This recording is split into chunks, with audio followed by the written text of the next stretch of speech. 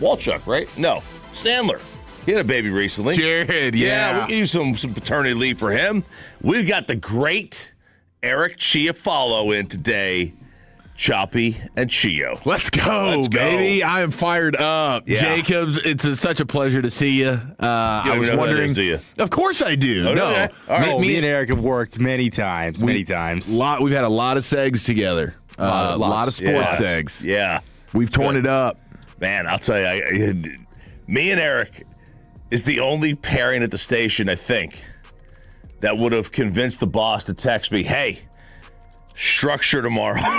Stay on task. Is that what he said? That's what he said, because he knows. You know, if Sean and Hagelin were doing a show together, no one's saying a word. Oh, my God. Right? It's just like, don't forget to let loose a little bit. But you and I, there's got to be an announcement made. Hey, guys, just keep it on the tracks here. I was surprised they entrusted me to sit in this chair today. So I had a smile on my face. Listen, I went to Cold Beer and Cheeseburgers on Friday to hang out with the fatties. Samesies. And I knew they weren't going to give me Fred.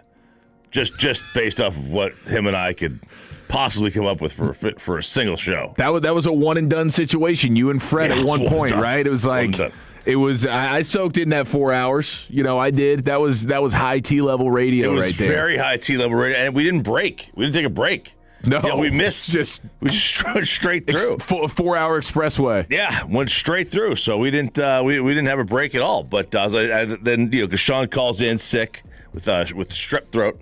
I haven't had the strep in a while. I had the symptoms. Let me rephrase that. I had a positive test, but I didn't have any symptoms with it. It didn't. Nothing hurt. Right? It's the worst when it hurts. When your throat's just that down bad, you can't swallow. Yeah. You can't. You cough and it hurts. It's miserable. Yeah, dude. it's really bad. But so we'll see. I don't know if he's gonna be. I think amoxicillin's a waste. It doesn't work for me. I need a good Z-Pack. But you need the hard stuff. I need the hard stuff, man. I need the real hard stuff.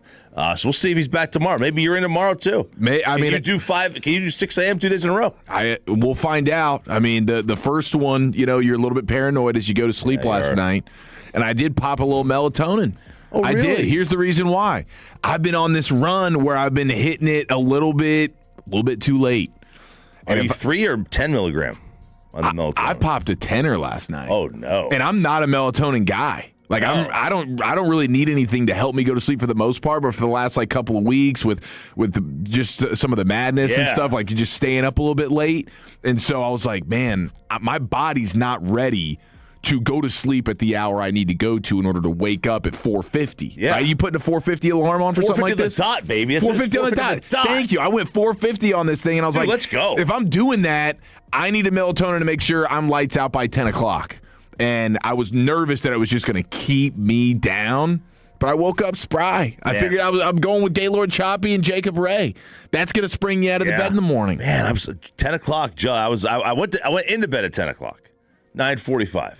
Okay. All right, we had a little relations. Good for you. Man. At 9:47, you were out. She was out. She was out at 9:47. I was up to 11:30. I went into doom scrolling. Oh no! That's a big problem. I'll look up the clock and it's like 10 o'clock, and then I'll start doom scrolling a little bit, and then the next thing I know it's 11:30. I'm like, crap. No, I was dooming until 10. Yeah. Yeah, I had a 60-minute doom sesh last night, dude. Because I was still. Here's what it is. It's not a doom sesh when you're drinking the tears of Duke. Yeah. And you're soaking in series win number 1 for the Texas Rangers. That's not doom. No. That's gloom. That was gloom scrolling last night. Gloom scrolling. I call that gloom scrolling, okay? Because it was just Duke taking an all-time choke it away, just hold on to the ball or call a timeout L. Me and Jacob Ray, as the only 2 guys on the court last night wearing a Duke uniform, win that game. Jacob, be honest. We win that game last night. I mean, you just got to get fouled there, man. You can't get a backcourt violation. There's not enough time. Just take the foul. Or, I mean, John Shire. He had homeboy over in the corner, too. I mean, just don't throw bounce pass, bro. Man. Like, you don't have to throw it over the head. Shortest guy on the court. Wrap it around him, man. Are you guys Duke fans? No. I thought you were saying you were, upset. No, it was gloom great day. scrolling because I'm soaking in the tears of Duke.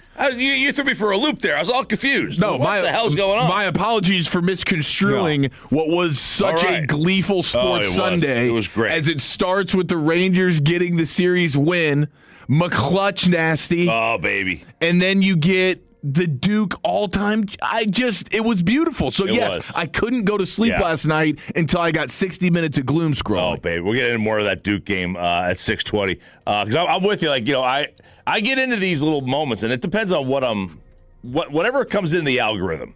All right, my algorithm's all screwed up. Oh, it's amazing how you could go from one post and then right underneath it is something completely different. Dude. It's a video. It could just totally.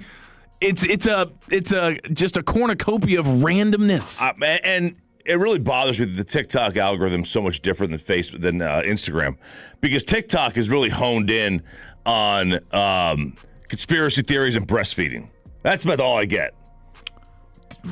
Yeah. What's up with the feed, dude? Someone sent me a breastfeeding video one time. And I watched it, and I think I just put the phone down and it kept scrolling. It kept playing. No, that's all I get. That's all I get. I just get breastfeeding videos all the time. Oh, my gosh. Because some of these moms are aggressive. They are. It's so like the babies.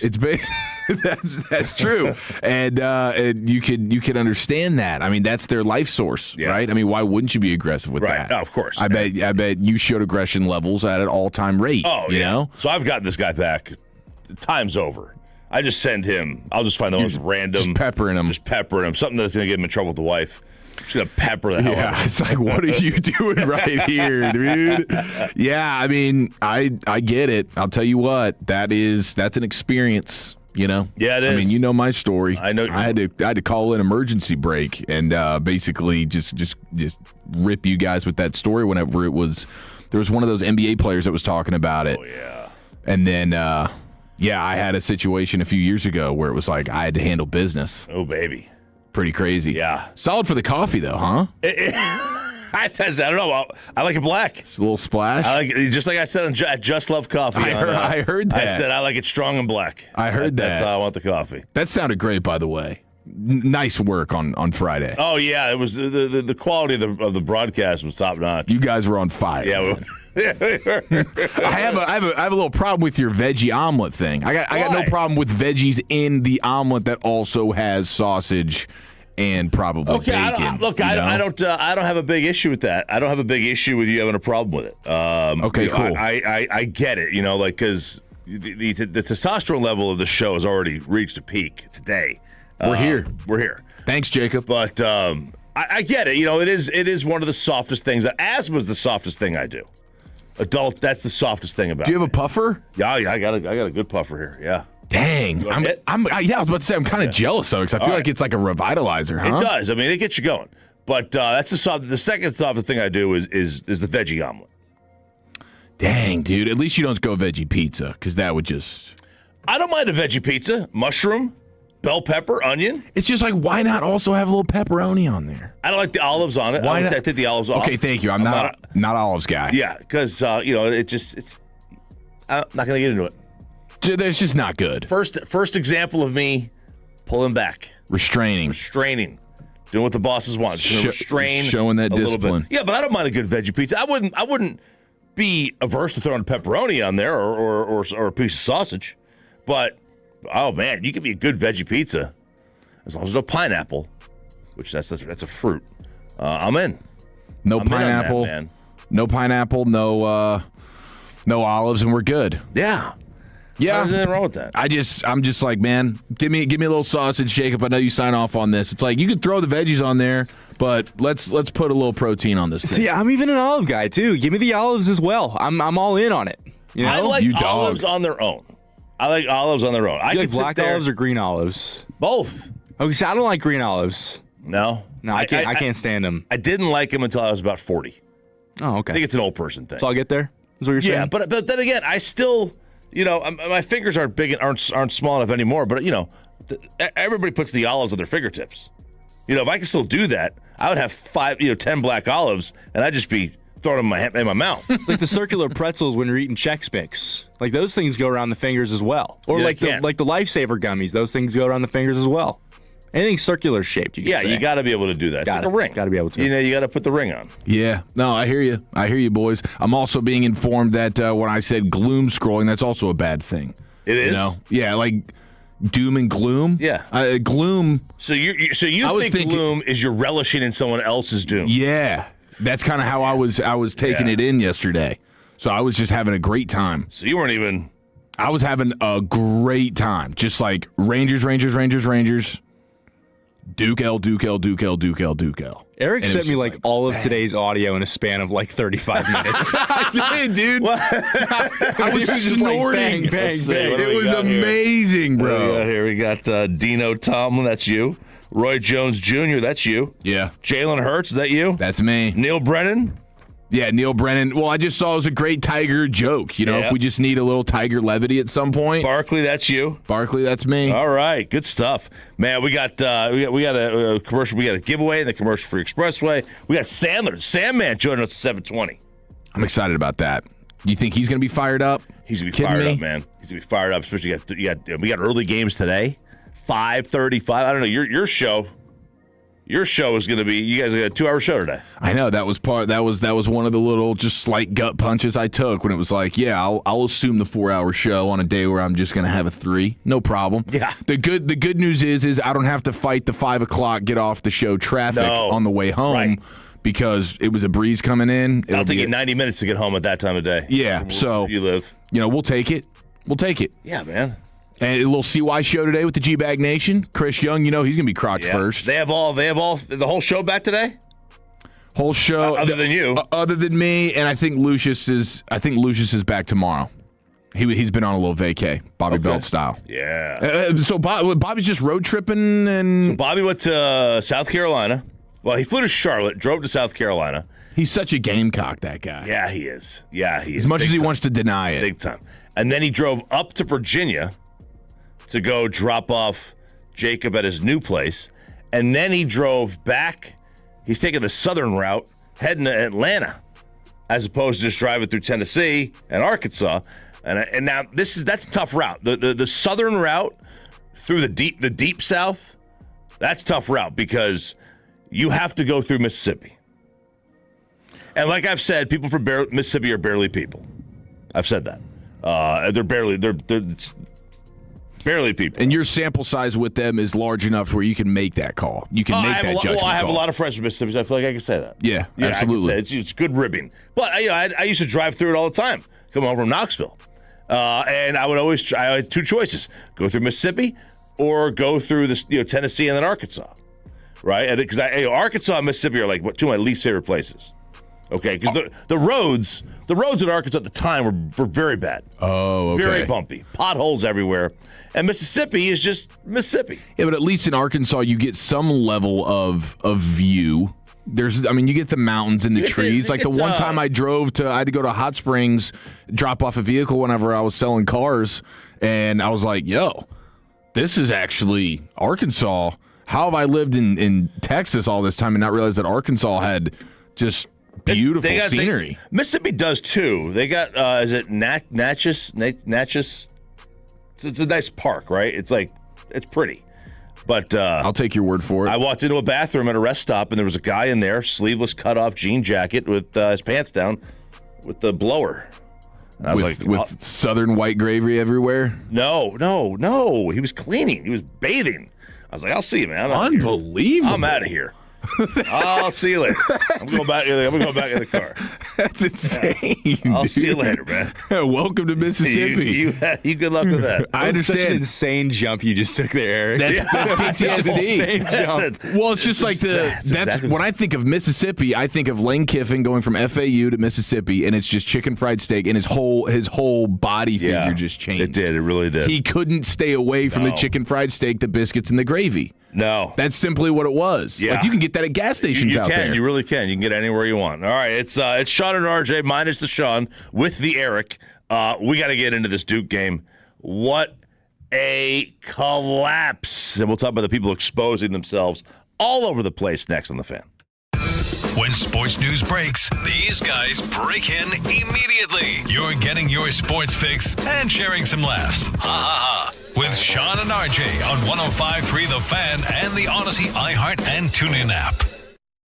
Sean Sharif here with the official barbecue of the Texas Rangers and the morning show. It is Hurtado, and I want to talk about the breakfast catering that is taking place at the Fort Worth location, available from 7 to 11 in the morning. How about the potato, egg, and cheese? You get 12 of those bad boys. Bacon, egg, and cheese. Sausage, egg, and cheese. You can mix and match if you want, or the brisket, egg, and cheese. This is a bold Tex-Mex twist on breakfast, featuring smoked meats, fluffy eggs, savory toppings wrapped in warm tortillas, and you know they're going to be the best because it's Mexico. They're delivering in Mansfield. They're delivering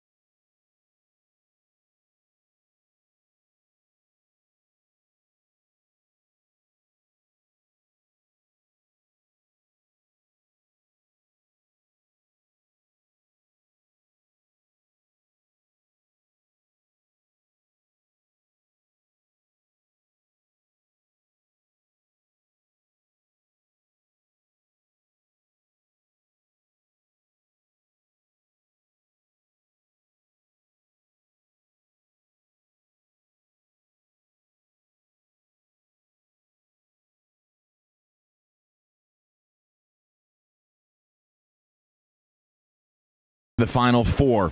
We have plenty of madness to get to here. Happy Monday here on DFW Sports Station 105.3 The Fan. It is Sean and RJ. I'm Eric Chiafalo, the G-Bag Nation, in for Sean Sharif. But we got Choppy, we got Jacob Ray, and we're live on the Fan Cam, Twitch, and YouTube, ready to party with you for the next, about 4 hours. And I haven't come down from the high. Dude. That is old Mullins. I mean, March was made for white boys named Mullins to make a name for themselves, etch their name in history forever. Like Homer Drew. Yeah. Or whatever, Bryce Drew, whatever it is. That's what it is. And just I don't know if there's anything that unifies America more than not only just your Duke loss, but an all-time choke job. Yeah. I mean, that was a fly off the couch moment where you're screaming and you just can't believe it because it's like Duke's up They were up by 19 in that game.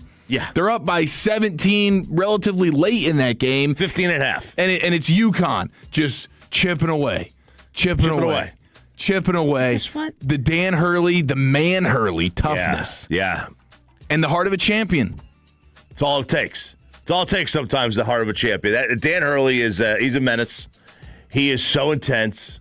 The players will never quit on him. Look, but still, as much as they chipped away, by the way, one season with a 15-point halftime lead, 134-0, and now 134-1. Gosh. I know, right? It's a kick in the pants. It really is. But you get down to it, and you still have a chance. You're up with 10 seconds to go and possession of the basketball. As a fan, I'll tell you this, as somebody whose team let you down a lot, I feel great up 3 with 10 to go. 10 seconds to go. 100%. I feel great. Feel great, especially when the guys miss at the front end of the free throw. And now it's all I know at best or at worst is going to be up 2. Oh, I get the ball in the hands of a good free throw shooter, get fouled, go to the line, make it a 2-possession game again. This is not rocket science. It's not hard. It's not hard. Even when I think I saw this, and Duke's win probability was sky high throughout the entirety of this game. And even when they stole the ball, it's still like an 88% win probability there. Yeah. And of course they found a way to lose. And Duke has a lot of this on the ledger now. I mean, how many times? Well, last year, right? They had a 14-point lead against Houston. Yeah. I mean, what'd they go, like 10 minutes without a bucket Something last like year? That was crazy. It was a ridiculous drought. Yeah, and they had Cooper Flagg. Yeah, I mean, they've got a laundry list of superstar NBA-type names, and none of them have titles to show for it. Dude, the amount of guys. I saw that post today, too. It's one of those posts. It's like scroll. It's like It's a scroll. Bobby reading all the women that he believes to be better looking than Shakira. Right, a terrible list. It's just a ridiculous list of names that are household basketball names that have been through Duke over the course of the last 10 years, and no titles to show for it. I mean, it's you're looking at Lively and Flagg. I mean, you got Banchero and Zion. a laundry list of Tatum. all-time college basketball greats, names that you know, NBA superstars that just lose, that just didn't win. And I know, Shire is getting murdered. Oh, and rightfully so. Murdered. I mean, you had Doug Gottlieb come out yesterday and say you haven't coached until that crap happens to you. Do you think he told Caden to pass it ahead? And you're watching the video, and he is. He's saying, it's like did he forget he had a timeout? Dude, that still shot that CBS had, where they were just zoomed in on him, that's amazing. It's hilarious. Such a great whoever the producer that said, "Hey, give me a single shot of John Shire right now," a la Larry Bird. When Bird had that in the Jordan 98 Pacers Bulls game. When just to have that zeroed in on him the entire sequence, because he had a timeout, he could have called one, but also some of this is on the player too. Like you can't. you can't just put the fact that he passed the ball on the coach, to me. You have some basketball IQ. Time, score, momentum. Just get fouled. Just get fouled. I can't comprehend the final possession. Here, I can't comprehend it either, and there's no question that players are involved here. You wonder what were they being told beforehand, and also as a coach, you have the get out of jail free card when your 18-year-olds short circuit, right? You do in a big moment. Yeah, just throw the tee up. You just scream it at the top of your lungs. Yeah, that's it. You've got it. Like it is inexcusable in every way. It is funny in every way. And shout out to Braylon Mullins, who now, I mean, when you look at it, game-winning shot in the final second of an Elite Eight game. It hasn't happened that much. Luke May in 2017, that's the last one. That's all time. We see that every year. Like, this Mullins shot is now going to live on forever. We will, like, Duke will have to see this in every commercial and their algorithm. Don't go doom scrolling during March. No, do not. Because it's going to hit you. Braylon Mullins, forever a legend. And not only to get the steal, but then also shout out to Caravan, who was useless for a lot of the game. And really, it was Reed, Terrace Reed. Well, Reed's putting the team on his back, just saying, okay, nobody really wants to show up for the first 30 minutes of this game. He didn't. I raise my hand and say, I'll be the guy that allows us to keep a pulse.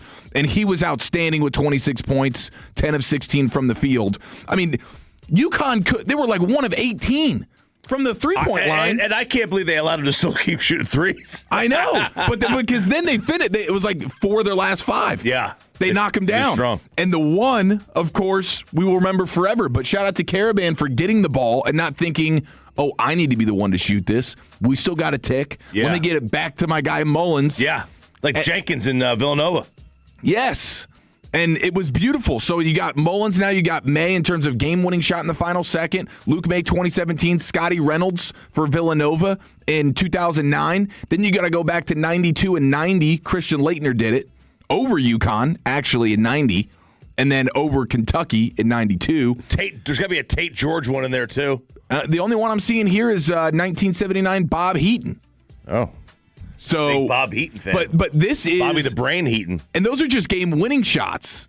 This is Mullins is now the first to hit the game-winning 3 in the final second of an Elite Eight game.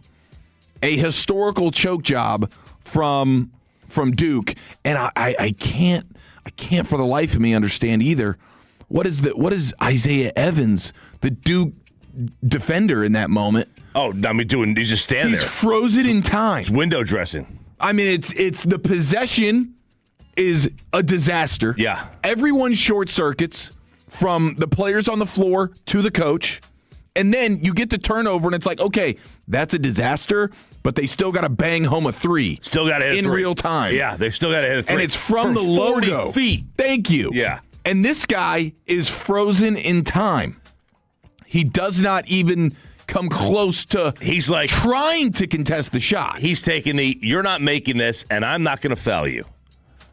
So he's just doing there's a way to just jump up. You're 10 feet away from him. Just jump up. You got to get a hand up. Just jump up. Don't even consider trying to contest the ball because you don't want to get fouled. But you got to look more than that. I mean, this whole sequence is nuts. I mean, it's nuts. I have no idea. And the guy he was throwing it to, I have no idea. He's wide open. Bounce that pass. You got guys jumping, bounce that ball. Right. Yeah, I mean, you have Boozer's like probably the smallest guy on the floor, and he's trying to throw it over top of people. Bounce it. Even though you should just hold on to it. Hug the ball for dear life. It was just complete malpractice. Yeah. And it was electrifying, dude. And I'm glad for everybody who hung tough in that game because it's like, are you about to go get some fresh air on a Sunday as you see UConn is just doesn't seem like they have it, and Boozer is able to just go in truck people mode. I mean, we were at baseball, and my nephew, big UConn fan, he FaceTimes me. I'm like, oh, this is a mistake. What's going on here? This is a mistake. And he FaceTimes me, and he goes, hey, UConn's about to come back in this game. And they were down like 7 at the time. And he goes, we're gonna come back. We're gonna come back and win. I was like, oh, okay. So, it's the game. we have some dads that always have a game on their phone. So everybody's huddled around the game at the end. It lasts like 6 minutes of the game. We're all huddled around. Is it your phone? Is it the choppy phone? It was not. My phone was about to die. So okay. So you had to phone a friend on this one. Phone a friend on this one. So my phone was about to die. So we all went over to this one guy's phone, and that's how we could take in the final rest of the game. And the umpire is like, what are these guys doing back here? He keeps asking, what's the score? And we keep telling them the score of the Duke-UConn game. He goes, no, guys, what's the score of this game that we're playing here, that your kids are playing in? Don't care. What's the score of the game your kids are playing in? The fact that we're here shows that we're good parents. We're good. I don't have to pay attention when we have an all-time March Madness Elite Eight moment taking place, and Duke is about to take a ridiculous L. Ridiculous L. By the way, they're saying that it's Schadenfreude is what the practice of relishing in someone else's misery and misfortune is. It's not gloom scrolling. It's Schadenfreude. Yeah. I was Schadenfreuding for an hour in my bed last night. You were. And it was glorious. One of the best bedroom experiences of my entire existence. It's going on the Mount Rushmore. Yeah. I can guarantee you that. And people are alleging here, like the 903, please look at that guy's Instagram handle. I got it right here. Who's that? Isaiah Evans, the guy that we were just talking about for Duke, who is refusing to contest what ends up being... What's it, a hand down, man down? Okay, what are they alleging on the internet that this guy's handle is on Instagram? It's get a hand up. No. Get hand up. Get is his Instagram handle. Oh, man, that's clever. That can't be... Is that real? Yeah. I thought I was getting ball sacked on that because I'm like, this simply cannot be true. The guy who is going to be known forever for not getting a hand up has made his identity on Instagram for all of these years as he's a get a hand up guy. He's the get a hand up guy. He's the get a hand up guy, and he will be known forever for simply not even trying to flinch a hand into the direction of the game-winning three to send his team home. Hoisted on his own petard. That you can't write that, bro. No. I'm telling you, this is as wonderful. Oh, it's beautiful. Again, does anything unite Sports America more than Duke losing in the tournament? And they can't even get to the... That's a good question. They can't even get to the Final Four. That's a good question. I don't know. Duke might be the one seed of things that we like, because that saved the weekend. That game saved the weekend. You had 3 awful games prior to that. Yeah. Oh, and we don't even have to talk about Tennessee. I don't want to talk about Tennessee. I was so happy with this Duke game because I was like, I'm off the hook. Yeah, you're off the hook now. I don't have to hear a word about this. We don't have to talk about. We don't have to talk about losing by 33 points. No. We don't have to do it. No one's going to talk about. We don't have to talk about Linda Borg being an absolute animal savage. He's an animal because he didn't even start playing that game until about 7 minutes in. Yeah, he's just an absolute animal. So we don't have to talk about this. I'm the happiest person in the world, and that's great. And you know who's not? Tiger Woods. Only person who had a worse weekend than Mr. Get a Hand Up and John Shire and the rest of the Kevin Hagelins of the world. Tiger bleeping Woods. We do it next right here on The Fan. After we get you over to Platinum Chrysler, Dodge, Ram, Jeep. It is, of course, a Stephen Gilchrist owns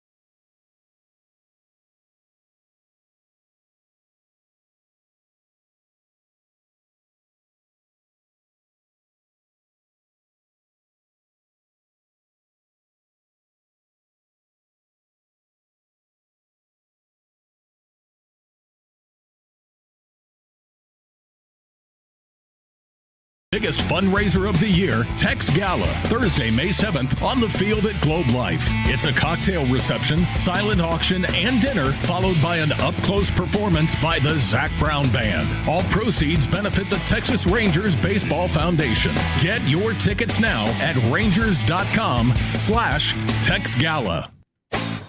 This segment on Sean and RJ is brought to you by Classic Chevrolet. If you're in the market to upgrade your vehicle, get to Classic Chevrolet in Grapevine. #1 Chevy dealership in the world, 3 years straight. They've got more new Chevys than anyone, all priced to sell. Visit ClassicChevrolet.com. This is Texas. This is Classic Chevrolet. Together, let's drive, relax, and enjoy the difference. Based on new Chevrolet registrations 2023 through 2025. Just 7 days before we all celebrate Good Friday, Tiger Woods had an all-time bad one. Welcome in to Sean and RJ here in the 6 a.m. Club, ladies and gentlemen. He's RJ Choppy. I'm Eric Chiafalo with the G-Bag Nation. Jacob Ray is producing the program in for Pepe. What was Pepe gambling somewhere? He's in Nashville. Bachelor party. I don't believe. Do they have gambling in Tennessee? I think they might now. They might have a I think they have a Barstool casino or something like that. But yeah, he must be having a time, dude. Oh, dude, that's why he was off Thursday, Friday, and is today recovery day? Today's recovery. I don't know if he's back, and maybe he came back last night. Today's recovery day, but he'll be back tomorrow. Bobby's back tomorrow. Maybe Sean. Maybe you're in. Who knows? Oh, we get the return of Bob tomorrow. Yeah, fantastic. I don't know if they can allow you and I to have this much testosterone back-to-back days, although you're drinking coconut water, so that lowers the T levels a little bit. Yeah, I'm not like super proud of it, but a can. Coconut water is, the electrolyte situation. You want to talk about revitalizing. Yeah. It is magical, and I've had to acquire the taste. Really need it to be ice cold as much as possible. And generally, like at my house, I'll just, when I'm feeling like, hey, I need a little pick-me-up, go in there, just hammer it home. It's just a chug situation. And then boom, you're just like, oh my gosh, am I Wolverine coming out of the water right now? It gives you energy? Okay. It's not that it kind of, when you're just kind of like, if you're just a touch dehydrated and you're not quite yourself. Okay. It's like the Blue Chew of drinks. You're ready to rock and roll. Listen, I'll emasculate myself for food. I don't believe food is I don't define my masculinity through food. Hence the veggie pizza. Yeah. Veggie omelet. And that's where I get a lot of my masculinity. Okay. It's like I'm going like off the bone. Let's just tear this thing up. So Tiger Woods, man, on Friday, where were you when you got the news? Because we were in studio, and there's the ESPN update. I'm like, you've got to be kidding me. Tiger flipped another vehicle? Yeah. Another vehicle. He's in Florida, the Jupiter. This is supposed to be like a gorgeous place. It's a beautiful place. It's so rich. Slow pace. Everybody's just, hey man, we're good. I would guess 70% of the people in Jupiter, Florida, don't even drive their own car. They have drivers. And why doesn't he? He needs one, man. If anybody needs a driver, it's Tiger Woods. Holy cow. And it just makes no sense. I don't know what to say. That he wouldn't have one. But to have two rollovers on your ledger is pretty bad. Yeah. So he rolls over. I guess he's trying to pass a vehicle in a neighborhood kind of area. It was the same exact. It's like the same exact scenario. What happened outside of Riviera like 5 years ago? Same scenario where. Maybe it was longer than 5 years ago, wherever it was. But when he's trying to pass somebody and he just loses control of his vehicle. Not a good situation. And so now the good news is that he and the other vehicle involved, nobody hurt. Okay, so we were wondering in real time, like we get the news in the first hour of the show, and we weren't really getting anything other than, hey, the sheriff is going to have a sort of a press conference here in like an hour and a half. Yeah. And we're just kind of waiting around, like, what is his condition? Is everybody okay? Turns out, yes. So that's the good news. And then sheriff gets to the mic and says that Tiger Woods did a breathalyzer test, blew triple zeros. Hey, It's a solid win for him right there. If I'm thinking that's a win, that's the first thing I saw. Is like triple zeros. Okay, this is just a regular accident. Unfortunately, he had the glossiest eyes of all time. I saw the mugshot, and that's a rough looking mugshot right there. Some bags too. Puffy. I mean, just very exhausted. Puffy. Very puffy. He says, the sheriff continues, he says, but when it came time for us to ask for a urinalysis test, he refused. He said, I don't pee for no one. Okay, I pee on my time. And so he's been charged with the DUI, with property damage, and refusal to submit to a lawful test. And again, no one was injured. All right, no one's injured. This is a him-on-him thing. I don't know how his license is not. It doesn't need to be suspended, revoked. Not suspended, revoked. Yeah, there's no suspension. There's no ability to come back. There's no parole here. No, there's no parole here. We'll see you in 10 years, maybe. We'll talk to you in 10 years. And by then, we just want you to introduce us to your driver so we know that he exists. Yeah, you get a license for the emergency purposes only that your driver is incapacitated. And then you have to get to the grocery store. And that's it. Yeah. And it has to be the grocery store. And the grocery store has to be in your backyard. Right. Like a rental car company, this guy goes on the road, when he goes and plays in a golf tournament next, you can't rent him a car. Rental car companies can never rent him a car. You can't do it. It's an immediate no. It's a bad look, man, all around. I don't care if you're a company trying to make your way and you say, hey, look, Tiger, here's a free car. Just post a tweet about us. No. Do some marketing. Do some marketing for us. No, absolutely not. Not allowed. Not allowed. Because he's got the Masters in a week. He was considering playing. Okay, so they start next week. That was still up in the air on as far as I know. I didn't see any differently prior to this accident. He was saying basically a game time decision, but I'm going to try to play. I'm going to try to play in this, and I have no idea what his injuries are from this, if there's any. Minor scratches might be healed by 10 days, but yeah, but he could barely even walk right now. Like it's amazing. He looks like in a still shot. You're like, oh my gosh, Tiger still looks like Tiger that you would imagine. He could barely walk before this, or yeah, before this. Like when you watch him walking into the simulator events he's doing, he's got half a leg. I know.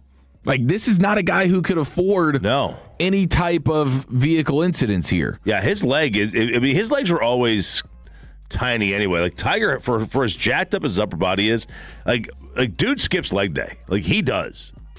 He always has. Like he has sticks. He has sticks for legs because he gets to wear pants on the course, right? And you don't see it. You don't see it. These are muscles for show. He worked out with the Navy SEALs, but only on chest day. Right. These are mirror muscles, man. That's what they are. Yeah. And so like that's he never had like giant legs, and now he even said I got half a leg. He's got like pre-Bochy gait when he walks. You know, it's not quite to there, but you can project ahead. Right? But, yeah. Now, people are asking, are the Masters even going to let him play if they decide to? It's Tiger. The Masters operates under their own rules. Like, if you tell them that he shouldn't play, then they're going to say, oh, he's playing. Because we're not going to do that. They operate under their own rules. Like, if they don't see this as their issue, and far worse people have played in the Masters, they know it. So they'll be like, yeah, whatever. Why not? Yeah, if he wants to play, he can play. Now, he may say, I don't want to play. That's fine. He may not want to. He may want to just go and just disappear for a while. Because you know what's going to happen if he plays this. He's going to tell the media. Yeah, that's true. There's no. I don't see him. I don't see him wanting to do that. Or I guess he doesn't have to because Rory doesn't have to, and Rory just says, "Nah, not interested." Yeah, I guess if anybody could just say thank you, no thank you, it would be Tiger. I mean, he's not even going to pee for the cops. Right. Why am I going to talk to the media? The press. Kidding me? I can say a word. All right. What else? Do we have a short shaming situation we need to address? We do have a short shaming situation. I want to introduce you to. I hope Reitman's not listening. Yeah. Well, that could be tough. Dang, man. I want to introduce you to Danielle Collins. She is a tennis player. She was the runner-up, I believe, at the Australian Open like several years ago. She has been being courted by this other tennis pro. Right? She's been being courted by this other tennis guy, and she's like, yeah, not interested, and she's getting charged with short shaming here. And I basically said to him, I said, if you're going to be flirting with me like that, you're going to have to get a bigger serve. Whoa. Some people think it comes down to height. Some people think it comes down to personality. But really what it comes down to is big forehands and big serves. That's what Danielle needs to get flirted with? Is that what you're saying? Around here, yes. Okay. But not everywhere.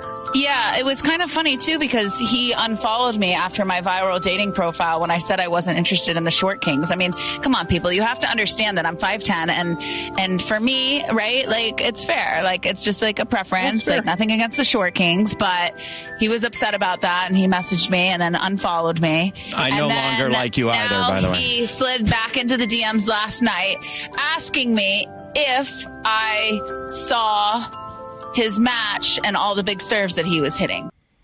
Okay, so he stepped his game up. He stepped his game up. He used it as fuel. Great athlete. I liked the play. His name was Quarantine Mute. I liked the play on the big forehand that he said. Did you see my big serves? Now, he's saying it's because he's shorter than she is, or around the same height. She's not interested in that. And I have contended for years, the only two groups of people that you can still discriminate against without any repercussions are short and or bald men. That's it. You can still with zero pushback. Zero pushback. Yeah. A woman can say, I don't date short guys. Zero pushback. She can't say, I don't date this, or this. She can't say it. She can say bald. I don't date bald. I don't date short. She cannot say I don't date any other group. Would you go taller? Would you date a taller girl? Would you date taller? Yeah. You would. Oh, yeah. Okay. I mean, not now. I'm married. Right. Sure. But in general. Hypothetically. In the past. I'm probably not climbing the mountain, man. I'm probably Really? not doing it. Yeah. Probably not. Oh, dude. Change your life. I mean, I'm sure there are outlier ladies that you would say, you know what? Sure. I mean, I'm only like 5'10". I'm not the tallest guy, but like if I was like 6'2", well, I did a chick that was 5'11", maybe. You would. Yeah, I wouldn't go like 6'3", though. Can't be being towered over. I can't get frame mugged by my girlfriend. Dude, you got. I'm telling you, man, it changed your life. That when you got to get a step stool out, it'll change your life. All right, 877-881-1053, the 6 a.m. Club. We thank you for rocking with us here on Sean and RJ on a Monday, DFW Sports Station, home of the Rangers. Let's get you and RJ Choppy, Diamond Cavs with the Rangers in first in the AL West, next on the Fan. Let's see. Save you some money. BasePowerCompany.com/the Fan. That's right. You know, it's the AC unit took a break on Saturday, right? Didn't have to use the AC all that much, which means that I don't have to worry about energy costs. But, in the summertime, I'm going to have to worry about energy costs, but not with Base Power because it's so inexpensive. They get you such a much better rate. I switched over, saved 15%. Sean saved 20%. And it comes with a built-in backup battery. BasePowerCompany.com/the Fan. Take us with you wherever you go. Now heard on the iHeartRadio app, YouTube, Twitch, the TuneIn app, our Odyssey app, and of course with the biggest mother of a radio signal in DFW. Thanks for making your favorite track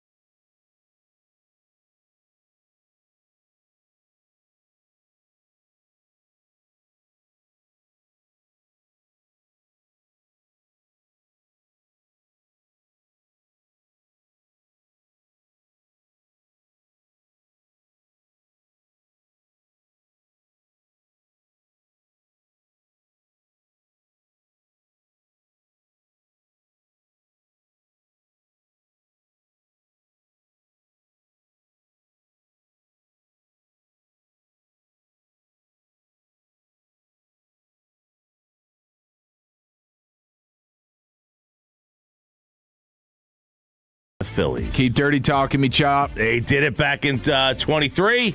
They won the series to start the year against Philly. They swept them. That was here. This time they win 2 of 3 there. And they do it on the backs of Kutchy Kutch. This guy's unbelievable, man. What a start to the season. Seriously, this guy, old man still got it. Old man's got it. Yes, he does. Quality at bat after another. This guy is, I'm trying to get the jersey, right? Oh, yeah. Why not get the jersey? I mean, that's a short-term jersey, most likely. Right, but when it's kind of a legendary dude, yeah, and especially if it's nothing but good vibes, like if he's going to actually have himself a season here, it's like every time you think about Kutch and a Rangers jersey, if it's anywhere close to what we're getting here through 3 games where he's 4 of 9, 2 doubles, a homer, and 4 ribbies.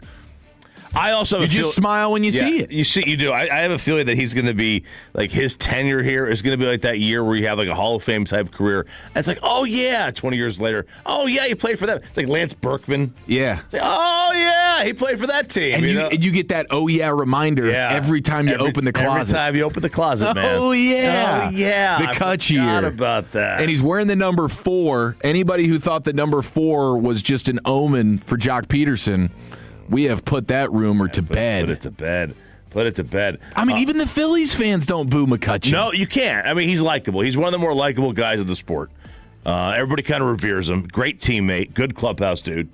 And a heck of a bat. Yeah, and he'll. Look, if he continues to play like this, I mean, we're talking like an MVP. You think if he can hit over 400, he's going to have a nice season? Williams. Yeah, the 38-year-old and then Ted Williams just rocking it. But and Nimmo too. Start. Welcome Nimmo. Welcome to Texas, baby. Mackenzie Gore. Mackenzie Gore was fantastic. 5 1/3. Nasty. Just 5 1/3. 2 runs. He no-hit the Phillies through 5. Struck out 7. 7 punch-outs, bro. Yeah, I know. Big day. Pitching the 6th. And then look, because you could say they need a little bit of length out of him, but considering they had the off day on Friday after the Thursday opener, but then again they're playing today. They're playing today. 5:35 is the first pitch right here. Coverage starts at 5:00, so it's going to cancel the final 2 hours of your show. That's right, the G-Bag Nation. But the hell of a win, and now you play Baltimore. And we'll see. Take your chance. Yeah, I mean, a season-opening series win against a team that is, top 3, 4 in the NL? Phillies? Yeah. I personally think they're a bigger threat to the Dodgers than the Mets. I don't buy the Mets. I would put them, I buy San Diego. Yes. I buy San Diego. That Mason Miller walkout. Oh, dude, It's not really playable because it's very, very visual. But I mean, this guy comes out to corn, and with the lights going out, the flickering lights. Oh God, it's so good. It borders on the eye roll and the badass. And when something borders on that, chef's kiss. It's a chef's kiss. It really is.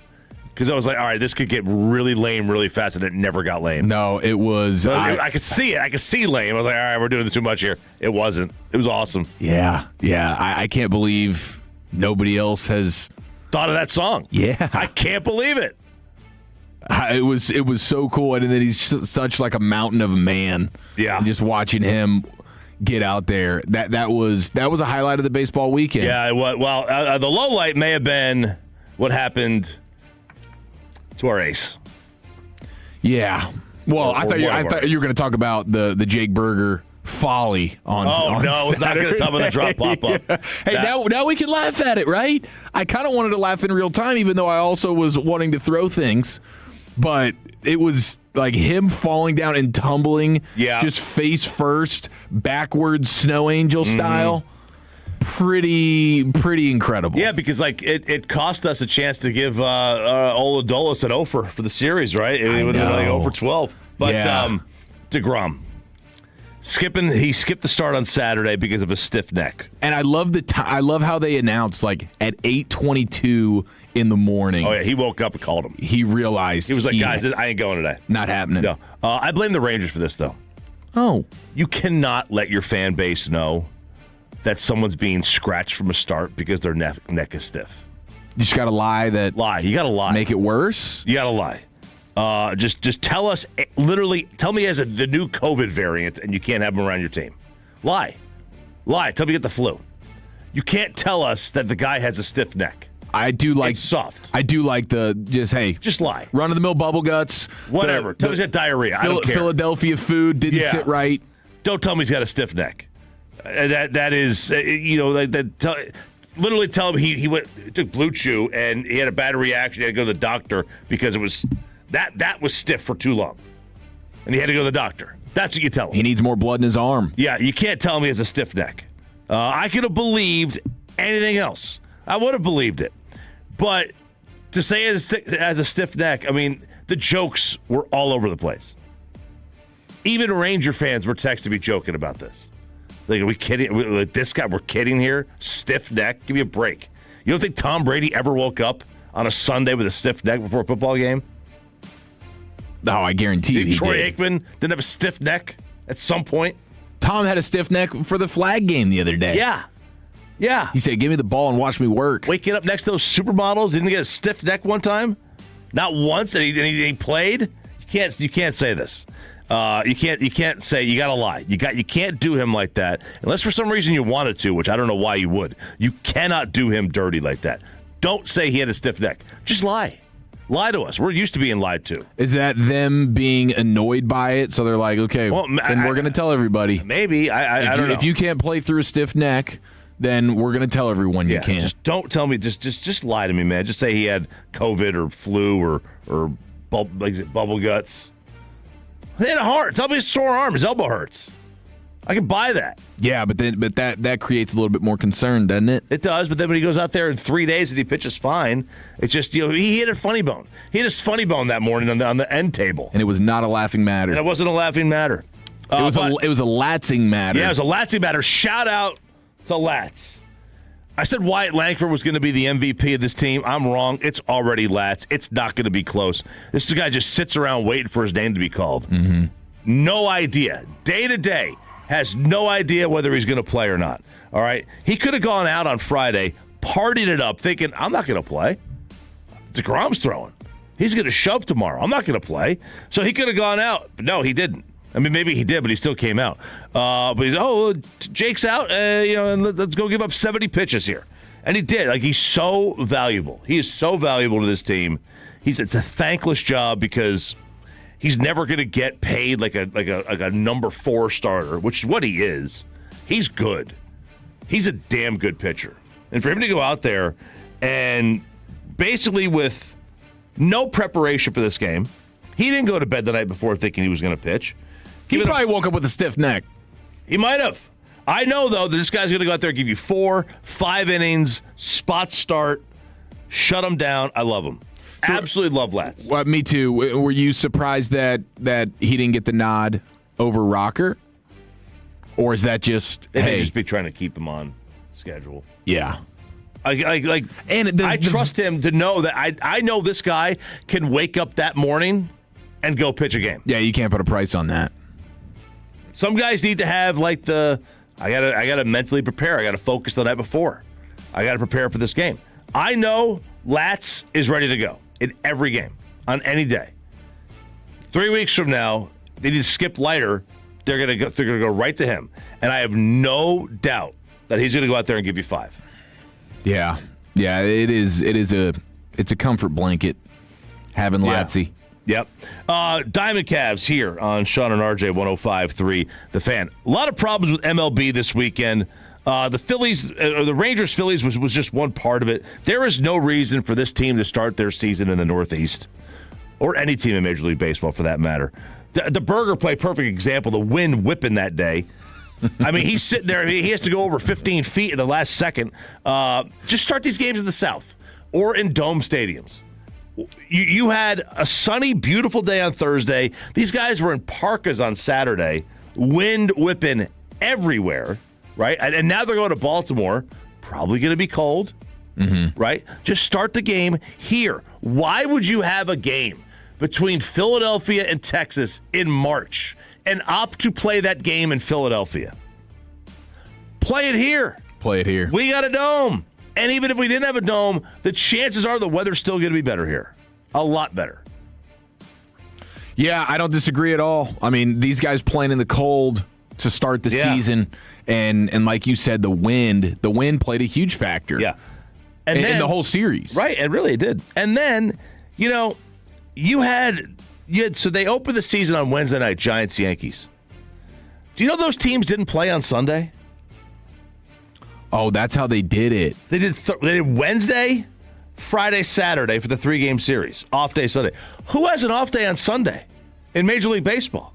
Nobody. Never. You have to play these games. School's in. You got to play these games on the weekend. Who's off on Sunday? Not baseball players. I mean, yeah, that's rare. You got to you wake up like, hey, we're putting on our Sunday best. We're going to go out there and put on a show. Yeah. It makes no sense. So Thanks, Manfred. I had a problem with that. And I like Rob. I like Rob Manfred a lot. I think Rob does a pretty good job here. And then finally, I don't know if this is a great deal or a terrible deal, but the LA Dodgers and the Shohei Ohtani Souvenir Cup. Oh, this is an all-time bad deal. Did you hear about this, Jake? I haven't heard about it, no. Oh, my God. All right, so they have a Souvenir Cup, and the original one was, how much do you think the cup costs? A souvenir cup with soda. Shohei Ohtani, the cup is his jersey, okay? So you have Ohtani on the back of it. You got the number 17. It's a Dodgers jersey as a cup. Just your run-of-the-mill plastic cup? Run-of-the-mill plastic cup. Got a straw. Limited edition souvenir cup, fountain soda refills, day of purchase. $13.50. $13.50. I think that's a fair price. Yeah. $74.99. The way Jake's face just lit up. $75. $75 for a plastic cup. Now, they amended it. They amended it after some backlash. And now it's a fountain soda refills during the entire season. So now you got to bring this cup back with you every game you go to. And if you hand it to them, they're going to give you a free soda refill. By the way, I haven't ordered soda at a baseball game in probably 30 years. I mean, I've got a beer. It's for your kids. It's like the old water. six-fag slushy deal where you bring your old thing. Yeah, I can't tell you. I've ever since I've of drinking age, and I could legally buy. I've not ordered anything but a beer or a water. I haven't ordered a soda at a baseball game in decades. You don't think they'd put a little beer in there for you? I don't think they will. Probably not. Can't drink beer out of a straw anyway. It's so funny to see the menu and to see it listed as $74.99, and then right underneath it, $11.99 and $7.50 for different items. Now, they've lowered the price a little bit since. It's into the 60s now. Still, this is insane. That was insane. Like, the fact that somebody bought this, too. Like, you got to buy this, and you got to care. First of all, I'm breaking it, or it's going to melt in the dishwasher, or I'm going to forget it. Yeah. Like, you think I'm going to remember to bring this to the next game I go to? No. I mean, you get this cup just so you can set it somewhere in your sports area. Yeah. And it's not really a cup you plan on using moving forward. No. And now to make good on the $75 all-time ripoff, you'd have to refill that thing 1,000 times. Yeah. And even then you go, I could just be drinking out of any other cup. Any other cup. But you've got to be a season ticket holder. Or you've got to drink more soda than, any human possible in that one day. Any human possible. Do you think people that buy this cup buy more tickets just because they feel obligated to fill their cup back up? If I was a one and done, man. If I was a one and done, it's a great business idea for the Dodgers. If I was a one and done fan, I'm like, all right, now I got to come back. I got to come back now. There's an obligation. Yeah. No question about it.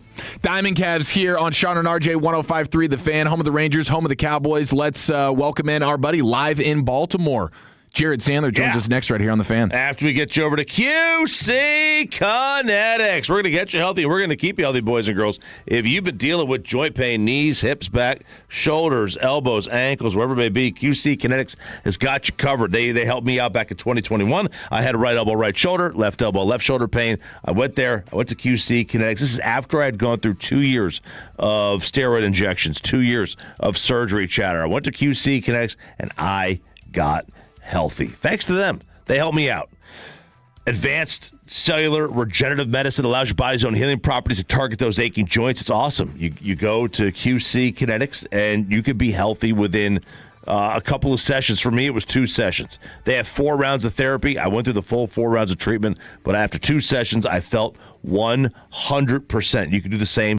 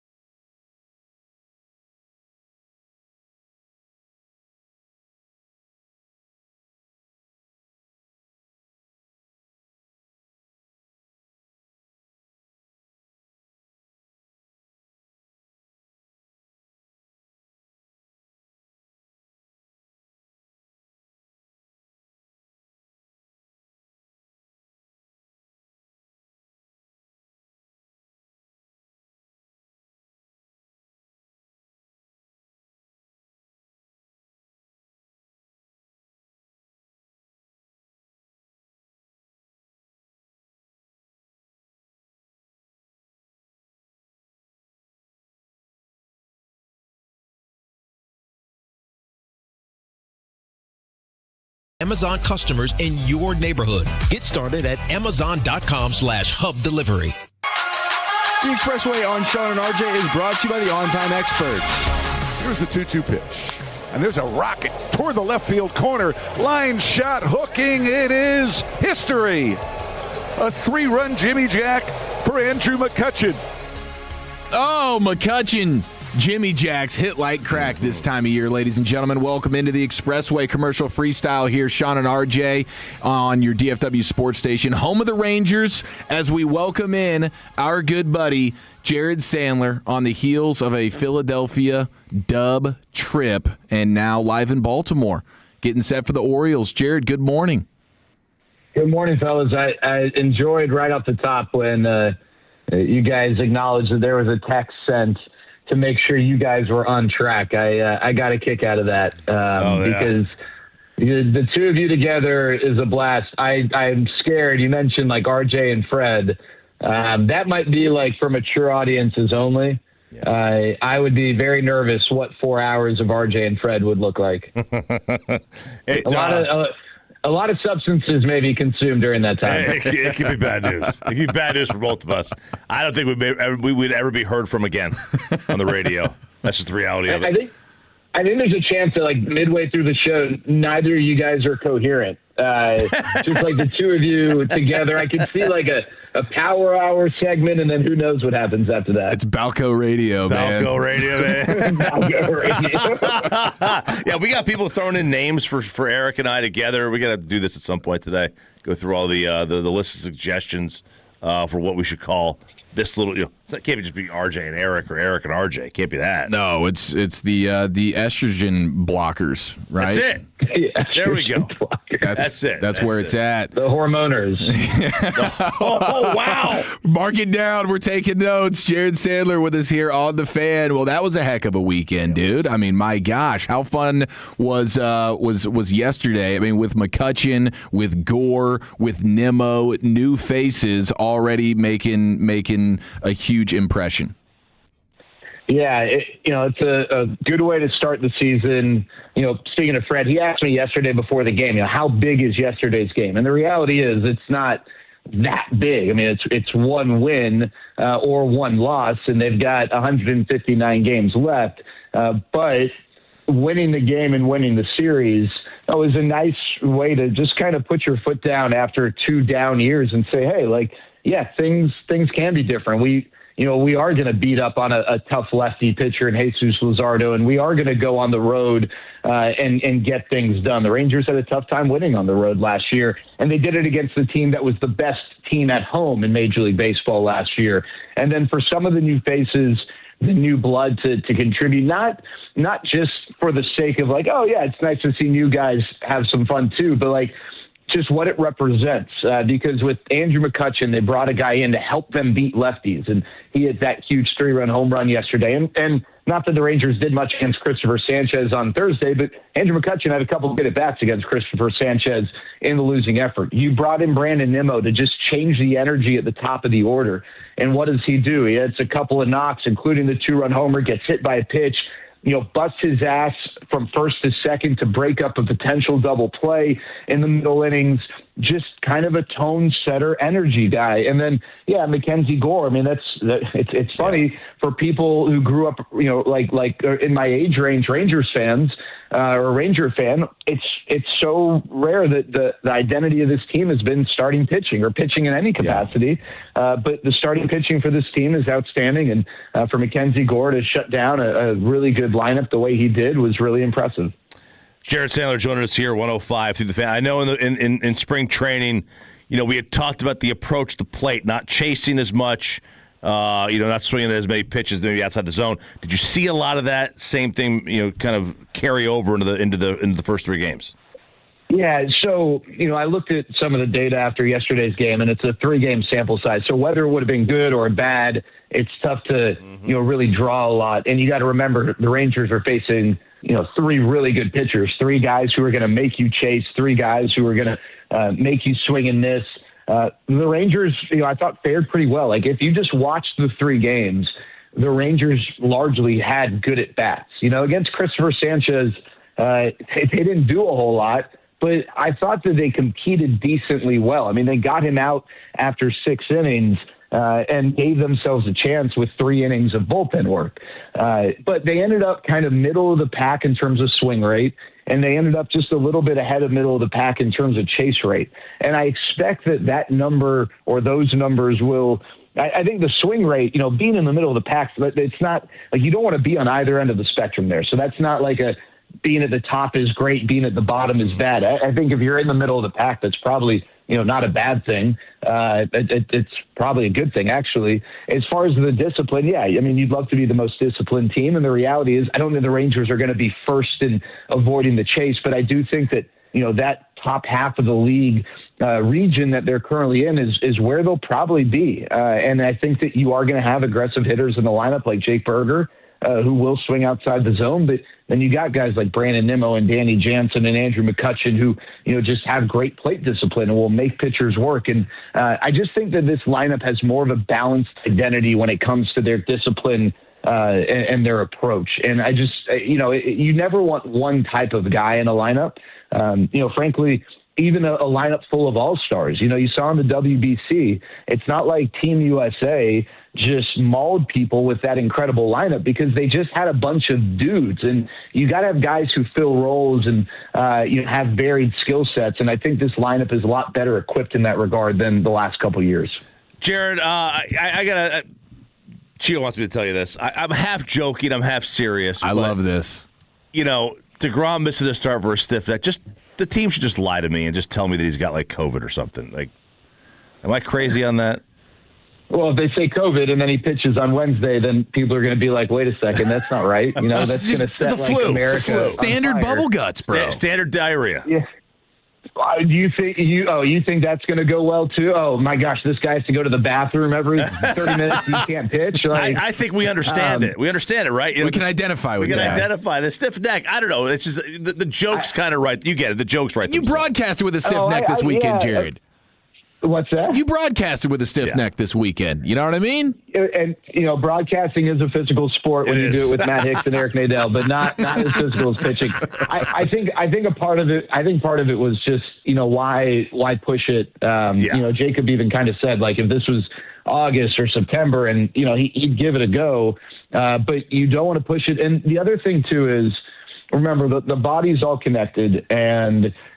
Neck is not just neck, right? Neck then becomes trap, and trap is an injury that gets you on the IL for months at a time. And so I just think some of it was why risk this? But I understand. I get it. I saw the tweets, I saw the responses, and let me tell you something. Jacob's aware of it too, and he is fully aware of the reputation that maybe has developed, materialized over the last few years. But let's not forget, the guy in his first full year back from Tommy John made 30 starts. He's one of 15 pitchers in Major League Baseball who have at least 5 seasons of 30-plus starts, right? That's not a lot. So, he clearly was battling arm stuff in the years leading up to the Rangers and then his first go-round with the Rangers. But, if a stiff neck knocks him out for a few weeks, that better now than later. But I think the hope is that he comes to the park today. He continues his progression that he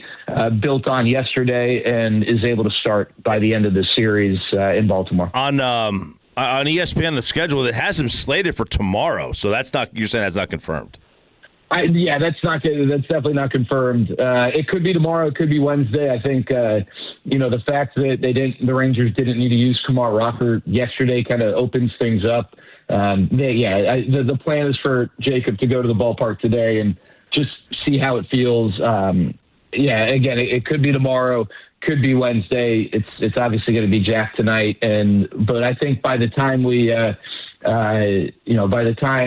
get to around 2-3 o'clock, we probably should have an idea what the series will look like, or at least what tomorrow might look like. And then, I think the expectation is that Jacob would be a part of the plans. And remember, there's a chance he comes to the park today and it's just not, it didn't progress and the Rangers have to put him on the IL just because they can't expose themselves one pitcher down for another 3-4 days. But I think the plan is very much, I think like if they thought that was the case, they would have done it yesterday.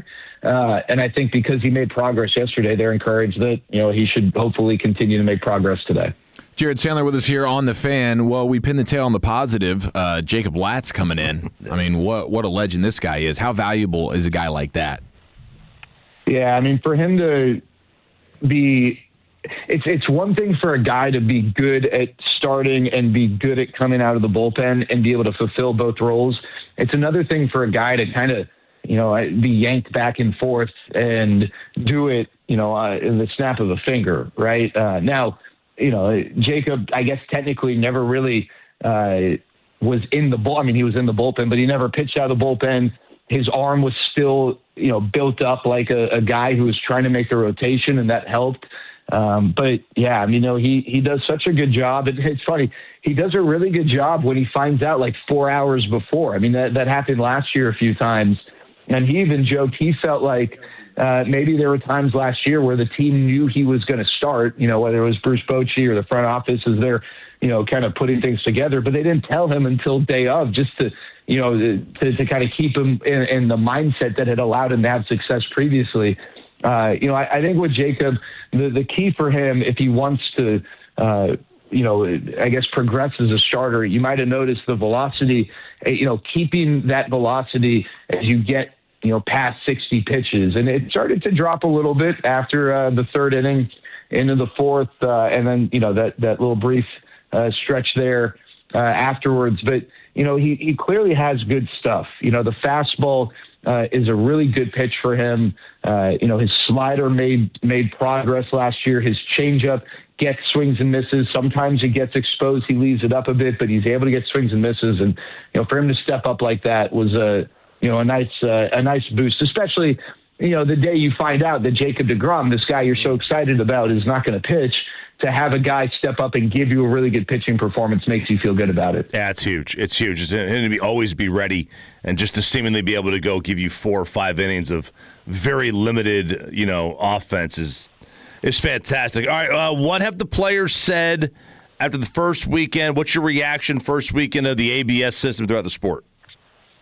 A lot of joking about CB Buckner on the bus after Saturday's game and his performance. It's fantastic. Yeah. I think the players really like it. I think some of them are just trying to figure out, like, none of these guys want to be the guy who challenges at the wrong time and hoses the team, right? Like, no, I maybe there are a few guys around the league who just are so selfish that they don't care. But I largely believe these guys don't want to be that guy. But it's a lot easier. I was thinking about this morning. We always talk about how, like, why does an NFL head coach not have a game management or a clock management coach right next to him? Because the head coach is worrying about X, Y, and Z, especially if he's a defensive or offensive play caller. Well, these players are worrying about so much, and the communication between dugout and player exists. There are teams like the Rangers are telling guys when they're on deck, hey, this is or this isn't a levered situation, because it's not just 7th, 8th, 9th innings. But I think these guys are just trying to get a better feel in that moment, because they can't step out and think about it. It's got to be instantly that you ask for the challenge. Is understanding in the 4th inning, like, Evan Carter on Saturday, probably not a situation you want to challenge. You're at the bottom of the order. There are 2 outs and nobody on. What is, the risk reward just isn't there. The chances that at the bottom of the order, even if you get on base with a single, that the team is able to score a run with 2 outs is not enough to use a challenge in that spot, especially with the lead, right? And so I think players are just trying to figure out, like, get into that rhythm of understanding when and how to deploy challenges. But the reviews from the players have been largely positive, dating back to spring training last year when they first got a chance to experience it. I think guys have fun with it. And the other thing, too, is let's not forget the umpires in this. I think it helps with 2 things. One, it shows how good these guys are, because you're not seeing a lot of misses that are just like, oh, my God, how did the umpire miss it? The call's getting reversed. The ball is in the strike zone or out of the strike zone by, like, 1/10 of an inch, 2/10 of an inch. And remember, you got guys throwing 99 miles an hour with the movement. Like, that's incredibly tough. And the other thing is, for a guy like CB Buckner, he's not a good ball strike caller. He really hasn't been in some time. But it gives them feedback. And I know they've had grading systems in the past, but now they're getting, I don't want to say publicly put on blast with a challenge system, but none of those umpires want to be challenged in front of 40,000 people and, have it revealed that they're wrong. So I think overall, this has been a big success. And, say what you want about baseball. I've got some issues with certain things and the way that things get done, but baseball has, more than the other sports, made some pretty significant rule changes the last few years. And I think that, between the pitch clock and the changing of what is allowed with defensive alignment and the ABS system, I think they've really done a great job in implementing some pretty significant changes. All right, so before we let you go, just clarify this, because I know you said it has to be instant. So if you're a hitter, it's a 3-1 pitch or a 3-2 pitch, and you think the ball is outside, and you start to jog to first, and the umpire calls it a strike. Is that too late? You can't do it anymore? I mean, you basically have to make the call right when, you can, if it's a slow strike 3 call, then it's just from when the call is made. So, you can do it right away if you're 5 steps up the line, if you started running up the line before the umpire made the call. But the other thing too is sometimes these umpires don't have their visual mechanic in line with their audio mechanic, their vocal mechanic. So sometimes the hitter will hear it. But as long as they tap the minute they hear, the second they hear, then it's fine. It doesn't matter where they are. But, there's going to, there already was, who was it? It was Derek Shelton who got ejected because he felt like Ryan Helsley, the pitcher, didn't, for the Orioles, where, Rangers about to play them, didn't challenge right away, but it turned out that he did. And then there was an instance where a guy was rejected the opportunity to challenge because he took a little too long of a beat before making the challenge. And I do think it's important that, for consistency's sake, that rule gets enforced really strictly. And so far, we've seen guys, and you asked about feedback. That is one thing I heard players say is there were a couple times guys didn't challenge because they waited too long. And they're like, I'm not sure. And that's where I get back to the understanding, being prepared to know, all right, if this is a situation where it makes sense for me to challenge or this isn't, so that you can do it with conviction and you don't miss out on the opportunity to do so, because you're not so much wondering, was it a strike or was it a ball? You're wondering, is this the time for me to challenge? And you don't want to get caught up in that spot. I thought you were going to throw a challenge when you were stuck in the bosom of the Philly fanatic at one point during the pregame show. Epic mascot. Where do you guys put, if you were to rank the mascots in sports? I'm not a big mascot guy, but the Philly fanatic, you got Mr. and Mrs. Met. Mrs. Met's still looking good. Really impressive how well they've, those two have aged. She's kept the figure. She really has. Yeah, the Suns gorilla to me was always a fun one. Oh, yeah. I don't know. What Philly fanatic has to be there's the San Diego chicken. That was the thing at one point. I don't know. Where do you guys what's the most notable mascot for you? I think the fanatic is number one. I think it's got to be number one. I don't understand. The gorilla doesn't make sense, right? I don't know of a big gorilla population in Phoenix. The fanatic, it doesn't really do anything, but I guess the play on the words, and they made a radio station out of it, which is kind of cool. I think the fanatic's number one. It probably smells though. How'd that thing smell? Man, I'll tell you what, the Fanatic's bosom, he or it does a great job of washing its body, and really? It was so soft and just such an amazing experience. I was a little worried that if my wife was watching, I'd get in trouble because I don't want to be unfaithful to her. But yeah, it smelled great, felt great. What an awesome experience for me in my face.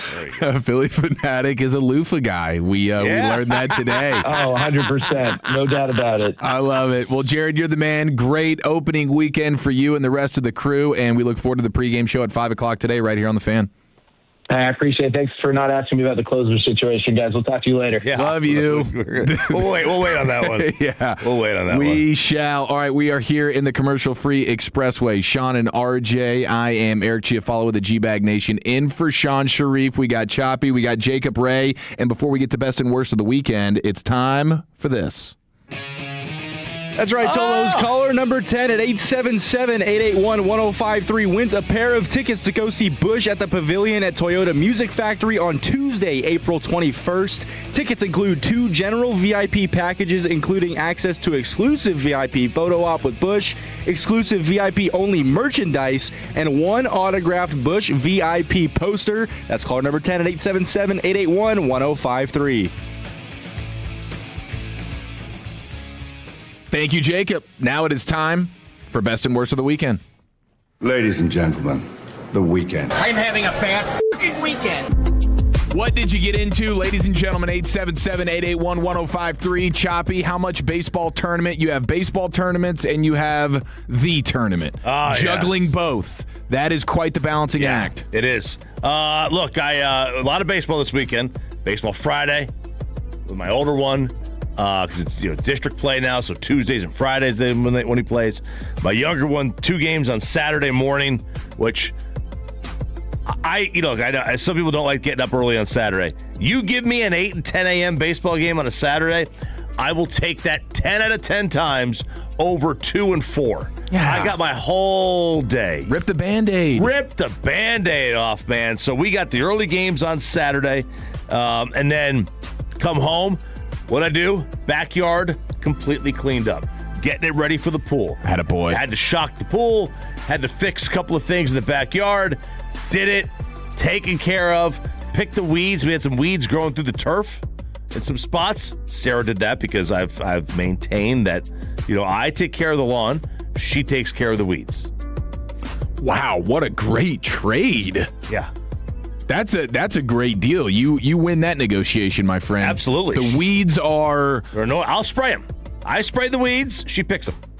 Yeah, and that's the worst job in the yard. It really is. It really is. I mean, maybe a landscaper. If you got a landscaper out there, what could be worse than picking weeds? Than having to pull the weeds. I don't know what is more annoying than that. I know. You have the back issue, and it seems like you pull one weed and another one grows. Yeah. They're just, you never can get ahead on this thing. Yeah, now we didn't put any flowers in the pots yet out back.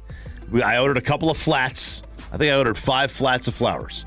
So I'm ready to go. Flats are those, they're like, they've got to have 40 little cups of flowers in those little pods. Okay. So we ordered 5 of those. We got like 100 flowers coming. So you're a one-man band on the planting? Oh, no. We'll take care of that together. Okay. We'll handle that together. Yep, teamwork on that one. We're going to double team the plants. And then, so I did that. Glorious weather on Sunday morning. Maybe the best, because I love getting the pool ready, because that means summer's coming. Mm-hmm. And that weather on Sunday morning and Sunday afternoon was as good of a day as you're going to have all year. We have blast furnace barreling down on us right now. It's coming.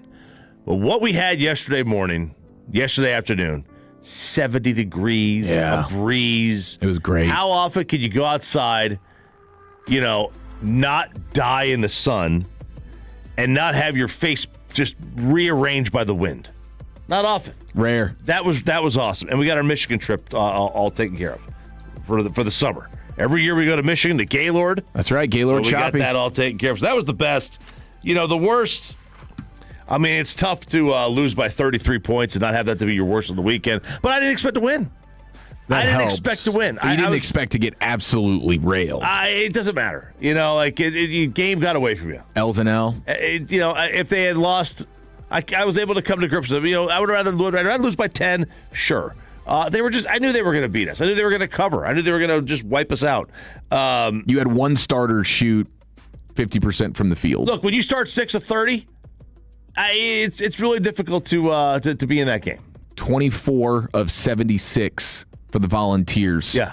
32% shooting. And these weren't even contested half the time. We were just missing shots. So, what am I going to do? I can't get all mad at them. The worst, though, it has to be the taxes. I did my taxes. I didn't do them, but I got all my numbers ready. So I went to the tax guy a couple of weeks ago. He said, I need your receipts. I need your mileage. I need all this. I need your bills, your square footage of these rooms, because, I'm a Schedule C guy, right? I'm an LLC guy. So I got to get all these numbers for him. Oh. And so I was doing a lot of that this weekend. But that's a huge win, right? In like big picture, you want to be the LLC big picture, guy. it's big win. Yeah, but this year I'm gonna take it on the chin. No. Yeah, I'm gonna take it on the chin this year. Oh, I'm so sorry to hear that. Next year I'll get it all back. Okay. I didn't start the whole thing. I needed to start it a year earlier. I didn't do that. Wow. Big all mistake right. on my part. Dang. Okay. Well, it's good that you got your taxes a little bit more in a line, right? I know you've had some fiascos. Now it's just about getting them done. Yeah. We've already filed extensions, so we're good. Okay, that's a tradition unlike any other for my the Choppies. Guy, he files an extension January 1st. Is it just procrastination? Yeah, he doesn't feel like doing them. Okay, He's like, I'll get around them by October. Like, don't worry, it's gonna happen. It's gonna come. He always tells me, wait, they wait to give you money, you should wait to give them money. That's how I look at it. Yeah, I mean, I guess if you're gonna be owing something, yeah, I get it. Wait it out. As someone like me, I live for that return check. There you go. I'm trying to get it done as fast as I can, and even this year we kind of waited a little bit while we just got ours officially signed. I'm hoping to see some type of return within the next 7 to 14 days. You know what you're getting. You know the amount of return. I know what I'm Okay, getting. very good. And I'm smiling from ear to ear. Yeah? Yeah. All right. I am. Hell yeah. I am. Well, you got 11 kids. You get the tax credit. Thank God for the kids, man. Yeah. My wife's like, dude, we should have maybe have more. But then when I break it down for her, I'm like, honey, we had to have spent double, triple for each kid over the course of the year than what we're getting in return. But when you get it all at a lump sum, well, yeah, feels the tax credit's nice. like $1,500, right? I think it's 2 G's. Oh, you're spending way more. Way more. You'll spend $2,000 in a month on that kid. Yeah, especially as they get older, no question. But yeah, tax season's going to be good for me, which is a wonderful thing. But otherwise, listen, my weekend, it starts Friday night, cold beers and cheeseburgers. Yeah. You warmed the seat up for me, and I just took it over and had a great time. Yeah, it was a good time. With Fan After Dark and all the Tolos coming out, showing out, and soaking in the tourney, soaking in the cheeseburgers. I had a huge burger. It was a great burger weekend for me. Yeah. Because you had the cold beers and cheeseburgers. Didn't realize they were going half-pound patties. So when I told her to add an extra patty to the burger, we got a fat boy. You saw that thing, Jacob. What'd you think about that? That thing was thick. Yeah. That's some meat on it for sure. It was strong. And then Saturday, I'm actually repping them right now, Local Craft Barbecue. Oh, my God. You were in Newark? In Newark? Man, it's my favorite barbecue. I didn't even know you knew where that place was. Oh, yeah. Well, I mean, we're in the same neck of the woods. Yeah. Yeah. It's only about 30 minutes from us, if that. Maybe 20. Yeah, from my place, which I'm in the Speedway area, it's 20 minutes. Yeah. And they got just as soon as you get back on 114 from 287, right? Yeah. You go past that Love's and it's right there. Boom. And so it's my favorite barbecue spot, and it was their 4-year anniversary. So they were doing a quad patty smash burger. So it was a great burger weekend. A quad patty smash burger. Quad patty smash. Was it just ground beef or? No, I mean, it's like brisket trimmings and stuff like that like they're making the patty out of. Mercy. It is ridiculous. I mean, that is one of the things, like barbecue restaurants, burgers at a barbecue joint, usually can't go wrong. Can I feel that shirt? Yeah, feel it. Yeah. Give me a little rubby-dubby. Okay. All right, not bad. 'Cause I'm a t-shirt snob. I know. I don't like these old school cotton shirts. I can't do. No, it's got a hug. You get the flappy arms. I gotta hug the arms. That's a good looking shirt. It was a no flap weekend. We're going there. Yeah, baby. So that was outstanding. And then, like you said, I mean, Sunday, get a little Palm Sunday action at church. Oh, you beautiful Palm Sunday. Beautiful weather. Yeah, dude. So I mean, we're gearing up. It's Easter week. It's Holy Week. I didn't think your people did the Palm Sunday. I thought that was just us. No, man. Catholics. No, wow. Hey, man. If Jesus did it, we do it. Yeah. Got to soak it in. There you go. I didn't know. It was awesome. My mom did the whole Palm Sunday thing. I've stopped. I've stopped doing all the traditions. The only tradition I do anymore is the Masters. Unlike any other, no question. I saw Jacob was out there. He was doing his live segment. Do you know about his segment? No. He doesn't know about it. Oh. I don't think Chop, you know my nickname too? I think Fred's talked to you about it. Wait, let's see. It's hang on. No. Jake Rietma hates Fred's nicknames. He does. Not a fan. Let's see. Give me what's your nickname? I'm Degenerate Jake. But you are the. But I'm the degenerate. Fred can't do this. I know. We got to work this out. Yeah, we can't have two. And to credit to Fred's by the credit, way, that's the name of my company. Oh, the Degenerate. Degenerate, yeah. That's your LLC. That's the LLC. Oh, that's awesome. I can't wait till it gets like my house becomes that. It's gonna have that on the Google map. Oh, no way! I can't wait. That's beautiful, dude. Yeah, so we got to get that figured out. But he's got a great gambling segment, and he did it live. Jake did it live. All right, at Cold Beers and Cheeseburgers. That was actually my best of the weekend. Was Cold Beers and Cheeseburgers. It was the maiden voyage of the Jaking Off World Tour. Live from Cold Beers and Cheeseburgers. It was a great time. It was a lot of fun. It was my first time like kind of popping out to an Odyssey Company event kind of thing. Got to bring the lady. She met a lot of people. But yeah, it was a great turnout. Tons of fun. But my worst also came from that night. So we had a great waitress. Shout out Jasmine. She hopped on with speed dating with Trevor. Did a hell of a job. I loved it. She was great. Gave her a nice tip because she did a really good job with the company, and I felt like she was very interactive and very good on the mic. But I was looking at my bill and I was like, man, is this really all I spent? Like it felt low. And got out of there. I was like, all right, cool. I didn't spend as much money as I thought. We'll take that as a win. Get a call the next day from Alec Medford. Oh no. She split my food and my drinks. And so she put my drinks on a bar tab and my food on a separate tab. Oh, no. So I left with an unpaid bar tab. Oh, and old dine and dash. Old girl behind the bar was apparently not too happy with me. And apparently I'm on a list now, the Dine and Dash list at Cold Beer and Cheeseburgers. You're wanted? First company event, and the kid is dining and dashing. No. So luckily, James Stritely, he stepped up. He paid my bill. So we're good in that front. Shout out Tritely, man. It's great to see him. Definitely owe him and Medford a round of beers next time I see him. But first time dining and dashing. I didn't think it'd go this way. I thought it'd be intentional. It was just an accident. So I'll tell you, we take that seriously in the mid cities of dining and dashing. Yeah, you pull that crap.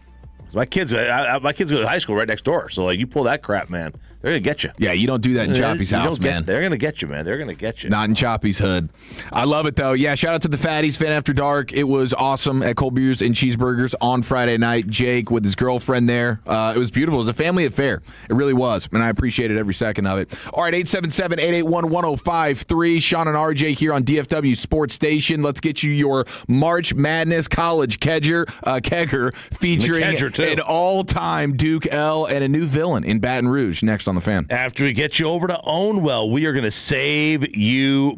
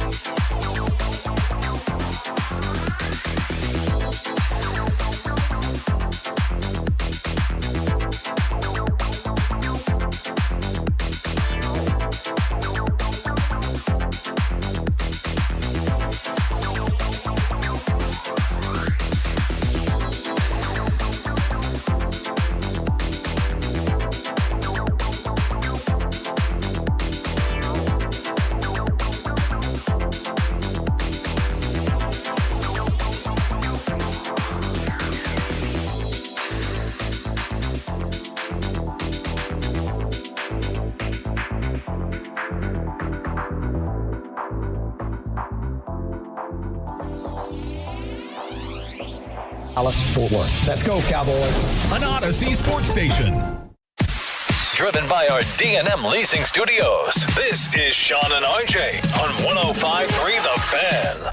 Caravan, 2 seconds. Mullins tosses it up. Oh! It's good! With .3. UConn goes in front. He threw it away. Healing, Pagonis. Did we just see what we think we just saw? Wow! Confetti! We may have to get a new intro for March Madness, for the March Madness kegger after that. Pretty amazing. Because that was Harlan at the end of Arizona Furman in round 1, like 8 years ago or whatever. And now Iron Eagle in an amazing game where the entire world is rallying around the UConn. I never thought that I'd be sitting there rooting for UConn. I hate UConn. I can't stand UConn. But it's Duke. I root against Duke. It's just human nature. You root against... I love Duke. No, you root against Duke. It's human nature. And when that happens, the whole country comes together as one. It's a beautiful thing. I'm telling you, I think it is a unifier. It's a unifier, man. It really is. And you have the sad tears of Kevin Hagelin and the Duke fan base. My next door neighbor, who also moonlights as an Astros fan, is a huge Duke fan. Really? And and my nephew, and we're all in this group chat together. My nephew's a big UConn fan, and I'm just kind of in the middle. Now, they left me alone in the morning. They left me alone because we all knew we were going to lose. Tennessee was going to. They left me alone. I didn't really get too much into the Duke. I didn't really trash talk them. I'm not a trash talker. I'm not a trash talking sports fan. I don't trash talk my friends who are fans of another team. When my friends are fans of a team, I root for that team. Okay. I'm a good friend. But secretly behind closed doors, you had a great time. Duke L party last night. I had a Duke L party. It was fantastic. So how about we take a listen at some of the calls about this game? Yes. The Duke call. And one of my favorite guys in all of college basketball is the great Bill Raftery. Yes. Bill Raftery, onions.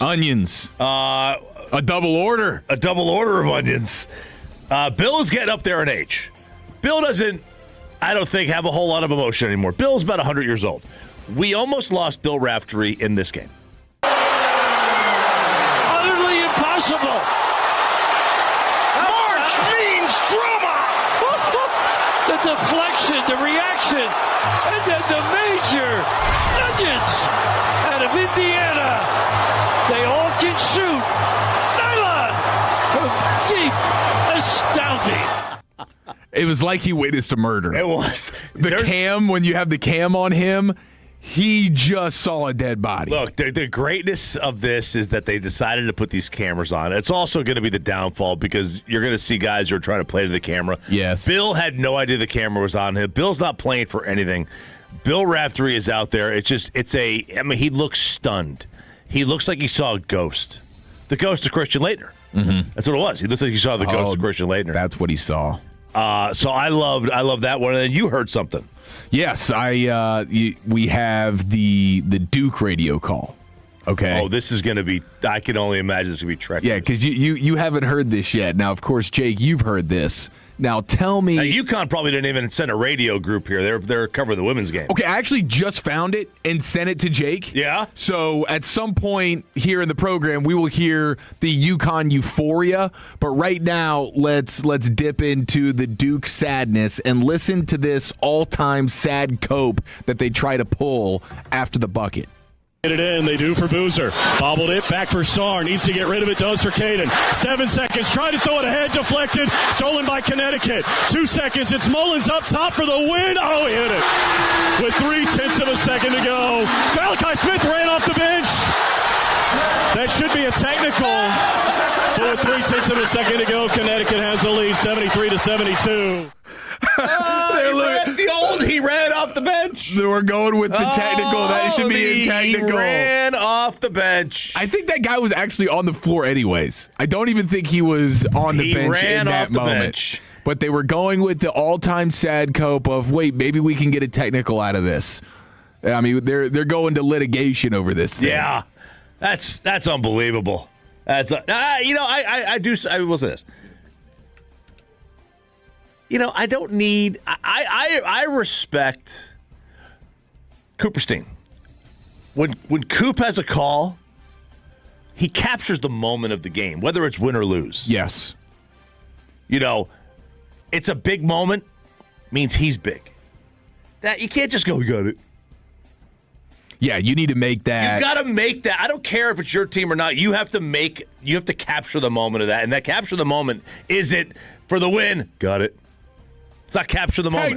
Technical. Yeah, and then start to going in with it's a technical foul. Oh, my God. He's on the floor. Why? He had a toe on the floor. It's at the guy at Cowboys training camp. How your toes over the yellow line, dude. Oh, that's the worst guy ever. That guy sucks. Yeah, meanwhile, Dan Hurley's jacket's halfway off. Yeah. And whatever he was drinking that you saw, that screenshot of whatever he was drinking. Did y'all see that? What did that look like to you? It is a clear bottle. This is after halftime where UConn is getting run off the floor, and we think this game's all but done. And then you get into half number 2, and Dan Hurley, UConn head coach, is sipping out of a clear bottle, and it looks to be urine. That's where Tigers went. Wow. Holy cow. Let me get a little bit of that Sunday red. Holy cow. Coursing through my veins. From one Tiger Woods. Now, that looked disgusting. Okay, that looked disgusting. Now, so we played the Duke call. We played the Duke call. Shout out to Jacob Ray. You're dialed right now, turning things around. How does the UConn call sound? Boozer, they double him. Back to Sarr. Now ahead to Caden Boozer. And a steal. Mullins gets it. It's Caravan to Mullins. Long range 3. Oh! It went in! Mullins delivers. Bedlam here. They're going to go to the monitor to review it. Absolute bedlam as Mullins threw a 45-footer in. Wow. Okay. All right. He met the moment. And it's easier to meet the moment. It's way easier to meet the moment there. When you are in the victory excitement, when it's your shot that gets knocked down. And now you have Mullins, who is going to be a legend forever in UConn. And isn't he a freshman? A freshman. I don't know. Knocking it down. I don't know if he's a freshman or not. But he is a legend now. There's no doubt. And that's an awesome moment. It put UConn in the Final Four again.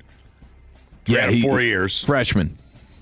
Grew up just outside of Indianapolis, and now he's returning home looking for more magic. Could you imagine you're sitting there, you're Purdue, you're Indiana, right down the street, and you can't get that guy. He goes to UConn, he slips, falls through the cracks, hits the big shot. Wow. Can't say no to Dan. No. A couple other games over the weekend. Illinois goes to the Final Four. Michigan goes to the Final Four. And Arizona goes to the Final Four. And we need to update you on the fan bracket, the morning show bracket. The battle of who has to host 5:30 to 6 a.m. on a day that to be determined. Last I heard, it was like, what, a 65% chance it was going to be you? Well, with every win or loss, with every Arizona win or loss, it switches. Right? Okay. Duke losing killed all of us because I had Duke winning it all. Peyton had Duke in the final. Okay. All right? It comes down to Michigan, Arizona. The loser. I picked Michigan to win. He picked Arizona. If Arizona wins, I host 5:30 to 6. If Michigan wins, Peyton hosts 5:30 to 6. Go Big Blue. Yes. And now, does it kind of hurt to have to root for them? I hate Michigan. After they mop the floor with your volunteers? That doesn't change things at all for me. It's okay. You're all business right now. It doesn't change things at all for me. We lost. I didn't expect to win. What am I going to do? Cry? 3 straight Elite Eights. I ain't crying. So Hagee definitely took the Duke loss much harder. Well, he was favored, and they had a 19-point lead. Yeah, it's so funny to watch the clip of the win probabilities. Oh, yeah. And it's like the simulation of the final few minutes, and it's like always in the upper 90s, and then bam, My Tennessee group chat, is this we gotta fire Rick Barnes. I'm like, guys, Rick Barnes goes this Elite Eight 3 years in a row. You're complaining that we didn't beat Michigan. We're not as good. We don't punch up. We punch down. We're bullies. We beat the teams we should beat, and we don't beat the teams we shouldn't beat. Others are crying about the officials. Yeah, it was 14-all. 10 minutes in, got into some foul trouble. We were going to lose that game anyway. I'm not worried. We were going to lose. I knew we were going to lose. So it's going to be you or Peyton. I wonder. I mean, after what Peyton gave us last year, which many were saying was the worst 30 minutes in live radio history. Yeah, I think we want to run that back, don't we? I mean, Jacob, aren't we pulling for Pepe at the mic for another 30-minute expressway? Yeah. Well, think of the G-Bag of the Day clips we get from there. Yeah. I mean, those live on forever. Yeah. That Snapchat story, we can't unhear that. Now, Boss Man Spittle has a great idea. He says that we should do 4 envelopes. Okay? Frozen, yes. And whoever's hosting pulls out the envelope, and whatever is in the envelope, that's the topic he has to talk about for the next X amount of minutes. I love that. It's a fantastic idea. I've got something planned. If I'm doing it, it's going to be called. It's the Out of Context Sports Update, where I just take drops and random audio clips. I'm only allowed to play like 2 minutes of audio, so I'm taking a bunch of 1 and 2 second clips. Okay. I do an update, like I was doing a live sports update, and I just throw in those random clips. It's always fun. It's a good time. That's a good loophole that you can pull. Yeah, so I can do that. But I got things I can do.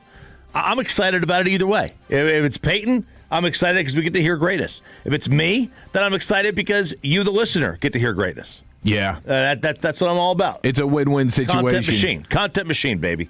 Wow. Okay, so it's Arizona and Michigan. And Arizona looks like they're a wagon, dude. And so is Michigan. This is going to be wagon on wagon. Wow, that's a beautiful situation. Beautiful situation. I'm excited for this. Yeah, I can't wait. So college. Is it the day after? You guys do it? Okay. You'll I'm set going it to need up. time to get mine together. It's Okay. going to take a little while. Yeah, I need time to get it together because I got to put the update together. And I got to get all the audio clips. You got to build a program. And I don't even know what audio clips we have left since the move. We we lost half of them. We did lose quite a bit, which is heartbreaking. Heartbreaking. Especially for a moment like this. Yeah. For a moment. Hey, you'll meet the moment though. I know you will. I will meet the moment. Yeah. That'll be just like Celine Dion. Yes. I love the mashup of playing the Titanic song. We got to play that for Hagee later. We got to just pepper Hagee. We got to pepper Hagee with the different calls. Sad Duke, the Titanic song, Happy Yukon. Yeah, and I don't care. I don't care if it's AI. The jacked up Florida guy in the tank top, bro. Putting him on every jersey that lost in heartbreaking fashion.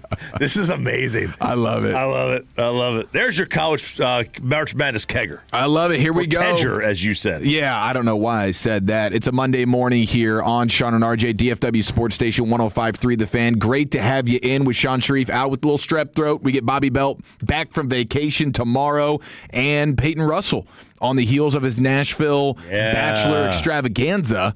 So we'll see how he's feeling in the morning. Looking forward to that. But let's get you a little sports hodgepodge, G-Bag Nation style. We have an Easter thievery and some weekend sports clips for you next here on The Fan.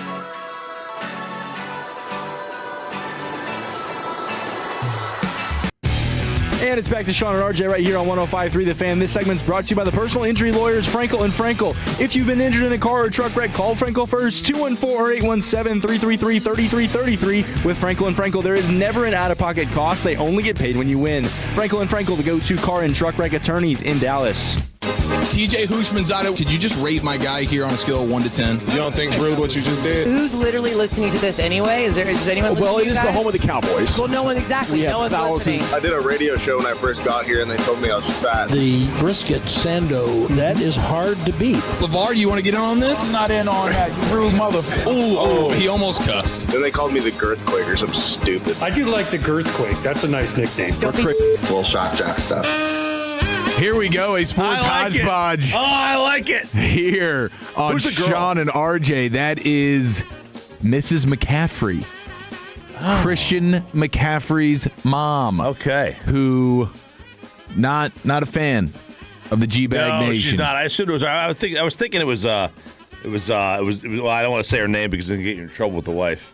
Oh yeah, thank you. We don't need to relive that disastrous Radio Row moment. Christian McCaffrey's mom was a different Radio Row moment, but here we are in the hodgepodge. Great to have you in, Sean and RJ, here on a Monday where I'm going to give you some of my favorite weekend sports stats, Choppy. All right, okay, and then we'll get into some of these sports clips as well. How about this one? Last year, this from Jared Sandler. Last year, it took the Rangers 23 games to score 8 runs in a game. This year, they do it in game 3. Oh, baby. That scratched me right where I itch. We needed that, didn't we?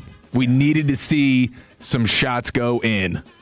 And we got it. Thank you, Nimmo. Thank you, Berger. Yeah. Thank you, Kutch. Yeah. Let's see. That's 13. Gosh, I love that guy. They had 13 runs in 2 games. That's pretty good. 6.5. That's pretty good. Hey, if you give me 6.5 for the year, I'm going to give you a fist bump. Yeah. 6.5 for the year? Fist bump, attaboy butt slap, thank you, and we'll see you in the series, sir. 6.5 runs for the year. You have home ice advantage. Yes, you do. You have home ice, baby. If you have 6 runs a year. You are absolutely cruising at that point. Stat number 2, El Bombi. 1 for 11, 5 punch-outs. Oh, man. And a pretty ugly sun-in-the-eye moment. Yeah. Where he ended up on his backside. He did. Now, he was the other half of the burger. The burger play, other than the Duke fallout. Yeah. The burger play, especially since they go on to win the game. Yeah. Is the funniest play from the sports weekend. It really is. Like that slow motion tumble from him where it ends face first. It's hard to recover from that. Hard to recover, man. But you just keep hitting bombs, and we'll forget about it. Look, we there's no ill will. We have no ill. There are a lot of players that leave your team that you want. You're upset they left, and you want to root against them. I've got no ill will towards Dolis Garcia. Oh, for sure. None. He's done too much good. Too much good. A lot of good here. Having said that, not surprised. Not surprised. Yeah, it was nice. It was nice to see that. Like, okay, he's not at least in the resurgence. In the immediate, you're not seeing at that least resurgence. Not today. No resurgence. He'll have a walk-off probably at Dodger Stadium. He'll have a month stretch where he is raking, and he'll hit 11 home runs in June or whatever. Right? He'll have a good month. Not going to be surprised when this is not the only one of 11 stretch he has. He'll probably have 6 of them. Get ready to learn 1 for 11, buddy. Yeah. Get ready to hear boos in Philadelphia. Oh, my gosh, for sure. They will turn on you quick. I mean, what was it, the first game? Harper's 0-for, and they're insane. Look, the amount of people who expose themselves as not understanding the game of baseball and not knowing that 0 for 4 is not a big deal. We can joke about it, right? We joke about with Aaron Judge, joke about it. But they don't care. Like, they go 0 for 4. It's like, all right, I'll just be back tomorrow. Get 4 at-bats tomorrow, too. And if I go 3 for 4, nobody cares about 0 for 4. It's all about what you do at the next next at-bat. It's the next day. The Tampa Bay Rays hit 35 singles over their first 3 games. They had 35 singles? That's the most singles in a team's first 3 games since the 1952 Dodgers hit 38 across their first 3 games. My team, the single is a lost art. It is a not in lost art. Tampa. Not in Tampa. 35 singles in 3 games. I mean, did they even have how many? I gotta go look at these numbers.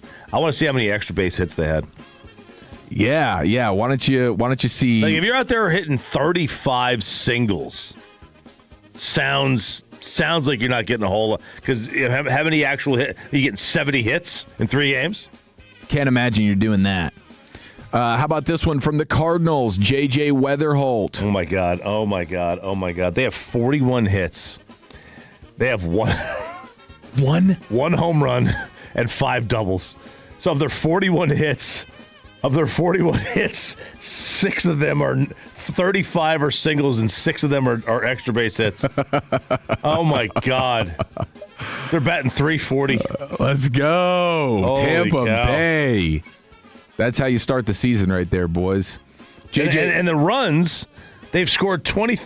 They have 41 hits. They've scored 23 runs.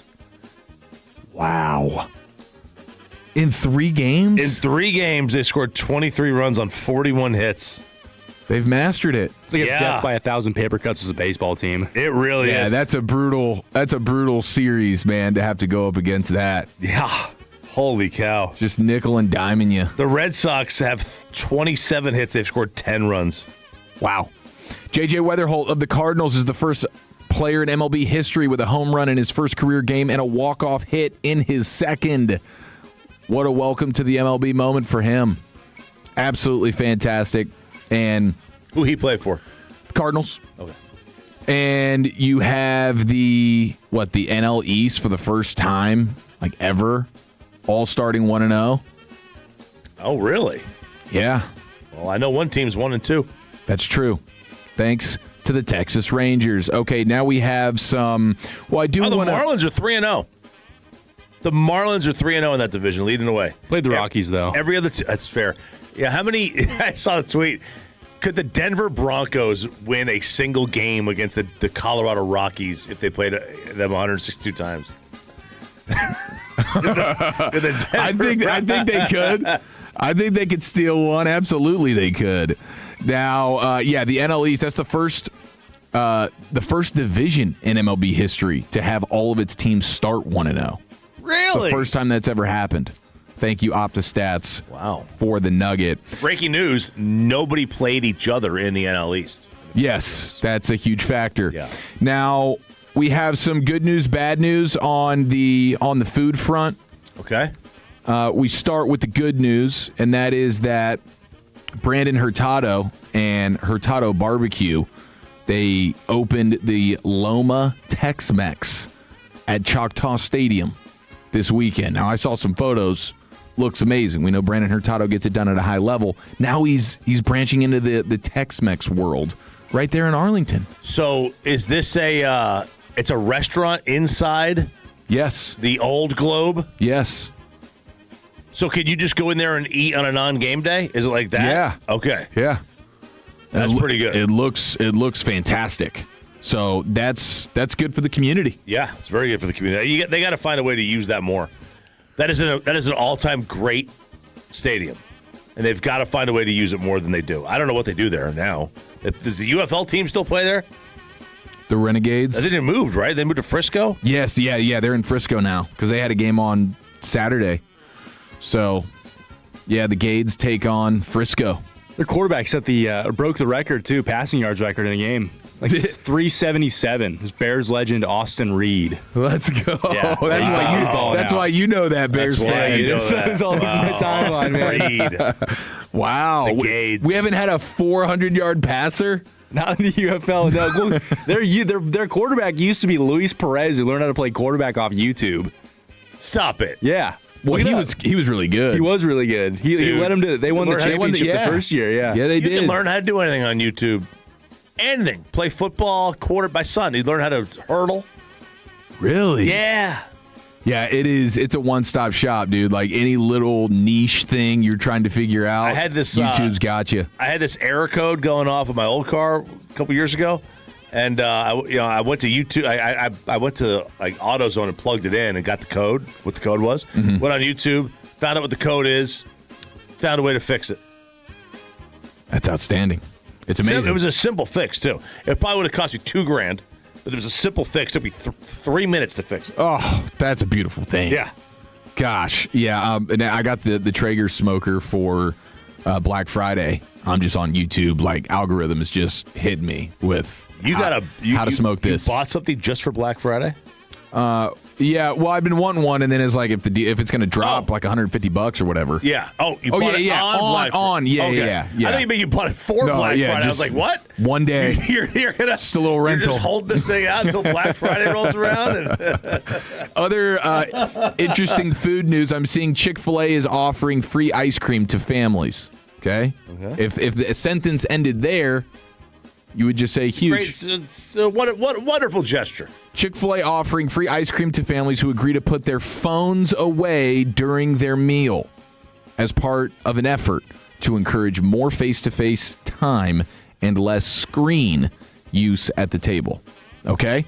So if you can manage that, eat fast, keep the phones in the pockets. I mean, do they have a monitor for this? Do they have a phone monitor? And I go up to ask for my free ice cream, and they're like, "No, I saw you check that score." It could be, It could be a. They've always got those people walking around that are like just cleaning up. They're always shaking your hand. They're generally older, just nice as can be. Nice as can be. These sweet old ladies walking around saying, "Anything else I get for you, Sonny?" How about this bad food headline of the weekend, boys? Chocolate thieves steal 12 tons worth of Kit Kat bars, potentially ruining Easter baskets everywhere. Let's see. Kit Kat and Twix are my two favorites.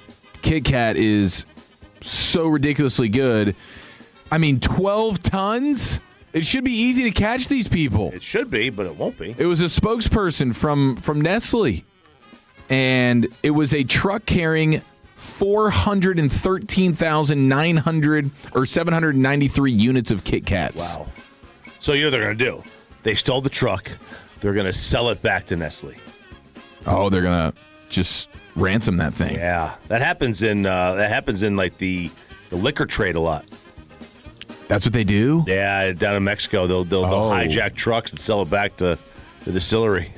Well, if you have a hankering for your Kit Kat, it might be on a bit of a supply chain issue right now.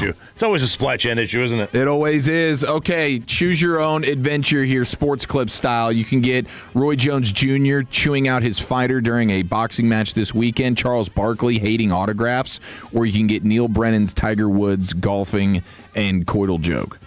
And coital joke? Who's Neil Brennan? I don't know that name. Dave Chappelle's right-hand man during his heyday. Oh.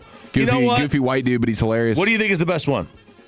Jake? I think it's Neil Brennan, man. Oh, my gosh. All right, this is the most aggressive one. Are we going to be in trouble here? Shout out to Tiger Woods. All right, I don't know about this. Choppy didn't have anything to do with this. Hit the space bar. The best athlete is generally the craziest athlete. Of course, the biggest maniac any of us have ever seen in our entire lives, Tiger Woods. See that documentary? It was called Tiger, but they should have called it Golfin' and because that's all that kid was doing was golfing and then they caught him like, you gotta stop. He's like, all right, but I'm pretty sure I'm gonna be worse at golf. And he was. He knew the formula. It's golfing and it's not golfing and raising a family. Literally, wow. I knew Tiger was a real one. 20 years ago, I saw him at some event, and he's walking along with bodyguards, and not big bodyguards either, not like burly dudes, like little white dudes with, black turtlenecks on, like real dangerous people. Right? So they're walking along, and some little British guy comes running out from nowhere, and he goes, Tiger, Tiger! And the security guards just immediately put the clamps on him. And this time I knew Tiger was a real one, because the guy went, Tiger, help! And Tiger didn't even break stride. He was like, that's neither golfing nor So I said, keep it moving. And we keep it moving here as well. Sean and RJ here on a Monday. Great to have you in. And is this the best round one scenario for the Cowboys? That's next in Below the Belt. Next, right here on the Fan. But Tolos, I want to first tell you about my number one most favorite local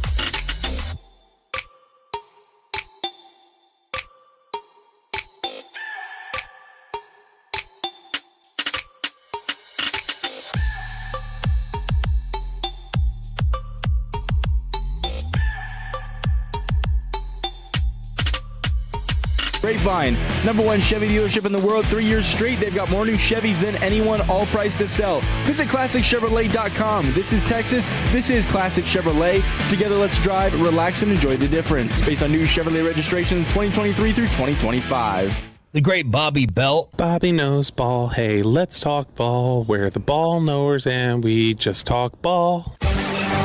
What is the ideal pick or picks in round one for the Dallas Cowboys? Let's talk about it right here in Below the Belt. Shout out to Bobby, back from vacation tomorrow. I'm Eric Chiafalo with the G-Bag Nation, in for Bob and Sean. Dealing with a little strep throat action. Dealing with some streppy. That hurts, dude. Strep throat's no joke. I'm feeling for him here. Yeah, it sucks. But we got Choppy. I don't know if he's going to be back tomorrow or not. Yeah, if you got strep throat on Sunday, hard to imagine you're hosting on Tuesday. I would think it's hard to imagine. That steroid shot can do a lot for you, though, I will say. He's got to get on the Amox. You got to get on the Cillins. And, we'd love to have you back tomorrow. Just a double dose of morning action with Bobby back in the saddle. And we also got to come with a name. Get this thing off the rail a little bit. Yeah. Bobby's going to come in with takes. He's going to be fired up. Probably re-upped on the Adderall. Oh, he's going to be zooming. He might be out of Adderall. Been gone for that long. Oh, that's a good point. Yeah. Used it all up on the family vacation. Oh, you got a 14-hour drive, 17-hour drive. You got to stay alert. Gosh, that is too much driving with the kiddos, bro. It's a lot. I didn't mind it with my kids. We drove to Knoxville last year, and we did not turn the radio on one time on the way there. You were just in silence and little chit chat. Me and the wife were just talking. They were in the back. We rented an SUV. We rented like a Denali or whatever. I love those. And or a Yukon, whatever it's called. And they were in the second and third row on their phone, headphones in. I got 12 hours of silence. It's bliss. Can't really beat that. It's bliss. Yeah, at that age, teenagers, they're just locked in on their own deal. I got some good daydreaming in, baby.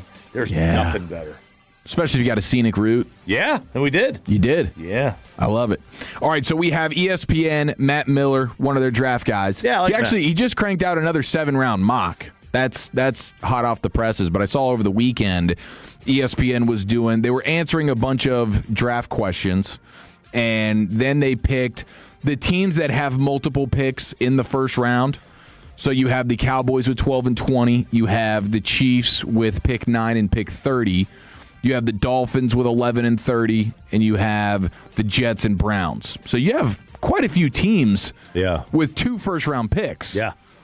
And so they went with their ideal picks for each team that has 2 in the first round. And for the Cowboys, I mean, do you have something in your mind that you're saying this is my home run round 1 scenario for the Cowboys? Well, I would love for them to be able to take 12 and 20, trade down on both of them, and pick up extra stuff. I'm totally here for that. So I don't really have a go-to guy or position. I mean, look, if you told me that they walked away from this draft with 2 corners at 12 and 20, corner at 12, corner at 20, I'm ecstatic. I'm not static. I'm ecstatic. You're ecstatic. Yeah.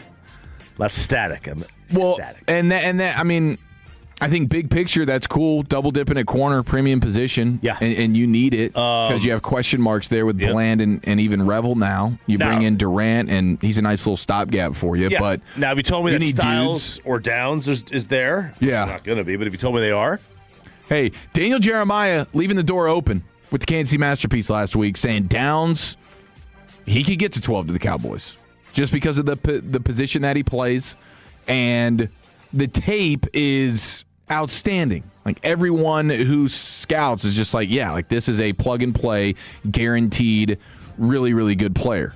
But he's not the most physically gifted dude. Yeah, I got a guy who's a scout for one of the teams. I call him my Bucks guy. I'm just trying to throw that out there. I'm not saying which team he's with. And he is, I mean, he's got, he works with that area. He said you'd be surprised how much smaller he is than how small he is. Yeah. I mean, he's not, like, when you see some of these Kyle Hamiltons or these guys that have been drafted super high, the Sean Taylors of the world, if you want to go back that far. I mean, he's an all-time physical freak. Eric Berry was a physical freak. You had, guys like Earl Thomas, not the biggest dude, but he was stout. He was super fast, and he had great production with like 8 interceptions in his final year at Texas. Kyle Hamilton with the Ravens, physical outlier. Derwin James, same thing. So, like, if you get an elite, and I mean elite safety, that's really good for your defense. It's amazing for your defense. But, like, especially in Christian Parker, who's trying to play with like 3 safeties. Like, you need dudes. But do you still draft that at 12? That's the question that left on a lot of people's minds. I absolutely would. Obviously, people are gonna, because a lot of people think he's going to go in the top 8. Yeah, he very well could, but if Downs is there, that would be a no-brainer. Another guy that could easily go well before the Cowboys pick. This is another kind of volatile guy. Could he go, some would say he's warranted at 2 to the Jets, and in this scenario, he falls all the way to 12 to the Cowboys, and that's Reuben Bain Jr., the edge from Miami. And this is another guy with some measurables that you don't love with the short arms or whatever, but he's stout. And the production is through the roof. I love him. He's phenomenal. I think that would be like Downs or Bain at 12. That's perfect scenario. Yeah. Any of those guys, Downs, Bain. Yeah, any of those guys that trade down, fine. I don't want them to trade up. I understand that. I don't want them to trade the picks for Max Crosby. Don't want that. You want volume. You want to trade down and turn 2 picks into 4 or 5. We are not. We get Myles Garrett or Max Crosby. We are not any closer to winning a championship. Got a lot of guys you got to get. They need, I believe, going into the offseason, 7 new starters on defense. 6, maybe. I'm with you. We're not close. That's why I wish they would have done a little bit more in free agency. Yeah, we're not close. At linebacker, like if you go 2 corners in the first round, it's like, okay, I guess you're taking a linebacker in the 3rd round at 92. Fine. Okay, hopefully he's a guy that can come in and is he your green dot? That's a tough ask, but can he come in and be a legit starting player for you? Because that's what you're asking of him, and that's part of the problem is they've left themselves a little bit too open because they still need edge rush help. That's why Matt Miller's saying ideal picks for the Cowboys in round 1. I love at 12, Reuben Bain. That's awesome. And then at 20, he's going with the Oregon safety, Dylan Thieneman. And he's a guy that people really like, athletic as all hell. Like on tape, you can see it, but at the combine, he just lit that thing up. So what do you think of the people that have him going at 12?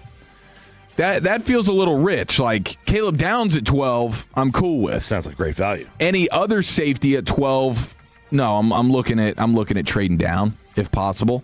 But they could be in that scenario. Now the other guy that I really like is Toledo's safety. And Christian Parker took Quinyon Mitchell, corner from Toledo. Out. You're out on this guy? Out. Emmanuel McNeil-Warren. Whatever. Because he played at Toledo? Yeah. Okay. Well, this dude is 6'4", rangy, he's a pterodactyl. And he's physical. And I think he could play some of that. I think he could play some of that hybrid nickel spot that you're talking about, or that Christian Parker's talking about. And he's a guy that creates a lot of turnovers, splash plays. I like him a lot. I like him more than McNeil, or I like him more than the Oregon safety, Thieneman.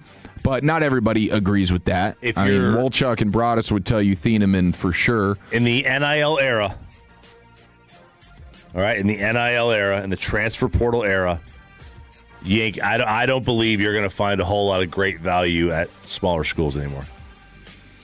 Anybody worth it, is already at a big boy program, unless they have like some kind of an issue where they had to be close to a family member, or they extenuating circumstance, or they got booted out of a school for stealing a laptop.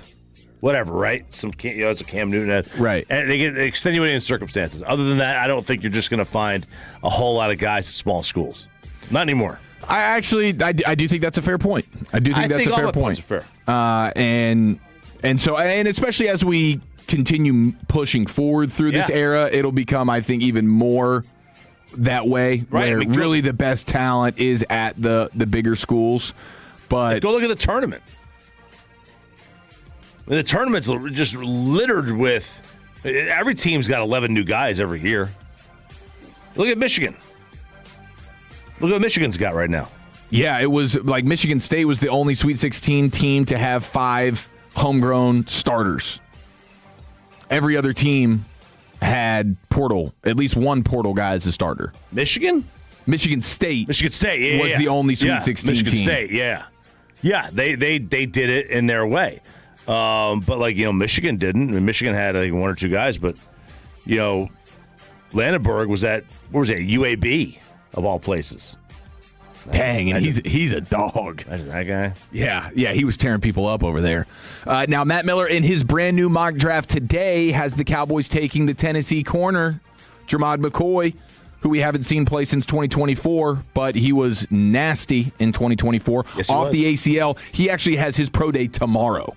Yeah. So that'll be all eyes Let's go. on Tennessee and Jermod McCoy tomorrow for his workout, recovering from the ACL. And then at 20 in this latest mock, he does have the Cowboys taking the Toledo safety, Emmanuel McNeil-Warren. So that's your mock draft roundup, where the Cowboys might go. 877-881-1053. Thanks for rocking with us this morning here on Sean and RJ. On a Monday, Sean out sick, Bobby back tomorrow, Peyton back tomorrow. I'm Eric Chiafalo of the G-Bag Nation, and we get you the 4th and final hour. Did Mark Cuban just save tanking in the NBA? That's next right here on The Fan. After we get you over to Base Power, basepowercompany.com.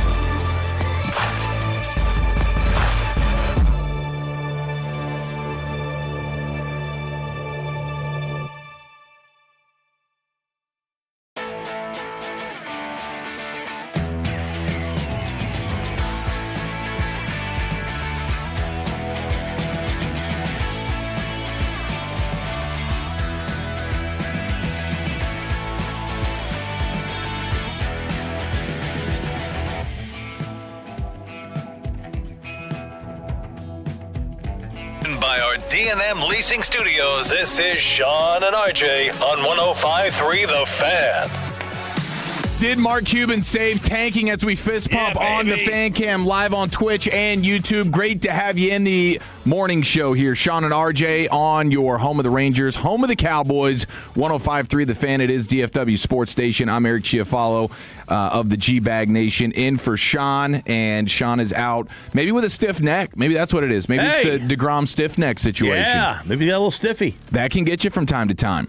Yes, it can. As we saw firsthand with the Rangers ace over the weekend. But everything is fine because Latz stepped in, gets the Saturday dub, and then Mackenzie Gore, dealing nasty, Nimmo, McCutchen, Berger. What a day. Getting it done. 8 runs for the Rangers and a series victory to kick off the season. That is a fantastic situation. And bringing the good vibes right now, man. Jared, you could hear it in his voice. He's happy. He's happy. For the first time in a couple years, Sandler feels like he's on cloud 9 with that team. Because, that offense, he's had a lot of defending and covering up to do for the last couple years. He had to defend them.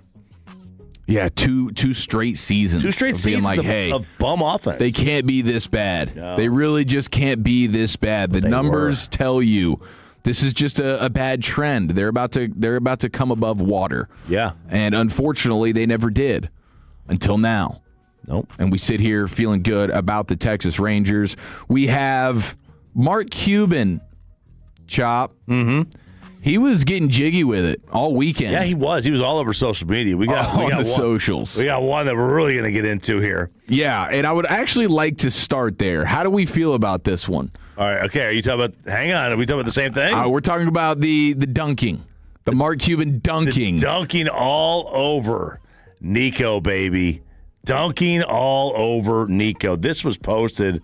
Mark reposted it. Yeah, this is pretty savage. It's so somebody has a screenshot, a video of Nico at Love Field, and the caption on it says, "Trading Luka made you go from private jet to public airlines." Nico Harrison just sitting in Gen Pop with the rest of us, getting set for a Southwest flight. Man, and that was in Atlanta. It was in Atlanta. It was not at Love Field. But he was heading to D.C. So it looks like he's in it's got the Washington Reagan sign behind him. Is he going to D.C. to help Anthony Davis maybe with his rehab? Maybe. That could be it. But Nico, he could do no right. No right, as he should be able to do no right. But I got to tell you, man, this is an all-time win by Mark Cuban. Reposting this? Yeah. This is an all-time dunkage. You're posting a picture, and it's got a lot of shots, a lot of subtle shots at Nico. Obviously the caption is one, right? You went from flying private to public airlines. All right, that's one. The second subtle shot is, very skinny ankles. Very skinny ankles on. A little concerned about those. Might want to hide those? Yeah, you got to hide those. I mean, a thin ankle's okay if it comes up into a beautiful calf. If you're an athlete. But unfortunately, that's not the case for Nico. It's not the case for me. When you're a 50-year-old man, you can't have skinny ankles like that. But most importantly, you can't be flying Southwest. Yeah, this is like I have more money than you, and I'm... You're a rich man. Yeah, Mark. Oh, even for Nico, he's a rich man. He's got enough cheddar for that. They don't have first class. They don't have first class seats. Yeah, he's in there with the commoners. You can't do that. I just wonder if Mavs fans. Autograph. Michael Irvin always tells me he never flies coach, not because he wants the more legroom. He said it's an autograph session back there. At least in first class, I only got to deal with about 9 people. Yeah, but does Nico have to worry about autographs these days? I mean, Laker fans, if there's a Laker fan on the plane, they love him. That's true. But he also has to worry. He's got to worry about spitballs on the plane. He does. He's got to worry. More of a reason. Yeah. He cannot be back there in Gen Pop, like you said. He can't be back there. Yeah, he's getting bullied on that plane. That's for the commoners. That's for us. Right. That's for us. This guy, he's got money. Can't be flying that. That's a savage move there by Mark Cuban. Outing him. Exposing him. And I don't know how many people would appreciate that coming from Mark, though. Like, No. do we hate the messenger on this? Because No, I don't blame Mark. Mark's the hiring man. Mark, Mark had no idea. When somebody does something so rogue, I can't blame Mark for hiring him. Like Mark could have never seen this coming. No, because he wouldn't have. Because nobody would be so stupid to do something like that. That's true. Except for Nico. Except for Nico. So this is this is an all-time win by Mark Cuban. It's an all-time win. Especially when you see the stat over the weekend. This one did not sit well with me. That Luka scored another 40? Yeah, well, he's on a bit of a tear right now. Luka Doncic. Literally the only thing that could stop him is a suspension. Yeah, and even that, when he was supposed to miss that Magic game, they got it rescinded.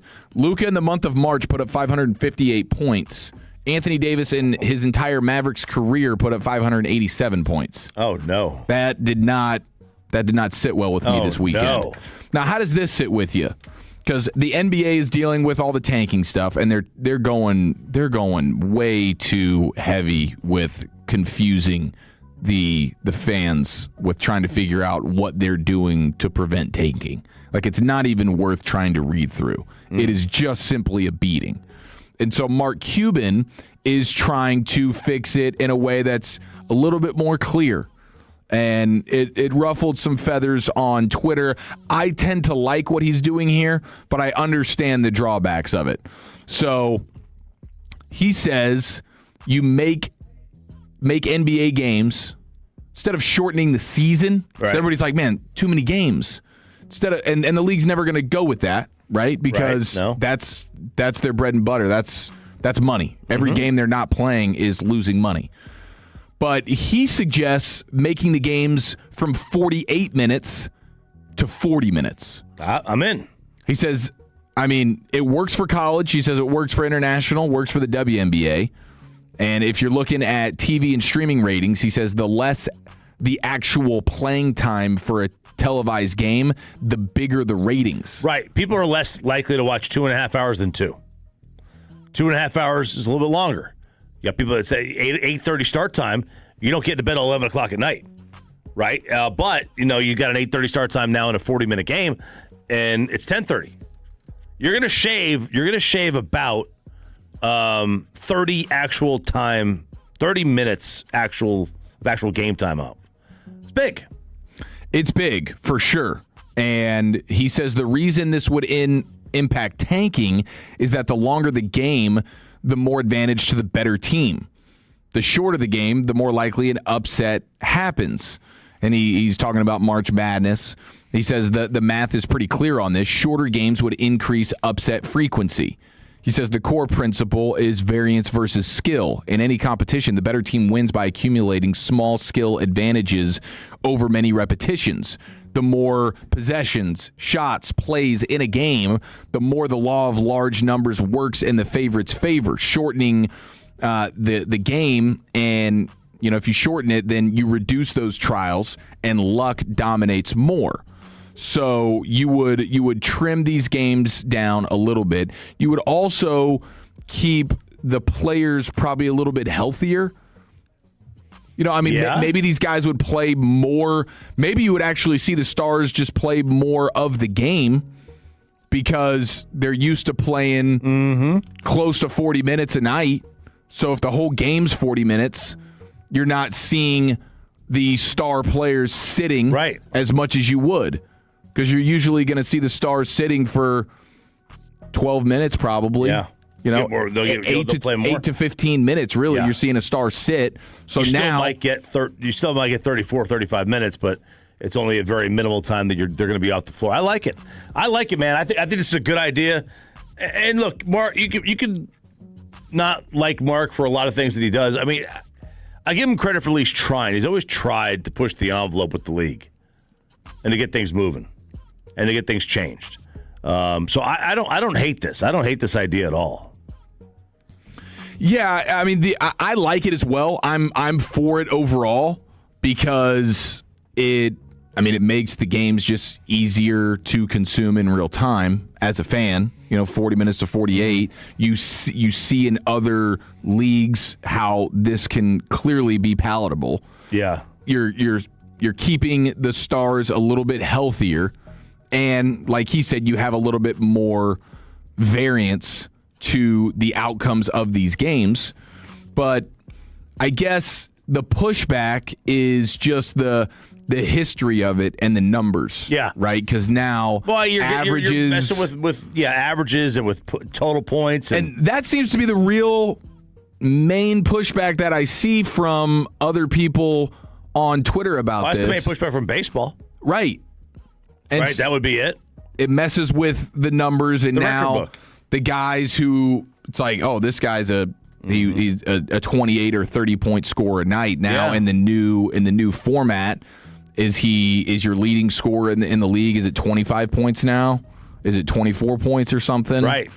Just all the numbers and the record book stuff gets distorted a little bit. Mm-hmm.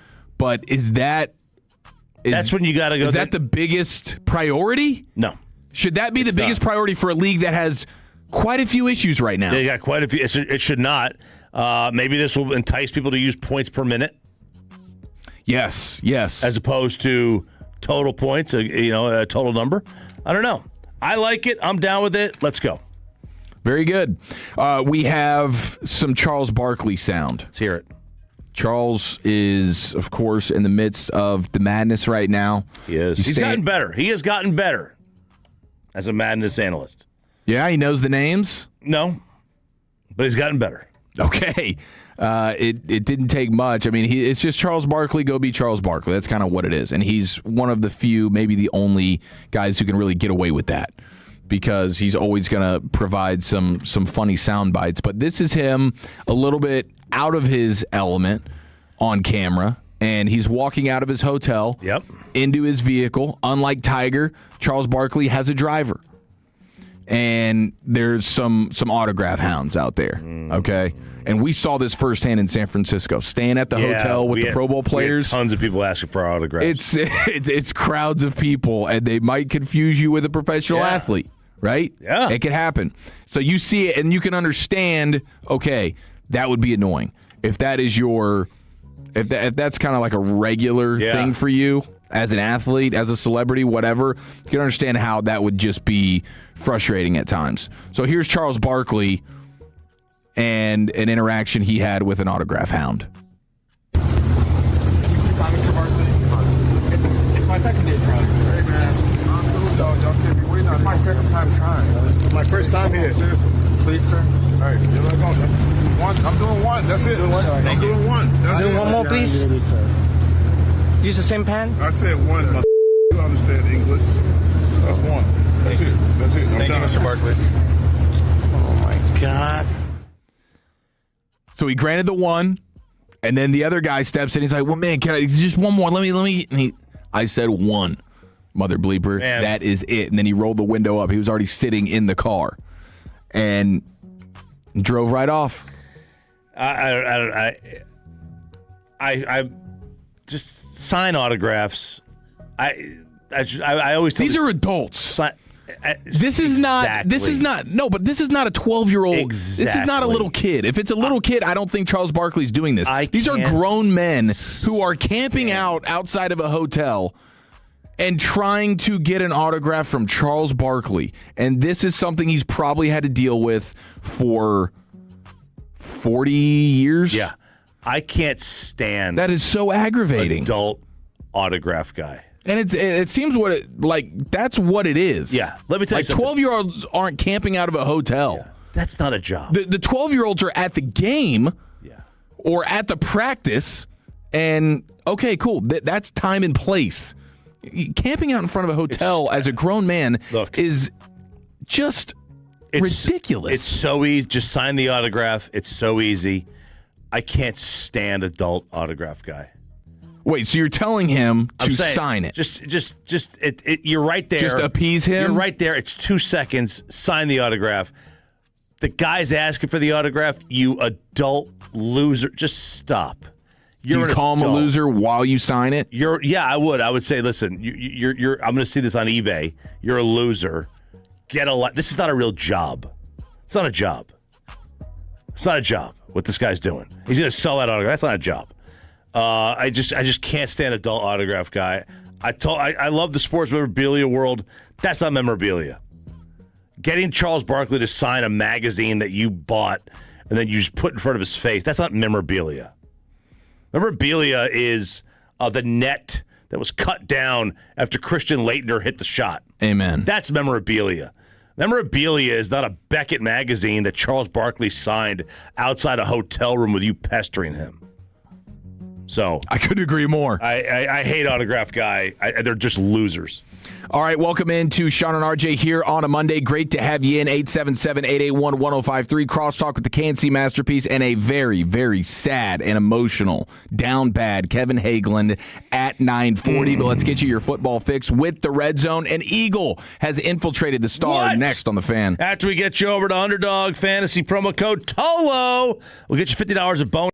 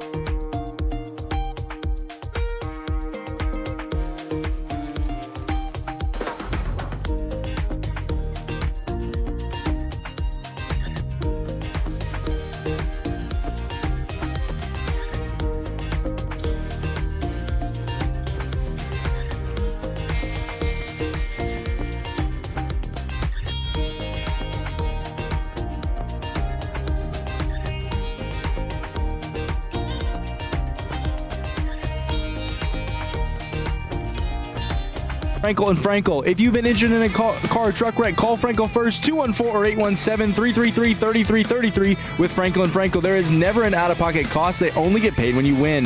Frankel and Frankel, the go-to car and truck wreck attorneys in Dallas. How many people want to eat a W tonight? You know what I like about the media? They think you can just dial 1-800 and get a quarterback. Welcome to the Red Zone, ladies and gentlemen. 877-881-1053. Great to have you in. Sean and RJ here on a Monday. Sean out sick, maybe stiff neck, DeGrom style.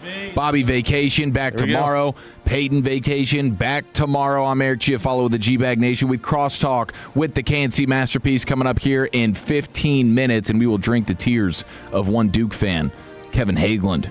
But we've got some football to discuss here, and we have an Eagle, Choppy, that has infiltrated the Star in Frisco. I don't like this. No. I got to say, I don't like this at all.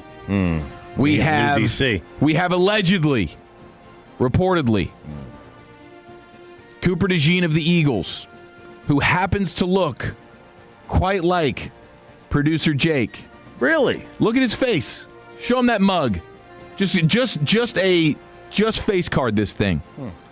If I put DeJean next to his face, and you say, "Oh yeah, that's DeJean's little brother." When I went to the Cowboys and Philly game, I did wear a Cooper DeJean jersey. Did you really? I did. You're a savage. My buddy's he's Eagles fan, man. Their tickets were free. I had to play.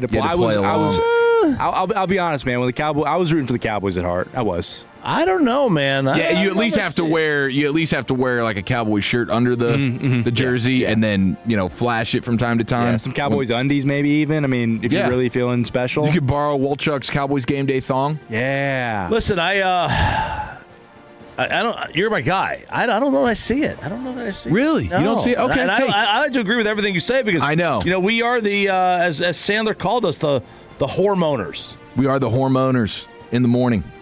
What else do we got over there on the suggestion list for our show name? Well, the Manosphere. The Manosphere, I like that. You and Fred are the Balco show. The Balco, yeah. We have the Estrogen Block. The Estrogen Block's pretty good. Shout out to the Tolo that brought that to the table. We are Brosidon's Adventure. Oh, yes. Right? The Hormoners, as Sandler said. Cheech and Chop. See, that's good, man. Chong. The Bro Show, and the Blue Chew Crew. Man, we got to put a poll up. Yeah. See what we should be calling this thing. I think those are all worthy. Solid names. Shout out to Jaime in Fort Worth, who was saying the exact same thing. Cheech and Chop. Just Cheech and Chop. A little homage to the two legends. Yes, it is. Now, Cooper DeJean was seen at the Iowa Hawkeye basketball game.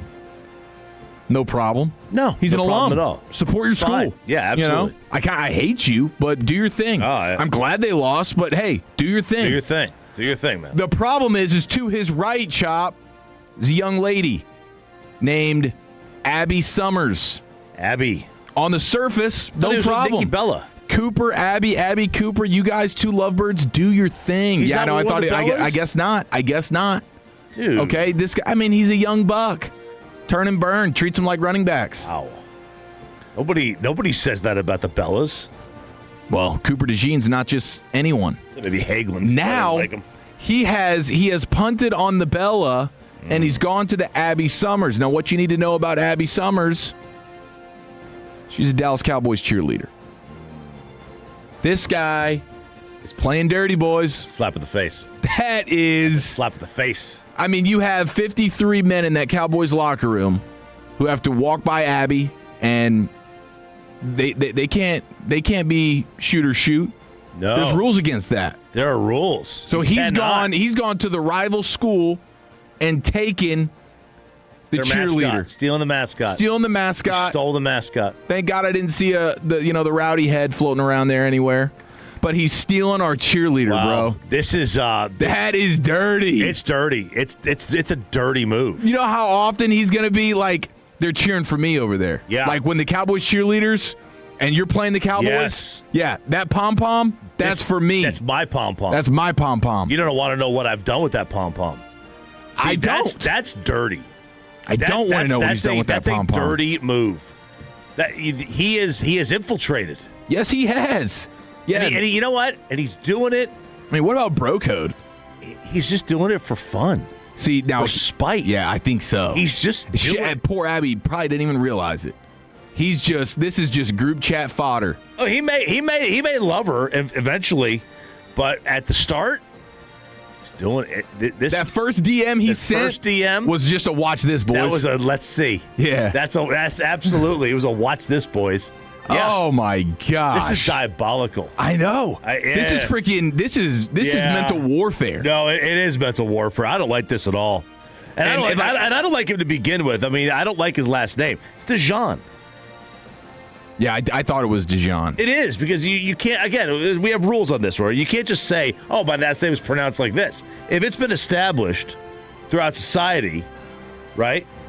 That DeJean is DeJean, and you come tell me you're DeJean. Right. It's like if I said, no, my name's Chopay from now on. I don't even like it. No, it's not. Like, if this ends up working out, like Abby DeJean, like I don't even like that. No, I'm not a big fan. He needs to change his name to Summers. This is Cooper Summers. Now I'm trying to figure out. I'm waiting now, impatiently, by the way. We need it, like, soon. Return fire. Our quarterback just so happens. Free man. Free bird. Wow. That's quick. That'd be quick. That's fast. Yeah, but this is for the 53 in the locker room, okay? This is for America's team. This isn't even about Dak. This is about anybody else. That's an image that can't. Let's let George do it. Get Pickens in there. Yeah, is he coupled? I don't know. I think he's single. Yeah. Jacob's been on the beat. He knows. I think he's single. Yeah, let George do it. Dak. Yeah, but there is no. You can't one up that anymore. If you go quarterback on this, yeah, that's true. Like that's the ultimate game over card you're laying down. Now, if it's George, that's fine, but it needs to be a well-known starter. And I actually like the idea of it being George because now you have DeJean on George in a one-on-one matchup. You know, like you're actually going to get that. It's going to play out. It is. So now, I guess now, what if Cooper and her don't last, and she comes out with some, Oh, she's got some playbook? She's got a playbook on not even a playbook. Just a little scouting report. How about not even a scouting, not on the team, on him. Some things aren't up to par. Oh, okay. His hits are harder than, something else. It's harder on the field. Yeah, and now all of a sudden his ball skills are better on the field. It's in his head. It's in his head. Okay. Now he's an emasculated secondary player, and there's no good on that. Good question in the 817. Does he have a sister? Does he have a sister? No, boy, no. That. Bobby, that's Bobby's route. That is diabolical. Bobby's going after gonna family. I mean, maybe this is him. Maybe this is him. We stole Christian Parker. Yeah. Maybe this is his return fire. His return fire? Something to consider. I don't know. And if that's the case, we come out on top. Yeah. We come out on top. This is bad. I wonder how cheerleader coaches for the Cowboys feel about this. Like, are we going to have a face-to-face meeting about this? Let's sit down and talk about it. Do you realize what you've done? There's 32 teams in the NFL. Yeah. There's 31 other teams that you can go find romance with. No one's saying a word. No one's saying a word. Find your love. If this is Joe Burrow. If this is Shador. Right. It's not an insult. No. It's not an insult. Not at all. It's an insult when it's an Eagle. Can't believe this is happening in real time. So, I mean, Eagles are up right now. Yeah, they are. They're feeling pretty dang good about it. John Lynch at the owners' meetings. Overrated. We will get plenty of owners' meetings content over the next couple of days. John Lynch overrated as a GM or as a player? As a player? I mean, he's not. I shouldn't even say he's overrated. He's not better than Darren Woodson, and Darren Woodson's not in the Hall of Fame. Fair. No issue with that. And John is. So we know about the Niners and their electrical substation issue. Look, I love that conspiracy theory. I'm a big fan of it. Sean hates it.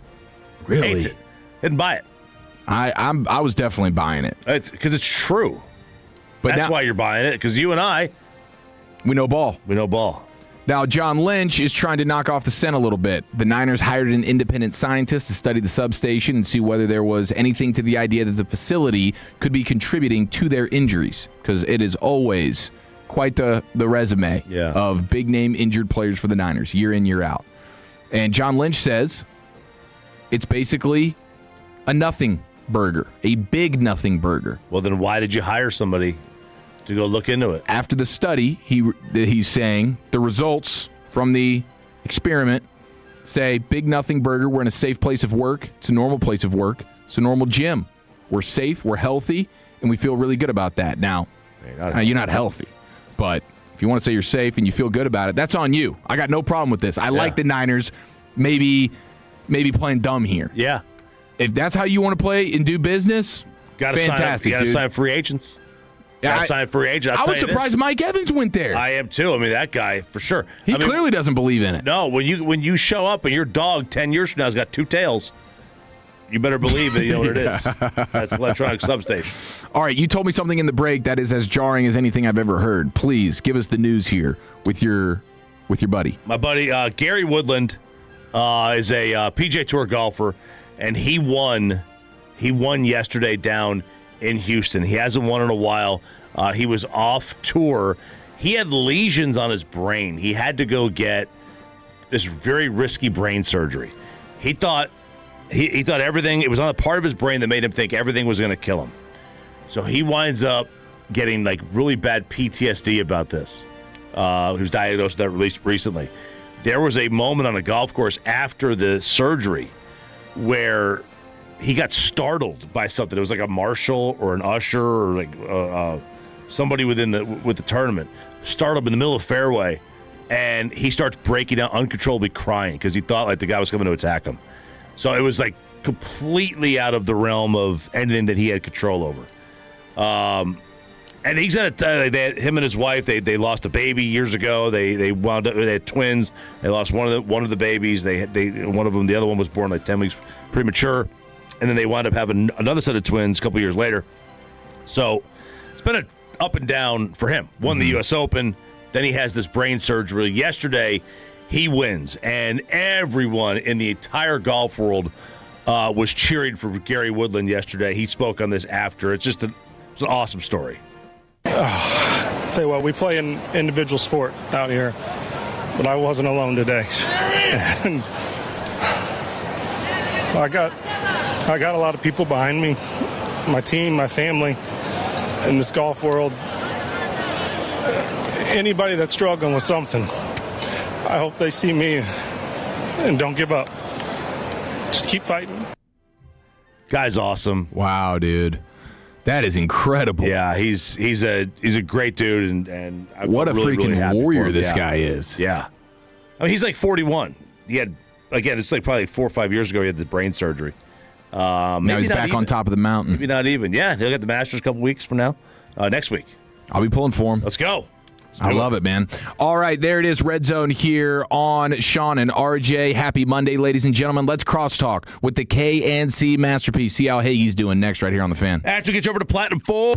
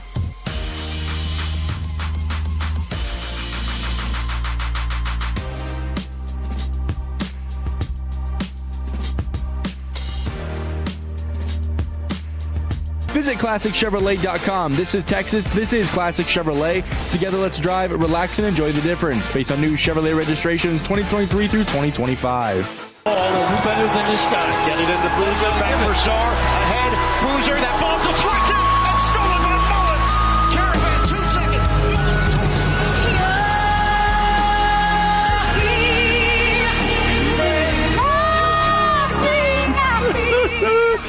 Cross song with so the good. KNC masterpiece. So I just want to point out, like, as soon as that started playing, I looked up at you because I heard you say this morning we got to pepper Hagee, and I was like, I looked up at you, and he went. Eyeballs just popped up at me like, you see me messing with Kevin? You see me messing with Hagee? I knew right I'd now? see joy on your face. I was scared to see a down bad Kevin Hageland on the heels of an all-time Elite 8L. You know what really sucks about that? Everything. I took note of that, Jacob. I normally love. I'm gonna get the phone call, guys. I love that as a bit. The Titanic music. When it's anyone else. Yeah, and as soon as I heard it, I was like, yeah, no, that's about right. But it sure does suck when your team's on the other side. Now I feel bad for Alabama for watching this with the kick six and everything else. I feel bad for those teams now. Man, was that, just can you take us into your experience a little bit? Yes. When the shot went in the air, I definitely said, please, God, no.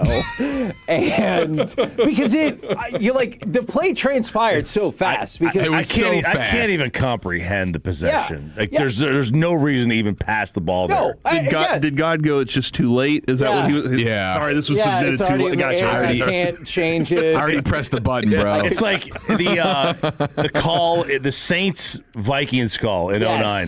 Where the Vikings announcer's like, why do you even ponder passing? And that's what I was thinking here. Like, why are you even passing the ball? Yes. Literally dribble left, let him foul you. Exactly. And because I'm sorry, isn't that a guard that had the ball? Yes, it is. Guards generally can dribble, right? Should it have been the guard that was out there handling the ball? Elite guard plays important this time of year. Yes. Would argue against that. But also, fine. Worst case scenario, you take the violation. There's going to be 1.9 seconds left. But I saw the whole view of the court. He thought he had two people open. It was like, I'm going to end the game with a dunk right here, where he should have just kept dribbling the ball or called a timeout or passed it again or whatever. Oh, just throw the ball up into a double team. You're not losing. That's a play for a team that is losing. Like, I had to just throw the ball up. We only had 5 seconds left, and as soon as it got turned over, even then, I was like, good effing goodness. Yeah. That's what I'm going to go with. Yes. Why would you do that? And then it kind of reminded me of the Villanova, North Carolina play just a little bit, when it's like, here we go, there he is. Shots up, and I'm like, oh. And I honestly said, please, God, no, while the shot was in the air. And I just let out a massive sigh and then said less radio-friendly words. Yeah, I'm sure this is not a day where you really enjoy that you have to come in here and just eat this. I hate UConn so much. Yeah, I'm not a fan. I hate UConn, and I know they're going to win next weekend because that's what they do. Sorry, Illinois, Arizona, Michigan fans, it's done. You're going to lose. UConn is just the most horseshoe-up-your-ass program that has ever existed. It really is wild. They went from doing absolutely nothing for 100 years to now having 5 titles in 25. You were right. No, you were right last week. It is 6. 6, that's right. They've gone to the Final Four 7 times, and they've won 6 titles. This is number 7, by the way. Including in 2004, the last time they played Duke in the NCAA tournament, where they won by 1 point. That's for you, UConn. After, once again, Duke fumbled a big lead. You know, the other time they won a national title, first time, is when they beat Duke in the finals by 3 points. That Duke team had lost 1 game all year. Is that Rip Hamilton? The buzzer, that yes. was Khalid El-Amin and Rip. And the other one was Okafor? Yes, exactly. UConn exists to defeat Duke, and it really sucks having to sit here and be like, oh, no, do they just have the better program? I'm not in that space yet. Instead, F them. Yeah, I get it, dude. I get it. And that highlight's going to be on the highlights forever. That's what I was saying. Like you can't escape it. You can't escape it. You're going to see it a million times. Unless UConn does something better, like on their way here. If they have another one of those moments, because it won't matter because it's Duke. Yeah, well, and it's just like the Leitner shot. The Leitner shot hits differently if it's not Kentucky. Yeah, right. If it's just if it's Boise, it doesn't hit the same. Okay, let me ask you a question. Would it have been diminished over the years at all? Because this is the only hope I have.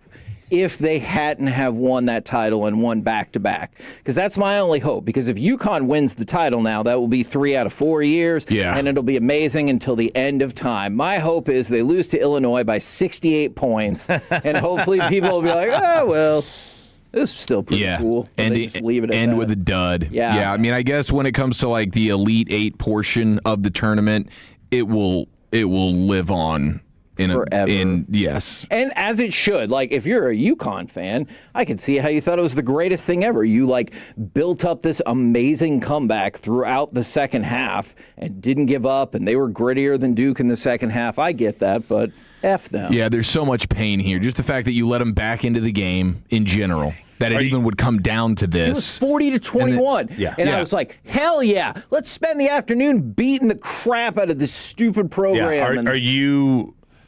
Are you on the blame Shire bandwagon for this? He knew he had a timeout. Yeah. Of course. I think, unfortunately, you have to be, and you have to wonder why Shire teams can't hold a lead. Because the crazy thing is, Duke lost 3 games this year. All 3 of the games they lost, they had double-digit leads in the second half. And ironically, all 3 of them they lost in not exactly the same manner, but pretty damn close. They lost this North Carolina game almost the exact same fashion. Well, their last 4 tournament losses are all by they had 13-point leads in all of them. And you go back. Last year. Final 4 against Houston. I was at that game. Whoa! And they had a huge lead. They were kicking Houston's ass all day long until the part of the game where it actually mattered. And then they're like, I don't know. They spit the bit, man. They did. spit the bit. And how about Evans not even contesting the 3? Yeah, because it seemed like he was like, well, he won't shoot it from back there. And I'm thinking, even still, there's 2 seconds left. Right, like, throw your hands this up. is it, They bro. don't really have many choices. They're out of options It here. was late in the game. He was tired. I mean, a lot going on. I've been talking a lot about Isaiah Evans improving his game inside the 3-point line, and this one he was like, that's far. He's not going to shoot it. And that shot was amazing. Like, it didn't just luck in. That was splash. Shire could tell. He'd already started walking back to the bench to figure out how to draw up a play with half a second. Just bad, dude. Now, let's go ahead, Jacob, if you don't mind. Let's hear the Duke side of things. To be fair, before you play this, I haven't heard any of these other calls. I saw, and I heard that the Duke radio announcers whined like a bunch of... Raftery died. Essentially. It's like he saw a murder. We lost Bill. Onions! Fittingly, his last word was onions. I did hear that one, but like everything else, nothing. Okay, this is Duke. This is all-time sad cope at the end of a historic loss. Get it in. They do for Boozer. Bobbled it. Back for Sarr. Needs to get rid of it. Does for Caden. 7 seconds. Trying to throw it ahead. Deflected. Stolen by Connecticut. 2 seconds. It's Mullins up top for the win. Oh, he hit it. With 0.3 of a second to go. Malachi Smith ran off the bench. That should be a technical. But with 0.3 of a second to go, Connecticut has the lead, 73-72. Oh my God, he ran the bench. God, what a tattletale. That guy definitely tattled on people in school. Were you oddly proud of him for knowing exactly who it was that ran off the bench, too? Yes. There's no universe in which that's going to be a technical foul unless he goes, hey, ref, and then like spin kicks him or something. Not happening. They thought the game was over. Yeah. And so for all, I mean, that's never that. That does sound like some sore loser behavior. It's sore. Right It is sore loser vibes, big time. Well, then let's end on a happier note with the with the euphoria of the UConn radio call. It went in! Is that really the call? That's it. Is that really the call? That's the only part of the call that matters. Oh my goodness gracious! That is just phenomenal. Can we hear that one more time, please? And Boozer, they double him. Back to Sarr. Now ahead to Caden Boozer. And a steal. Mullins gets it. It's Caravan to Mullins. Long-range three. Oh! It went in! Mullins delivers. Bedlam here. They're going to go to the monitor to review it. They got it. I think we need to hear go to the monitor. It sounds like to me we need to hear Ian Eagle and Bill Raftery. Hold on, pause. Before you play that again, I can tell I'm still in a bad state because when I hear the shot go up, I'm like, maybe he'll miss it this time. I'm still that delusional. That did you ever do that watching all the sports time. and you go back and you're like, no, maybe he didn't. Yes. No. No, it still goes through. All right, let's see if we can be tickled one more time. Caravan, 2 seconds. Mullins tosses it up. It's good. We're .3. UConn goes in front. Utterly impossible. Yeah. March means drama. The deflection, the reaction, and then the major legends. I love how he has to get in there. March means trouble. Yes. Meeting the moment. Oh, man. Today's going to suck for me, huh? Yeah, I was wondering what's coming up on the program. A lot of Rangers. A lot of what? We start the show with how do you cope with devastating sports losses? Yes. Because I don't drink. I need other suggestions. Oh, my gosh. See, today, you're actually, today's the best day. You're at least going to talk about it. Then tomorrow, you're just another school whose team is out of the tournament. Yeah. You don't even matter anymore. Yeah, you don't even matter Knowing anymore. it's inevitable. Yeah. Title VII is coming for UConn. It's coming. Oh, it's coming. God, I hope they lose. Yeah. I hate UConn. For a lot of reasons, don't you? Are you consoling? Yeah, Are you consoling friend today, Corey? Or this is why I don't have a rooting interest in basketball, college hoops. I don't have a team. Right. If UNT gets in, I kind of know where we stand on things. So I do a little bit of both. I balance it out. Like when I saw him this morning, I got to the corner and stopped with my coffee and then backed up so that he didn't know I was there. You were Homer in the bushes. Yeah, I was just like, ooh, do I really want this? And I kind of peeked back around the corner, and he kind of gave me the it's okay. And I was like, all right. Speaking of the bushes. What? And as a tease. What are we doing? Should we mention my personal connection about why I hate UConn, too, in that first segment? Absolutely. And how they twisted the knife a little bit yesterday, too. Oh, no. Yeah. What does this have to do with Bush? A jilted lover. Yes. A jilted lover. I'm excited. 4 hours of Hagee tears and Ranger smiles, ladies and gentlemen. Thank you to Choppy, Aiden Butler, Jacob Ray. I'm Eric Chiafalo. It's the Kansas City Masterpiece next on The Fan. Major legends.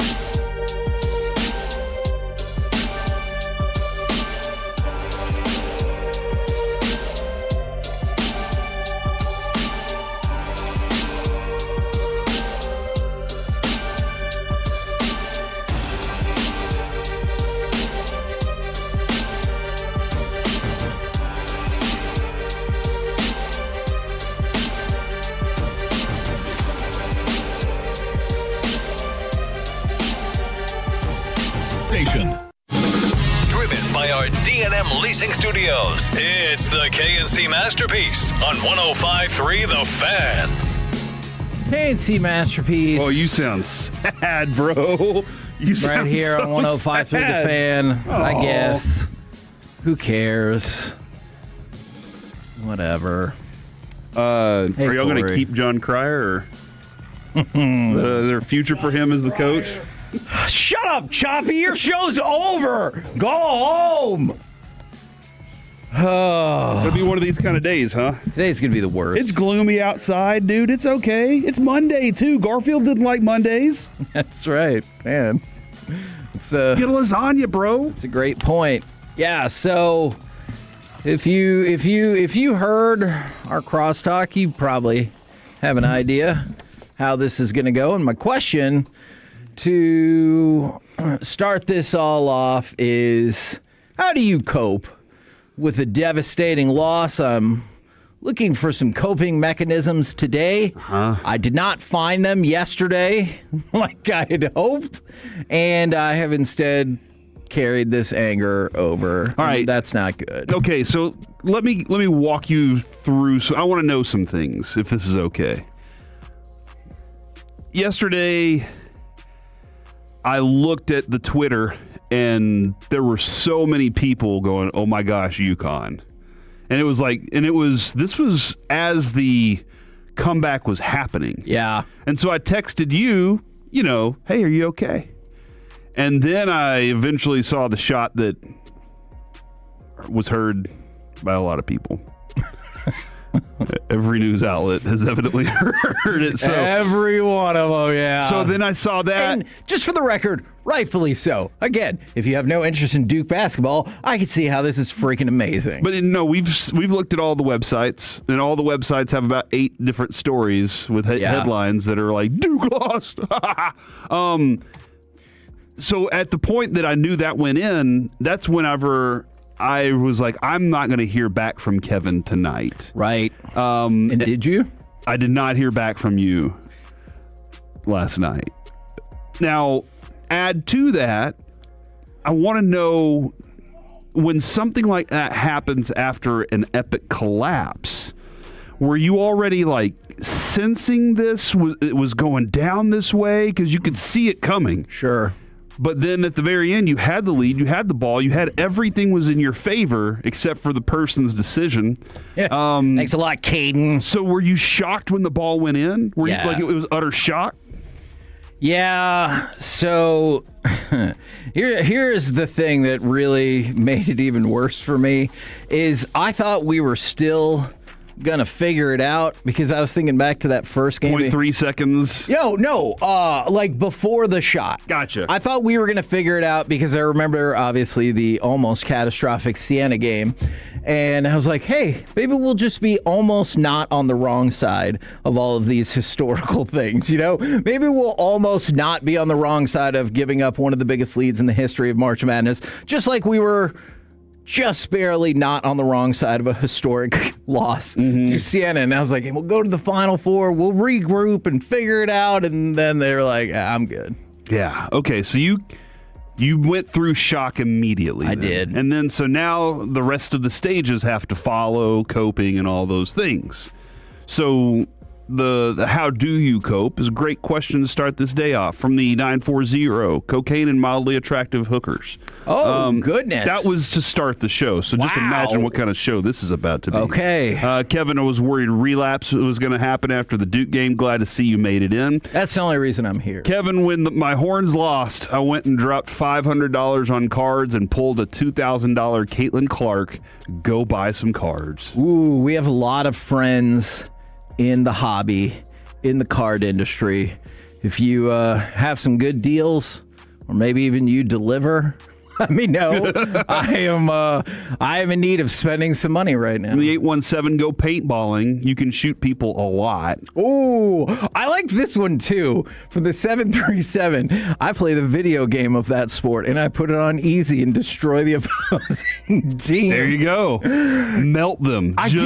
Melt them. I do feel like in a way that might help me out. Don't look behind you. Yeah. Look, It's I see it. I can see the reflection in the production studio. I get it. All right.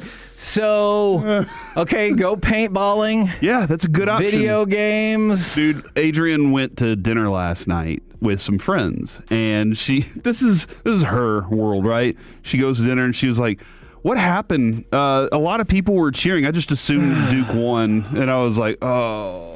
Didn't we all, Adrian? And so immediately she goes, how's Kevin? And I was like, I don't know.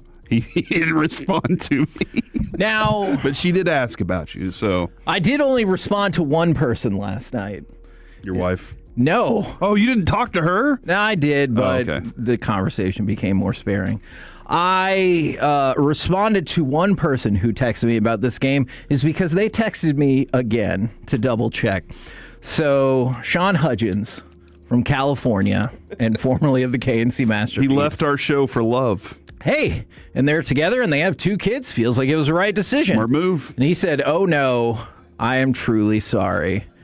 And 3 hours later, when he hadn't heard back from me, he said, sports are dumb anyway. And my response was, I effing hate them. And sports? Yeah. I hate sports. I briefly talked to ChatGPT to tell them that I hate sports, and they go, oh, is it just not for you? And I was like, no, I love sports. And they're like, oh, was it a bad loss? And so, yeah. Dude, you coped it out with ChatGPT. I did for a minute. And we have Gemini. We have a free account. Do we? Yeah, with our Odyssey. I knew that. That's an amazing new coping mechanism right there, is to talk with Chat, because Chat has all the database, and it can use that information against you later in life too. So that's what's going to be beneficial. Is going to figure out a way to make your team. So the Rangers in 2011, Kevin, is probably the heartbreak of all heartbreaks for me. Yeah, but with the Mavericks in their first run, the 06-07 season, that one was. You kind of watched it all come apart. Yeah. You watched it all happen. With the Rangers, you had another day to to come back. You had a chance, and then you didn't at all. So the buzzer beater's got to be the one that ends at with 0.3 seconds. You really don't have a shot. That's the one that really sits with you in a shock way. It's different. And as soon as the pass went in, I was like, don't throw it high. Everybody throws it too high. They always throw it like they're trying to throw it out of the arena almost every time.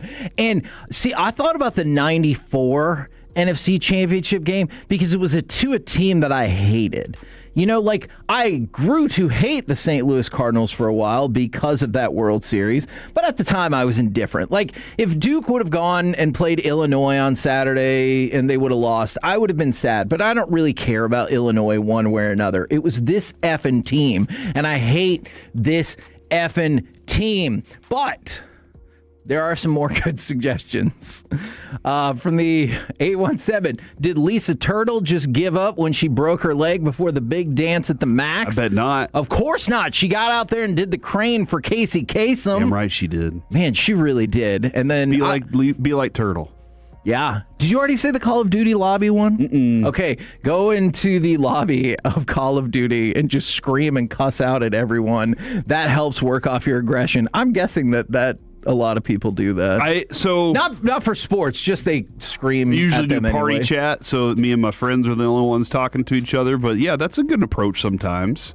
To go, just let it out, man. Just don't say the words that are going to get you banned, because they're recording you. No. So be careful with that. There was none of those words. They would get me banned from radio. Yeah. Because they were a lot of curse words, but not a lot of otherwise. Yeah, you don't want to throw slurs out there. That's rude. No. That's rude and ridiculous. I definitely didn't, and I didn't want to rage out in front of my 3-year-old, though at one point he goes, Daddy, you look sad. And he has a broken arm. He does. So with that whole situation, I'm sorry, we did bring that up on radio, right? Yeah, I think it's come up. So he's sitting there. My son is in a cast. He has a broken arm. And so that brings perspective to you, right? You just looked at him and you went, you know what? How can I be sad? Yeah. And that kid right there has an arm that's in a cast. And at the very least, I definitely don't want to rage out in front of my 3-year-old. Yeah, because then he knows time to rage.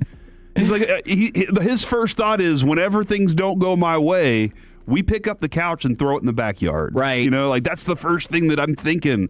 And you don't want that as a good dad. And I'm proud of you for not doing that, man. And I don't think this is Mike's phone number, but I've seen multiple people's sounds like you just need to take a load off. If you take a load off, it helps.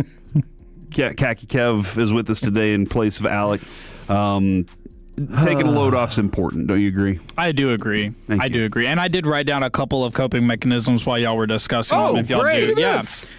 Now, You're ironically, so much better than Jacob. I've always said ironically, that. well, I mean, hopefully he heard that. Ironically, he did. these also align with what I think people who are depressed do. I wrote down rage room. Okay. I like to call my dad. Me and my dad just kind of curse, not at each other, but with each other about what we endured. What kind of horse S is this? Music, really hard rap music, and just sleep if you're able to. Just kind of sleep. Oh, yeah, but it's tough for you. I couldn't sleep, and then my 3-year-old with the broken arm, he decided it was time to get up at 4:30. And my wife's like, I'll get it. And I said, no, I'm not going back to sleep. So I got up with him. The rage room. You've always wanted that. Yeah, I have. But I'm mad in that moment. Yeah. So the rage room are not really close to where I live. And I'm like, God, I don't want to drive 40 minutes. I'm mad now. So you need to build a shed in your backyard and make that a rage room. Yes. You just go back there and you buy stuff for super cheap that you can just wreck. Yes. And guys, his arm was broken far before the loss. He gets his cast off in 2 weeks. I would never, ever I was just do insinuating that. that he got mad and he swung at something. See, you know what? I would like that. And then my older son, he was working at the restaurant in Garland this past weekend, and I saw him when he came home, and he just kind of looked sadly at me. Is he a Duke fan too? He gave me a hug. Not necessarily, but he knows how you feel. And I will give him the same. When he was sad about the Bulls losing or Texas losing or anything like that. From the 704, I feel your pain, Kevin, and from the 858, I'm not even a Duke fan, and that hurt me. Yeah, it did. Look, I was hurting for you. I knew what you were going through there. I understood. In these situations, Kevin, I'll find myself most likely. I'll go over to in celebration on how do you treat yourself was what we did the other day with Medford Plex. Right. And I said I treat myself with a fine bourbon. Ooh. When things go bad like this too, I'll go and I'll pour a bigger bourbon. I'll have a big whiskey, if you will. And that's usually yeah, exactly. That's usually how I'll be like, this is my coping mechanism. Y'all can just leave me alone for the next 30 minutes. I'll be all right. From the 817, burn all your current Duke stuff. Get rid of all the bad juju. Then shop for new Duke stuff. All right, so shopping for new Duke stuff. There you go. Rage room. Buying lots of cards. I love that one. You're like, you know what? I'm still a fan of this team. Yeah. I'm not leaving my fandom of the team because I've chosen this life. And now I'm just going to replace and replenish. That's how Jerry's made his billions. Yeah, these are. I was really with you until maybe that last part, but a lot of good suggestions. And guess what? We didn't even play the 8,000 different cuts there are. We can. I think we have all of them available. If you want to play every single one of them, relive that moment again and again and again, we can. No,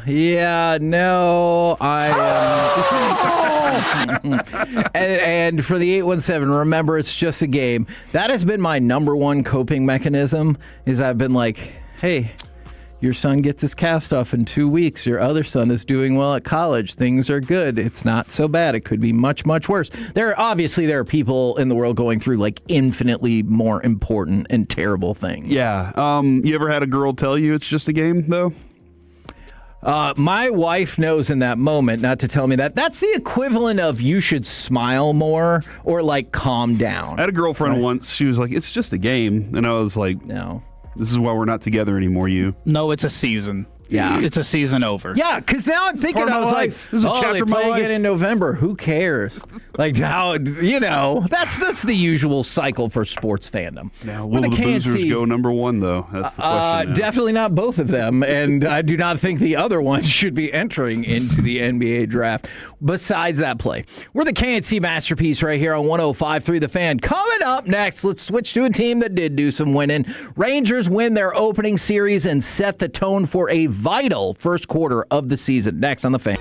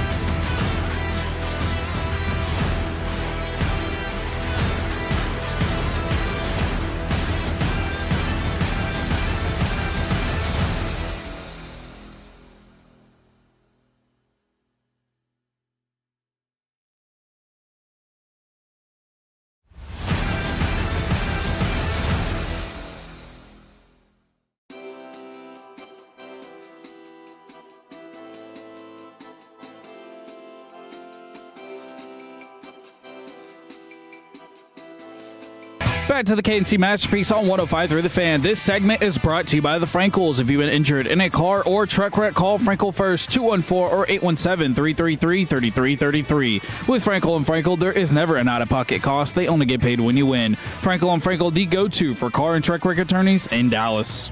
Here's the 2-2 pitch. And there's a rocket toward the left field corner. Line shot, hooking. It is history. A 3-run Jimmy Jack for Andrew McCutchen. His first hit ever against Jesus Luzardo leaves the ballpark, and it does so in a big, big hurry. Andrew McCutchen with his 333rd career home run. He makes it 5-0 Texas. KNC Masterpiece right here on a 105.3 The Fan. The Rangers would go on to win that game 8-3. They also won on Saturday 5-4, which means they took the opening series from the Philadelphia Phillies. We can talk about any number of things from that series, but I also would love to talk a little bit big picture about the first quarter of the Rangers season and why this kind of series win I think is a huge deal. Are you okay if I start with that? Yeah, I do want to make a, while you sneeze, Kevin, I want to let everybody know something. Because I did tweet about Andrew McCutchen, his home run, Kevin, and I tweeted Kutchlash. Now, a lot of people might not have a clue what that means. Somebody did tweet back and they were like, this doesn't make any sense. But do you remember Jerry Maguire? Yes. And remember he had the Kush? And the guy was sitting there playing the guitar, and he started singing Kush-lash, Kush-lash. And so since we've gotten Andrew McCutchen, that's always stuck in my head, and Kutchlash is all I can think. Okay. So be prepared to hear it more this year. Okay. I've also heard Clutch Kutch. There you go. Already. That makes sense. So for the first 40 games of the season, so you're talking about a quarter of the season, essentially, the Rangers are going to play the two-time defending world champions. They got 3 other series against teams that were in the ALCS and NLCS last year and play more games on the road than they do at Globe Life Field. While all of this is happening, and I realize the quality of teams can change year over year, in that stretch, they only play 3 games against a team that lost 90 or more games last year, and that is against Pittsburgh, which we feel like could theoretically be on the upswing, and plus, that almost certainly, or it could mean a pitching matchup against Paul Skeens. So your first quarter... Who's not really that good based on his first start. I mean, that's true. His ERA is, 67.5? Yeah. So your first quarter of the season is really tough. And obviously, you look back at the World Series year, getting out to a big start is what helped the team. But it feels like you've kind of fallen behind the 8 ball when it comes to beginning the season the last several years. Yeah. This kind of a start.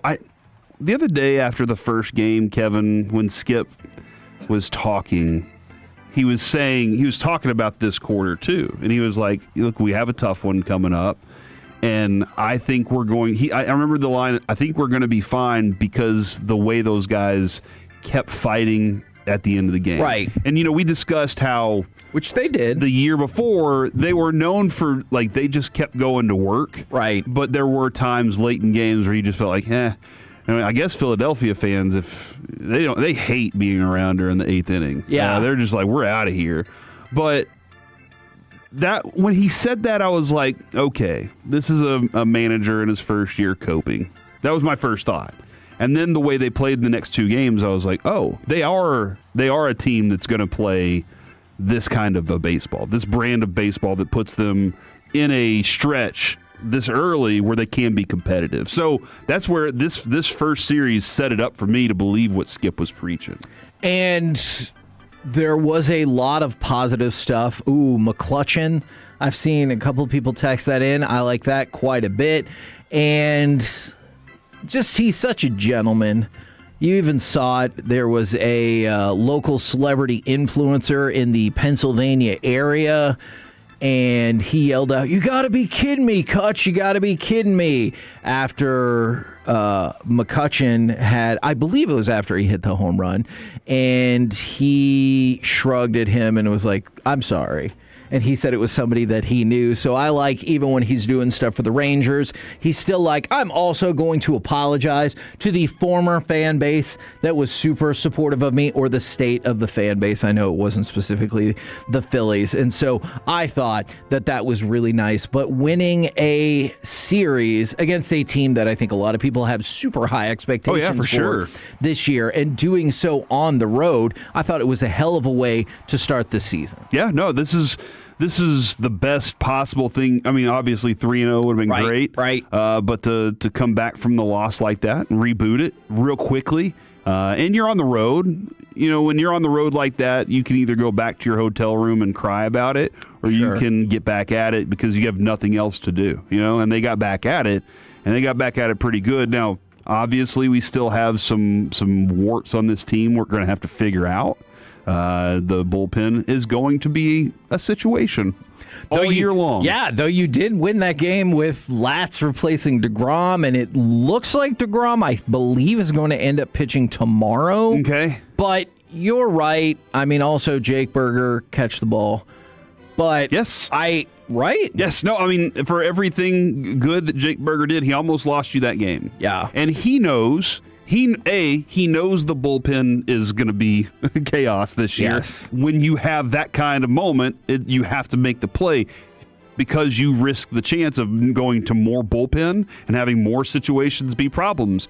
I will credit that we've seen wind. Wind can be terrorizing on you. Yeah, it was tough. But he had a tough day defensively, and sometimes.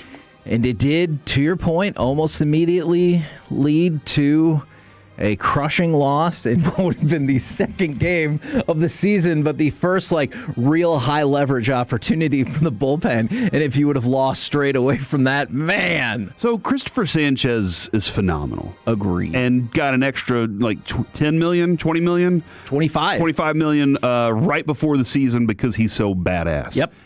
And their other pitchers are good too. Do we look at the Rangers offense after the one series and go, oh, this is going to be a different offense this year? Because what is it? Last year it took them 23 games to score 8 runs in a game. Right. And here we are. Right. I mean, I hear what you're saying.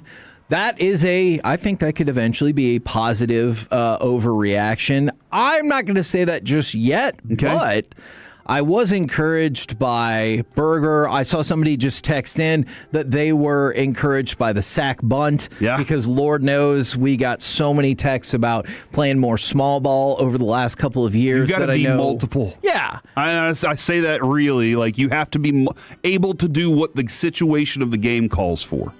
And I know Boach told us there's 5 different ways to get a guy over. There are. Well, there are also, if one of them is going to work, do that one. I think one of my concerns about that is the start of Josh Young. So Josh Young has been horrific to start this season. 12 at-bats, he's 0 for 12. Also has 5 strikeouts and 6 ground balls. He has probably one ball that you would say, okay. He has no batting average. Well, yes, because his batting average is 0. But he's probably only even put one ball in play that you're like, okay, that's a good one. So it's tough. I know he missed a bunch of time in spring training, and that's always what you worry about. And then, do you remember on Friday, we talked about the challenge system? Mm-hmm. And one of the things that Skip Schumacher said was, we would like to try to focus in on using the challenge system in more high leverage situations. Evan Carter became the first Texas Ranger to use the ABS system in a most certainly not high leverage situation. He got a second strike called on him in the 4th inning, and he was wrong. Now, he did eventually reach base 5 pitches later, but let's go to Skip Schumacher, who, look, there were already 2 outs. There was no runners on, and the Rangers were ahead by 3. And late in that game, both teams only had 1 left. Exactly. Yeah, because of this. And so Schumacher said, maybe we may have wanted to hold on to that one in particular, just in case there's guys on base.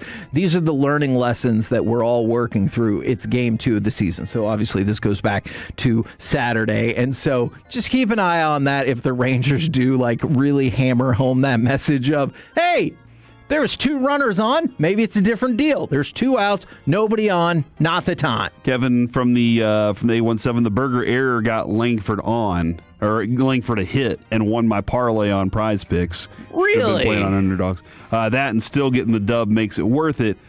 That is Wyatt Langford's only hit. Okay. Are we concerned? About 0 for 5, 1 for 5, 0 for 4. I'm not going to say that yet. Okay.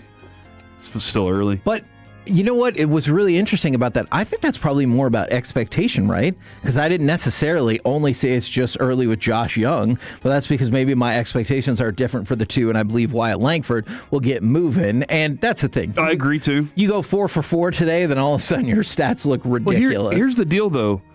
Wyatt and Josh Smith were on fire in spring. As Wyatt always is. Have started a little slower. Berger was on fire, too, and has just kept the pace going. So I got to figure out what's going on there, but I do like this text, too. It was very clear that Nemo's an upgrade over Adolis. Yes, I agree with that. And you know what? At noon, I think we're going to dive further into Nemo and all your other overreactions and underreactions. But I have another positive. You know, we'll all kind of make fun of the Rangers ownership group for being cheap. Well, they got McCutchen on the cheap, and that came through early. And then take a look at what happened over the weekend. Jacob Eunice, or Jakob, if you're fancy, Tyler Alexander, Jalen Beeks, Carter Baumler, they combined to give up 1 run over the weekend. They cost a total of $7 million. The 1 run they gave up, it's when the Rangers were ahead by 6. Yeah. So you hope, and this is, I think, the 3rd straight year you've almost had to entirely overhaul your bullpen, and so you hope that's a good sign that either the young guys or a combination of the young guys and the cheaper pieces that you've put together, they can put together a coherent bullpen, which for the bulk of last year outside of closer, they most certainly did. And this is probably the same situation then, right? I said bullpen, your bullpen's going to be chaos. Your bullpen still might be chaos. Sure. Because you might be using a few of those guys and be like, is this the closer? Because you don't have a clear-cut closer right now. Yeah, to your point, were there not times last year when you felt like the bullpen was chaos? And the bullpen last year was really, really good, as a whole. I realize there were times, and I know Robert Garcia gets the bulk of people's wrath on this, where you're like, what the hell are we doing to close games? But for the most part, your bullpen as a whole was really good, and you'd had to overturn the entire thing, and there was still chaos. So you might just see that exact same scenario again this year. Kevin, that being said, I sent this to you over the weekend. Alexis Diaz for the Express against the Space Cowboys. Awesome. 1 inning pitched, 0 runs, 2 strikeouts, both swinging. One was a fastball, one was a slider. That is a big deal. 12 pitches, 9 strikes, 95.9 top velo. Bring it back. Just bring him back. It's our bad. Yeah, look, you know what? We don't know what we were thinking. I would argue that was one of the most stunning turn of events in spring training. People were like, oh, but we got Alexis Diaz. And all of a sudden he's like, nope, he's out. Yeah. And you're like, but it was out so early, too, because it just wasn't happening. But yeah, that is the voice of khaki Kevin Walker, and he knows. Look, I'm just saying, I'm not saying that form right there in that game, maybe I need another game to be like, bring him back. But it's a nice start. Yeah. And you do need a closer. And at some point, if he continues to do something like that, you might look at Diaz and say, that's my closer. A consistent helping of Robert Garcia in the 9th inning might not be good for the collective blood pressures Robert of Garcia. the DFW. I love him.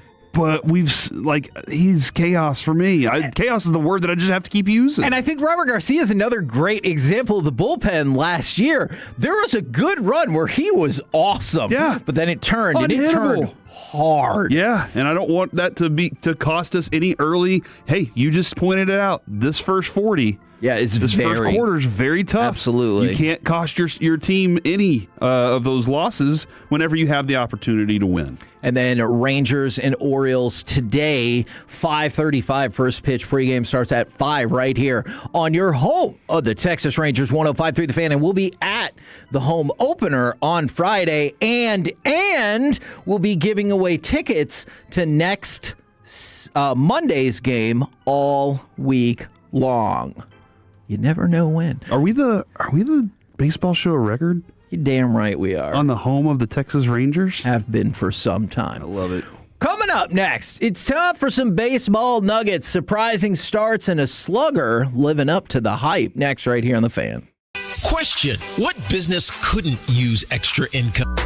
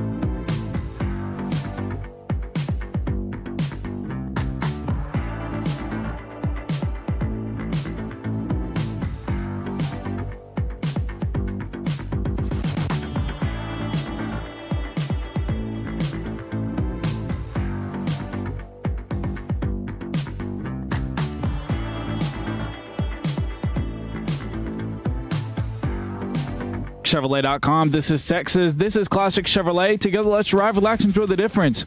Based on new Chevy registrations 2023 through 2025. Murakami back in right field. It goes at the wall. It gets out. Oh my goodness, he did it again.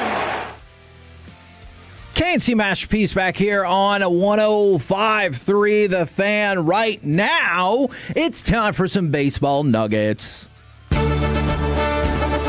And let's start with an astute text from the 443-161-1 is still alive, Kevin. Yes, it is. And if you go off of just the percentages, they're on pace to go 108 and 54. I just want to point something out. I know this might sound preposterous, but if the Rangers finish the season 161-1 in the regular, I would be disappointed.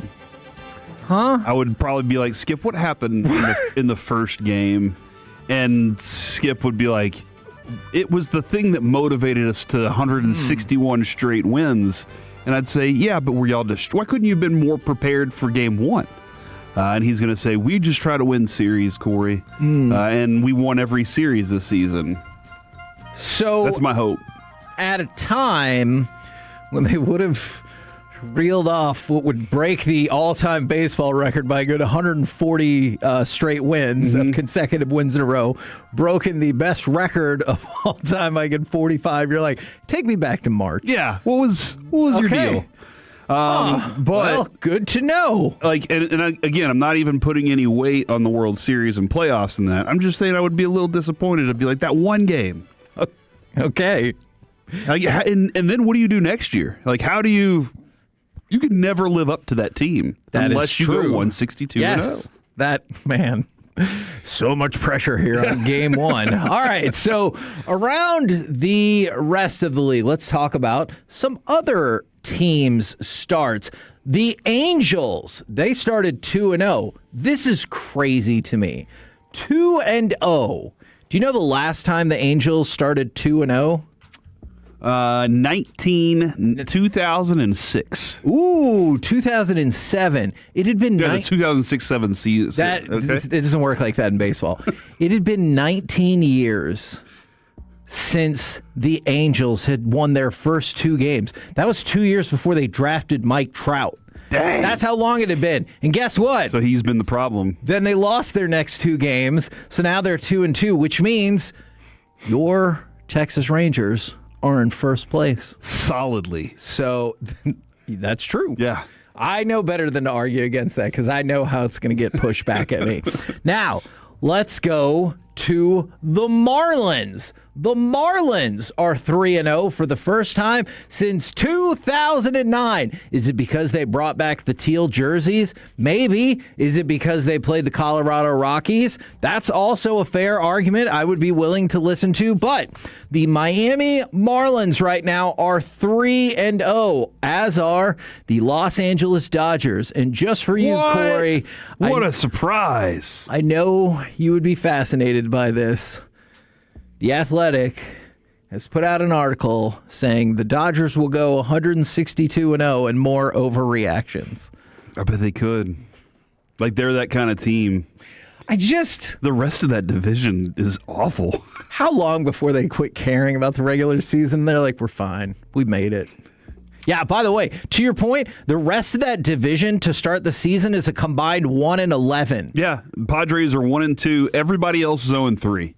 Including the aforementioned Rockies. Yeah, and the Dodgers are the only good thing existing in that thing right now. Okay. Yeah, at some point, San Francisco is going to turn it on, right? Like, that's just kind of what they'll do something like this, or out of nowhere, you'll be like, what? Where'd they come from? I could see that. Now, speaking of the Dodgers, they have had to make a correction to their concession stands. They were selling a souvenir Shohei Ohtani cup for $75. Good God. But it came with free refills for that game. There was no autograph? No. It was the commemorative Shohei cup. You'd have to get a lot of damn soda to make that happen. So the Dodgers have said, our bad. Now, this is not part of the quote, but the thinking I assume was, we figured we could gouge you chumps for as much as possible because we're back-to-back world champions, but you finally stood up for yourself, so we have made a change. Again, that was not part of the quote. So that's what they said? No, verbatim? That is not what they said. Oh. They said none of that, but you could tell. It was there. They were thinking it. They have changed the price. This is the stupidest cup I've ever seen.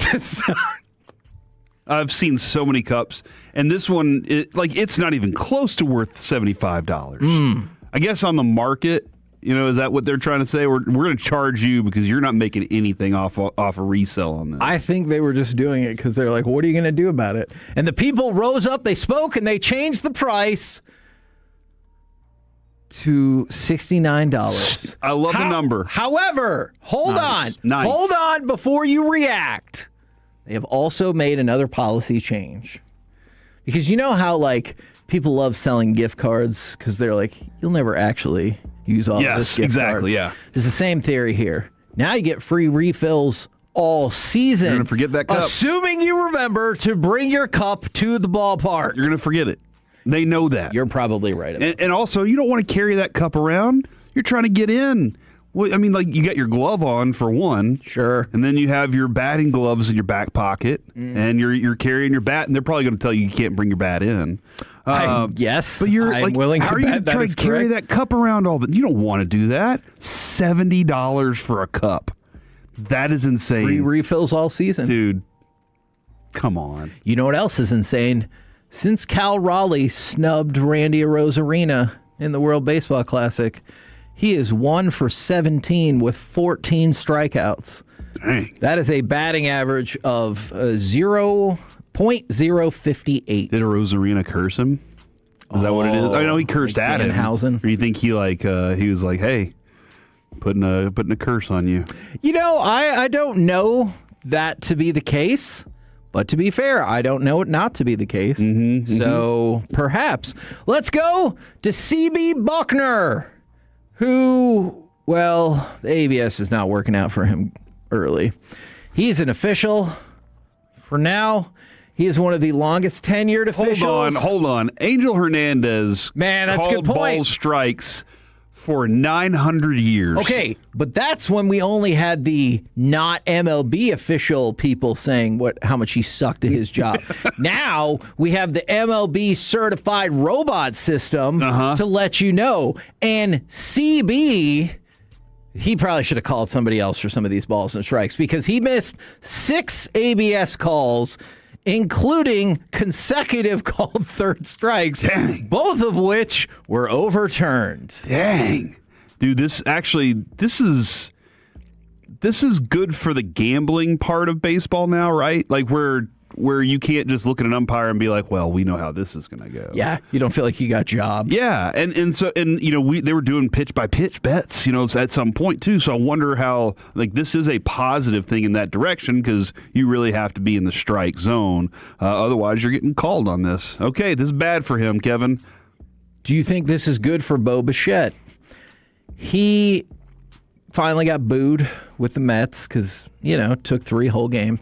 He played in Toronto for 7 years, didn't really ever hear any boos. He said he was anticipating it. He got booed and said, if anything, I thought it took too long. But I get it. I thought my at-bats were terrible too. Does it sound to you like Bo Bichette's going to be just fine in New York? Not at all. Oh, no. No, I mean, just the simple fact is it's New York, dude. And they're the Mets fans. For the most part, they're happy-go-lucky and frustrated. They get it. They understand they're losers. You're getting paid a lot, though, to play for them. So you better be living up to it right now. Yeah, that's bad for him.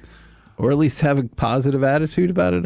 817 Rangers did all the all-year fill-up cup thing. It was only like $30. It's because the Rangers are awesome. That's why. Last non-Dodgers team to win the World Series. Damn right. 817 also says, how early should we show up for opening day? The home opener. Okay, if that's what you want to call it, Kevin, it's our home. It's our opening day here. But you know how it goes. Happen. You're right. Yeah. So I would say at least 3 hours ahead of time. Night before, camp out. Oh man, can you camp out? They won't let you into the the parking lots. Those are going to be sealed off. I don't know exactly what time they open. We'll have to look. But you would have to like park on the street. And I'm sure the cops are going to knock on your window with their billy clubs and be like, guys, y'all have to move. You can't park here. What year is that cop from Boston too? I don't know. Okay. I don't know where cops come from. Oh, my goodness. We're the KNC Masterpiece right here on 105.3 The Fan. Coming up next, probably more accents, but also wankers and winners of the weekend. We'll do it next right here on The Fan. The more time you...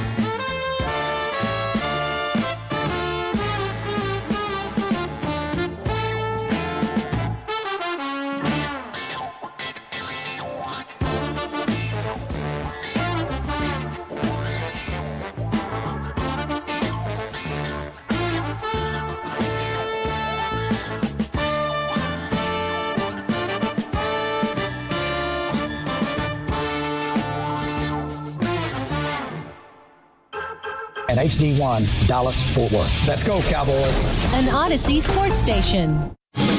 Driven by our D&M Leasing Studios, it's the KNC Masterpiece on 105.3 The Fan. KNC Masterpiece right here on 105.3 The Fan. The 817. Eventually, Hagee's going to be wearing Zubaz pants and tank tops. Oh, yeah, on the he is. Things I haven't worn in a long time. I don't know, but maybe. All right, we've got wankers and winners of the weekend in just 1 second. But first, Shoddy is talking. We shall listen via Corey Majors. Yeah, and I'm going to snag what Calvin Watkins has posted already. Like, I just want to, like, he has a good little thread going, if you will. Okay. So we'll read off this thread, but I just also want to mention, looks like Avion, according to Adam Schefter, Avion Terrell, one of our cornerbacks that we were looking at, pulled up lame in his with a hamstring in his first run at his pro day at Clemson. Now, maybe, as Dave Hellman suggests, There's no way. That's so that he'll fall to the contenders, or maybe that's a bad thing for him. By the way, Dave Hellman is a great follow on Twitter. Yeah, he's fun. We know Dave just well enough to know how sarcastic he is, but also how good the information is. Yeah. Let's go through this with Schottenheimer. Schottenheimer met the media today on free agent signings. Think we made our football team a lot better. We've heard that. On George Pickens, we have a plan to keep GP here a long time. He has talked to Pickens and said the business side would take care of itself. I don't know that I ever felt that same confidence with Micah. Yeah. When it came to those conversations. You got more of a, we would love for Micah to be here for a really long time. And this feels very matter of fact. I hope the follow-up question was asked, does it bother you at all that business didn't get taken care of earlier, so maybe you could have picked up another player or two?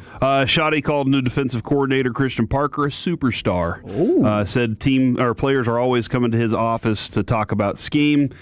This is something I needed to hear. Shoddy also said, despite the inability to get an inside linebacker at free agency, quote, we got a good plan. We have firepower going into the draft.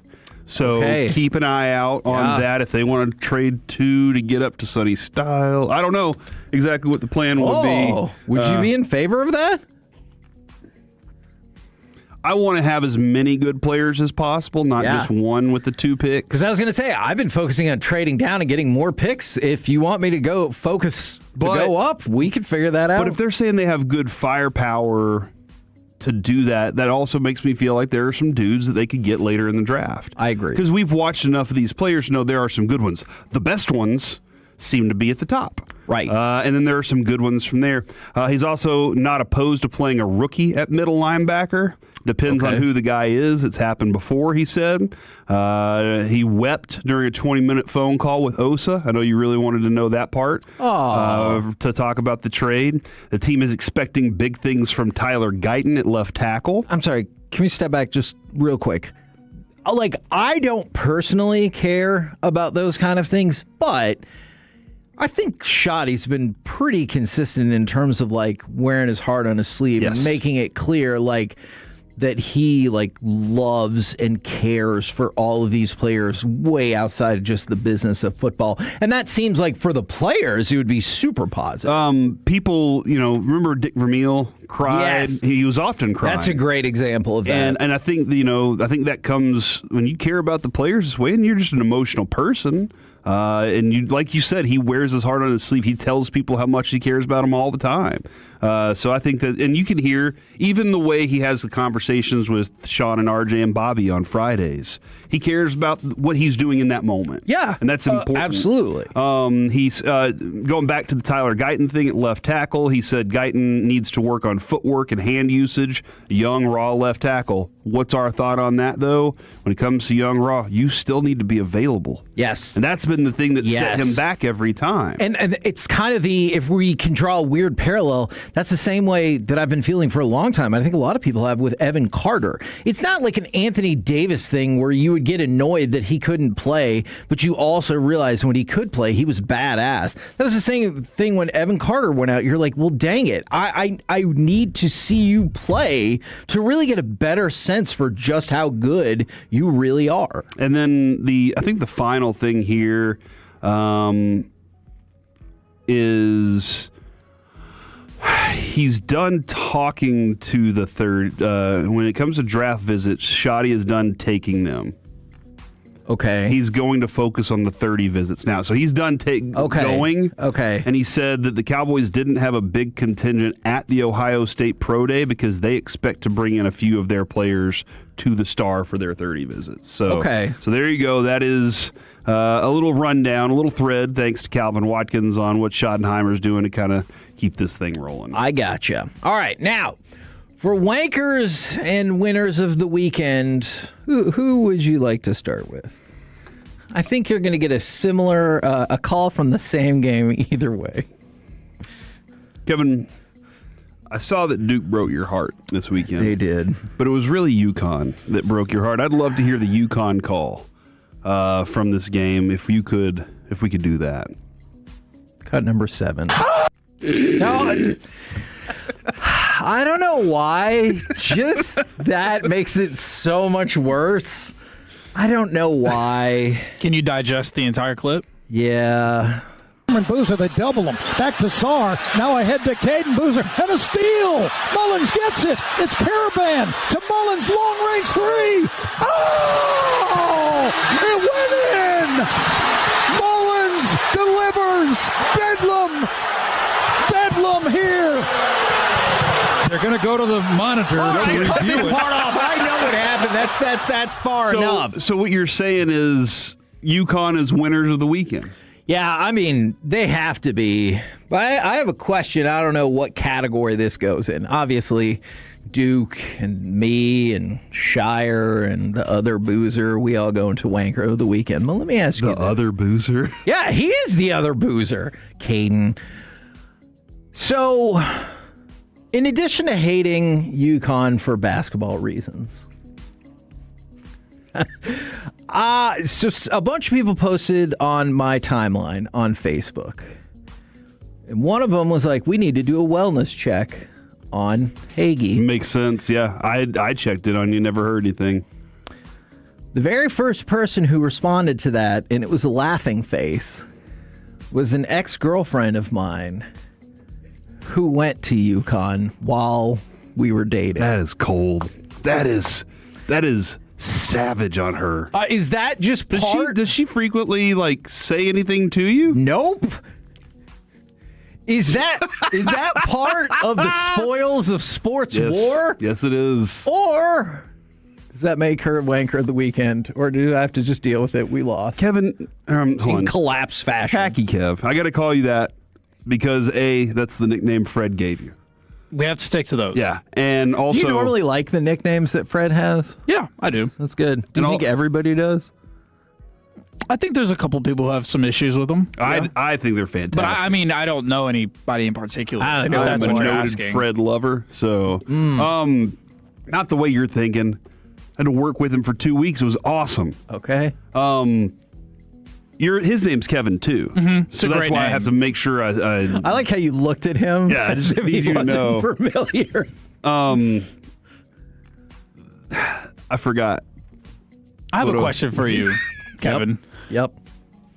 Your ex, did she care about sports at all, or did she just go to UConn? No, she did care about sports. She was an athlete at UConn, although not a basketball player. Oh, okay. But yeah, from the 214, she might low key want to reach out to you. From the 469, do you think she was a Tolo? From the 817, well, I do wonder this. Does she often see posts? Does she seek, or did she immediately? That's what my question was. Do you think she immediately saw UConn 1, went through her Rolodex and said, "The greatest Duke fan I know, is Kevin Hagelin. Let me go see what is on his page." And then she was just immediately like, "Do you think that's how that went down?" I was gonna say, because it would be worse if she didn't care about sports and the immediate thought was, I'm going to go find the UConn score and then I'm going to go text my ex. Yeah. And from the 817, damn, she's been waiting for that moment for a while.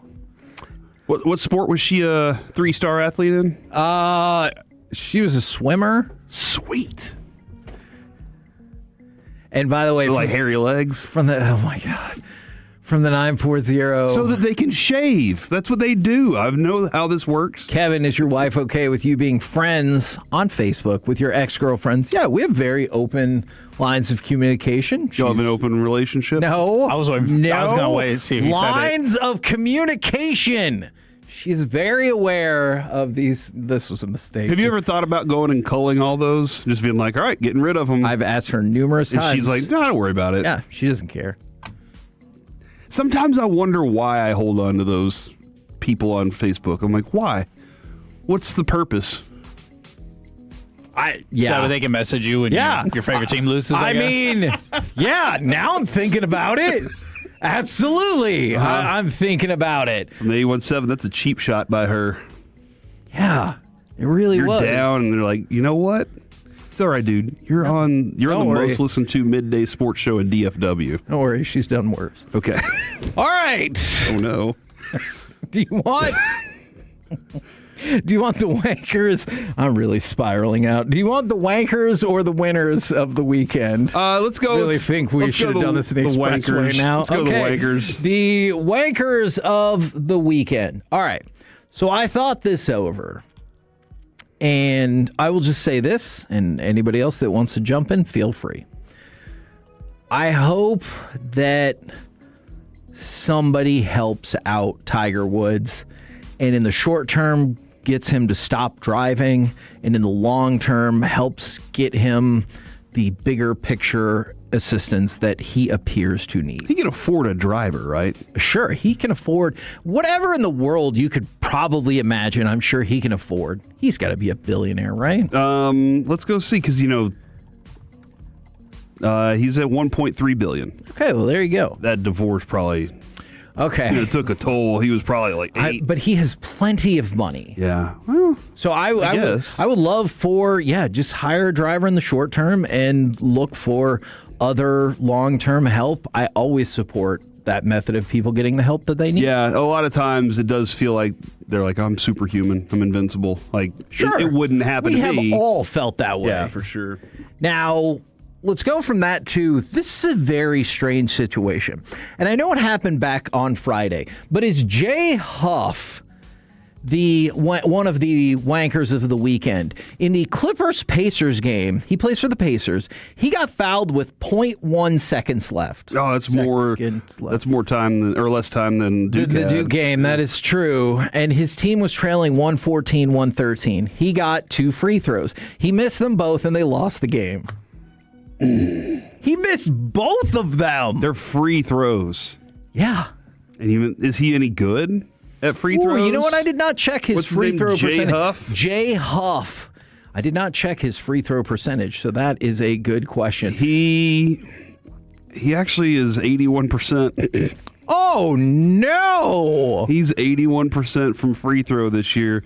A couple of years ago, he was 100%, 93. He's typically a pretty good free throw shooter, Kevin, and this guy missed both of them to lose the game. Ooh, well, that is tough. But is it worse than the United States men's soccer team, as they're really on fire going into the World Cup? In terms of, it feels like their organization is burning to the ground. No, not as again. they lost 5-2 to Belgium at the Mercedes-Benz Stadium in Atlanta. If you remember, that is the one stadium that got around the FIFA requirements about covering up. That's right. The advertising signage. It would cause damage. So yeah, we can't do it, guys. So they got around from that. So I believe they are the wankers of the weekend as well. All right. But don't we have Portugal coming up in a friendly, and then we have Senegal in a friendly. Portugal tomorrow at 6. Yeah. Senegal in a friendly on May 31st, and then June 6th, Kevin, Germany, who basically has Belgium's flag. It's just different.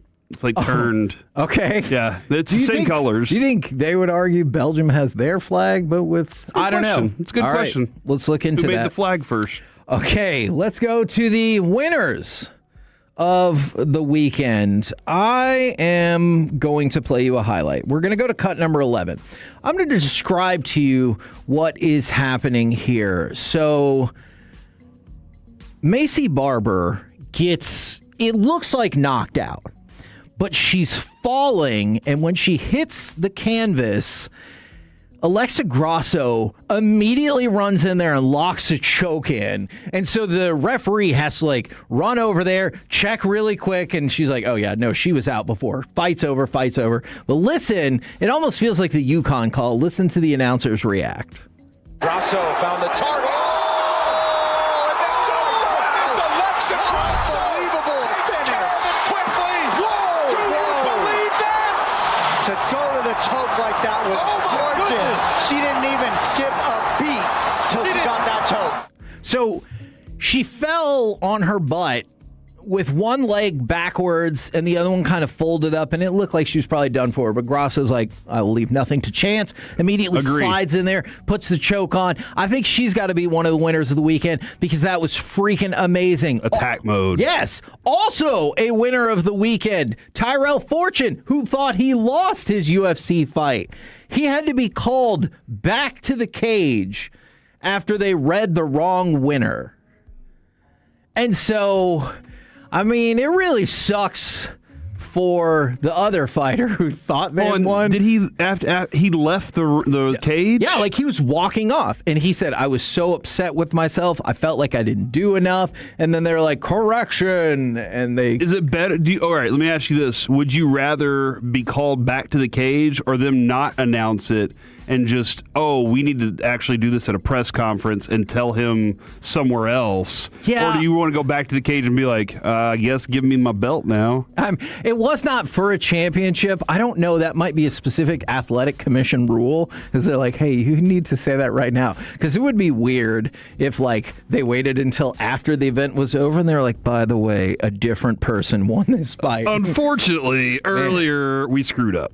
So I really would love to know how many people's perhaps parlays were made or broken by that exact thing. And then, by the way, Trinidad Chambliss, now the court is on his side for the time being, and he is set to play in the 2026 season. And at this point, obviously, I really hope he gets to. We're the KNC Masterpiece right here on 105.3 The Fan. Coming up next, we may have made a poor decision, but we're sticking with this decision. We're going to give a segment to Kevin Walker. Where are we going with this?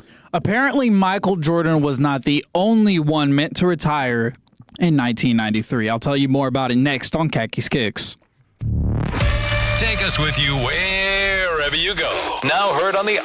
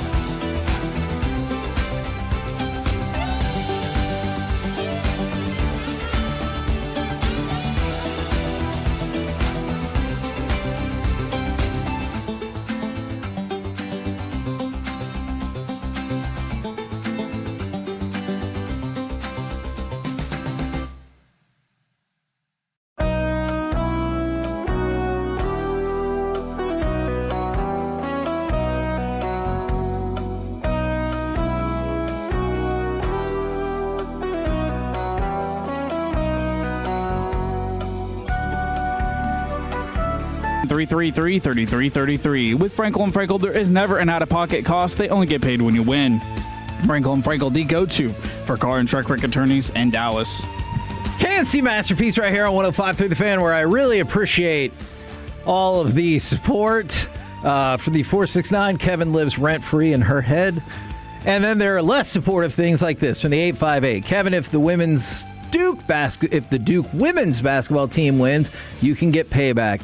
Oh, wait, they lost yesterday, too. Oh. And they also had a second half lead, which they gave up. So there's that. All right, Corey, you have more from Shoddy, including one thing that he said that it did not seem like you were super pumped about. I will get to that in just a moment, Kevin. I do have an update on the Germany-Belgium situation. The Belgium flag came first, 88 years ahead of Germany's, according to one Gavin Spittle. So thank you, Gavin, for that one. Do you think I should be going to Belgium for mission trips instead? Possibly. Okay. Schottenheimer says Sam Howell will be competing for the QB2 spot with Joe Milton. Makes sense. Which I do agree. I agree with you completely on that one. Don't you kind of think he's going to win it? It puts Joe Milton on alert.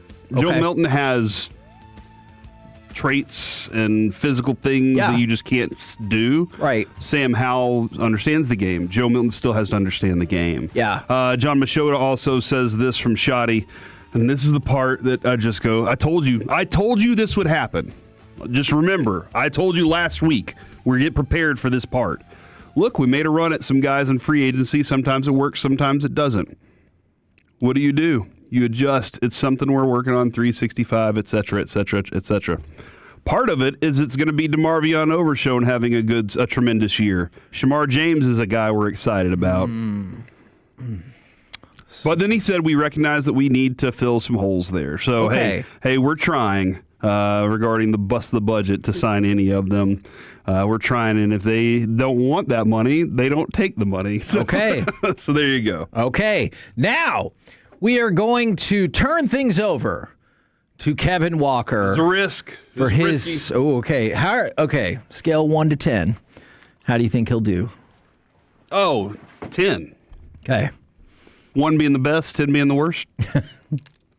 Nowhere in the world uses that scale. I'm just joking. All right. Good luck. Take it away, Khaki Kev.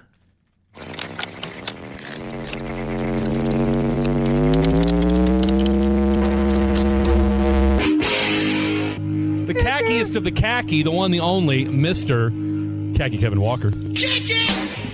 Gentlemen, I do appreciate it. I will not let you down, and I must tell you, in 1993, Michael Jordan scared the world by going into retirement. But what if I told you that he was actually forced to leave because of his gambling issues? That is not what today's segment is about. Gotcha. But, dude, you have the whole show. It's all of our shows. You give him one segment. Let him have this. Jeez. All right. It's okay. All right. This is Khaki's Kicks. I understand that some of the Tolos may not know about this, but that's okay. 877-881-1053. It's very simple. We do not discriminate on Khaki's Kicks. You text in whatever shoes, boots, sandals, sneakers, whatever it is that you're wearing. Again, we do not discriminate. You could text in that you're wearing work boots. That is fine. I know all about all kinds of sneakers, running, not just Jordans, so you can go ahead and text it in. Blow up the Frankel & Frankel Injury Attorney text line. But before we get into the headlines, I have to go around the room. Kevin Hagelin, I'll start with you. What do you have on your feet today? I have on my Texas A&M Adidas shoes because I'm a turncoat. Because Duke let you down? Yeah, they really did. Otherwise, I would have worn my Duke Kyrie 4s today, and that was the plan for most of the day until UConn snatched our soul. Fair enough. I'm rocking the white Nike SB Force 58s, I believe is what they are. Okay. Nice casual shoe that's dressy but also sporty. I will instantly give y'all props because you were actually able to identify the shoe and brand that you're wearing, because that is not always the case for this segment. Didn't go blue. Yeah. Like, if I toss it to any of the other producers, like, blue Nikes. And I'm like, okay, fair enough. I am wearing a pair of New Balance and Stance Collab 247, the all-day pair to match my DeAndre Hopkins Chiefs jersey, which we might get into a little bit later. Do you ever run into problems in your personal life because of this segment? Because you text a whole lot of people, hey, what are you wearing? No. Does that ever get you? Okay. No, I haven't gotten in trouble in the good. past. No, I mean, future. To be seen. To be seen. Okay. All right. So y'all have done a good job of texting at what you've got on your feet. So we'll give a couple of shouts to the Tolos before we get into the headlines.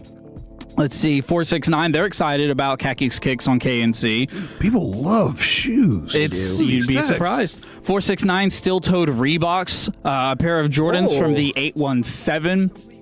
Busted Old Black Forces from the 817. Air Monarchs, another one from the 817. 214, they've got the Pandas on. Nothing wrong with that. Just a Work Boots from the 469. On Cloud Runners from the 817. Let me know which one you're wearing, 1, 2s, or 3s. Pine Green 3s from the 785. I can appreciate that as I have a couple of green sneakers myself. Who's leading this segment? Me, Khaki Kevin. Thank you. Good old white Air Force Ones from the 972. Did you also appreciate our alternate names for your segment? Yes, I appreciated all of those. Let's see here. We had Sneaker Pimps with Kevin Walker. Do you know Sneaker Pimps? No. That was a band in the 90s that I figured was probably not a reference you would be in on. And Kicking It with Khaki Kev, and of course, Soulmates. I did really like Soulmates, but I just have to imagine somewhere in the world that is probably being used. Go listen to the song 6 Underground. Oh, it's an awesome song. Sneaker Pimps. Okay, we've got a ton of text to go through, but I will get to those in just a moment. All right, going along with today's headline. In 1993, Michael Jordan retired. What if I told you that the Jordan brand almost retired as well? Vice President of Jordan brand Howard H. White, who a lot of people might know about, who was the right-hand man to Michael in the process of creating the Air Jordan 1. If you watched the movie Air, then you might have known that.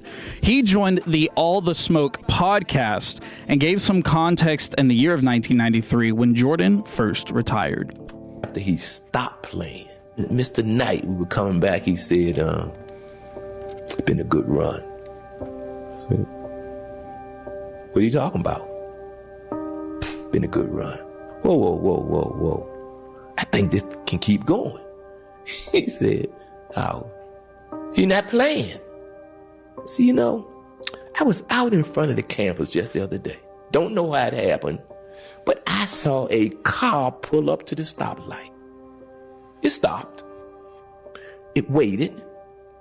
Light turned green. It took off. What the hell are you talking about? I said it was Mercedes-Benz. And to my knowledge, Mr. Mercedes been dead an awful long time. How could that happen? Point taken. It's okay. I said, so, let's build a ghost. Hell, he dead. That's still going. He's still living. Let's keep going. He said, maybe we should build a ghost too.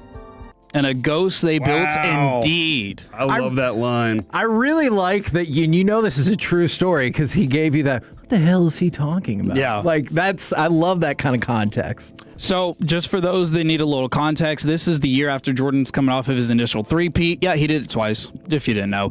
So they had only made it to the Jordan 8 at this point.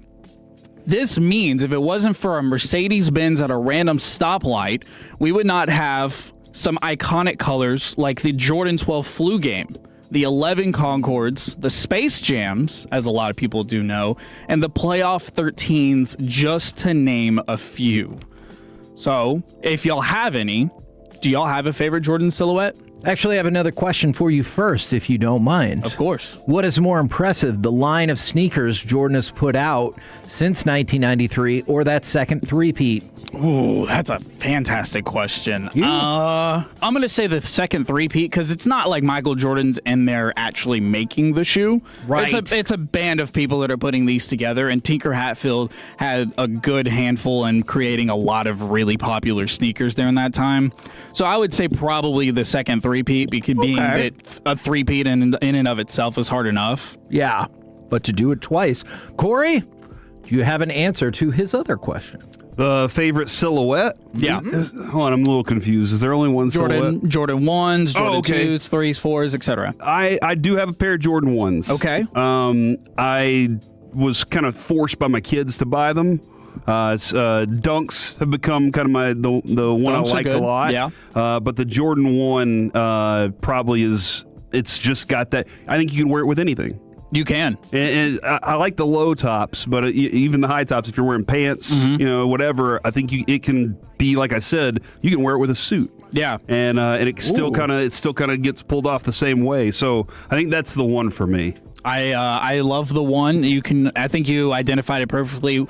You can wear it low cut or high, and some people hate on people who like to wear high tops with shorts. I don't like to do that. Do whatever it is that you want to do that makes your fit work. It's your body.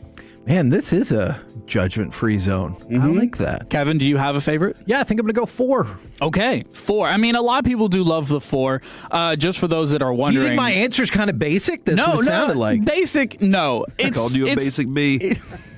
Basic, no. It's a favorite for a reason. It's a semi-comfortable Jordan, which is not always the case. They have a lot of different colorways. And look, you get the right to be basic and a 4 whenever you spend the money on a Jordan 4. That's the way I look at it. That's that midday money. Dude, that 2010 is pretty dope looking too, though. I will say my favorite Jordan silhouette is the 3. I love all the Jordan silhouettes for the most part. That's it right there. But the Jordan 3 is by far my favorite. Okay. Now, I understand on this show, Canadians are a favorite here. Yes. Yeah, we love Canadians. We do.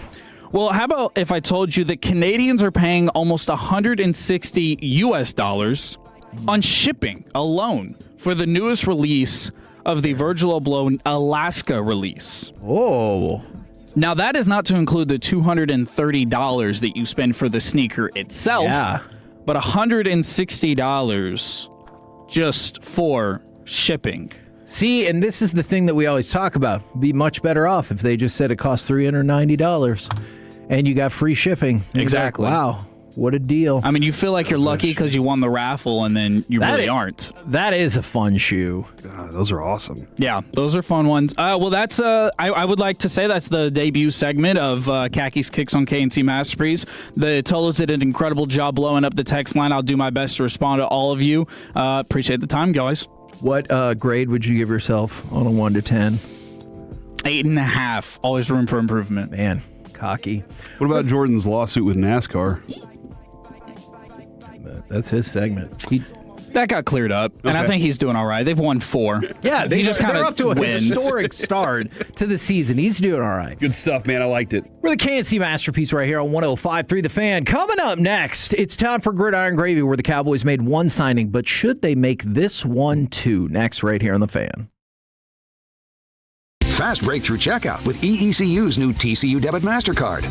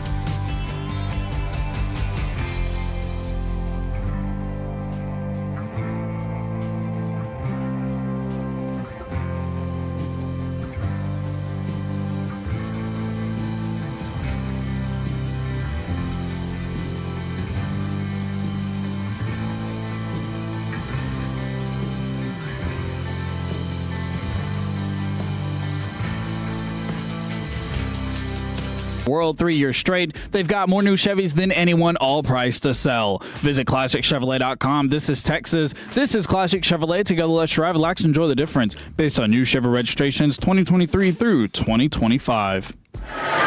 Design run for Hurts into a wall, planted by Bobby Wagner. Second half for the Eagles.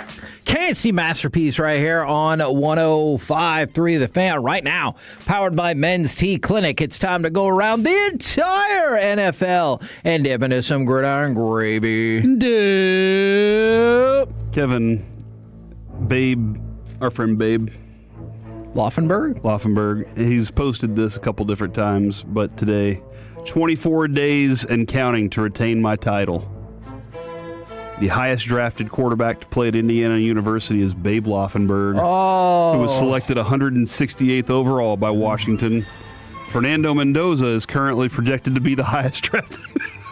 I love Babe for this. Currently Awesome. projected. He could get taken by the fourth. 168 was his number. And Okay. he has been, historically, the highest drafted. Yeah. Fair Again, to I say love that record's going to be tumbling on down in about 3.5 weeks. By the way, remember, 105.3 The Fan going to be taking over all of the DFW Pluckers on that first night of the NFL Draft. All right. Let's start with some Cowboy things. So the Cowboys signed Jonathan Bullard, or if you really wanted to get fancy, Bullard, to a 1-year, $2.5 million max deal. This is viewed as depth for their defensive line, although, to be fair, Bullard did start 37 games over the last 3 seasons with the Vikings and then the Saints. So he's shown that he can do that. And by the way, the picture I saw that went along with the quote tweet from John Machota is in front of a bunch of sneakers. Yeah, he's a sneakerhead. And I thought that was really fun. But he's a big body, 6'3", 290. Gonna go into that mix and that conversation. Could maybe be a left defensive end, in rotation. But Kevin, as you're saying, A, you're still filling out a roster. Right. B, you have to have competition at every level, especially when you get into camp. Competition will create itself when those guys are trying to get jobs. So I just thought about the other player that's still just sitting out there is Bobby Wagner. So Bobby, 84 years old. That's true. Bobby Wagner, no doubt, going to be going to the Hall of Fame. He was second team All-Pro 2 seasons ago, so not this past season, but the season before that. He's a 100-plus tackling machine. Actually, don't know if he's ever had fewer than 100 tackles. And he is not. He just seems like just a player that can get the job done. I have no idea what his actual price is, but just wanted to throw out, what do you think about the idea of pursuing him? I mean, it's an interesting point, Kevin, because 3 seasons ago, 183 tackles. Last year, 162. Like, he just puts up 130 tackles a year. That's just what he does. At 36, I want to be like, because he's 36 years old. Yeah. Or he'll be 36 years old. My first thought is, I don't know. I don't think so. But if you're getting that kind of production out of him consistently, it feels pretty good. I don't see any fall off, and I don't see any reason why you wouldn't want to. But again, the Cowboys, for whatever reason, have had many opportunities and never followed through with him, and I don't know why. And obviously, he's been bouncing around later in his career with the Rams in 22, second team All-Pro. Back to the Seahawks, 23, second team All-Pro. First year with Washington, second team All-Pro. Now, not All-Pro last year, I believe, for the first time since 2013, he was not an All-Pro. So I understand, but if you tell me you can bring somebody in who's 20% off being an All-Pro, that sounds pretty good at that position. In the last 3 years or 4 years, he has 39 tackles for loss. He's giving you about 10 tackles for loss a year. That's still pretty impressive. But Kevin, here's the thing: He's got one safety in his career. And I think that's probably what's holding the Cowboys back. Do you now? The lack of safeties. Yeah, I feel like that's probably something they were like, you know what? And one interception, touchdown. I guess we have focused more on safeties this offseason. Yeah, good point. You know what? That's the thing. If Christian Parker's like, that's the kind of person I need, they should definitely do that. Now let's go from that to the Browns, who want us all to calm down. They said the Myles Garrett contract tweak was unrelated to a trade. So look, just don't worry about the fact that would make him significantly more easy to trade. I don't believe him at all. They said that he'll be a Brown for life. But then again, remember, in this scenario, Myles Garrett said, I want to get the hell out of there. And then within a few weeks, he had signed an extension with the Browns. So who knows? You know what? This person just dominated the conversation. From the 214. I mean, you guys don't have a problem with McCutchen playing for the Rangers, and he's producing at 38. Don't say... If that's what you're going to bring to the table, you won. And don't say you guys. I'm in support of this. I don't think I was just like, I don't think I was not for it either. I did. I thought you were against it pretty hard. I don't remember that. Unnecessarily. I like McCutchen. We'll have to go. Oh, I meant Wagner. Oh, yeah. McCutchen. No, with Wagner, that's a different deal. You guys got a point. Yeah. All right. Oh, you're all about Wagner, and I have question marks. Yeah. Let's do it. You just won the conversation by with the McCutchen thing. Y'all Hell won. yeah. Nice work, guys. Thank you very much, person from the 214. Y'all know the weight of my heart. Absolutely. Bring up Kutch. All right, couple of McClutchin. Couple of quick hits for you. The Giants released Graham Gano, and then Aaron Glenn was asked if he could confirm that Geno Smith is going to be their starting quarterback, and he said, there's no doubt about it. He's our guy. Now, let's move over to what I know Corey really cares about. That electrical substation that could or could not be taking down the San Francisco 49ers, John Lynch has spoken. He said, we did hire an independent scientist. It's always important to get that independent. You can't have big substation doing the investigation. Fact, yeah. And he said, this is an actual quote. They hired an independent person. That's right. John Lynch hired an independent scientist. Then he said this. Again, I cannot stress enough, this is a real quote. Absolutely unfounded. Quote, he basically said it was a big nothing burger. We're safe. We're in a safe place of work. The levels are 400 times less than an unsafe zone. Did you get that?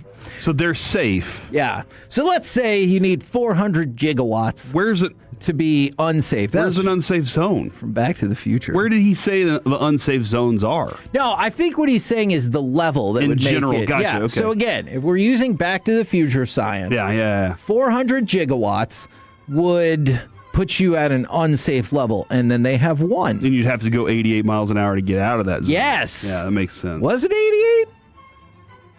Was it not 88? Was it 86? Crap. Ooh, I don't know. Look into that. Now, let's talk about Xavier McKinney, kind of, because this is not his fault.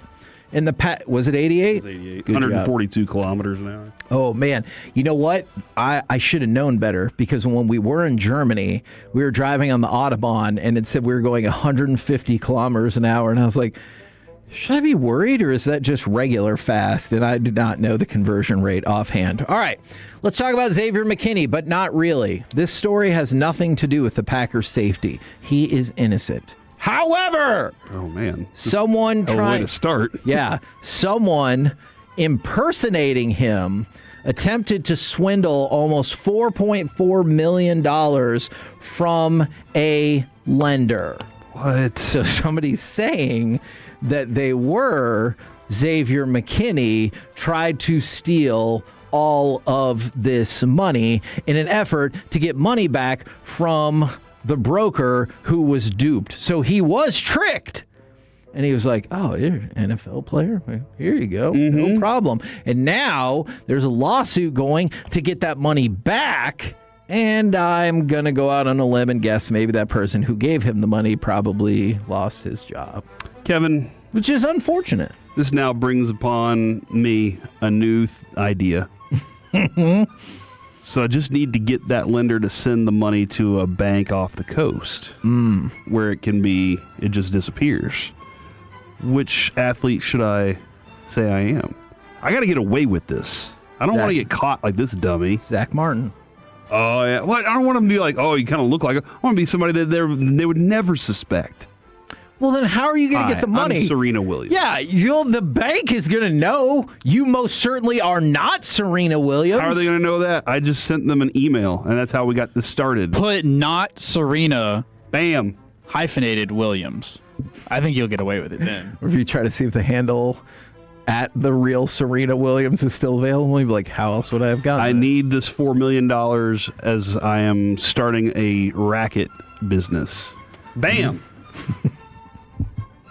Man, I really hope they ask for like a business plan or I got something. one. I got one already typed up. Not just you roll it in and going, I got a racket business. I'm not going into the bank, Kevin. Okay. You don't have to do that anymore. You can do everything online. You know what? That's a great question. You can shop at Platinum Chevrolet completely online. You're right. I don't know if this person got the $4 million plus online pretending to be Xavier McKinney. It feels like that is a huge flaw in the system if that is in fact how that played out. But to be fair, I don't know for sure one way or another. Good point. We're the KNC Masterpiece right here on 105.3 The Fan. Coming up next, your complete and total overreactions, positive and negative, to the first Rangers series of the season. We will do that next right here on The Fan.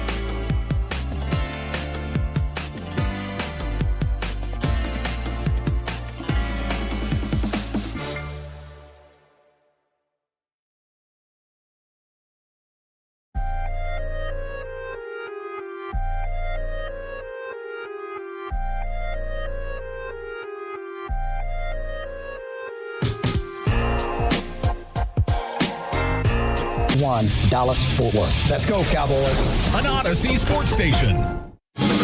Driven by our D&M Leasing Studios, it's the KNC Masterpiece on 105.3 The Fan. KNC Masterpiece right here on 105.3 The Fan. We've got one series in the books for our Texas Rangers. They are 2-1 in first place of the AL West. So it's time for your complete and total overreactions, positive or negative, to the Rangers' first series of the season. And if it is okay with you, I would like to play cut number 1 to start off with this positive overreaction.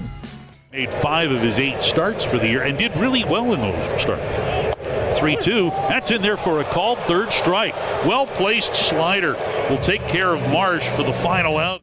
Jacob Latz could turn out to be this team's MVP is my first positive overreaction, and that is one of the things that we asked him in spring training.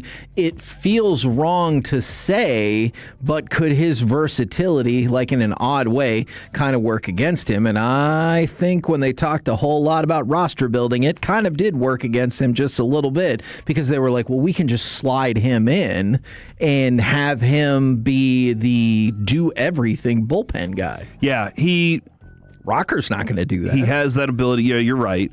But if you're Jacob Latz, I know you want to start, but aren't you glad you're on this big league roster? Yeah. Hey, the per diem for one. Like that's a lot, dude. I don't know how much they care about that, but you might be right. I want you to start asking more players. I think they make in the per diem.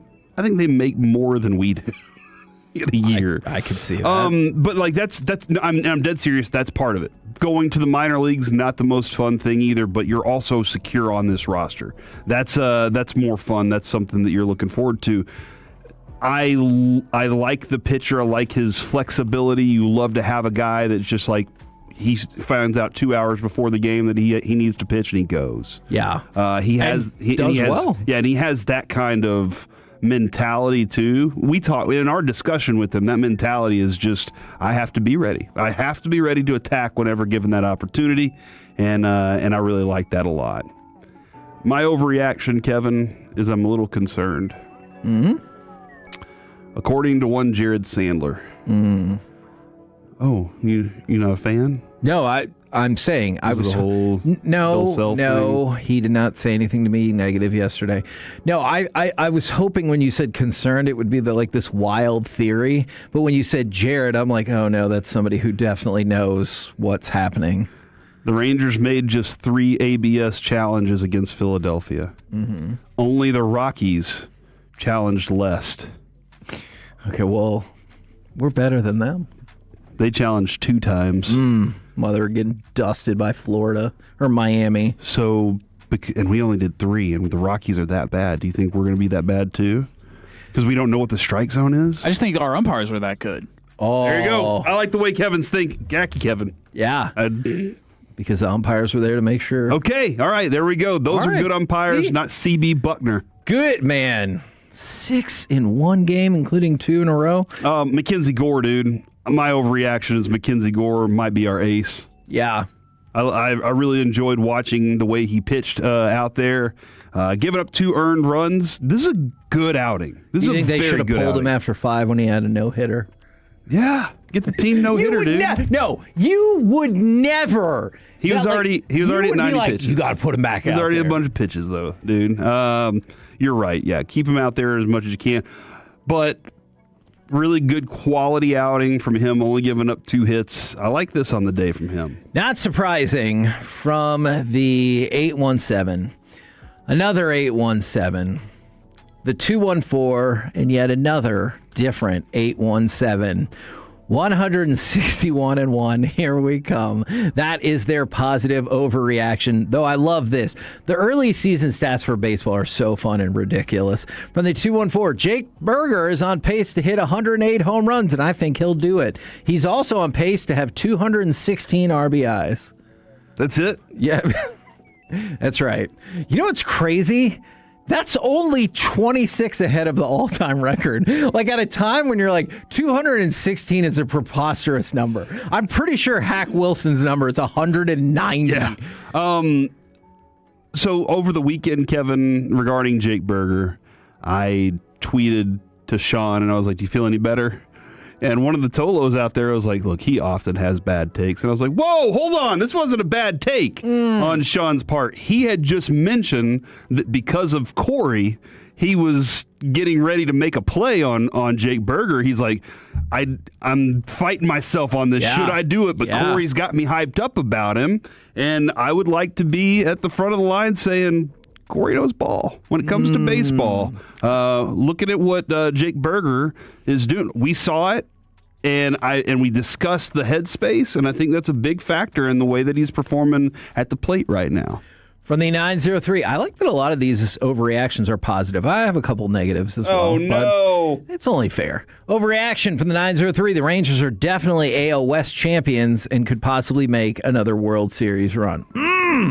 From the 214, the young guys are scaring me. Langford, Josh, and Carter. Now, we talked about Josh Young earlier, but...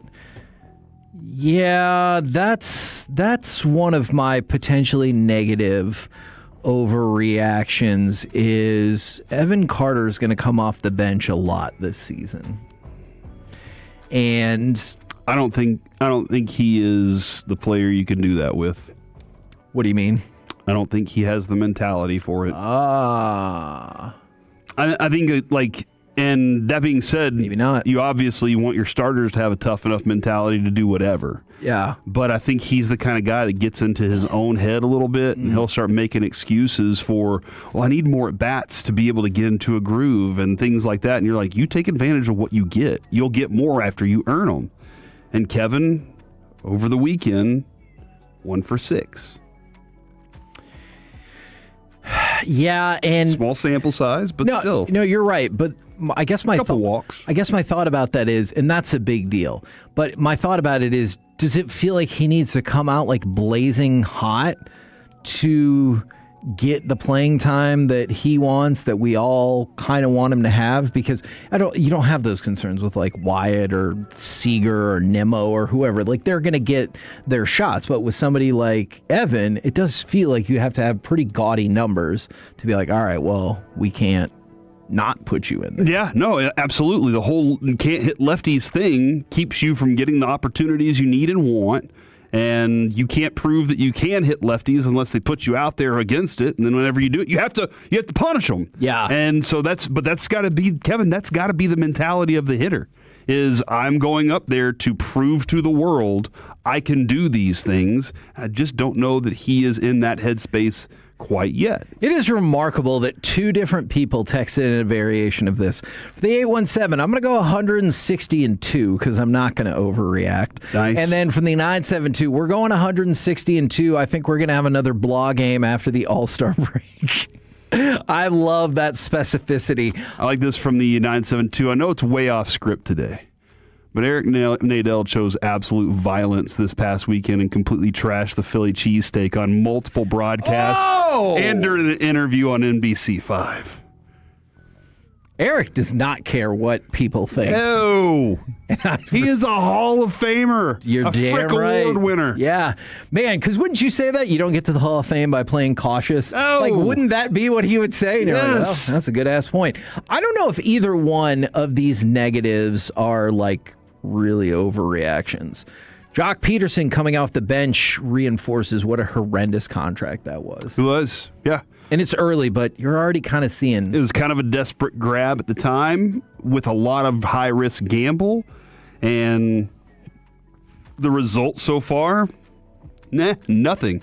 But the low-risk gamble, Andrew McCutchen, is the opposite of Jock Peterson. And most of their bullpen. McCutchen, who, Kevin, I don't know if you know or not, in the 8th grade, he won a high school batting title. We did hear that. My friend Tim Kirkjian told me that the other day. It was on opening day.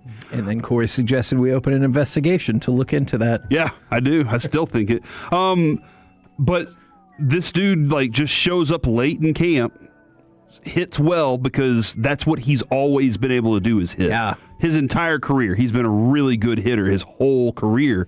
And right now, hitting 444, he's the only one with 2 doubles on the team. And, dude, when I watch him swing, the bat speed, his hands are still so fast. I love the swing, and I love what he puts into this team. And I just hope this keeps up all season. Again, like I said, we talk about Jock, and then you look at Andrew McCutchen, and it's the work on either side. It's the things that he gives to the team, the kind of work ethic that he has. That's the reason right now. And then once again, I don't necessarily think this is an overreaction while we're doing complete and total overreactions to the first series of the season. The lack of a closer is going to crush this team's momentum and maybe their season again.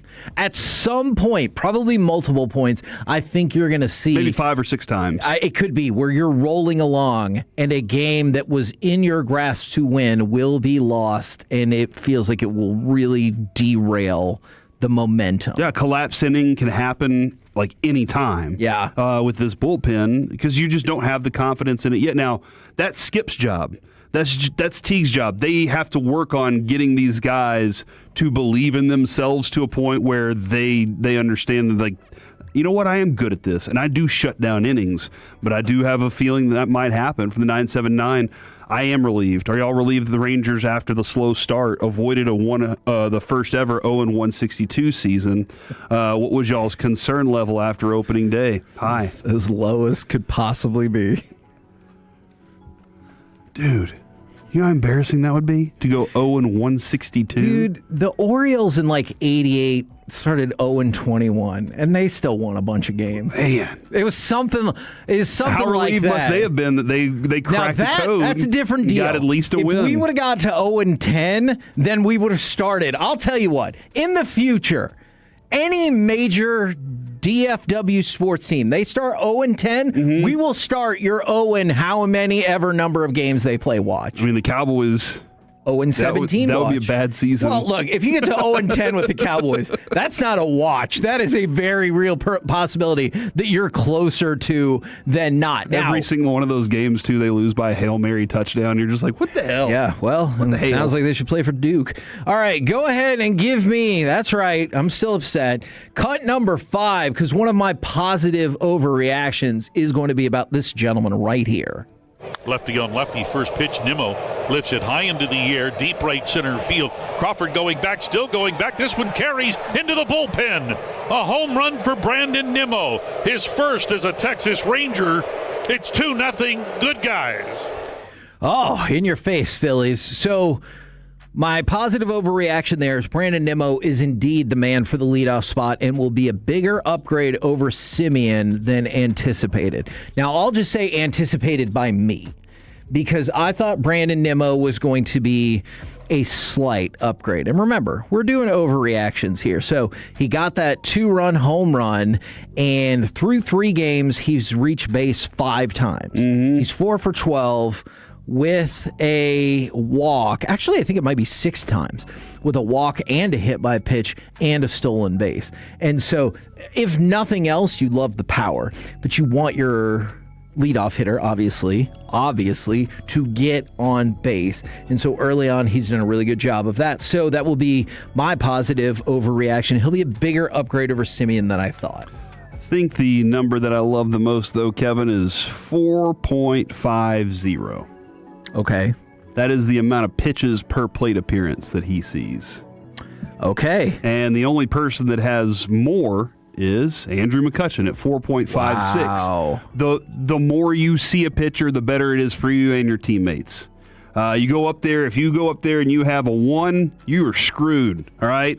You need to go up there and have 5, actually, Jock Peterson, but he's got 2 at bats, so that's kind of a different thing. But when you go up to the plate, your goal is to see get as much information off a pitcher as you can. Foul balls are information. We talked about that with Latz. It's information for both. You're also putting an extra pitch on that arm. And that might be the one extra pitch that your next teammate comes up and says, oh, his arm's a little more fatigued than it should be. Right. Bomb. And so, like, this is the like having a leadoff hitter that's going up there and seeing 4.5 is a very positive thing. I love what Nimmo's doing. I told you whenever we got him, like, this dude hustles. He plays hard. You can see it in everything that he does. Now, this one is really interesting because this might be rooted in reality as well. From the 806 overreaction, the Rangers are screwing up by not signing Langford to an extension already like Pete Crow Armstrong signed last week. I believe from everything I think we both understand about the situation, I believe that is more on the Langford side than the Rangers side. Oh, you think so? Yeah, from everything I've heard about that. And then we can talk about this. Doesn't it make sense for him to just chill on that? Yes, absolutely. Because of the hype level. So even if he struggles, people believe in him so much that I think he'll at least get some partial benefit of the doubt. And then trading for Mackenzie Gore was a stroke of genius as long as we're throwing out some overreactions. We're the KNC Masterpiece right here on 105.3 The Fan. Coming up next, it is a stacked expressway. We'll give away a pair of tickets to Rangers Mariners. Plus, we'll kick it off with NFL Draft overreaction or reality. Next, right here on The Fan. Staples presents That Was Easy. So I own a coffee shop, and I wanted to label everything with our logo. That's...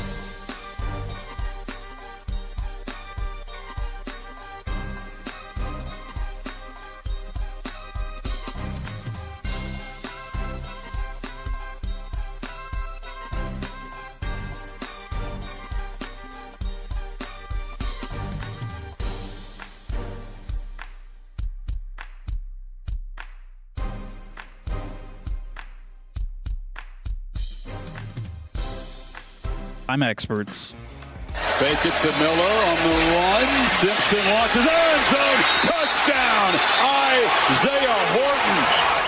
KNC Masterpiece right here on 105.3 The Fan. We've got NFL draft overreaction or reality coming up, but I have a couple of NFL quick hits for you. I dare you to quick hit them. The Buffalo Bills have enacted the fifth-year option of Dalton Kincaid. He will make $8.2 million for the 2027 season.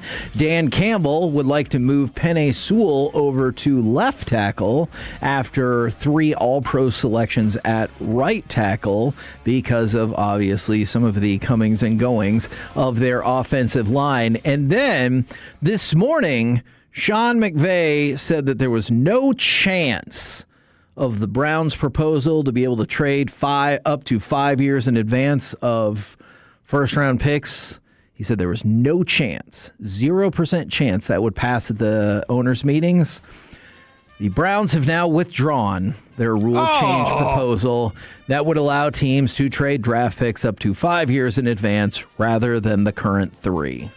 That's infuriating. Yeah, I don't know why that is. Well, you think the Browns were mad because now it's going to be harder for them to trade Myles Garrett? Yeah. No, they said they wouldn't do it. Jerry's mad about it too, probably. He was like, I was going to trade 5 years worth of draft picks.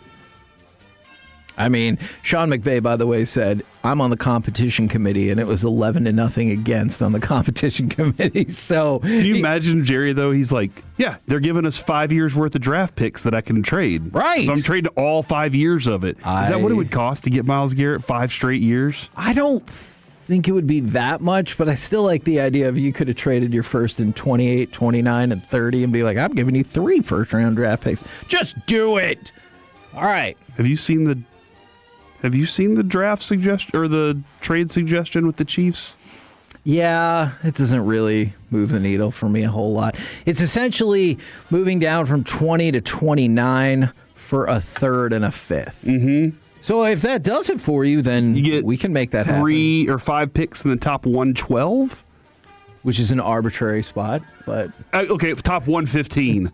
You know, like you're right. I was like 112 is a stupid number. Why did they say 112? Because you have pick 112. 115 makes sense. Yeah. 4 in the top 100, dope. I'd take that. I'm gonna offer you a better deal. Overreaction or reality? Reality.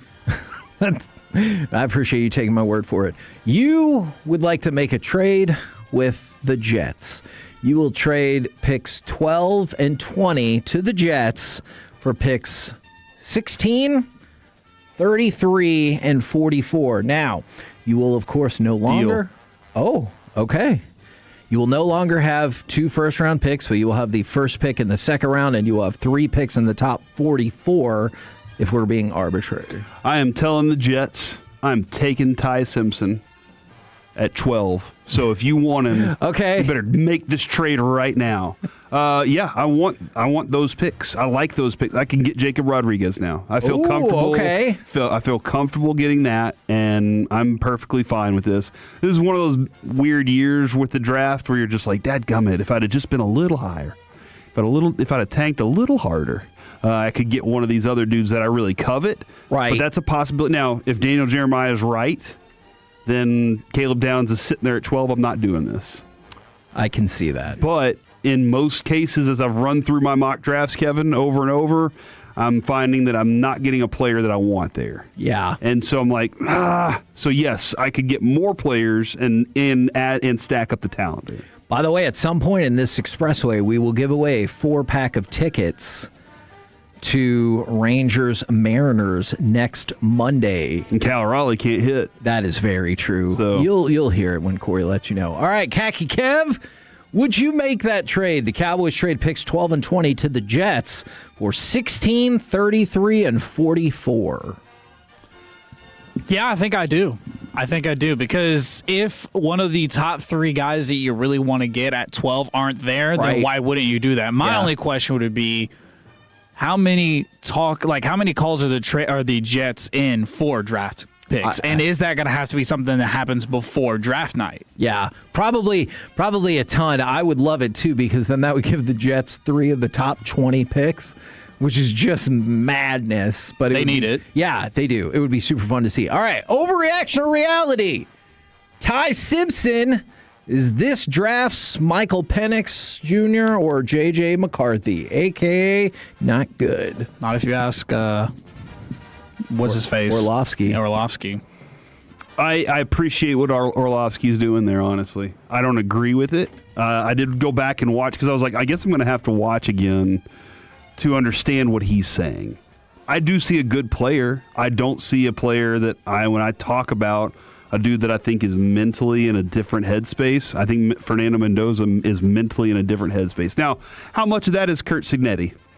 And, him throwing, he was like, see how much crap we just gave this receiver for wearing gold shoes to practice? Yeah. So maybe that is the case, but the traits that I see of mental toughness stand out for Fernando. For Ty Simpson, I see a good player, but not good enough for that many teams to be like, he's rising to number 3. So, overreaction or reality for you, Mr. Walker? Ty Simpson, is this draft's Michael Penix or J.J. McCarthy? I would say closer to J.J. McCarthy because he doesn't have the injury history, but I'm not expecting much from Ty Simpson. Ooh, okay.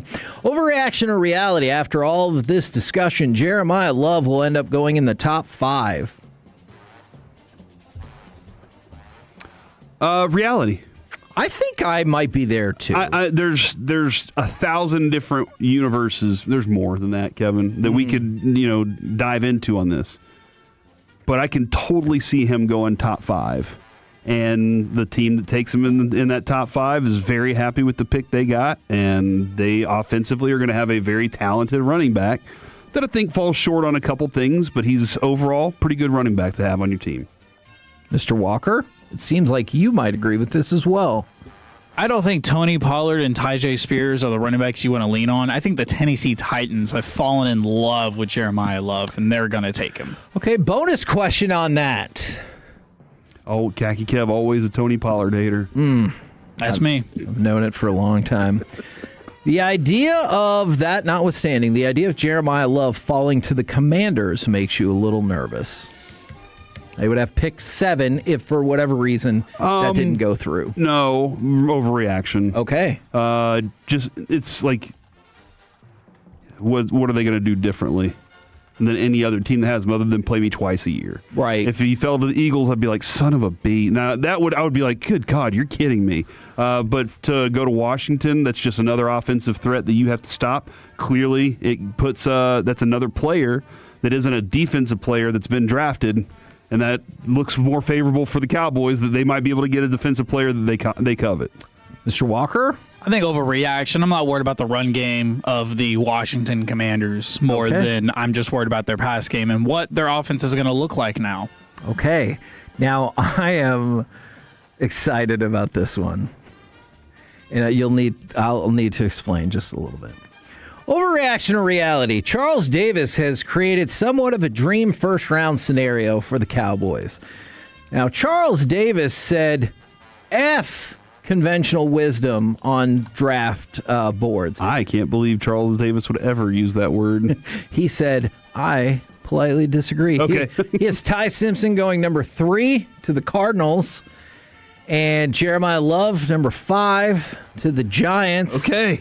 Which clears the way for... Because Cam Scattaboo's still recovering. Yeah. I gotcha, yeah. And then Kenyon Sadiq to 11 at number 11 to the Dolphins, which means Mansour Delane goes to the Cowboys at 12, and C.J. Allen goes to the Cowboys at 20. Overreaction or reality?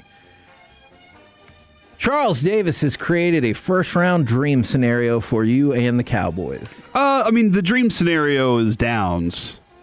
And somebody. Okay. C.J. Allen I would be fine with C.J. Allen. I know how a lot of people feel about him. I go back and watch it. The one thing I'd still say, though, in coverage, there are better linebackers. Sure. When it comes to what's in front of the player, I think C.J. Allen reads and reacts just as well as anybody out there.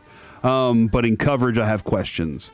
But Mansour Delane's fantastic. He's a really good player.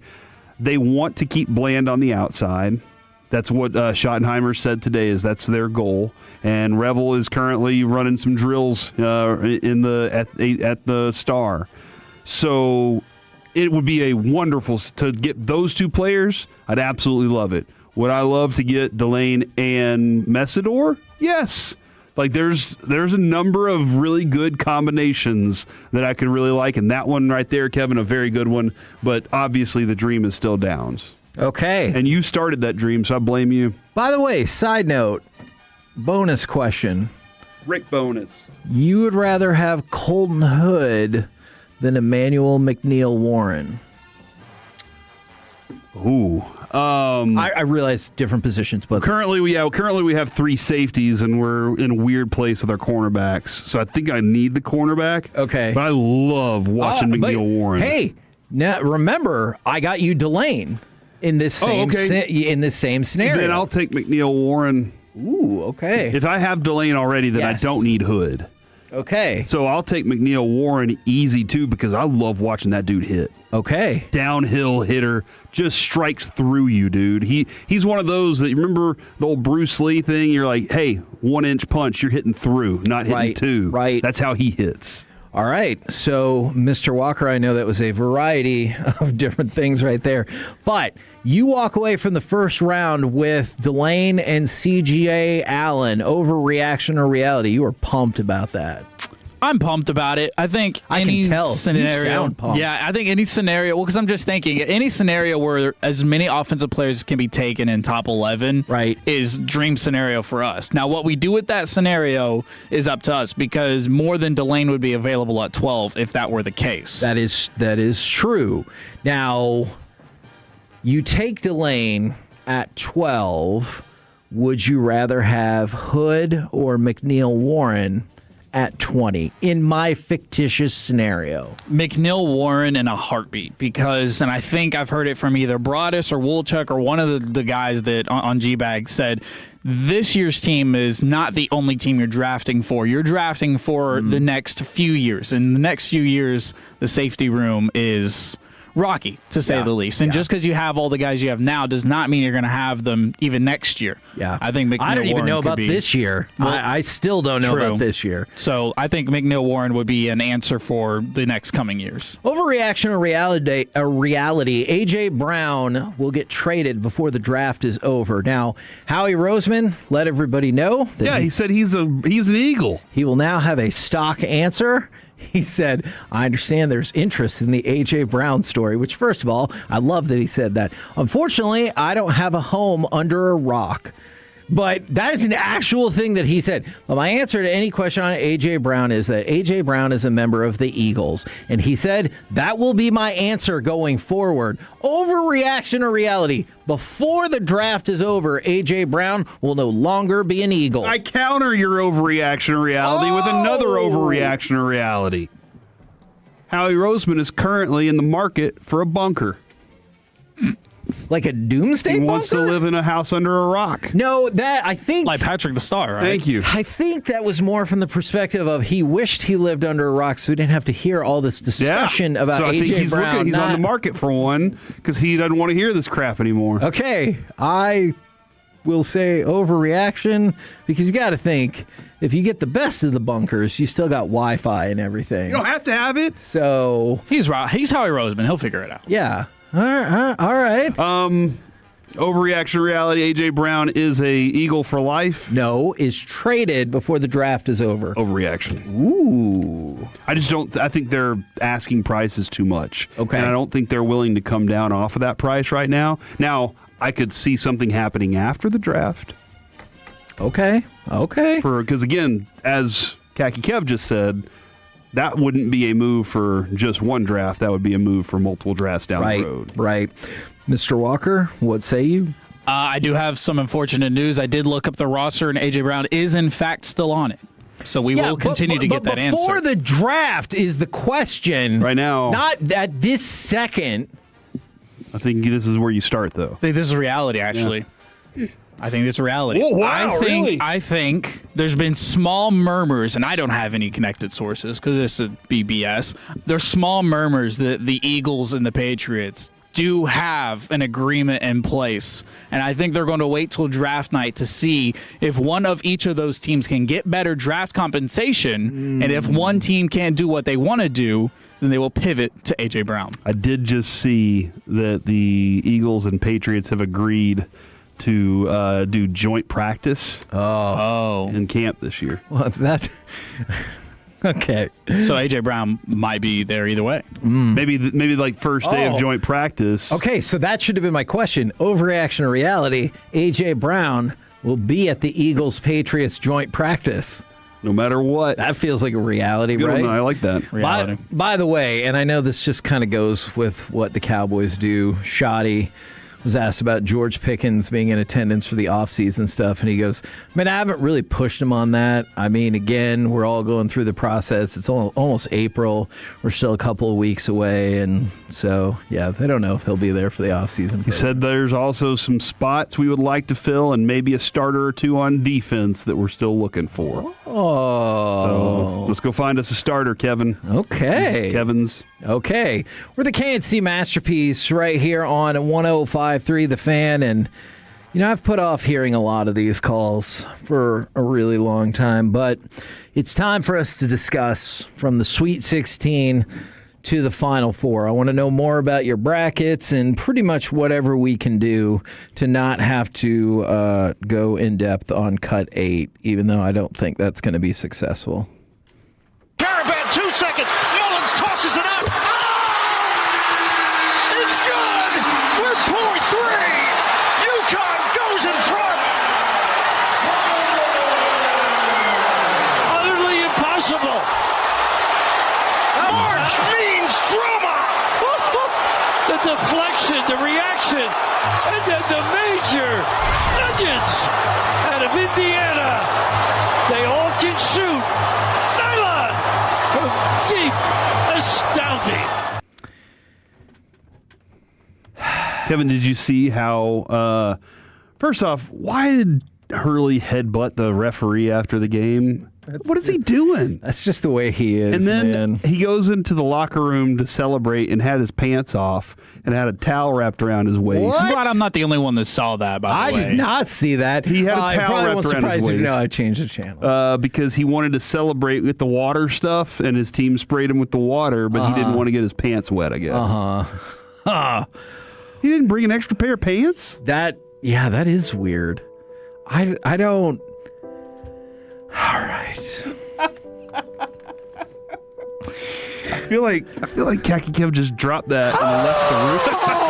He just left the room with that music playing. From the 817, my bracket is busted. I picked Duke to win it all, mainly because of Kevin, and they blew it. Kevin did not pick Duke. Yeah, I picked Arizona, but let's point this out. You picked Arizona. Will you pick Duke or UConn next year? I don't think he'll ever pick UConn. That being said, UConn could win every regular season game by 40 points. I will not pick them. Now that you've seen what they just did. Yeah, they're going to win. Okay. Is that just because your heart's broken, or did you change your mind on Arizona? No, I didn't change my mind on Arizona. This is just a season where the sports gods have decided that we need to suffer. And season from hell for some coaches. Yes, that's true. UConn is going to the Final Four for the 8th time, all since 1999. In their previous 7 appearances in the Final Four, they've won the title 6 times.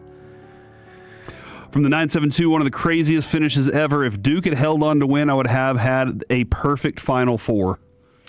Dang, they were that close. That is impressive. Why didn't Duke just hold the ball and draw a foul? Great question. Why not call a timeout? Also a fair question. From the 940, if Arizona beats Michigan, I win the bracket for $7,560. I hope that happens for you.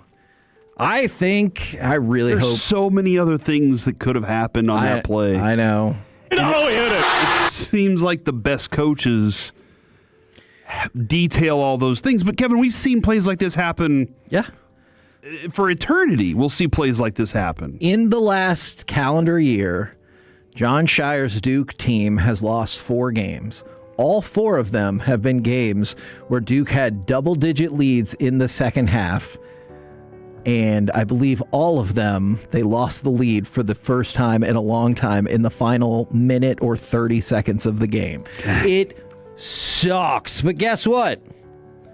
He found the audio, so we might as well play it. Go ahead and give me cut 10, I guess. Get it in. They do for Boozer. Bobbled it. Back for Sarr. Needs to get rid of it. Does for Caden. 7 seconds. Tried to throw it ahead. Deflected. Stolen by Connecticut. 2 seconds. It's Mullins up top for the win. Oh, he hit it. With 3/10 of a second to go. Malachi Smith ran off the bench. That should be a technical. But with 3/10 of a second to go, Connecticut has the lead 73-72. It's the sadness in his voice.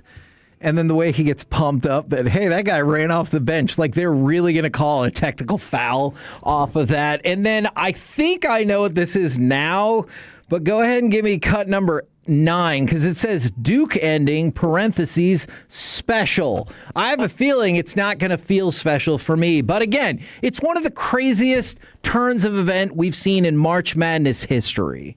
Who's better than this guy? Get it into Boozer, back for Sarr, ahead, Boozer, that ball deflected and stolen by Mullins.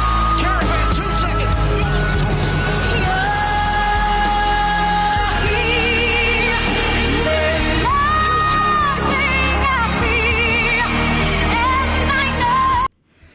All right, so it's still so all the things. Look, because I'm in hell. Because I could have become an accountant. I'm your friend.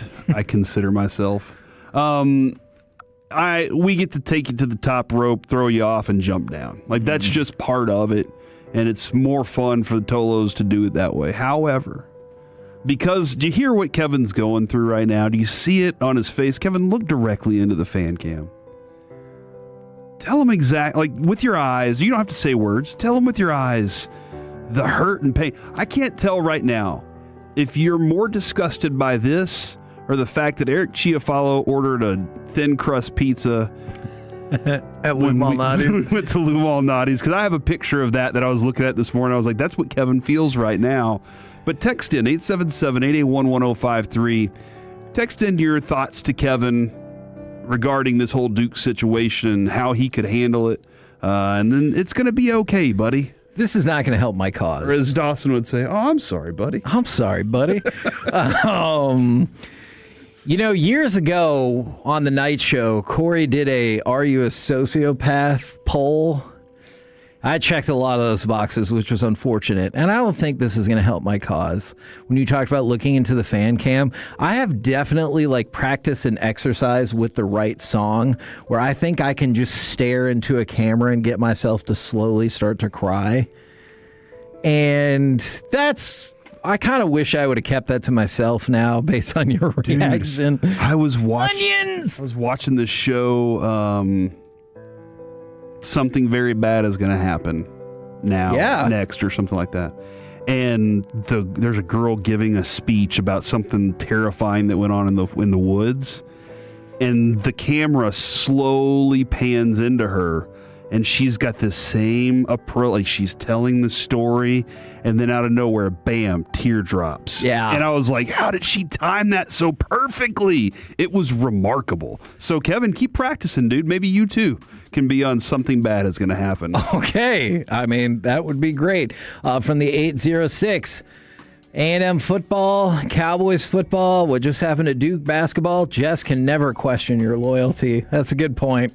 Even when things are falling apart, That's true. We stick with it. From the 469, it could always be worse, Kevin. The former GM of your favorite NBA team could trade away your franchise player for nickels and dimes. That is my hometown basketball team, too.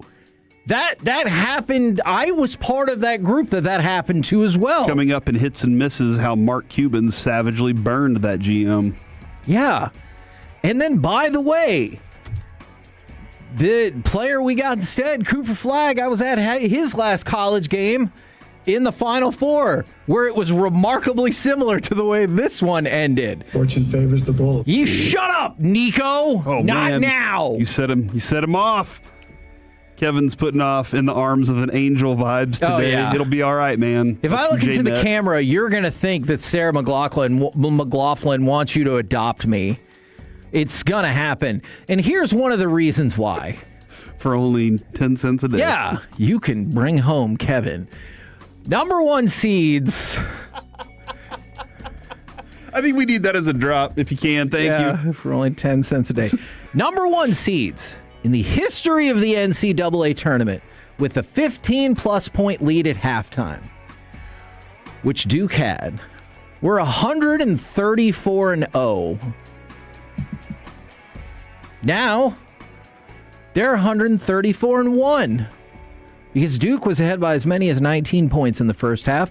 It was 15 at halftime, and they lost. So now that is 134-1. Believe it or not, there were other things happening, I guess. I always hate when you're the one. Yeah. You're the one team Yep. that whatever that thing was, that everybody was undefeated. And now you're the one team that's ever had the history. Because it feels like the Cowboys, Mavericks, Rangers, and Stars have all been that at least a handful of times. Yeah. And it's like, why? Why us? Yeah. Nancy Kerrigan style. Yeah. Now, for other things happening in the in the NCAA tournament, Illinois advanced to the Final Four for the first time since 2004. Did I see that the city? Excuse me, 2005. That the campus, like the police, they did some crazy stuff too. Give me a second. I mean, that doesn't surprise me. It's the first time in a generation. They were over preparing for that. Michigan made it to their first Final Four since 2018. And then going back to the Sweet 16, Iowa State lost to Tennessee. They are now 1-7 all time in the Sweet 16. That is the worst win percentage by any team that has played at least 7 Sweet 16 games. So it's set. The Final Four is set. But I wanted to talk about what happens after you win your regional tournament. Yeah, you cut down the nets. You cut down the nets is right, unless you try a different method. I take you to the University of Illinois, where David Merkovich did not climb up the ladder to cut down the net. He tried to rip it off the basket until people were like, hey, here's the scissors. He just tried to rip the thing down? No, he reached up and tried to rip the net off the basket. He thinks it's just like his pants that he wears before his warm-up pants? I am not sure, but then they were like, hey, and they gave him some scissors so he could cut part of the net down because he tried to rip it down. I think he actually might have been on the first rung of the ladder, and he did not get it. Yeah. How many times in life have you ever wanted pull-away pants? You could just be like, pow! There it is. Yes. Many. Oh, yeah, absolutely. So this brings me to when do you do that? After a conference championship and after in the Sweet 16? After you win the Elite Eight. Elite Eight in. Yeah, so you do you're it 3 advancing times? to the Final Four. Final Four, and then I think it's just the twice. Yeah. You don't do it after the championship game? Of your conference tournament, you said? No, the NCAA tournament. Yeah, so just when you make it to the Final Four, and then if you win. Oh, when you make it to the Final Four, you don't do it after the Final Four. No, you don't do it going into the. Okay, I have not seen that. All right, so here's my. I asked you this earlier. What do you think people do with those little clips of the net that they get? Yeah, I kind of like my thought to you off air was I think they turn it into like a bigger thing. Like they unravel it and turn it into a sweater? Or like not necessarily that, but maybe it's a part of like a neat framing or shadow box or something like that has more stuff. Not necessarily a sweater. But can you imagine like John Wooden could have done that? Yeah. He could have probably made an entire sweater out of all those nets. Yeah, players often keep their piece of the net to frame. A lot of people say frame. I feel like if I had like a trophy that was a cup, or something, I'd throw all mine in there because you said Wooden had so many. Yes. I would stay for all 4 years, Kevin, because I'm going to college for the long haul. Gotcha. So I would keep all those and just like right in the top of the Stanley Cup. Gotcha. We're the KNC Masterpiece right here on 105.3. Why don't they do that with the hockey net? So why don't they cut those up? I don't know. I think it's because everyone wants the cup, not that piece of the net. Well, maybe I made a good suggestion. And Corey. Let's give something away! 877-881-1053. Caller number 10 will win a 4-pack of tickets to go see the Rangers and the Mariners next Monday. That is courtesy of the Texas Rangers. You can go buy tickets from TexasRangers.com, or you can win them for free right now. Caller number 10, 877.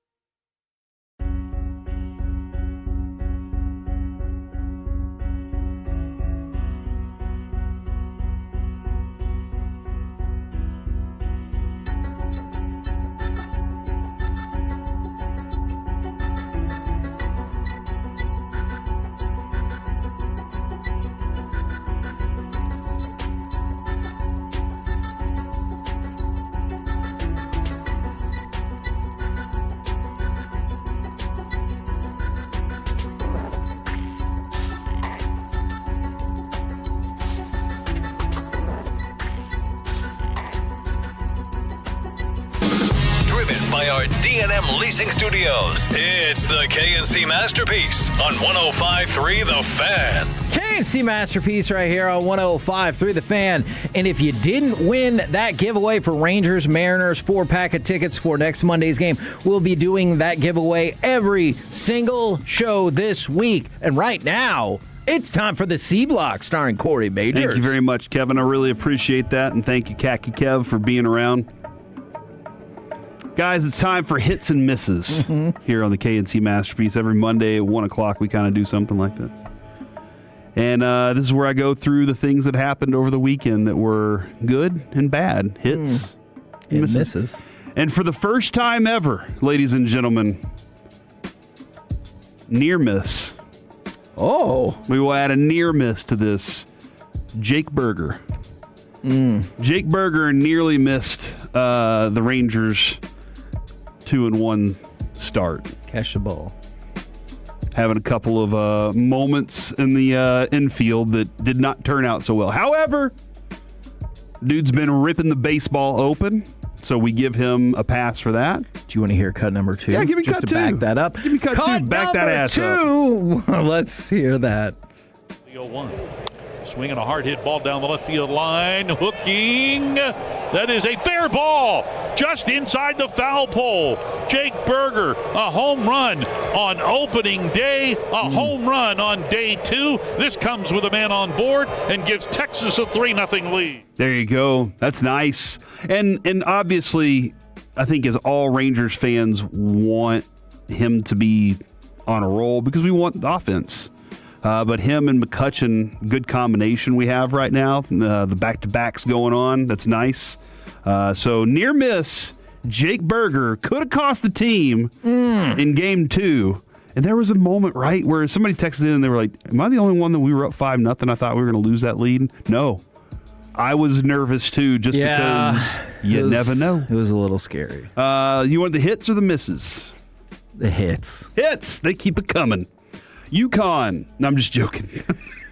I mean, look. No, that's good. That's all we needed. Andrew McCutchen will not let you go quietly into that night, gentlemen. That's what I'm going to say for the rest of the year. I think that Andrew McCutchen effect is something that the Rangers needed. They need that kind of personality in the clubhouse. A dude who's a good leader, connects with a lot of people, but then goes out there and does the work too. And you see it paying off already very early on. And this could be his last shot, his last hoorah. Okay. And he's like, I'm going to take advantage of it. Also, hit of the weekend, air horn guy.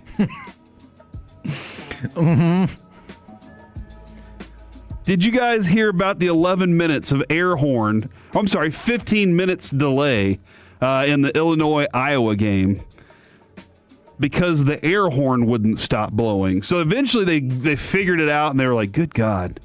Well, what are you going to do now? I mean, these guys are trained and conditioned to hear the horn and then get up, and just like us. We hear the music to start the show. We immediately put the headphones on. It's Pavlovian.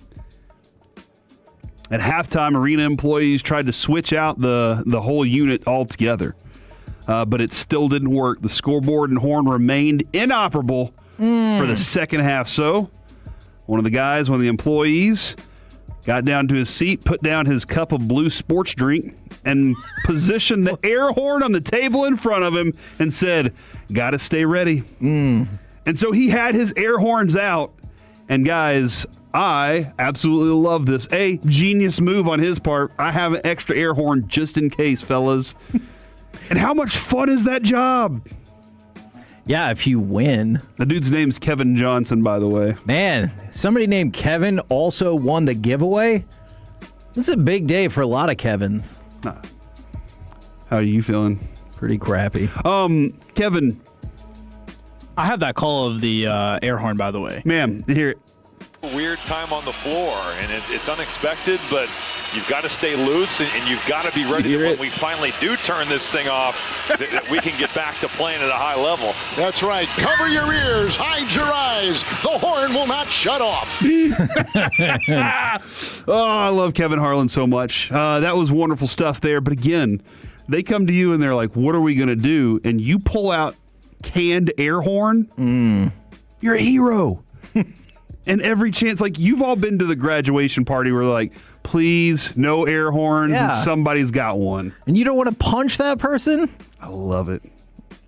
Air horn's awesome. And again, I'm not sitting next to that person. But even usually I'm close across to them. the arena or stadium. I hate a cowbell more, personally. Yes. Or those... In your face, Christopher Walken. Those coffee cans filled with rocks. Oh, yeah. Ugh. Man, it's interesting what you choose to support and not support on that front. Air horns are awesome. Okay. Plus, you remember when Parker was air horn guy? That's true. We always had that out. Another hit of the weekend, Damian Lillard. Now, you're probably thinking to yourself, what? You know I love Damian Lillard. Yeah. I was unfortunate he got traded to a team that was coached by Doc Rivers. So true. How many people's careers have been destroyed by that? Damian Lillard on Instagram, I do believe, posted his heat map from a practice. Now, it's just a practice, but he hit 1,000 out of 1,090 shots in this practice. Holy moly. He missed 90 shots? He hit 1,000 out of 1,090. Now, here's what I take this back to because I got to see it live and in person. Yeah. The Mavericks on their run to the championship when they had Peja hit 97 out of 100.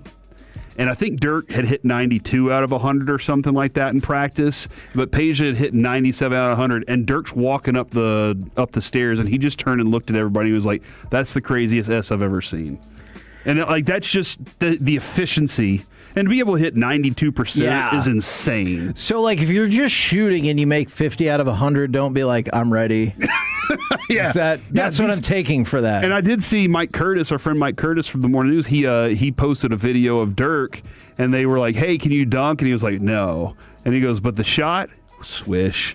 That's like riding a bike. And I was like, "That's Dirk, baby. I love it." Ooh, this is a good question. If somebody is sitting in the stands next to you with a leaf blower, that would be if I'm trying to do a show, problems. But if you're just leaf blowing, that's you, man. Just while I'm trying to do a show. Great news for the Leafs. I'm trying to, not the Maple Leafs. Yeah, they're always going to struggle. That's true. Also, hit of the weekend. I got two here that are just kind of personal. Driving in the car, and my kids wanted to listen to some music. I put on some 90s alternative. Oh. Because they are into that right now. Yes. And it was one hit after another. And my kids were just like, dude. And here I am, because when you know stuff, you tell people the things you know. Sure. So I'm sharing all these stories about these songs. Hole comes on, Celebrity Skin. Well, I know we just listened to that Nirvana song. Did you know that this was his wife? And so I'm sharing all this information. And Carter looks at me and he goes, how do you know all this stuff? And I said, MTV. Did you get into any of the conspiracy theories? Some of them a little bit, yeah. But it was just like, songs from Bush and Green, all the stuff that we listened to back in the 90s, they're into right now. For sure. And I was like, and do you not agree that watching MTV, they always gave you little nuggets, little bits of information that you held on to for whatever reason? And that's why I think VH1 pushed it really hard. I always liked the pop-up video. Uh-huh. I like and that. Storytellers was always good, too. I really enjoyed that. So that was kind of awesome being able to have dad lore and being able to be like, I know stuff. So you upped your cred with them. Yeah. Okay. Also, niece had a roller skating party. Here's one thing I disagree with. Birthday party on a Sunday. Sunday's recovery day. What about the spelling of niece? This is Niece. Do you disagree with that? I don't understand it. I feel like the E should definitely be before the I in this one. Knee, not nice. Do you disagree? I have never thought about it in my life. What words would you change? Rhythm. I'm afraid it's going to get me. I get it. Stop it.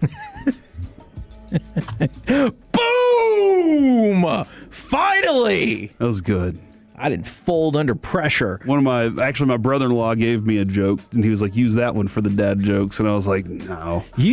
I know you and Alec don't like them. You'd be shocked. the things on social media. People are like, "Hey, will you tell me that joke again? I want to use it." They had a skating party on Sunday. But I agree with you about the Sunday birthday parties. Unless every 5 to 6 years their actual birthday falls on a Sunday, okay, then I think that should be okay. Now, a couple things. Kaylee, I love you. Love my brother-in-law. He's awesome. Love my nieces. They're amazing. But stop it. So I'm there. We show up to the Roller Room in Princeton, Texas. Oh. And I'll be honest, whenever I saw on the map, I was like, where the F is this place? I looked over, I was like, that shack right there is the roller skating room? Then I got inside, I was like, this place is awesome. And it was all to ourselves. Oh, the kids eventually shed their skates and started scootering on those walker things, and that was dangerous. All the adults except for me put on skates and went out there and skated. Kevin, that's a risky thing. The skating rink doesn't seem to be too popular anymore, does it? It's still rocking. Okay. I'm going to presume. Okay. But all the adults had skates on. My mom, she skated. Brother-in-law skated. Did not see a lot of people go down. I did not. Oh. Because many years ago, I was at a party, and I was cruising, doing my thing, and then I did fall. Oh. And I was like, I need to retire because recovery at this age is different, you know? But now, thanks to men's team, maybe I'm doing a little bit better. Oh, see. And But it was a big hit, the whole roller skating thing. I was always impressed by the people who stopped the right way with the stopper at the front of their skate instead of just doing what I did and skate into the wall. Once I learned, just stop, with your feet, you're just like. Once I learned how to turn and stop, when the ice skaters do that. Oh yeah. Once I learned how to do that, it was over. You know. I do not ever possess those skills. Misses of the weekend. Tiger, stay off the roads. Yeah. Just. I really do hope he gets some help. Golfy, no drivey. Adolis Garcia, 1 for 11 this weekend. And he had a misplay in the outfield. Not hating Adolis Garcia here, but that was a miss for him this weekend. Yeah. And Kevin, I can skate. Don't say I can't skate. Is there a skate challenge? Don't even challenge me to skate. Do you hear me? I do want you to challenge you out. him. On some quads or some inlines. It does not matter. Please challenge him because I would love to see some sort of 105.3 The Fan skate-a-palooza or something. Skate or die. Yes! We will always love Adolis Garcia. We would not have a World Series without him. Fact. Especially when he helps us win games as the opposing team. Yeah, that's good too. Now we're just sending him out to help. Sure didn't sound like you guys love Adolis Garcia. Also, miss of the weekend. The Tampa Bay Rays. I learned this morning, thanks to Eric Chiafalo, the Tampa Bay Rays have 35 singles in their first 3 games. Wow. Which I've always said, give me a team full of singles hitters, and we're going to go win some baseball games. They've scored 23 runs. Whoa, but they got a miss. Chop said that they have 41 hits, so only 6 extra base hits so far. All the rest of them are singles, 35 of them. 23 runs, the third most runs scored in baseball, and they are 1-2. So they've given up 22 runs, which is still a weird thing, but it does make sense ultimately. They've scored 23 runs on 35 hits, which is awesome. And yes, Jane definitely would skate me under the table. I've seen her. But yes, 20. That's a miss right there, dude. Your pitching's not doing their job. Now I don't know if this is allowed, but Kevin Walker sent over something that is Khaki Kev? Yes. Has really caught people's attention. The New York Jets tweeted out their own mock draft. It was the results of Daniel Jeremiah's mock draft that they tweeted out. But they have the second pick. And everybody knows that Fernando Mendoza is going first. So don't you think that's weird? That they tweeted it out like it actually happened already. Should we push all the money towards Arvel Reese at pick 2? Also a shocking overreach, it feels like, of taking Omar Cooper Jr. at 16. Maybe they love him that much. I guess. Are they trying to throw us off? Ooh. Yeah, they're like, here's a cent. Good luck. Thinking maybe it's Bailey. I mean, he's been mocked to the Jets, I think, every mock draft I've seen, or at least 80% of them Arvell Reese has, but maybe it's to throw us off. Yeah, maybe they don't want somebody trading up to 1 and stealing David Bailey. That would be so weird. Yeah, it doesn't make sense why they were doing this. Because then wouldn't you have to take Mendoza's second then, right? All right, I've changed my mind. I actually do like this now. I want every team to do this to throw us off the scent. Cowboys are like, they're tweeting out Zach Wolchuk's mock drafts. Cowboys, I'm looking forward to Cowboys tweeting out your mock draft, Zach. Yeah. To throw everybody off the scent. Okay. I'll be like, don't look. And then Abby Summers, Cowboys cheerleader, seen with Cooper DeJean. Oh, no. Evidently now debunking Cooper DeJean and one of the Bella twins being together. Evidently, Cooper DeJean is dating a Dallas Cowboys cheerleader. I'm not sure how we're supposed to feel about this. Can I throw out a theory, by the way, for this one? Please. I think Cooper DeJean misses Christian Parker so much, this is his way of getting close to him. Oh. He's like, we're still connected. And do you think what they really talk about is, hey, did you see CP today? Like, what's he up to? Yeah, do you think we can get lunch? Say hi to in the him, building? yeah. And she's like, I'm not in the building right now. Go to the building. Yeah, find out. Can you just drive over there? She's like, I'm in Philadelphia. And he's like, well, drive faster. Yeah. TSA just got their funding. Do you want to go do something? No. I missed this one completely. I'm sorry, guys. Hit of the weekend, Mark Cuban. Oh, you love this one. MF Farrow tweeted a picture of, or Instagrammed a picture of Nico Harrison. Fortune favors the bold. At the airport. Nico! And it says in the quote, trading Luka made you go from private jet to public airlines. Ooh. And Mark Cuban reposted that. Oh. Man, that's a few different burns. That also feels like it's a burn against the public airplane airline system. industry, right? Yeah, Mark Cuban just like, I have so many jets, and you guys, y'all dummies, have to take this public airplane like Nico. Yeah, y'all are the worst. So maybe is he taking shots at us? I bet Mark Cuban would give us an opportunity to ride on that airplane on his private jet. Didn't you see the story of him helping out a little girl?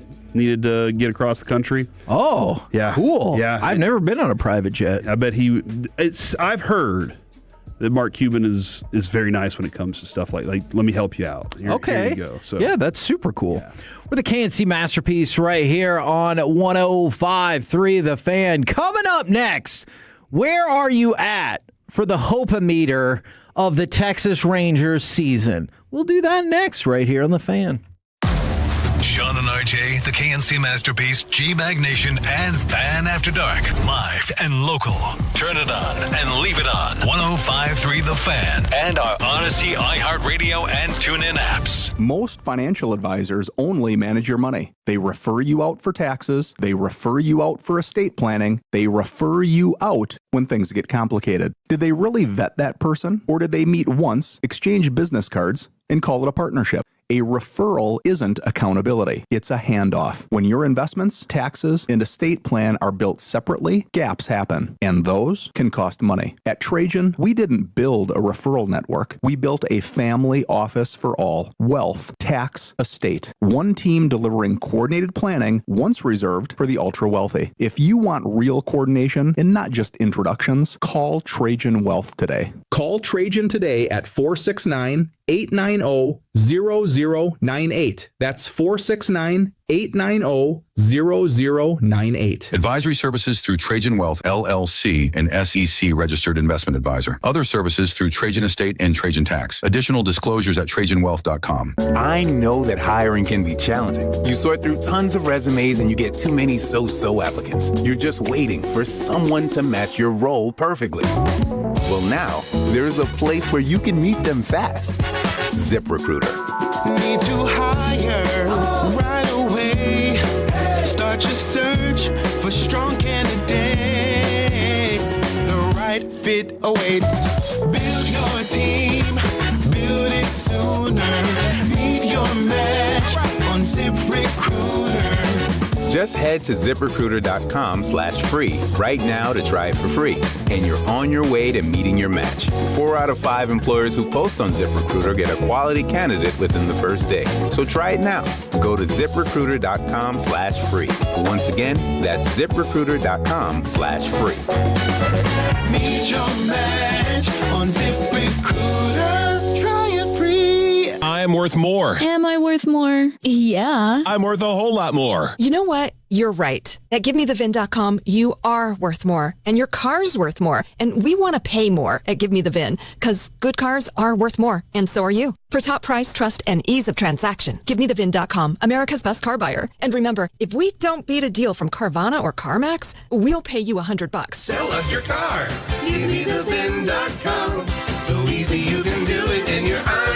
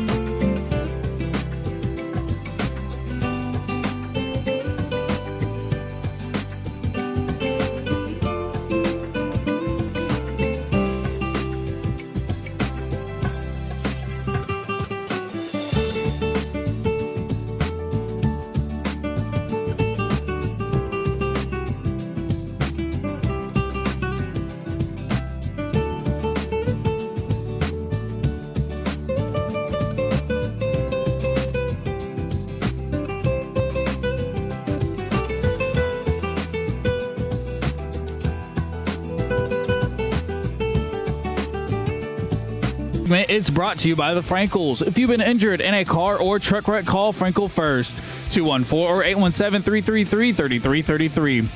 With Frankel and Frankel, there is never an out-of-pocket cost. They only get paid when you win. Frankel and Frankel, the go-to for car and truck wreck attorneys in Dallas. The 1-2. And a swing and a foul tip caught by Higashioka. Harper strikes out on the Gore curve. That's the first out here in the bottom of the 6th inning. 7th strikeout for Mackenzie Gore today. KNC Masterpiece back here on 105 through the Fan. Where's your Texas Rangers Hope-O-Meter at for 2026? A couple of other notes. Gus Malzahn and Jeff Tedford are going to join the College Football Playoff Selection Committee. Of course, Malzahn, remember, won a national title with Auburn in 2010. I believe, that certainly is one of the least talented teams to ever win a national title. And it just shows, it does. Wow. It just shows the amazingness, especially of Cam Newton, that season in getting that team a national title. He was Mr. Everything. Yeah, absolutely. And, he played well in the biggest of the situations. For the Rangers, this is an annual thing. The Athletic will take fans' opinions and create the Hope-O-Meter about whether you were optimistic or pessimistic about your team going into the season. If those are the only two choices, no in between, Corey, are you optimistic or pessimistic about this Rangers 2026 campaign? I'll have to say that I'm optimistic. And the reason being is things were so bad offensively last year. I just didn't think you could be that bad again. So far, you're not. Now, first game, maybe you looked like that. But then that bottom of the ninth or the top of the ninth, they said, hey, we're going to have a little fight back. And I appreciated that. Right. I felt like pitching was going to be good. Dude, what? DeGrom already? The season just started, bro. I mean, that's true. It's always weird when you're in a spot where you're like, okay, good, just your neck. Mm-hmm. Like, that's a weird thought to have, but you would get so, panicked elbow, arm, shoulder. And the next situation, too, like, that is definitely you go on the road and sleep on a pillow that's not yours. You wake up that morning, it's like, okay. But he is similar to you, Darvish, with the Lamborghini thing. Yeah. Like, things have to be right. I do kind of wonder. About that. But I was excited about Mackenzie Gore. I'm most excited about today's starter. Jack Leiter is the starter that I want to see. So I'm very excited about that. So I would say, yes, optimistic, very much optimistic. Now, am I going 100% optimistic? No, probably about 72. All right. As far as show me something we can get to 85, but I need you to show me a little something. And I'm excited about Skip too. Now, for the Rangers, it probably won't surprise you to know who is the most optimistic fan base in all of Major League Baseball. The Dodgers. Rockies. Okay. It is not the Rockies. Dang I know it. you're being sarcastic. The Dodgers, 99.8% optimistic. I would really like to know more. It's the cup. From those, okay. That's the peasant business. That makes sense. Those 0.2%, they were like, this cup is really pissing me I off. wonder if it changed once they went from 75 to 69. All right. Maybe. I mean, and plus, instead of just the one game, you get free refills. Plus it's only 69. Okay. I gotcha. All right. Nice. It's too late. Now, you jokingly said the Rockies. They're the fourth least optimistic fan base at 25.3%. Can you guess the three teams that are lower on the optimism meter? And then we'll get, of course, to the Texas Rangers. Lowest on the optimism meter. White Sox. The White Sox I feel like I'm wrong on this based on what you just had to do. Are turning up in the world. Really? They are the 8th least optimistic fan base, which I know doesn't sound great, but considering where they had been, that's a huge turn up. What about the A's? The A's are way higher up on the list. They don't even have a fan base. 12th most optimistic fan base. No way. They've got good players. Really? Terrible organization. Good No players. stadium. They are. By the way, remember didn't they have to re-gas up one of their things to get a player off the field last year? Gosh. By the way, I did see some people text in. Thank you. Malzahn was the OC for that Auburn team. Gotcha. Not the head coach. All right. No. I'm going to give you one more guess. And then if you get it right, you get more guesses. You mentioned them earlier. They've never started 2-0 in their history. They have. It's since been a long time. 1996 or something. The Angels. The Angels are the second least optimistic. Okay. A whopping, this is depressing. A whopping 5.7% of their fan base is optimistic. Gross. The Twins. The Twins. 4.3% of their fan base is optimistic. So the bottom five, goes like this. It's the Twins, then the Angels, then the Nationals, then the Rockies, and the Rays. Probably. They have 35 singles. But you pointed out they got a losing record. They'll turn around. Now, where do the Rangers sit in this poll? Probably won't surprise you to know, Corey, based on some of your other answers for previous incarnations of power rankings and whatnot. They're pretty close to in the middle. They're 14th. 77.5% of their fan base is optimistic. So I think another thing. I said about 75%. I'm 72% optimistic is what I was saying. Okay. And so I think that shows you that a lot of baseball fans are optimistic. Even the Astros, who are down in the bottom fourth, are still 59.5% optimistic. So yeah, for the Rangers, 77.5 points percentage optimistic. Now, the trends over the years. In 2022, they were 20th. In 2023, they were 13th. That year, they won the World Series. So then confidence rocketed up. I thought you meant 13% of them, and 13th. I was like, oh, no, this is bad. No, 13th. Then they rocketed up the next year, of course, defending world champions to fourth. Then last year, they were third, and that didn't work out super well. They won the World Series, and people were like, nah. They were still, after they won the World Series, there were still 3% of Rangers fans who were like, I don't know. They won the World Series. Now, they were right, though. Here are some of the optimistic viewpoints. They can't all forget how to hit 3 years in a row. Fact. So that's optimist. Another optimist, a healthy Evan Carter and improving Wyatt Langford will go a long way. If Seager can play 140 games and Jock Peterson and Jake Berger get to even 75% of what they were, the elite pitching staff can carry the team. The whole Evan Carter and Wyatt Langford thing isn't starting off great, though. Well, neither is Jock Peterson, then. But Berger's doing his thing. Optimist.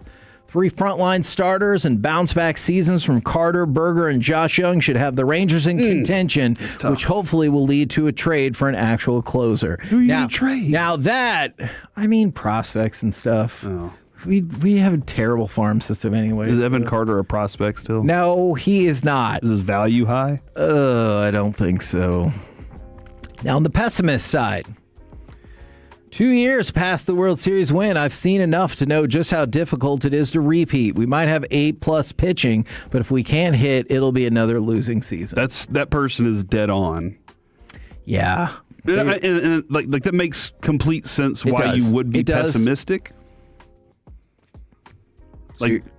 Go ahead. It makes complete sense why you would be pessimistic because you have seen that. Yeah. And you've seen that if you can't score runs, you're not good no matter how good the pitching is. You have to be able to put something on the board whenever the time calls for it, even if it's late in the game. Now, we told you the worst. Rangers are close to the middle at the top of the list. Already told you the Dodgers, then the Blue Jays, then the Mariners, the Tigers, and the Royals. So your top 5, Dodgers, Blue Jays, Mariners, Tigers, and Royals on the optimism-o-meter. In your career as a Rangers fan, where do you think your typical optimism level is? Because I think it was probably highest in like the 10-11 area. Sure. And then obviously winning the World Series seems like a blip, but during that season, I was so confident up until like the last 12 games, and I was like, can't score runs. Yeah, I think the height of optimism, I think you're probably right, had to be that 10, 11, 12, 13, because even with the way 12 ended, you're like, oh, you just wait again. Yeah. So probably that, but I think for the most part, don't you feel like usually the Rangers are about middle of the pack in terms of optimism? Times. Oh, for sure. Yeah. So, a tiny bit above middle of the pack. But I love being a Rangers fan. Yeah, no, absolutely. Love it. Me too. We're the KNC Masterpiece right here on 105.3 The Fan. Coming up next, let's chit-chat with the fellas from the G-Bag Nation right here on 105.3 The Fan. Follow here, Tolos, and like you, my home has become my happy place, but I started noticing scuffs, faded colors, and peeling paint that needed attention, and that's when I reached out to CertaPro Painters and CertaPro.com. You can ask about their spring sales event for 10% off qualifying projects through...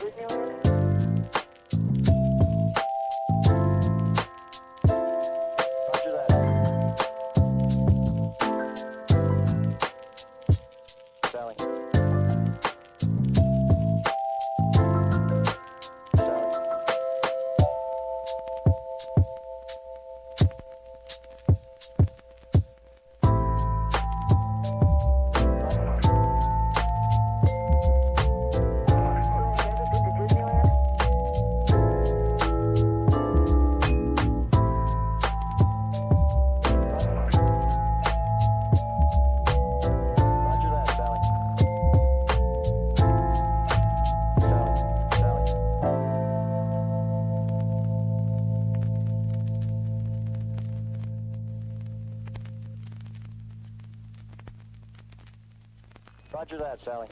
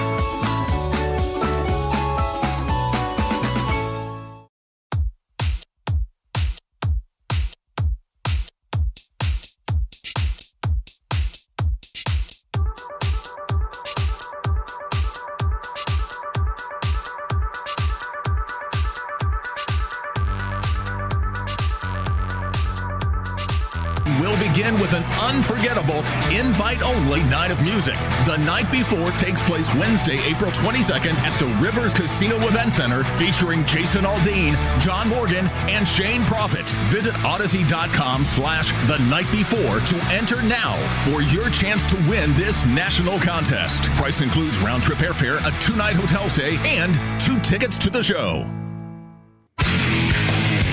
If you're on a market to upgrade your vehicle, get to Classic Chevrolet in Grapevine. They're the #1 Chevy dealership in the world 3 years straight. They've got more new Chevys than anyone, all priced to sell. Visit ClassicChevrolet.com. This is Texas. This is Classic Chevrolet. Together, let's drive, relax, enjoy the difference. Based on new Chevy registrations 2023 through 2025. And the pitch. Swinging a line drive, and it gets past Turner and short out into left. Langford rounding third. Here's the throw. He will score as he touches the plate with his left hand, tumbling past Real Muto as the throw gets by. McCutchen goes to second. Andrew McCutchen delivers the RBI hit, and the Rangers now lead 5-3. KNC Masterpiece back here on 105 through the fan right now, courtesy of D&M Leasing. It is time for our chit chat with the fellas from the G-Bag Nation. Gentlemen, how is you today? Terrific, Higgs. How are you? I am in an S-storm of sadness, but what can you do about that? Again? Oh, yeah. Yeah. We just find new and exciting ways to blow gigantic leads in epic, important games. Never should have started in business with those one and done, you know? I know. I always admired how Coach K drew the line there and thought it was the downfall of the program when he went back on it. Yeah. And now here we are. I mean, we can play all those highlights again. Your you want to? Cohort Eric Chiafalo did an excellent job of having the Titanic version of that highlight ready to go to just really dig it in. You know what? I guess play the sad one, the Titanic one. Oh, who's better than this guy? Get it into Boozer, back for Sarr, ahead, Boozer, that ball deflected and stolen by Mullins. Caravan, 2 seconds.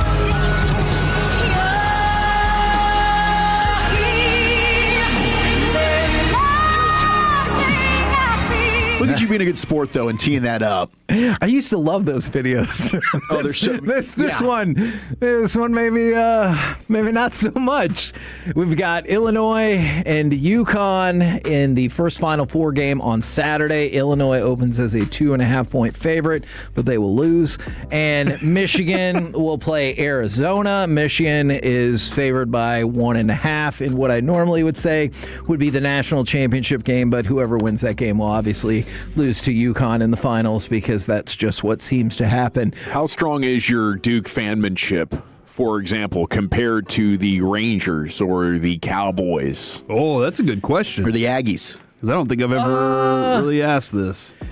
Yeah, I think it's on the same level, but what really hurts, and I don't know if you guys heard this earlier, is the team that they lost to. Because the team that they lost to is always there to kick Duke in the balls. They lost yesterday by 1 point. The last time they played UConn in the NCAA tournament was in the 2004 Final Four when they also lost to UConn by 1 point. Before that, they lost to UConn by 3 points in the 1999 championship. And then the year after that, I started dating a girl who would then go to UConn. And when somebody posted on my timeline on Facebook yesterday, and I was like, I'm done with social media. Someone needs to put a wellness check on Hagee. She put the laughing emoji on there. What a jerk. She's been waiting for that moment. And she was swimming across the ocean while she did it, too. I don't think... I mean, that's impressive, man. You pulled yourself a swimmer. Yeah. Didn't she do it like 5 times? 4 times across the English Channel. Wow. That is impressive. She put like grease on her and stuff like that to do this? Yeah. There's some Crisco. Yeah, and then you have a... Did you help with that? No, that was after my time. That was after my time. And then you have like a support boat there in case something goes wrong. And run into in a case shark or sharks, something. gets on you. Yeah, exactly. Was that 21 miles? I don't know. I'm sorry. I'll look it up. What? I think the 2004 That's game, why she broke up with you, because you didn't care.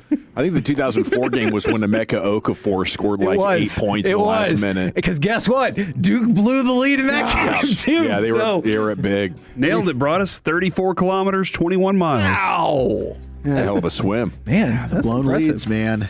What were some of y'all's takeaways from the Rangers in their first series of the season? Well, pure domination. was probably my first takeaway, which was great to see, other than the bullpen, pure domination other than the bullpen. But to come out of there, and what did they end up scoring? 16 runs in 3 games? Including an 8 spot. Damn right. We have CY coming up at 420. Nice. But I saw their stat for pitches per at-bat that they faced, and if they would have had the number that they had for the weekend last year, they would have led the bigs. Yeah. So very small sample size, but coming out of spring training where they're seeing more pitches 3 games in, we're doing it, man. So just want to salute them for being amazing. I was talking about the leadoff hitter. Nemo is seeing about 4.5 pitches per at-bat. Simeon is seeing 2.8. Wow. That's the difference, right? It's a significant difference in wearing out a pitcher's arm, getting more information off a pitcher, making him use more pitches than he needs to. And hard to find the nitro zone if you're swinging at all those pitches. Exactly. I think Latz needs to replace DeGrom in the rotation. Man, he's the freaking man. He's the MVP. Love him. I think Choppy made a really good point this morning, actually. He goes, what if he would have got drunk the night before, not thinking he was going to pitch? And then all of a sudden he had to show up at the ballpark and pitch. And everybody's like, well, maybe he did get drunk. But now, is there a more valuable player? He did. Maybe, he went ahead and seriously, this did guy, the LSD thing. This guy shows up. This guy shows up whenever they need him. Yeah. And he's like quality. But we're talking about like him or Rocker is the 5th guy. I'm like, what are we doing? Well, and that's one of the things. I'm sure the Rangers won't position it this way, but I do think that Latz got kind of punished for that level of versatility, because you can't do that with Rocker, or they wouldn't have done that with Rocker in the bullpen. Absolutely. He's proven that in a pinch, day of, he can find out, I've got to go start, and he's going to. He did this against Baltimore, where he flirted with the no-no last year, too. It's something, to your point, that Rocker can't do, and I thought about that over the weekend after his start, because I was kind of bummed out. Not that I want Kamal Rocker to be awesome, but I'm a Latz fan. I thought Latz should have gotten that 5th starter spot in the rotation. But I guess this is a need that not everybody can do and fill that role, and Latz does it better than anybody. Mm-hmm. And by the way, for people who are asking about my before personal life, this is a different girl than the registration sticker person. Look at you making Got around. Very popular guy. Now, you're the fireman. Oh, my goodness. Now, I want to turn our attention to Kevin Walker. Oh, Kevin. Who is wearing a DeAndre Hopkins Chiefs jersey, but told us before the show he is not a Chiefs fan. Why are you wearing the jersey, Kev? What is the story with that jersey? So the story is it dates back a couple of years ago, and it's thanks to my dad. My dad, who kind of listens to me every now and then as far as what I like and what I want. He bought me a DeAndre Hopkins jersey when he played for the Texans, because I told him he was my favorite receiver at the time, back in his prime, as you might imagine. So he got me a Texans jersey for Christmas that year. It was really exciting. First jersey I had that wasn't of one of my DFW teams. Well, he got traded after that, and then he went to the Cardinals. So the year following, he buys me a DeAndre Hopkins Cardinals jersey. Oh, no. So now I'm in this cycle where I'm like, well, I now kind of feel obligated to fill this role. And at that time, he was on the Titans. So I'm like, okay, I can get one more jersey, not a big deal. Fast forward to now, he's been on 5 different teams, and I have 4 of those jerseys. Well, Fanatics did a sale last week. They don't do a lot of things right, but they did do this right. They had a sale last week. It was 95% off of a lot of their merchandise, majority of former players. Well, I got this DeAndre Hopkins jersey for $13. Hell of a deal right there. And it was a perfect add to my collection. So now I'm only missing a DeAndre Hopkins Ravens jersey. Still your favorite receiver, or this kind of a... I mean, I probably wouldn't say current. I'd probably lean on CeeDee Lamb. Okay. But, he's definitely going to be in there for a long time. But, yeah, at the time, he was one of my favorites. So. And then just one more side. I thought this was really smart. A lot of people talked about the team surveys and the player surveys and everything, but Matt LaFleur responding to the survey about what guys wish they were getting more one-on-one time, and they went out and instead of complaining about it, and they hired 3 new people. That feels like a great response to the desires of your players, does it not? Yeah, I think so. I mean, listen, that's the one thing you have to kind of keep some order in your locker room. And I mean order as far as making sure, Parcells is right. These players get together in small little groups and they bitch about a lot of things. And so to try and prevent that, you've got to do the best you can to make sure that your locker room is taken care of. I know in Green Bay, we had to, we brought in barbers for the players. We brought in special food for the players. Stuff they couldn't get in Green Bay. So you're doing the best you can to try and make things life a little bit easier for these guys. Are the guys that go into the nice, comfortable training room, are those the ones that bitch the most instead of the very cold training room? I tell you, Parcells kept that training room at the Valley Ranch like you did not want to walk in there. Seriously, it was that cold. I didn't think a room could get that cold. And those poor trainers were like in full sweats. Yeah. And like a walk-in cooler. Yeah, seriously, they looked like beer barn. They were dressed like Rocky Balboa's brother in the movie where he was wearing the big heavy white coat and all that. I mean, like he was in the meat packing area. Paulie, but it was tough. You walk in there to try and get something, and you're like, man, you just run in there, run out. But those guys had to sit in there and work in that environment. And Parcells did. I mean, he's like, no, we're going to keep it this way. Well, I'll tell you what, it worked. Yeah, those guys didn't want to be in there. Absolutely worked. I don't know if it's the fact that players just didn't want to go in there or we really didn't get hurt, but his making that room cold prevented a lot of injuries that year for some reason. Wow. Great story right there. Thank you. What do you guys got coming up on the program today? Pure Gold as always. Thanks for asking, Hagee. The aforementioned CY at 420 Cy Young Show. Also Sands at 3 o'clock live in Baltimore. Love it. Talking about your first place Rangers. Damn right. Roll home. You said it never happened, Kevin.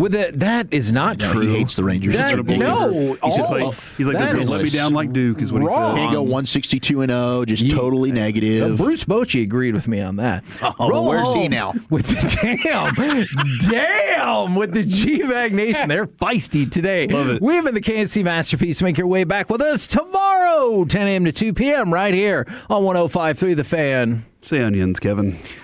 Onions! Oh! It went in! Mullins delivers! Bedlam! Tolo means turn it on and leave it.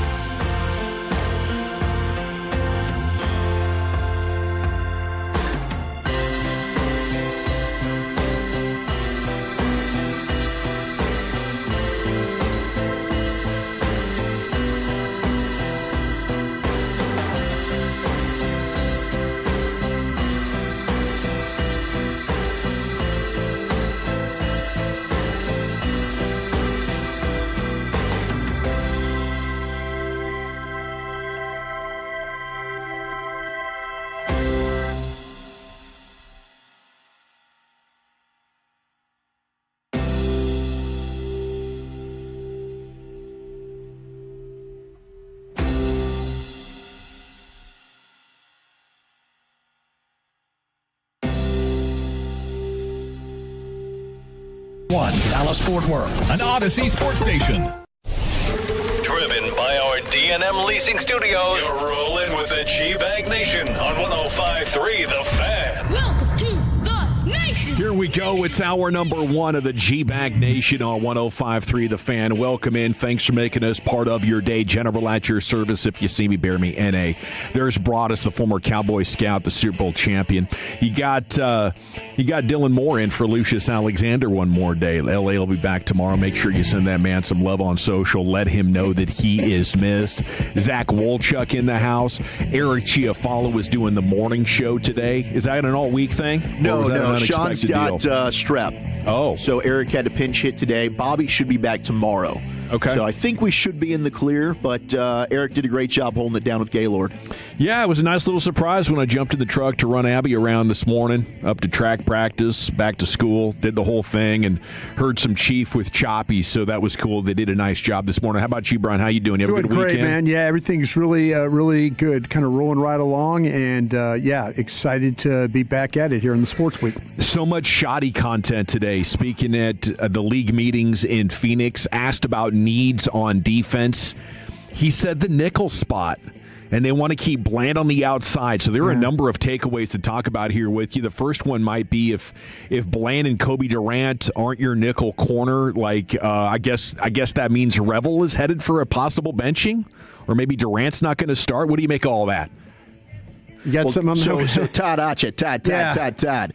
He put out there that the nickel job, as of right now, okay, this is prior to the draft, and I think they're absolutely looking at drafting this player. I do too. But he said right now you're looking at a combination of Kobe Durant, who they signed from the Rams, Jalen Thompson, P.J. Locke, kind of just rotating and competing for playing time at that spot. But I'd be pretty stunned if you don't come out of night one with that player not on the roster. Yeah, I agree. I to me, there's a couple different ways. I think with the safety group, they might be in a situation where they're looking at drafting a corner. Yeah. That's where I would think draft a corner that could also play inside and let that corner start inside and see if you can develop it. If something were to happen with Ravel or with Bland, then you have somebody that can play not only on the inside, but they're also outside players as well. So the hybrid player, I like the idea of the hybrid player. I think they might have signed the hybrid player from Thompson. I think that's what they might have done. So we could talk about all, and there's a lot of these really good hybrid nickel, players that could play safety. We've talked about Stooks from Arizona, Wheatley from Penn State.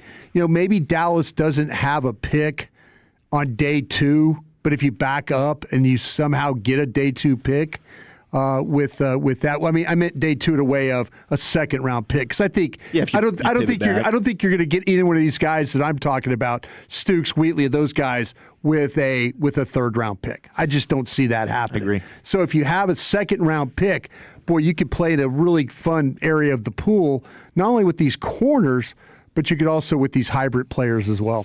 So when he's talking about nickel being amongst their biggest needs going into the draft, is that D'Angelo Pons? Is that Terrell? Is that Scott? Hang on, let's think about this. When he says nickel players, is he also talking about linebackers too? I mean, or is he just making it a defensive back type of a His thing? description of it, and we have the audio, we can hear it at 3:20 when we have the C-note, was specifically defensive back. Okay. He talks about linebackers separately. I didn't hear the quote. So he specifically said defensive backs then, right? Yeah, he was specifically talking. It sounded to me like a secondary type player. My apologies. But mean, who knows? You do have the versatility with like a Kyle Lewis from Pitt. Kyle Lewis is a badass player. And I know people are on Twitter right now seeing the video. That's how the guy plays. That's how the guy moves. So to me, but that is a little bit of a projection because he hasn't played the position. But he could help you as a linebacker for sure, I think. Let's go to that shoddy cut here. He is talking about the nickel position today at the league meetings. It's important in any defense. You know, you're closer to the ball. There's different ways you can build it. You have to, again, this is the first time I've heard it. I think Christian was the one that said it. You know, you have to be able to cover like a corner. You have to be able to blitz like a safety. And you have to be able to fit the run like a linebacker. I mean, those are three really difficult things to do at the highest level. And so I think that's why everyone's chasing it. I think that's why you saw a great player like Jay Lou go and command the money that he commanded last year. You know, really good football player. But it's just, again, the good news is you can pull. Kobe Durant's played that, right? I think that's a great addition for us. Excited about that. Kendricks has played it some.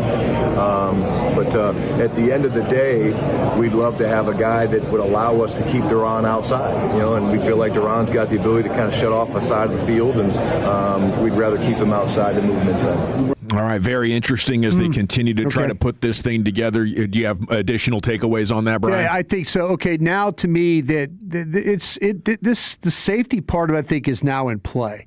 I think that's I think these guys, these hybrid players, can cover, but do you think that they could cover on the level of like a true nickel player, Zach? Do you think? I mean, when you think of nickel players, Dawson, you mentioned about the Pons, and you mentioned our guy Keith Abney. There's Avion Terrell, Rivers, Scott. Like Chandler Rivers. I think fantastic for this role. I would draft one of those guys. If you tell me that I've got like with Thompson and all, I would draft a guy that could play the spot.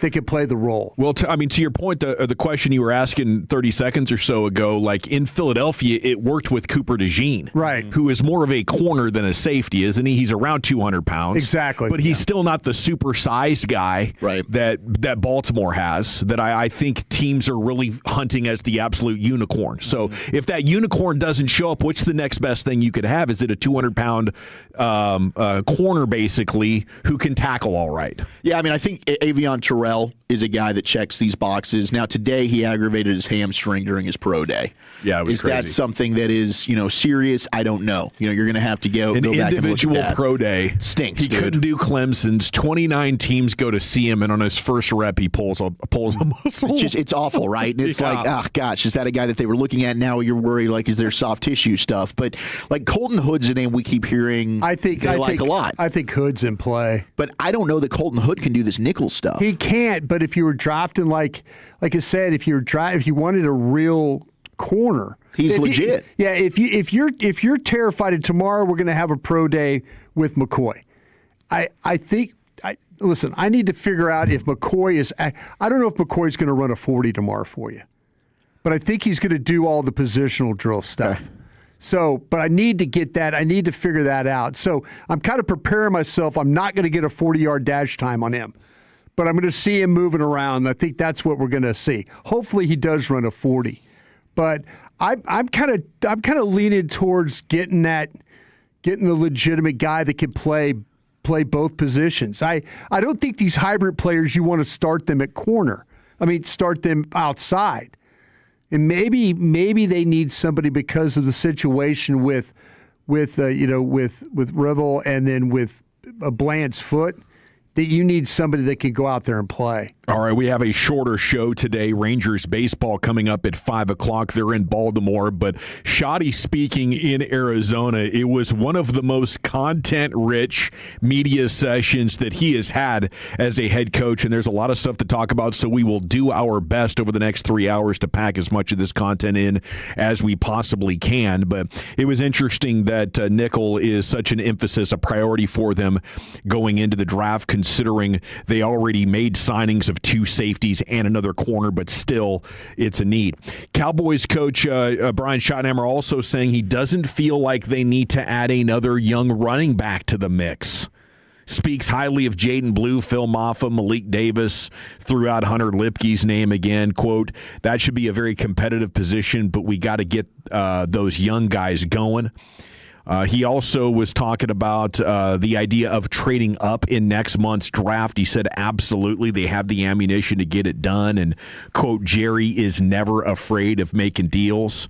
I was hoping to hear that they'd want to do something at running back, but I guess they like those guys. And maybe they're making progress, and Jaden Blue showed enough in Week 18 to be worthy of a little bit more time investment and patience with him. But, I think we saw the limitations of that room last year, and I was kind of excited about the idea of adding more talent. But at least from Shoddy's perspective, they don't need to. How about on Tyler Guyton says he's got a chance to be an elite player, but he's got to take that next step. He said the team's action plan for Guyton starts with footwork, balance, and his hand usage. You think he's got it in him? Man, if you want to talk about defensive questions, this might be the most offensive question there is. And this one is, on how do you get Pickens to the next level, even higher than what he was before, and how do you keep teams from kind of slowing him down? This is the biggest question you have on offense. You're at the crossroads right now with this guy. Because all of a sudden he's going to have a really good camp, and then the next thing you know, it's like week 3, and another sprain, high ankle sprain or something like that, some crap. He has got to get past all that. Yeah, he can't be a hurt guy. No. You can't be an offensive lineman in the NFL and be a hurt guy. No. If that's the case, then my gosh, go ahead and I'm not saying this draft, but you better go. Nate Thomas, you better get somebody ready to go if that's the case. Make or break type of year. Yes. Happens again with Guyton. Yeah, I can't have him missing 4-5 games because of a high ankle sprain or some crap like that. Cowboys signed a defensive lineman over the weekend, Jonathan Bullard, 290-pounder. He's played for 6 different teams, including the Vikings in 2024 when Cowboys defensive line coach Marcus Dixon was up there with the Vikings. Very solid run defender. It's 1 year, it's $2.5 million, and he's not going to be in the backfield very much, but seems to be a very solid depth rotational guy. On the inside, looking at his tape, it was almost like he was playing a 3 technique. He was over there in that B gap. Yeah. Operating quite a bit, so not a nose and not an edge, but maybe a 3-4 defensive end style dude who'd be coming in off the bench. I don't think he's a starter for the Cowboys at that kind of cash. Howie Roseman, talking to reporters at the league meetings as well, said he's going to have the same answer to every question about A.J. Brown this week and the rest of the offseason. Says A.J. Brown's a member of the Philadelphia Eagles. That's his answer for everything. And the interpretation is he's just killing time till you get to the other side of June 1st. When it's expected they will trade him when the cap hit will be less severe on their books. That's after June 1st. And I think from there, the takeaway from a Cowboys perspective is if A.J. Brown is gone, if Barkley's not elite anymore, the line's maybe no longer top 10. How much are the Eagles contenders? I don't think they're much contenders at all at this point. And maybe the Cowboys will be stuck in the mud enough to allow Philadelphia to win the division again. But I don't think they're Super Bowl contenders, not even close at this point.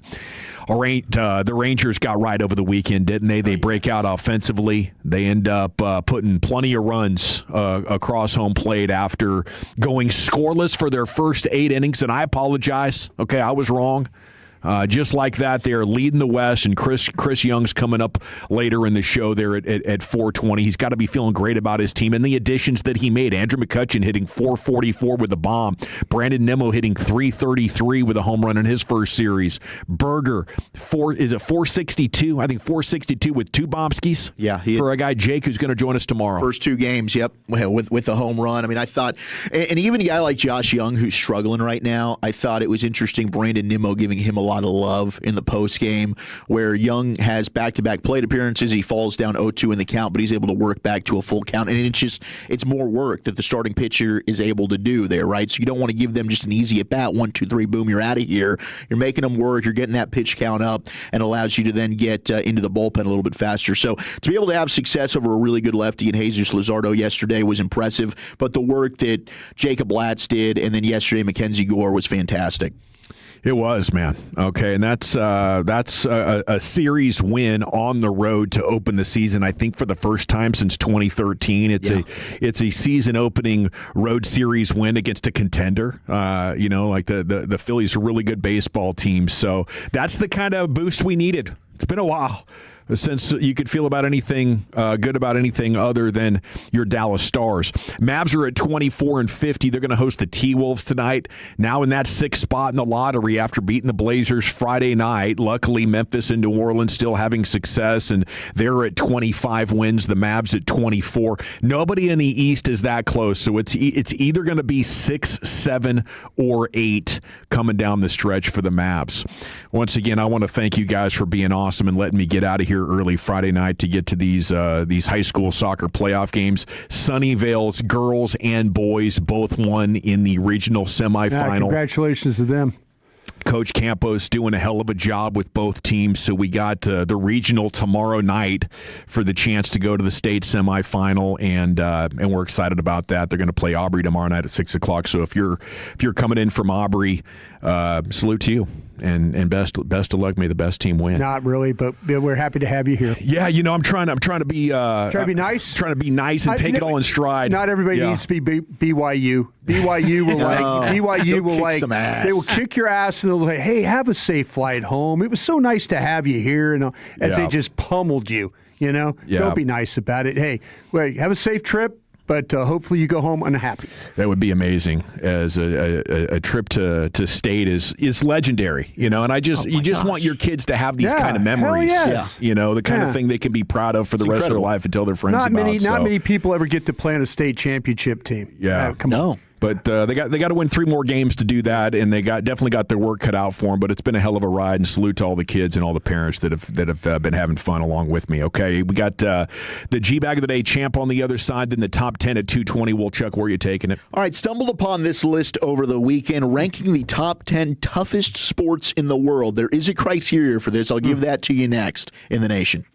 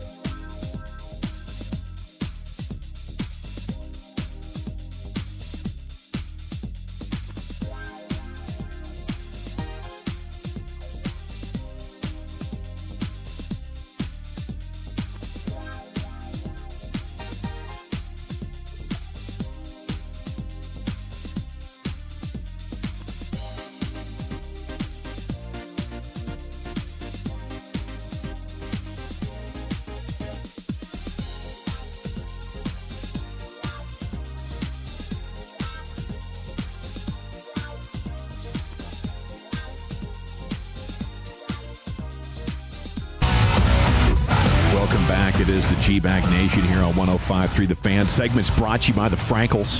If you've been injured in a car or truck wreck, call the Frankels first. 214 or 817-333-3333. There is never an out-of-pocket cost. They only get paid when you win. The Frankels are the go-to car and truck wreck attorneys in Dallas. Let's go to the Pimp Cup. Dylan Moore in for Lucius. He's got the champ.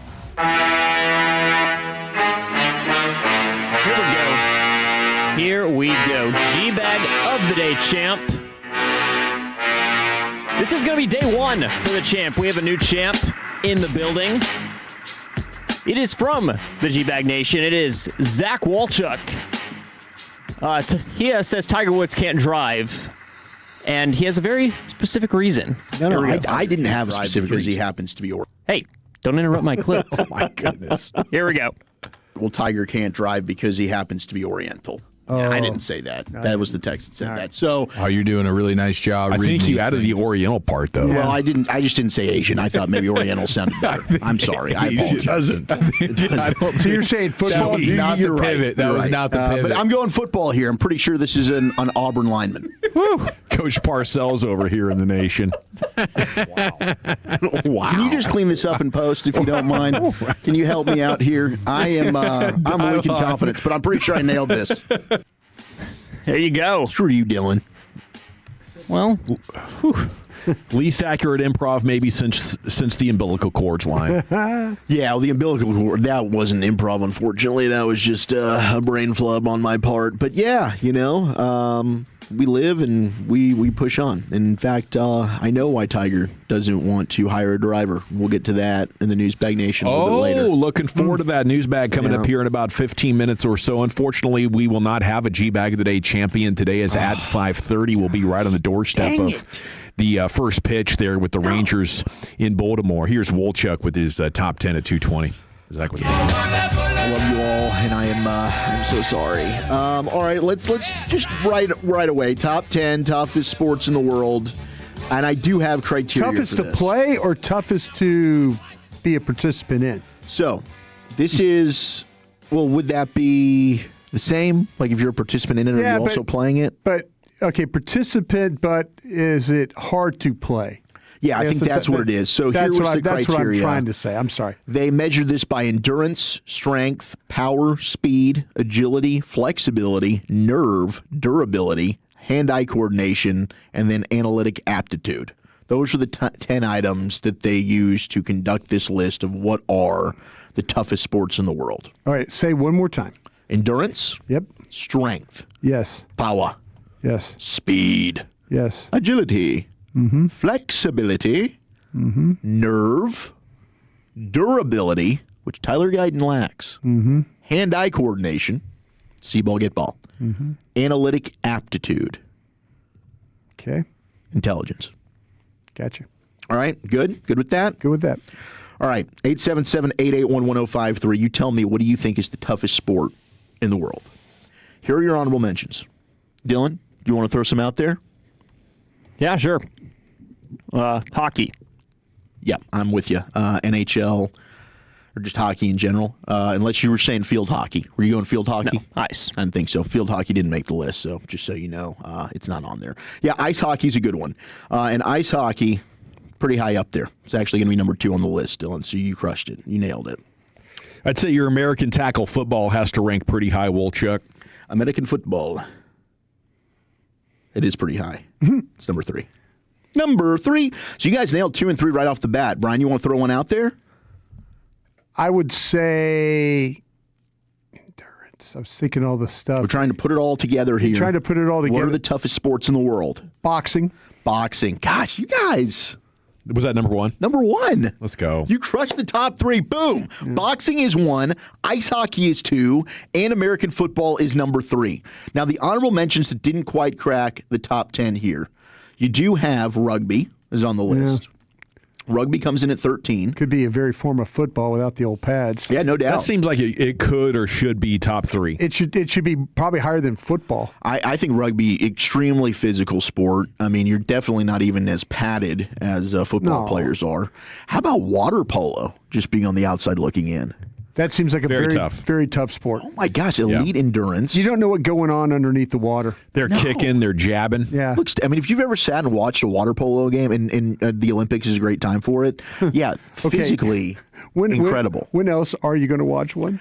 I'm sure they're on TV. Maybe the Ocho's got them, but I mean, it's a college sport, so I guess they've got to have like national championships. But you're right. Otherwise, I'm never watching. I was just saying in a way of like you're only going to watch them with the Olympics. Yeah, I think you're not going to seek it out to watch like Stanford versus Cal or whatever's going on. And then skiing is the final honorable mention. It was actually tied with water polo, but alpine skiing comes in. That seems very, very hard. Yeah. I mean, you're going down the mountain 80 miles per hour is what some of these speeds Hook a are. gate. It's absolutely nuts. You're Lindsey Vonn. I just got a text from Kevin Walker. Now, Kevin Walker is known to just send us random breaking news, okay? So I'm going to open up this tweet. We're going to grade the Kevin Walker text. You might have just got Bud Cracker. Is this worth it? You might just got like hacked. Oh, it's not good for our guy. Are you freaking kidding me, What PFF? happened? Give it. John Owning has just put out on X. This is breaking news. Unfortunately, he was part of the PFF layoffs today. Really enjoyed his time there. Met and worked with so many kind, hardworking, and incredibly talented people. Excited to see what's next. What? Crown Global Media, John. John, get over here.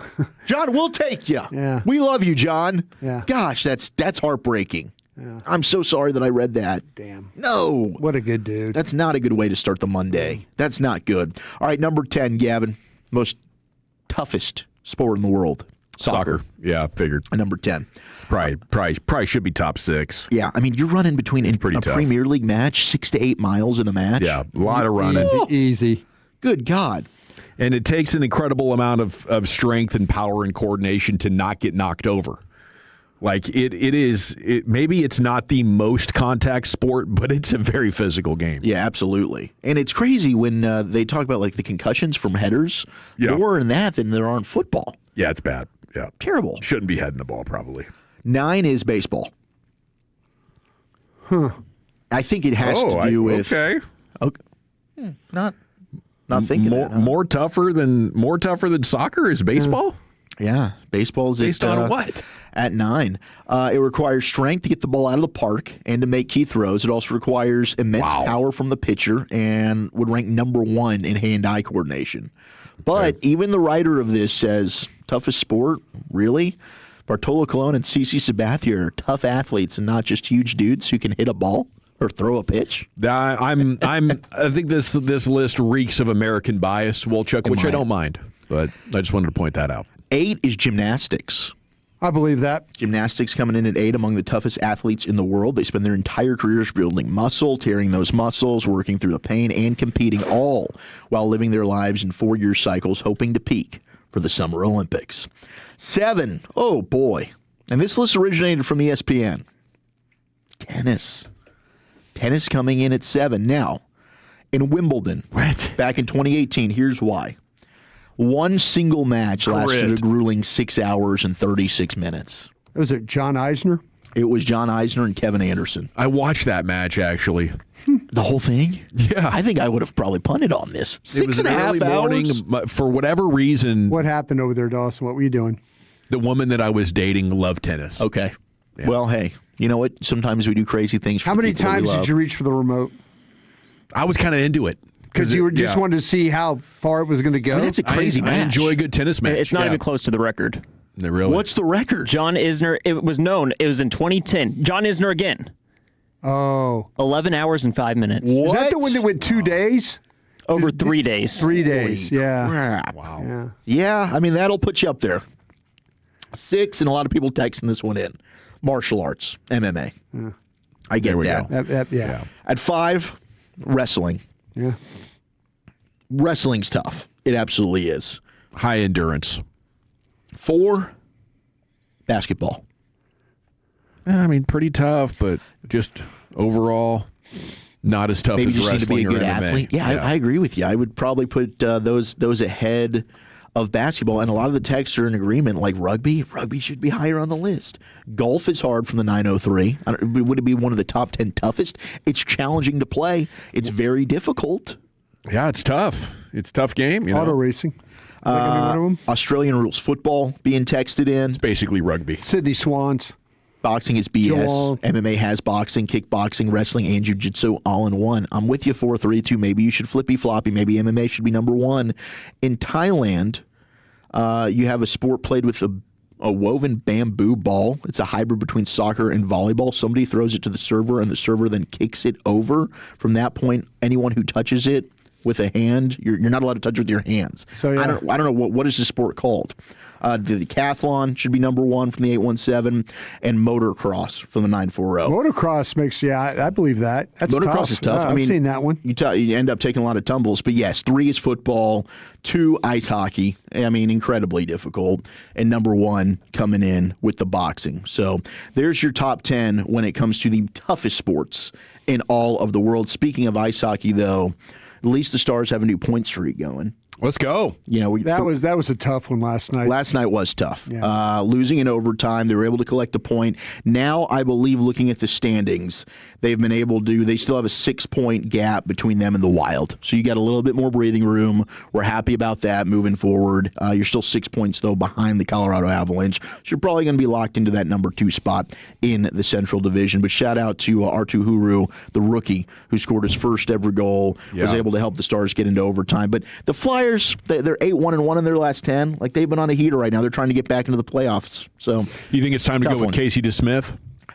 I am starting to have concern over Otter. He just has not been in peak form this year. I don't know what's going on. Do you think the fact that he didn't play at all in the Olympics had something to do with that?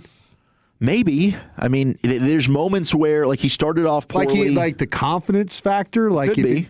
If they would have just played him against Germany, maybe everything would be okay. Well, even can you get in? You know, they end up crushing Slovakia, or that's can what I'm you saying. just get some garbage time? Yeah. Bull riding sure was an honorable mention. Yeah, rodeo is in general was an honorable mention. Hell yes. That's a good one though, coming in with the 2-1. Like, what are the chances I'm going to suffer the humiliation of getting my ass kicked or suffering injury? Right? Yeah. Those are tough. You know, could I have a cardiac event based on the endurance demands of this, you know, for an ultra marathoner? That's tough. Yeah. You know, 100%. Balancing 4 feet in the air while doing a cartwheel, not that tough. I'll tell you this, though. I will say this. Running a marathon, tough. Yeah. But like a 250-pound guy like me that can run it and complete it. Yeah. Legendary. It's just training. That's what that is. Yeah. You just got to build up your stamina and your endurance. Yeah, it's just training, yeah. Okay, we got news bag coming up, Wolchuk. Yeah, all right, I'm going to tell you exactly why Tiger Woods doesn't want to hire himself a driver. We'll get into that. Plus, grade the call. That's next in the nation. Okay, I want to chat Frankels with you before we get there, though, because life is unpredictable. You never know when you or a loved one could be injured in a car or truck wreck. Maybe someone is trying to pass you in a residential area. They end up flipping their car right in front.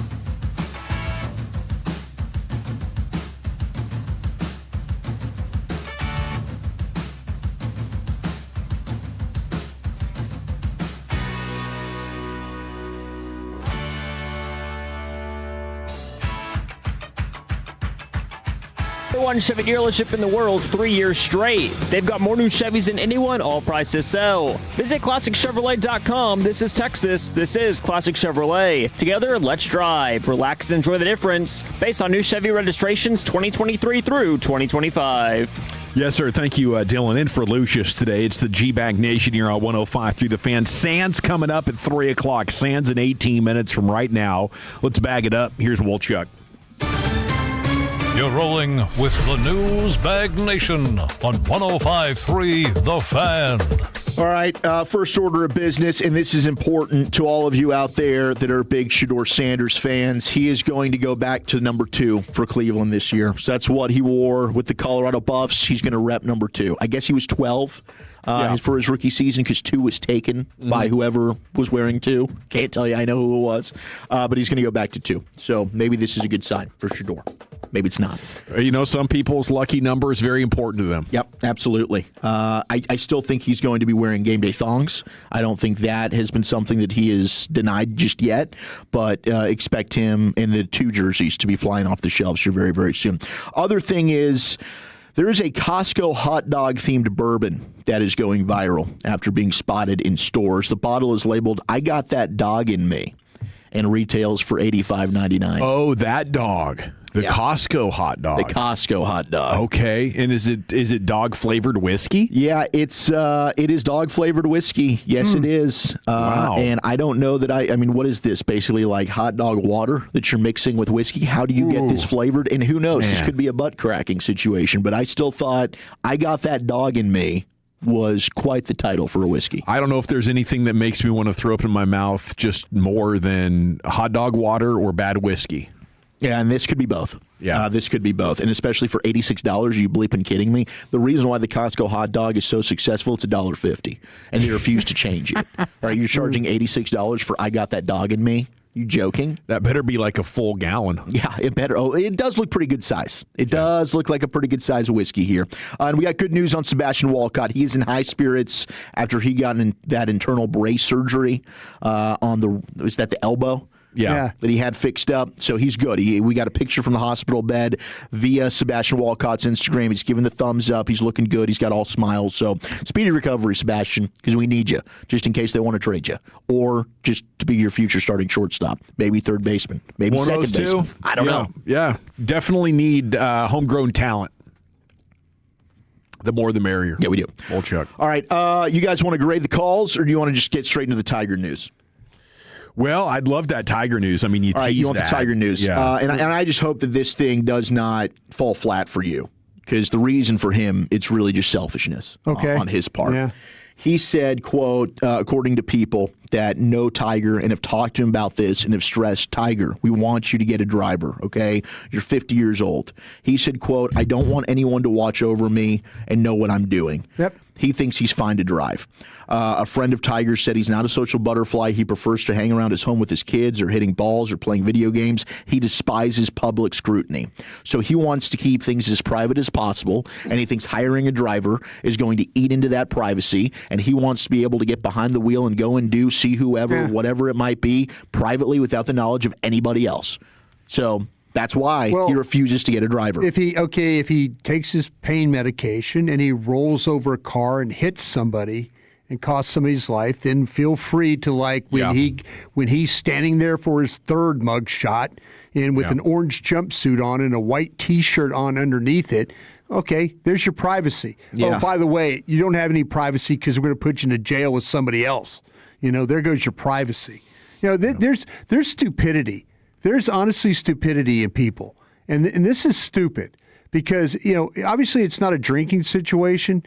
It's medication. Yeah. All of a sudden he's driving along and he blacks out and then goes slamming into a house or somebody else, you know, and kills somebody because he wants his privacy.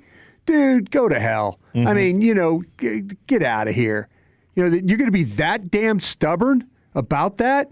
Yeah, you're gonna hurt yourself. You're gonna hurt somebody else. How about thinking about other people when you get behind the wheel and you continually? You just can't have an accident where you bump into somebody and you exchange insurance numbers. No, you got to roll over the damn car is what you got to do, like your Joey Chitwood stunt driver. You know? Yeah. God. Yeah, it's incredibly selfish. Way selfish. I mean, if you have enough of these, it's time for. And you know what? Find a driver that you trust. Maybe there's one guy out there that can keep his mouth shut for you if you're going and doing things that you don't want you're people worried to about know. You're worried about someone writing a book that you're going to the Waffle House hitting on the waitresses and shit? Yeah. Oops, sorry. Sorry. Yep, hit that. Sorry, Yep. sorry about that. It does sound like he needs like one guy. You know, maybe he's a combo driver / drug dealer. You know? Okay. There's got to be one person, right, that you can trust. And I get absolutely. it. Or get Ubers. Or get Ubers. Yeah. Sure. And I understand the privacy aspect of this. I'm sure, you know, it's hard for us to relate. Luckily, we're on radio, so we're still able to go places and hardly ever, Brian will get recognized. Well, you did today. Yeah. Somebody took a picture of you. But if you're Tiger Woods, you can't probably go anywhere without people knowing and stopping you. I understand it. But come on, dude. It's gotten out of control. I mean, this is the second car you flipped in less than 5 years. That's what I'm saying. He can't just bump into somebody. Be smarter. Yeah, he's going to roll a damn car. But what if he passes out? Listen, I lost a teammate at LSU. He was mowing his yard. Guy was driving a truck, driving an 18-wheeler truck, and like Medicaid passed out. Wow. And the truck went off the road into my friend's lot, and he got run over by a guy that passed out. Because of medication. Yeah. He got hit by a truck, you know, because like the guy continued on driving. It's foolishness, man. You got to be better. Yeah. Yeah, probably shouldn't be pardoned. But he's always been a selfish individual guy, so what the hell? Yeah, and you're right, 817. I mean, he could end up just getting his driver's license revoked. I'm a little surprised it hasn't happened. I mean, if you have multiple of these, and he's had them in, I mean, terrible ways, yeah. I mean, at some point, you got to be deemed you're not responsible enough to drive. He had the DUI, then he had the rollover in California. Now, Yeah. I think this one probably you're looking at 12 months of having a suspended license. That makes sense. You know, and hey, I think this is this is where you got to think of your kids and stuff. He's not, because he's Tiger Woods. And he's thinking about Tiger? He's thinking about Tiger Woods. Yeah. It'd be hard to date a guy like that who, you know, has a drug problem probably and wants to be so private that he's putting himself in danger to maintain this lifestyle. Yeah, it's absolutely crazy. And then we got the Masters right around the corner. We know he's not going to be participating in that. Well, he's going to show up for the Champions Dinner and be on grounds and stuff like that, but he's not going to play. Yeah, that's a shame. Yeah. All right, what an incredible Elite Eight it was. I mean, yesterday's game between Duke and UConn was an all-timer. It was. I really thought this thing was done. You've got a 16-point Duke lead. UConn starts cutting into it. Final 2 minutes, I'm like holding off, giving Eliza a bath. I'm like, we got to watch the ending of this thing. Turnover, boom, bang, big-time three made from the logo for UConn. UConn wins it. You've got Dan Hurley, who's headbutting a referee. This thing does not get called. But let's grade the call. All right, we've got every angle of this. We got Duke, we got UConn, both their radios and the TV call. Which one do you want first? Choose your champion. UConn. Let's go with the UConn radio call. Take it away, Huskies.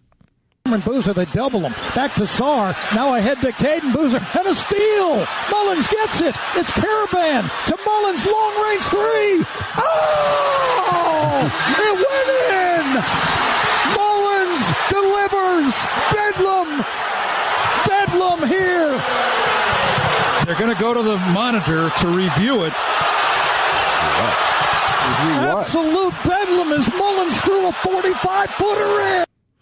Guy lost his voice before the big moment. It was unreal. Yeah, I mean, first off, the turnover, then not only that, that's impressive in itself, but then to be able to just ice in your veins, bang, you hit that shot. First lead for UConn since a minute and a half into the game. They scored the first basket. Duke equalizes 51 seconds later. They end up at 1 point. Their lead is as big as 19 points. You might have a Coach Shire problem. I mean, Jared Sandler's got his next victim here. He thought Coach K was overrated. If you thought Coach K was overrated, this is and Hagee had this nugget earlier. Every single loss Duke had this year, at 1 point in the game, they led by double digits. Something's up here. You've got to be able to close that out. They've had a number of tournament defeats when they've been up double digits now over the last 5 or 6 years. I mean, it's crazy because he has them playing consistently great basketball, but they can't get over the top in the tournament. Is that something that he is doing?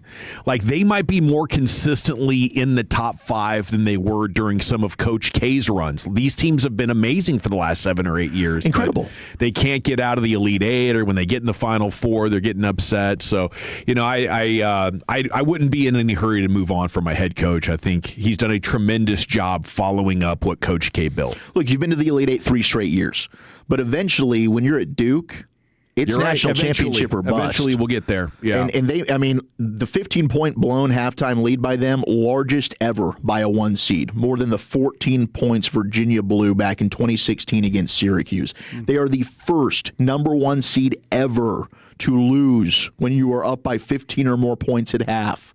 134-0. We're the previous 134 teams. That's crazy. 44-28, they get outscored in the second half. Here is the Duke radio call, and they are just begging for anything they can after this bucket goes in. Get it in, they do for Boozer. Bobbled it, back for Sarr. Needs to get rid of it, does for Caden. 7 seconds, trying to throw it ahead, deflected. Stolen by Connecticut. 2 seconds, it's Mullins up top for the win. Oh, he hit it.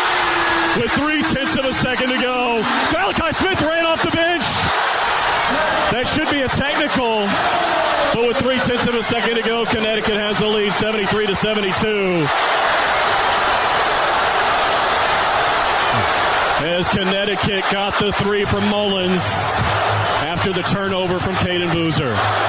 And Caden Boozer, you got to know better in that situation, man. And he had a timeout. Panic. Called it. Exactly. And Texter said, hey, it's the freshmen.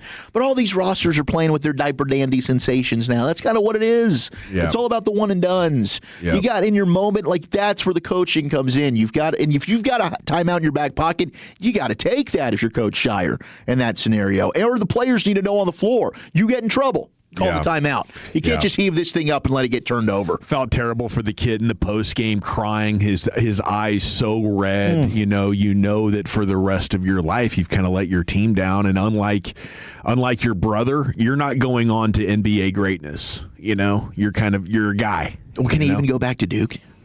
Like, you probably have to transfer. You can't go back to school there. That's a good point and a good note to end on. We got second hour coming up here. It's the G-Bag Nation, and Jared Sandler joining us on the phone in Baltimore as the Rangers' triumphant opening series will spill into a series with the Orioles now coming up next year. We got hour number 2 is the G-Bag Nation on 105 through the Fan. I do want to talk to you about Trajan Wealth, though. That's Trajan. Score big in retirement.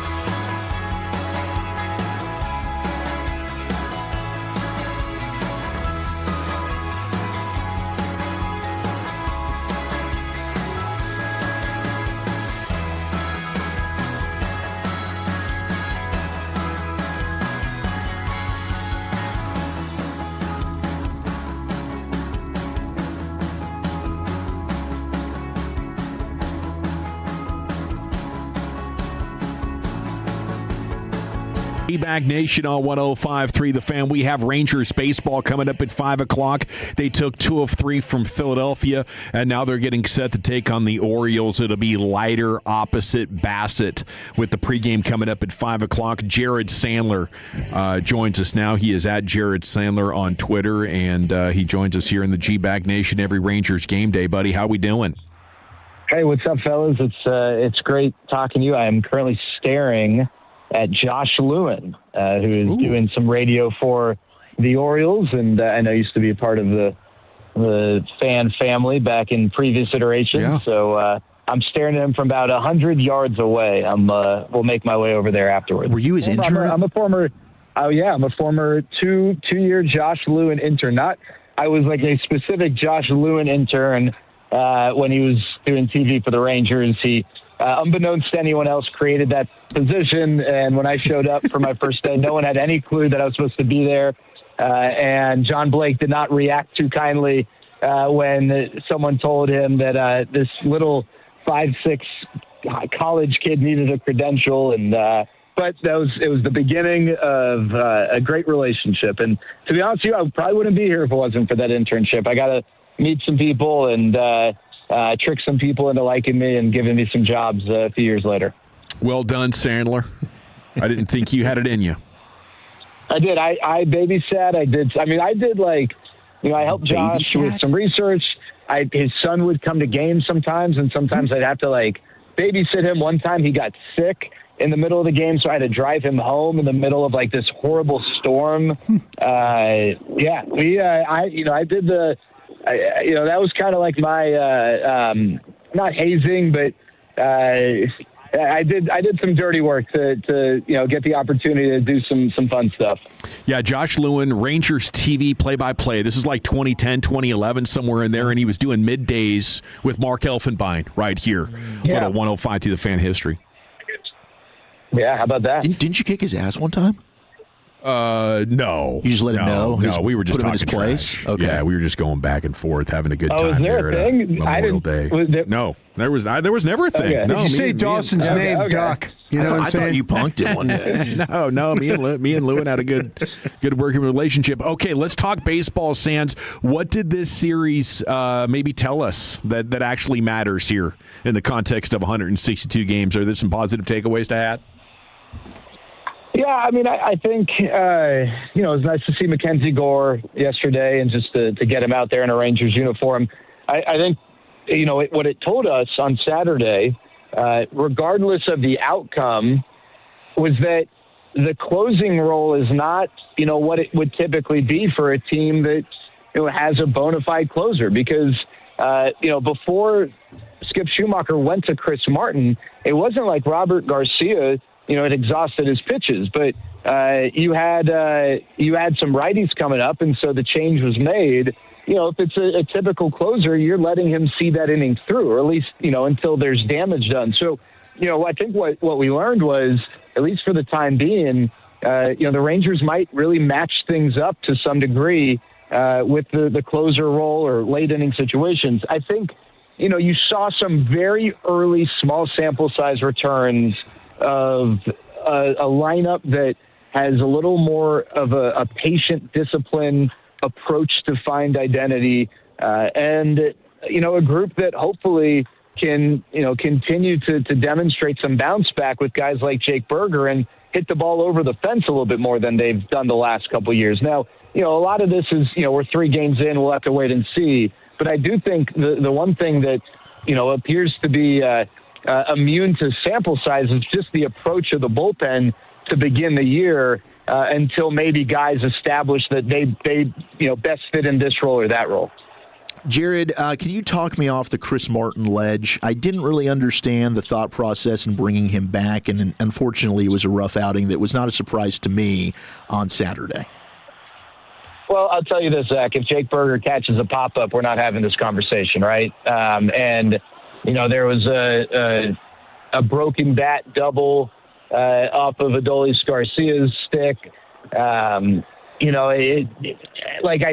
think Chris Martin's outing on Saturday, it obviously wasn't great because at the end of the day, you got to get results, but probably a little bit better than what the box score shows. And again, Adolis Garcia swings to the first pitch, pops a ball up in foul territory, a ball that gets caught 99 out of 100 times under normal conditions, maybe a little less successfully with the way the wind was blowing. But Chris Martin can't control the wind, obviously. He can control the contact. Sure. So, he came back yesterday and, his ability to pitch back-to-back days, I think, that was encouraging. But no, I mean, Zach, listen, I think, it's a fair question to ask over the course of a long season for a guy his age. But, the Rangers, they obviously, if you look at the pattern of spending this offseason, they were working on a budget. And, I think to get a guy who was as effective as he was for as cheap as he was a big boon. The reason he was cheap was because of the availability last year. And, I think the Rangers are hoping that he can be more available this year. Jared Sandler here with you in the Nation. What are we hearing about Jacob deGrom? We'll hear something here in about 20 minutes when we talk to the manager. He threw again today. I think, as best as we know right now, the plan is still for him to start this series. But we might hear in 10, 15 minutes from the manager that, hey, we're, going to do this or going to do that. But saw Jacob in the clubhouse. He was just bopping from one thing to the next, but he was in good spirits, which, in the past when he's, been concerned about something that would knock him out of, knock him off the roster and put him on the IL, he's been pretty down. So I'm hopeful that, the disposition is a tell, but yeah, we should know. I'd say check Twitter in about around 4:25. Let's see, that's 3:25 y'all's time, and we should have some updates there. Hey, Jared, how quickly did Jacob Latz know he was going to pitch? I mean, did it come to the ballpark, or was it one of these things that, he had no time at all to get ready? I mean, I know he got ready, but how much leeway or time did he have to know what was about to happen that day to him? Yeah, I think he had about 4 hours. Oh, did he? Okay. Yeah, I think about 4 or 5 hours, which, it's obviously not a lot. He kind of joked that, he felt like last year there were times when the starting pitcher was in question and maybe the team knew that he was going to be the guy, but they didn't tell him until day of because they thought that he was better off not knowing and not thinking about it. But, yeah, he had a few hours lead time, and, he obviously delivered in a really big way against a good lineup. So back in 2023, when these two teams met in the ALDS, it kind of seemed like, okay, this could be a budding rivalry. These two teams could be playing in October against each other for years to come. It's been disappointing for Baltimore, but what stands out to you as you've been prepping for the O's in this series? Well, Zach, it's funny you bring that up. I was thinking about it again this morning, and I remember thinking in 2023, maybe this is Mavs Thunder 2011, where the Mavs caught the Thunder just in time, and maybe the Rangers caught the Orioles just in time. But yeah, this is a weird game. I think with the Orioles, last year they just got off to such a bad start. It was tough for them to dig out of that hole. They did get better as the year went on, but they didn't get the year offensively out of Adley Rutschman that I think they wanted. Gunnar Henderson got off to such a slow start. Their rotation just wasn't very good. And so they invested in that. They invested in Shane Baz, who they traded for and then just signed to an extension. The Rangers won't see him. They invested in Chris Bassett, who's going to start tonight. They gave him a one-year deal for just under $19 million. And then they upgraded the bullpen at the deadline with Ryan Helsley last year. And then, the big signing for them this offseason was Pete Alonso. And, it's already a good lineup when they're going right, but, adding Pete Alonso gives them more firepower. And then, maybe a little more under the radar move, but perhaps not to people who follow the AL West, was the acquisition of Taylor Ward. It was a really interesting trade. They traded away Grayson Rodriguez and got Taylor Ward. Rodriguez, an incredibly talented young starter, but has had injury issues.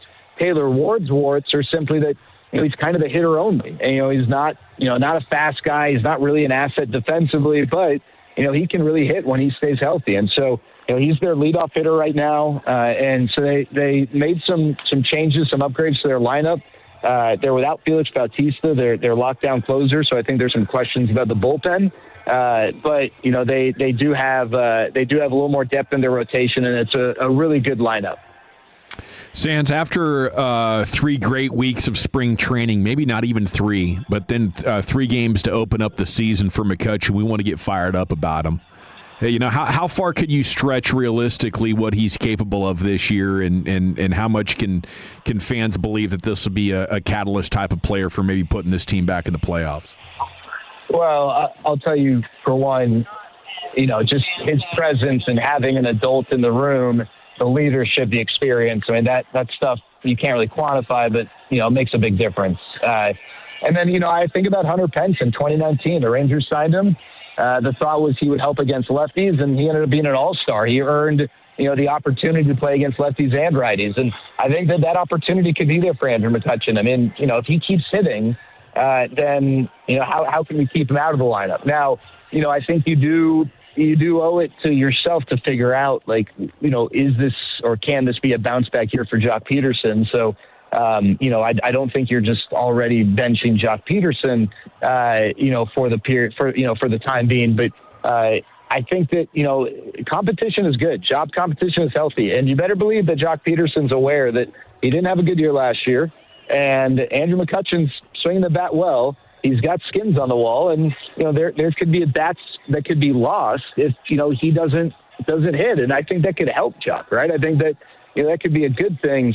And then with, you know, McCutchen, it's not just getting at bats at the DH spot. You know, what if there's an injury? What if, you know, something happens? What if someone else doesn't perform well? You know, it gives the Rangers some flexibility. And then the other thing too, guys, you know, so many games are decided in the last few innings. I know, you know, it's not like basketball where people say it's only the last 4 minutes that matter, but the reality is Vegas sets the lines for these games at a run and a half, because the average margin of victory is typically between 1 and 2 runs. It's not, you know, for every blowout, you know, you get, you know, 5 games that are a lot closer. And so in late game situations, you know, I think about the Orioles, they got 2 lefties in their bullpen.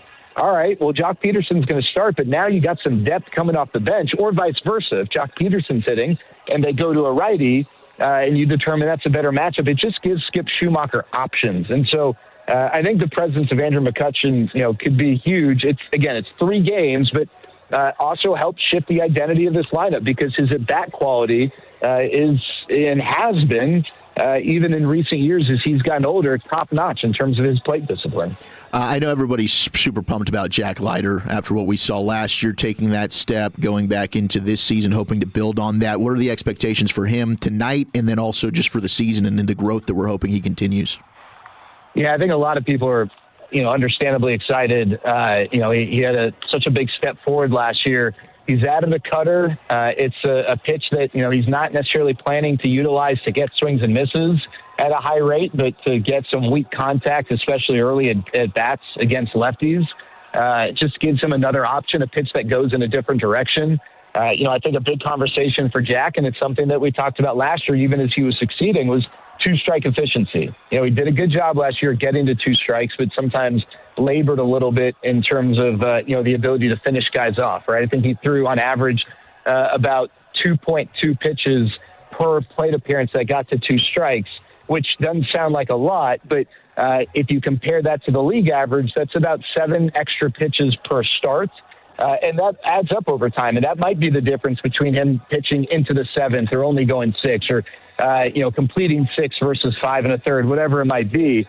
And so I think 2-strike efficiency is something to continue to watch for Jack. But, yeah, I think there's a lot of reason to be really excited. He's making his first start here in Baltimore, you know, in his career. And it's, you know, as we talked about, going to be against a tough lineup. But, you know, I think Jack's graduated from the, well, you know, we want to try and give him, you know, a favorable matchup. I think, you know, he earned his stripes last year to where you feel good throwing him out there against, you know, whomever. And if you guys remember, his last start was in Cleveland. You know, had a double-digit strikeout performance for a Guardians team that was trying to clinch a playoff spot in front of a sold-out crowd. And it wasn't a playoff game for the Rangers, but it was basically a playoff game for the Guardians. And that was a really cool way for him to end the season. Well, I'll give that an LFG, Sands. I did not remember that, but I do now. What are we thinking about the Oriole starter tonight here, Bassett? Do the Rangers usually tear him up pretty good, or what's in store? Yeah, well, I'll tell you, one guy who's had success against him is Jock Peterson. So hopefully he can you know, get that going. You know, Chris Bassett's kind of a kitchen sink veteran pitcher. He's got 5-6 pitches. He's in his late 30s, but had a good year last year. He had a sub-4 ERA for the Blue Jays. He's not electric, not the best version of himself, and then pitched well in the postseason. But yeah, I mean, he's just kind of the veteran stabilizer for their bullpen or for their rotation, who they expect to basically give them a chance to win type of guy, right? A guy who, they feel good will give them 25 to 30 starts and, with a good lineup, put them in a position to win more often than not. So, he'll mix things up. The Rangers have seen him plenty. Used to be, pitch for the Athletics, so used to be in division. Hopefully the Rangers can get to him here. I think we talked about it. The Rangers match up really well against righties. The question is lefties, and that's a part of why yesterday was so encouraging, the way that they had success against Jesus Luzardo. You're the man, Sands. Have a great night, and we'll catch up with you tomorrow.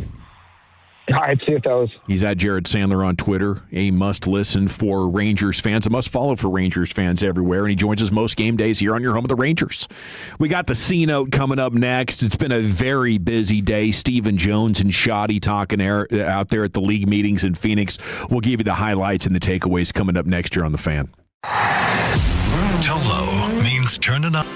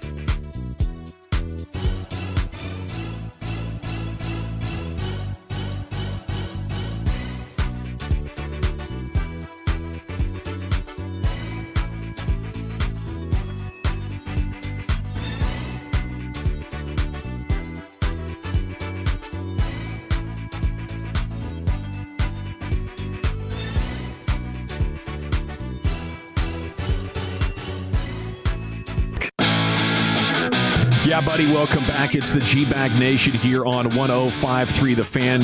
Thanks for making us part of your day. Time for the C-Note, Cowboys news of the evening, brought to you by the Frankels. If you've been injured in a car or truck wreck, call the Frankels first. 214 or 817-333-3333. There is never an out-of-pocket cost. They only get paid when you win. The Frankels are the go-to car and truck wreck attorneys in Dallas. Okay, we had the update earlier that unfortunately our guy John Owning, Pro Football Focus, our guest that divided, that polarized the G-Bag Nation and the Sean and RJ show because they tried to book him, but we said hands off, he's ours. Apparently he got laid off in this business deal today. Is this organization called Teamworks, which is this owned by the NFL? They acquired PFF's enterprise data and analytics business in a deal worth over $100 million. So Teamworks bought PFF. Now they still have their outward-facing consumer platform, PFF, that apparently is going to remain as is.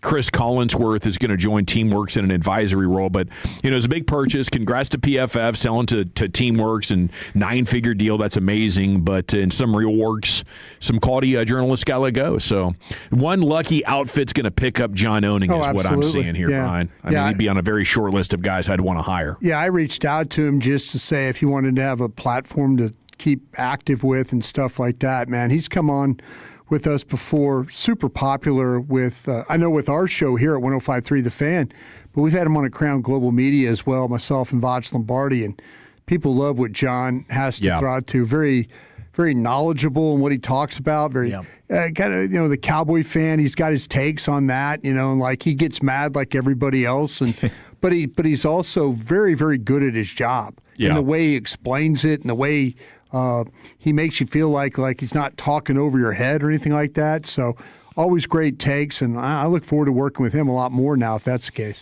Well, right on. Tough to see whenever people that you respect get let go, but I'm sure great things are ahead for John. As obviously PFF and analytics numbers based spot, but he's got a background as a traditional beat writer, journalist, and a film watcher. So he really combines a lot of great skills. Clemson cornerback Avion Terrell had an individual workout for teams today.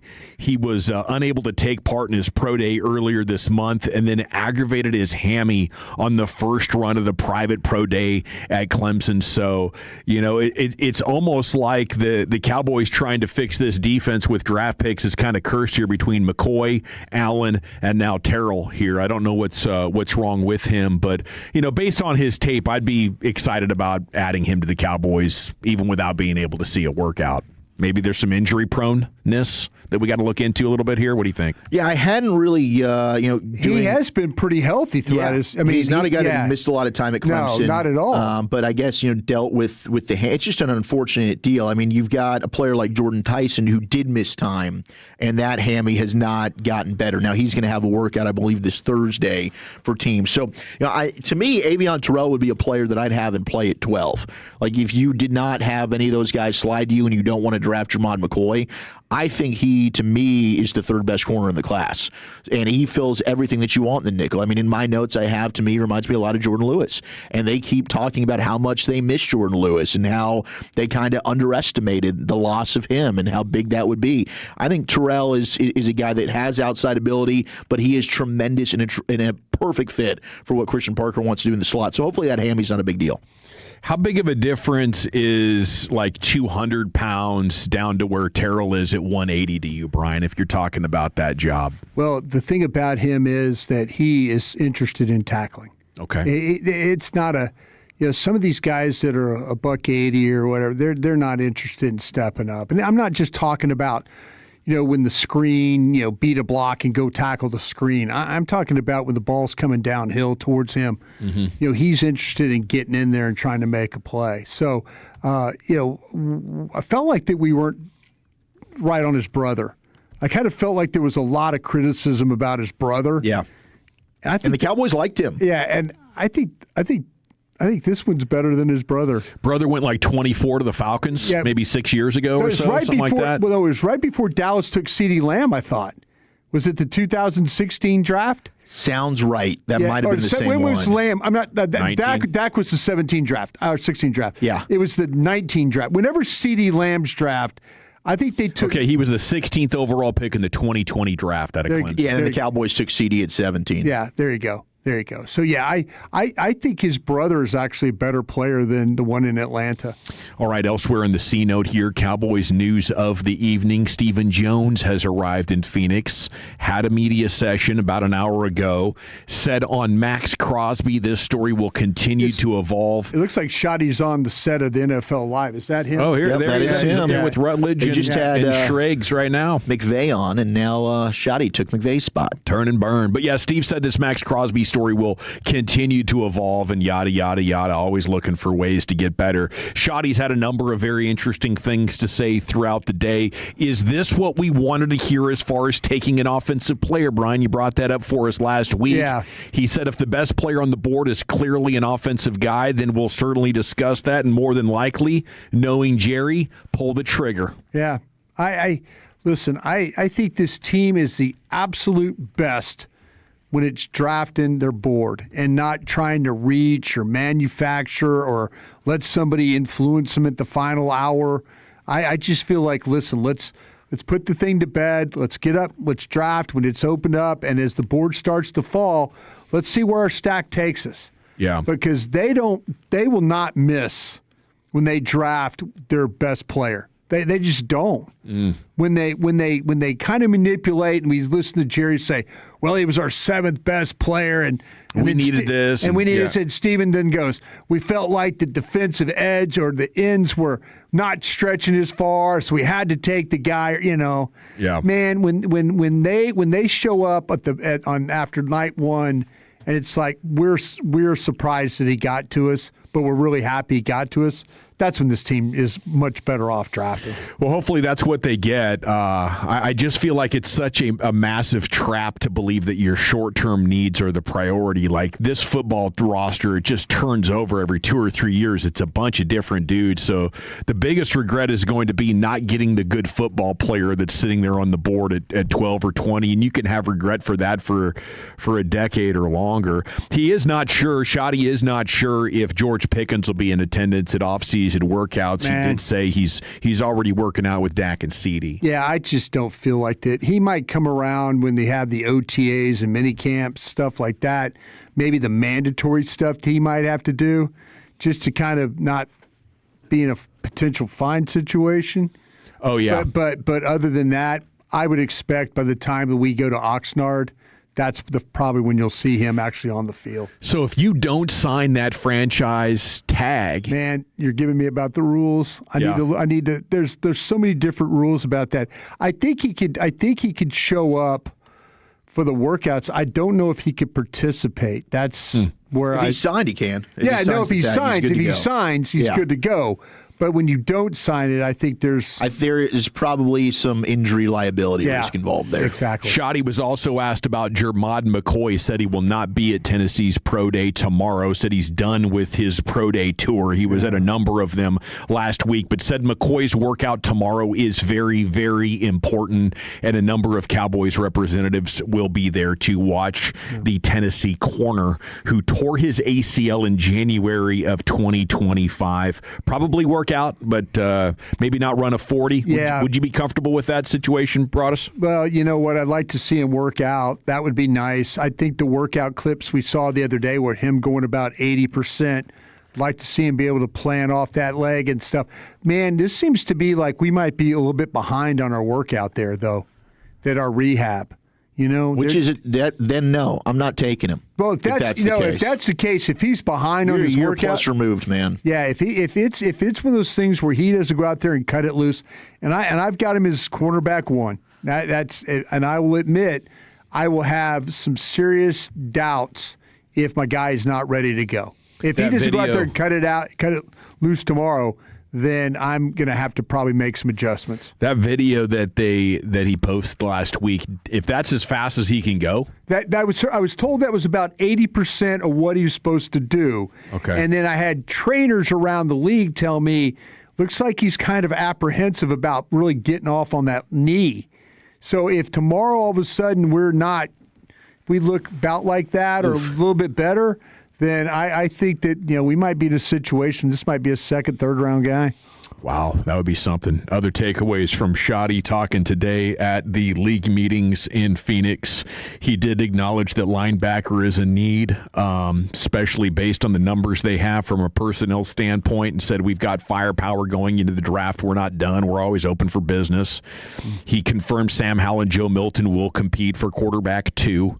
I think that'd be disappointing for Sam Howell. If he can't beat out Joe Milton, you might as well just go to the CFL. Shoddy said Donovan Ezeraku remains on target to be ready for training camp. His workout video that he posted last week looked explosive and strong and balanced. Yeah. It looked to me like he'd go out there and play, but he's recovering from hip labrum surgery, so it's probably more complicated than that. But dang, it looked good.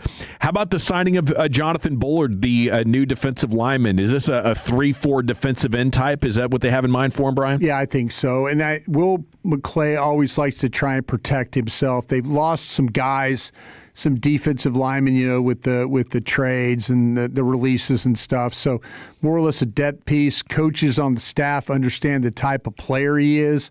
So, yeah, this is one of those guys. You always want to kind of have veteran players into training camp, so when you play those games and stuff, that when you're doing the evaluations of your defense, you don't want to just run a bunch of young guys out there and have the defense fall completely apart. Put out there a defensive guy that's played in some NFL games, veteran guy can kind of help you through that, just in case, and maybe he finds a way onto your team. All right, we end the C note on a sad note. As former Iowa star and Cowboys player Melvin Foster has died at 59 years old. Crowning moment, 1990 with Iowa, had 20 tackles and an interception in one game. Helped the Hawkeyes win the Big Ten that year. Houston native. And he moved back there once his career ended. Served as a Harris County deputy sheriff officer and field training officer for 15 years. So condolences to he and his friends and family. Okay, coming up next, it's time for Krusty's Corner, Brian. Yeah, you know what, guys? I finally took a look at the quarterbacks. I'll give you the first 4 that I saw. We'll do that next. All right, I want to chat with you about my friends at Men's T Clinic before we do anything else, though, because if you...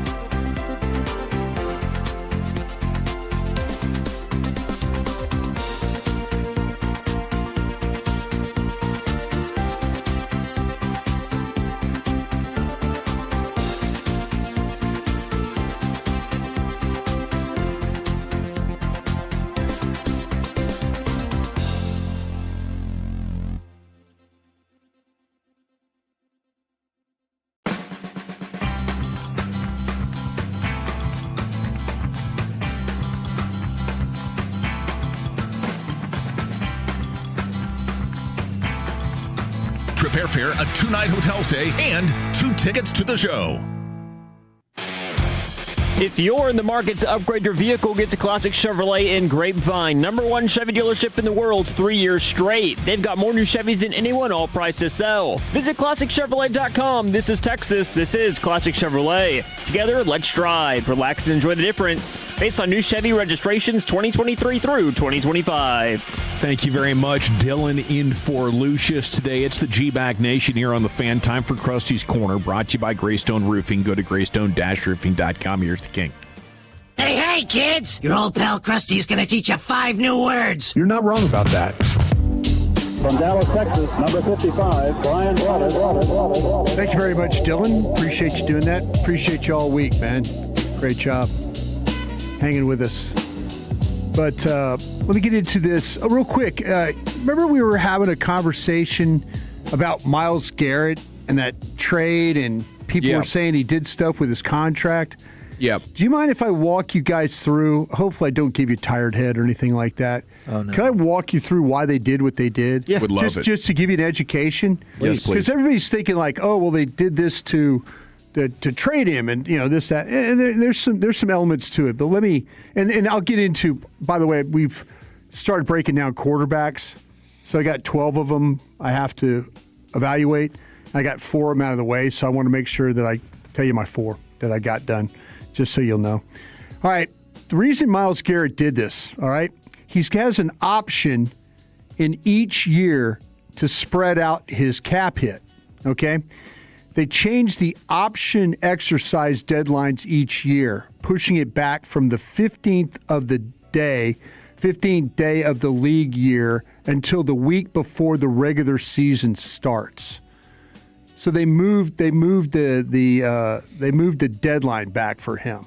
So instead of the 15th, they moved it to the week before the regular season starts. Okay. Doing this makes his options similar to some that we've seen some other teams do. It gives you flexibility in 2 ways, I was told. It makes it to where you can trade all of his salary, including the option, until the regular season. Otherwise, Cleveland would be on the hook for roughly 90% of his salary in March and would only be able to trade 10% after March. Okay. We're nodding our heads. We okay with this? Sure. Everybody? Yeah. We're getting tired head yet? I'm tracking. You're tracking? You have an idea? Makes it easier to trade him. Makes it easier. Yeah. Makes it easier. The second reason they would do this, it also makes it to where the team can designate a player June 1 cut and only have to carry a cap amount due to the option being prorated until June 1. Okay. Instead of a really high base salary. So those are the 2 reasons why that they would make that they would adjust his contract that way. Okay. That's to this cap guy got back to me, and because I asked, well, why would Cleveland do this? What are they trying to do? Is it housekeeping? Sometimes you'd see housekeeping numbers and stuff, but it sounds like to me, yes, the trading thing is a possibility.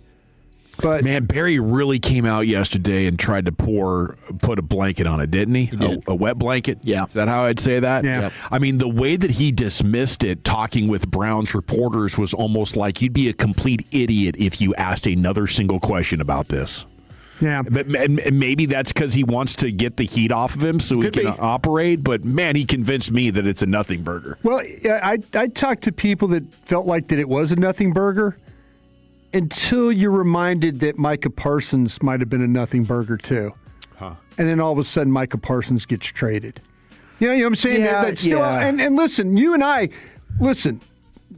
I sat there face to face with Stephen Jones on at Nobu restaurant. Me, you, and Eric 100% sat there face to face, and I remember you asking him point blank, are you going to trade Micah Parsons? Yep. And he looked at you in the face and said, I have no intention of trading Micah Parsons. Yeah, there was no hesitancy. Boom. None at all. And supposedly they had made up their mind a week before that conversation that they were going to trade Micah Parsons. So they, I guess good liars maybe in the NFL. Yeah.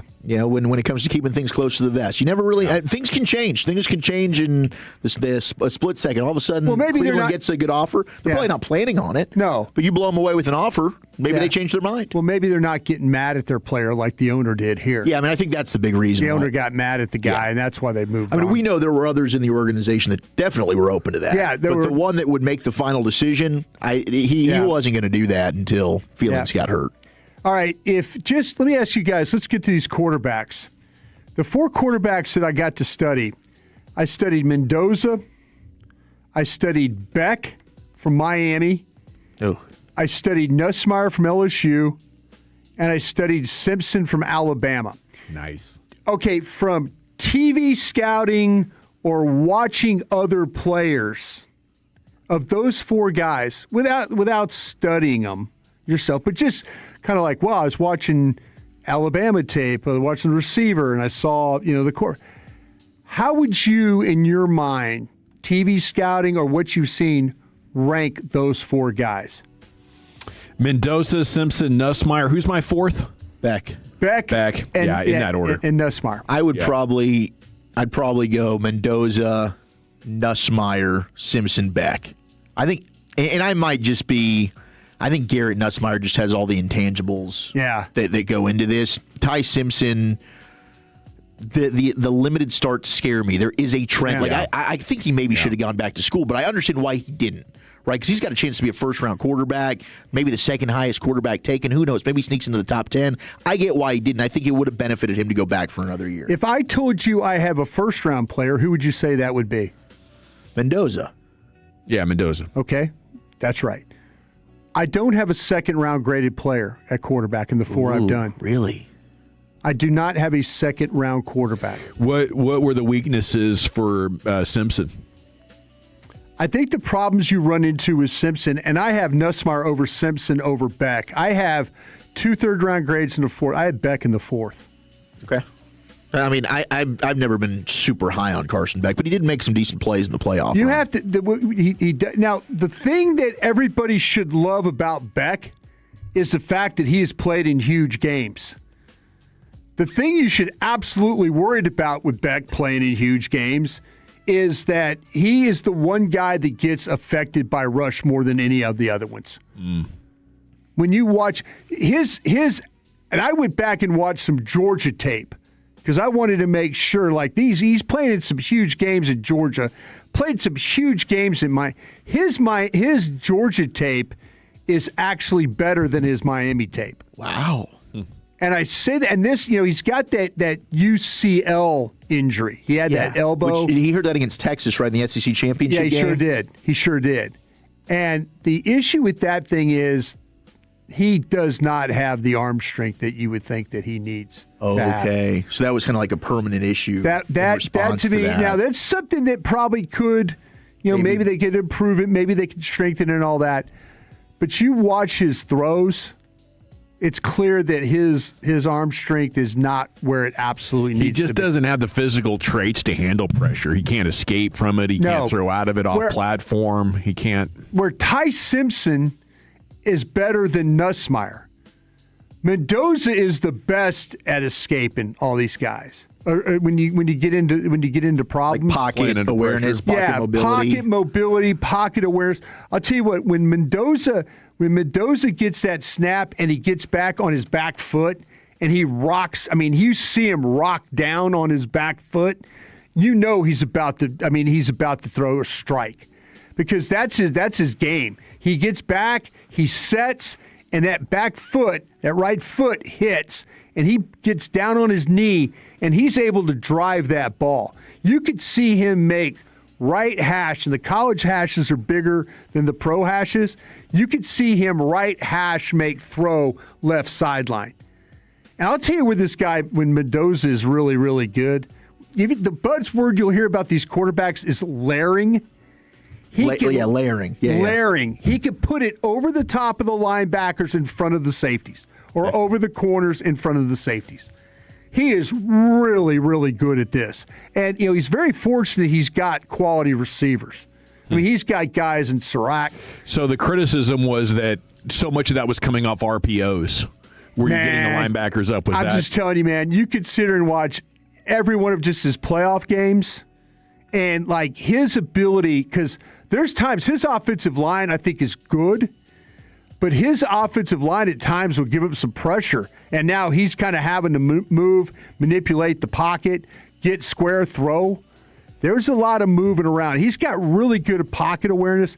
His accuracy is unbelievable. And I'm not just talking about the back, nice touch, the back shoulder, but the layering, the touch.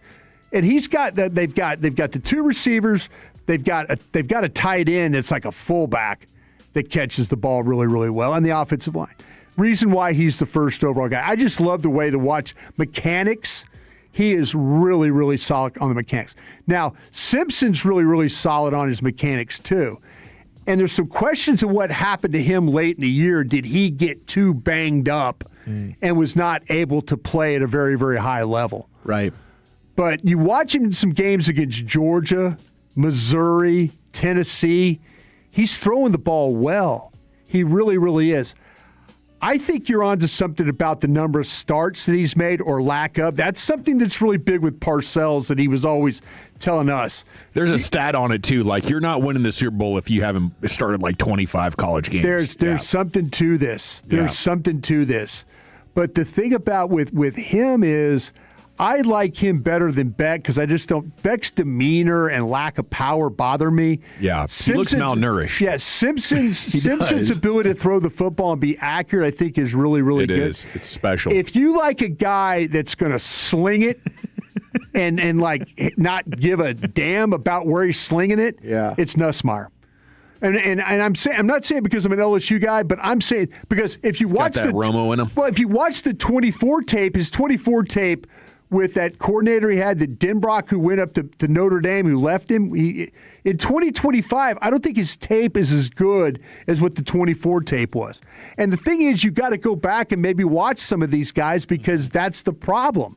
That maybe they look a little better. Well, okay, why is he not as accurate? Wait a minute, why is he accurate? But you can watch the throws that he makes in 2024 and some of the throws that Nussmeier makes in 2025. I mean, he's an all-angle guy. He's like a drop-down guy, throw-it-around-you guy. Doesn't run. He's not – see, Simpson, Mendoza, escape, run. This guy, not so much. And you're not going to get that at all from Beck. I kind of feel like, though, if you want to look at the guys, Mendoza would be the football IQ guy. I think Simpson's football IQ guy. I don't know about my guy at LSU being football IQ guy, but I do like the fact that he's super tough. He can make all the throws. He can hit guys on the run, and he comes from a football family. Mm-hmm. I think it's really, really, really important to him to watch him play. So, like I say, a first-round guy, 2 third-round guys, and a fourth-round guy on my board of the first 4. Thank you, Brian. Thank you. Krusty's Corner brought to you by Greystone Roofing. Go to greystone-roofing.com. Chris Young coming up at 4:20. Football Fix is next, Wooly Bully. McVay is nixing this rule change. Trade talks and nothing burgers. That's next in the nation. Let's get you set up with Window Nation, though. Smoking good deal going on right now, and it's the perfect time to put...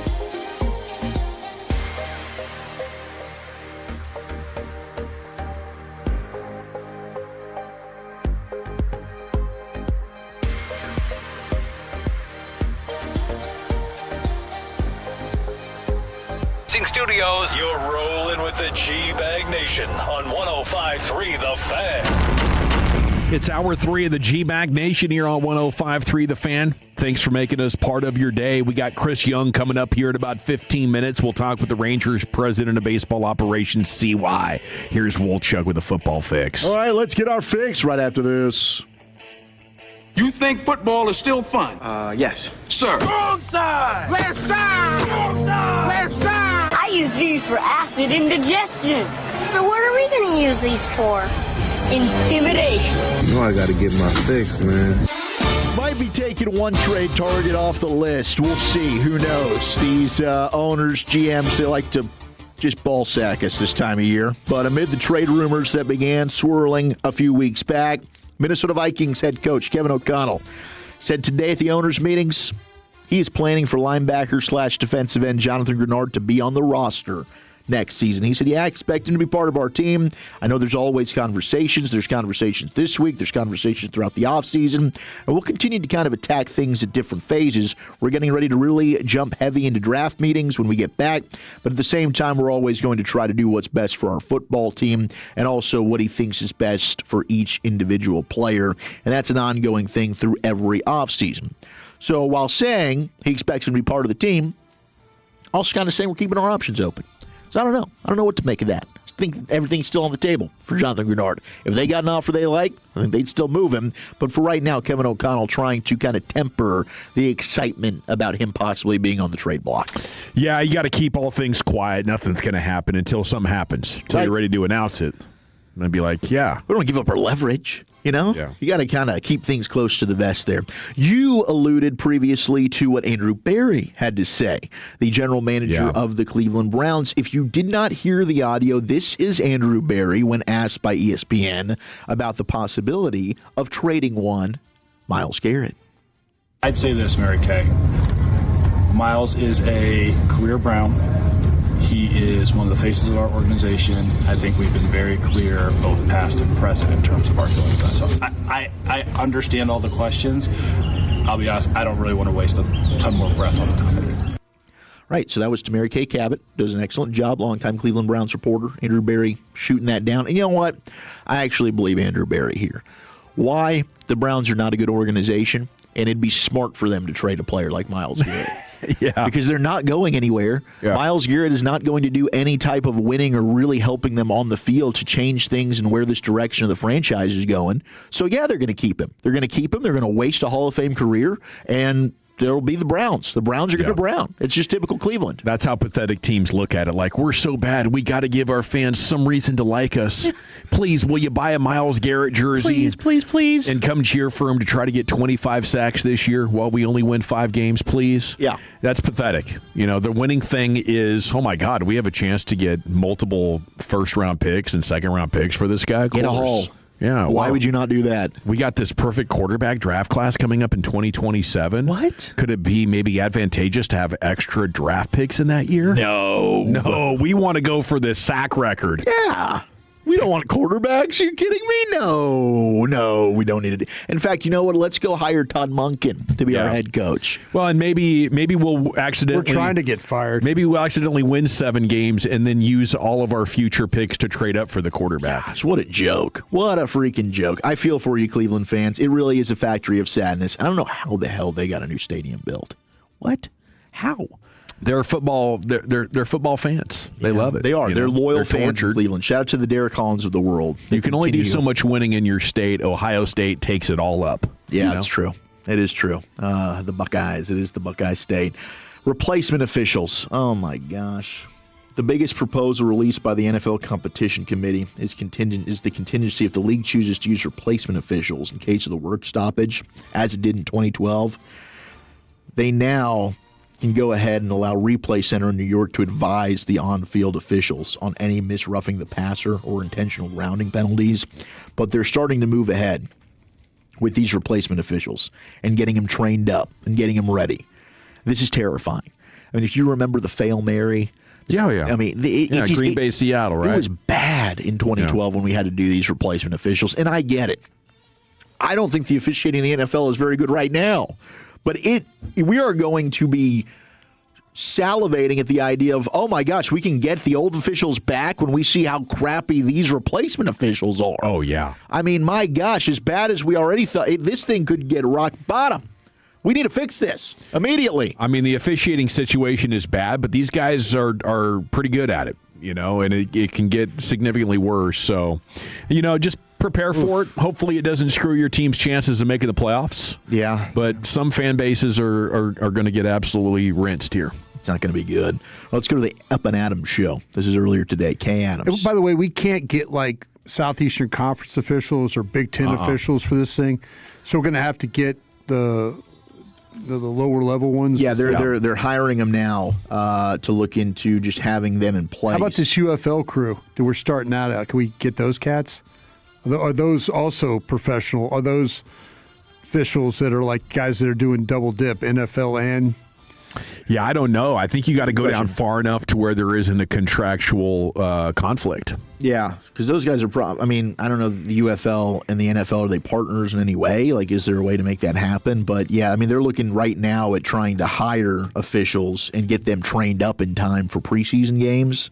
So I don't think those officials would be eligible, but they got to figure something out. The NFL has increased its offer to 6.45% annual growth rate and compensation over a 6-year labor deal, but the NFLRA wants 10% plus $2.5 million for marketing fees. So we also have the full-time, the part-time debate. All of this is going on here in the CBAs. They're fighting for, and they should do full-time officials. I don't know, and set up a press conference post-game for the officials. We got to hold these guys accountable. That's what I want to see. Well, and I think the way that this is kind of heading is acknowledging the officials on the field are compromised because they can't see everything. It's why there's a press box. It's because we were really close. We were like, man, it'd be much easier to cover this game if we were sitting in a spot where we could actually see everything.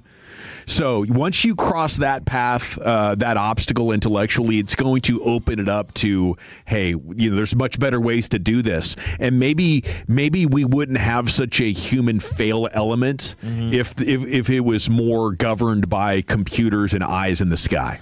Yeah, there's so much now when it comes to the ball and tracking and the first down markers and all this stuff. And we started doing the hawk communication like they started doing last year, where they're able to measure exactly where's the point of the ball, and so the chain gang kind of became null and void in that whole situation. And look, there could be jobs lost because of that, but all of it makes the game a little bit more accurate. And I'm here for that. Let's just get it right. That's all we want. Just get it right. Sean McVay with Kay Adams. Browns have proposed that draft pick trading rule change, like up to 5 years. McVay's not having it. Here was the exchange with Kay Adams. One of the things that's really big is this Browns proposal to be able to trade draft picks like 5 years instead of just 1 year. Sure. With the mentality that you and how excited are you guys about that? I'm sure you're... it's big. There's 0% chance that'll get through. So really? You'll talk. Yeah, nobody. I respect the courage for Andrew to be able to have a very sound reasoning of what's behind it. Hey, if there's one thing you can bet Vegas odds on, there's no chance that thing's getting through. But you'd back that, no? You're not going to pound the table for that? Nope, Why not? You don't really? Yeah, competition committee was 11-0. I'm on the competition committee. I don't know why you would not want that. Why not give people the freedom to trade as many picks as they want? Yeah. Run your team into the ground if you want. Rams, F them picks. I figured maybe they'd back it, but he was right. As Tom Pelissero reported, the Browns have already withdrew their rule change proposal that would allow teams to trade draft picks up to 5 years. Owners walked up to Jimmy Haslam, told him what an idiot he was. They were like, no way. It is kind of strange, though. Like, would this not be...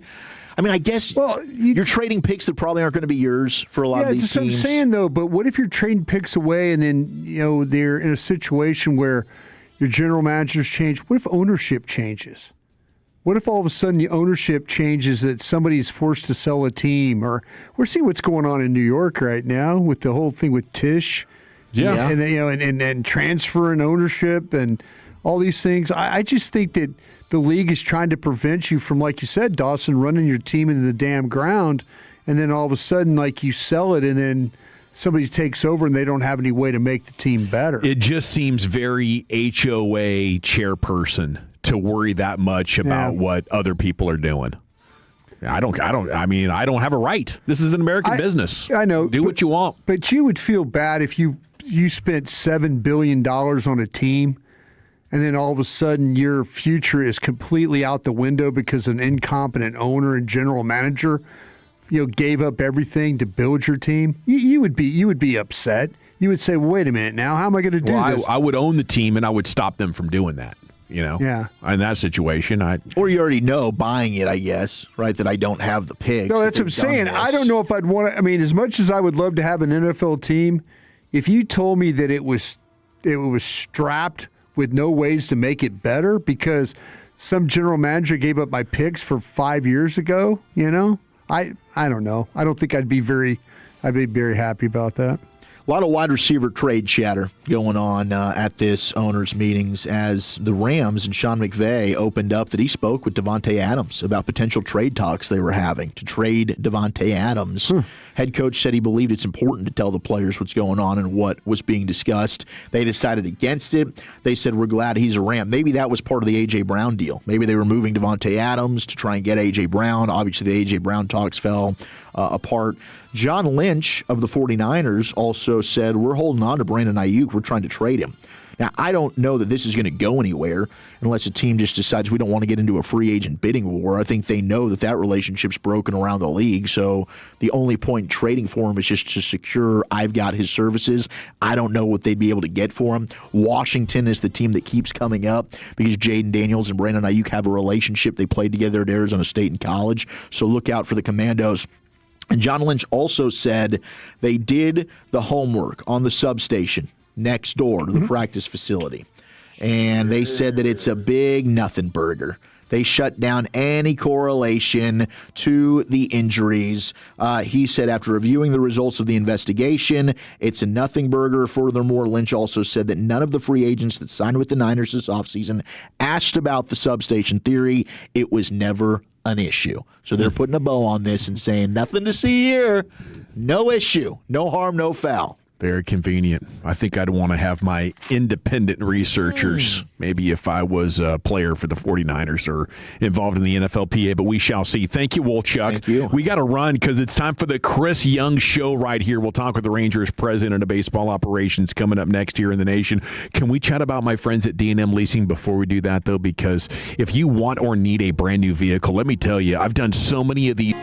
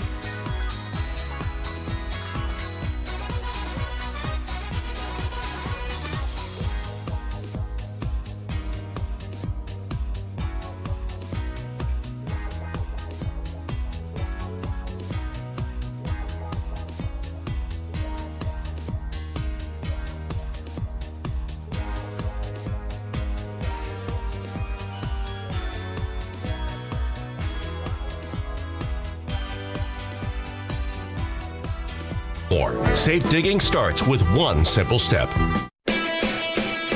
All right, welcome back, G-Bag Nation. It is time now for the Chris Young Show here on your home of the Rangers. Segment is brought to you by the Frankels. If you've been injured in a car or truck wreck, call the Frankels first, 214 or 817-333-3333. There is never an out-of-pocket cost. They only get paid when you win. The Frankels are the go-to car and truck wreck attorneys in Dallas. Rangers pregame is coming up here at the top of the hour, 5 o'clock. They are in Baltimore. And the Chris Young Show is brought to you by Medical City Healthcare and by Lexus, and we'll get CY on here in just a minute. A tremendous weekend, and Wolchuk will have more details as we go around the bases in the build-up to the pregame show coming up at about 4:40 or so. But to score the amount of runs that they did after the first 8 innings, I mean, if you tuned into Friday's broadcast or Thursday night's broadcast, I was concerned. You know, maybe I was hitting the panic button a little bit too early, but they definitely shut me up and had me eating a delicious dish of a baseball crow on Sunday night, as they did end up taking 2 of 3. The other big story from sports over the weekend is the NCAA tournament, and UConn absolutely on a historic run now. 3rd Final Four in 4 years, thanks to the 35-footer from Braylon Mullins. They're looking to become the first team since UCLA in the 1970s to win 3 national championships in 4 years. Yeah, John Wooden teams, yeah. Wow. Like, I don't know if we're taking stock of just how amazing this is. And maybe it's NIL driven because of how much that fan base and that university cares about basketball. But, I mean, also they've done a tremendous job with the coaching, with the recruiting. And now, you know, to be able to pull this off in this era, I think you have to talk about how maybe the talent has consolidated at the top of college basketball. Well, I think it's clearly NIL. Even the mid-majors aren't mid-majors because now you've got guys that are able to get paid. You know, everybody's, you know, I mean, the mid-majors will battle you just like the Blue Bloods will. All right, joining us now here on The Fan, the Rangers president of baseball operations, Chris Young, brought to you by Medical City Healthcare and Lexus. And a good afternoon to you, sir. How the heck are you? Hey, guys, I'm well. How are you all? Well, we're doing good. You know, just talking about the tournament and your guys' successful weekend up there in Philadelphia. What were your biggest takeaways from taking 2 or 3 from the Phillies? Well, I love the way the team continued what we started in spring training, just playing very solid baseball, scrappy baseball, with a grit and a fight that we saw in the spring. It carried right into the season, and I love the way the team competed. Obviously, opening day was a tough one. Christopher Sanchez was unbelievable, but the guys showed fight late. It carried right into Game 2. And then, obviously, Game 3 on Sunday. Mackenzie Gore was fantastic. Brandon Nimmo, Andrew McCutcheon. The new additions of the team really carried us, and it was just a fun weekend overall. Anytime you go into a place like Philly and come away with a series win, it's a good weekend. When it comes to the patient approach, and I think it was 4.11 pitches per plate appearance, that would have been number 1 in baseball last year. It's just 3 games. So at what point would you consider it like mission accomplished, like we got this thing handled? Well, it all needs to translate into wins ultimately, and I think we saw what a good offense can do this weekend, and where you really grind the pitcher and make them work, and over time it leads to quality at bats and puts pressure on the other team.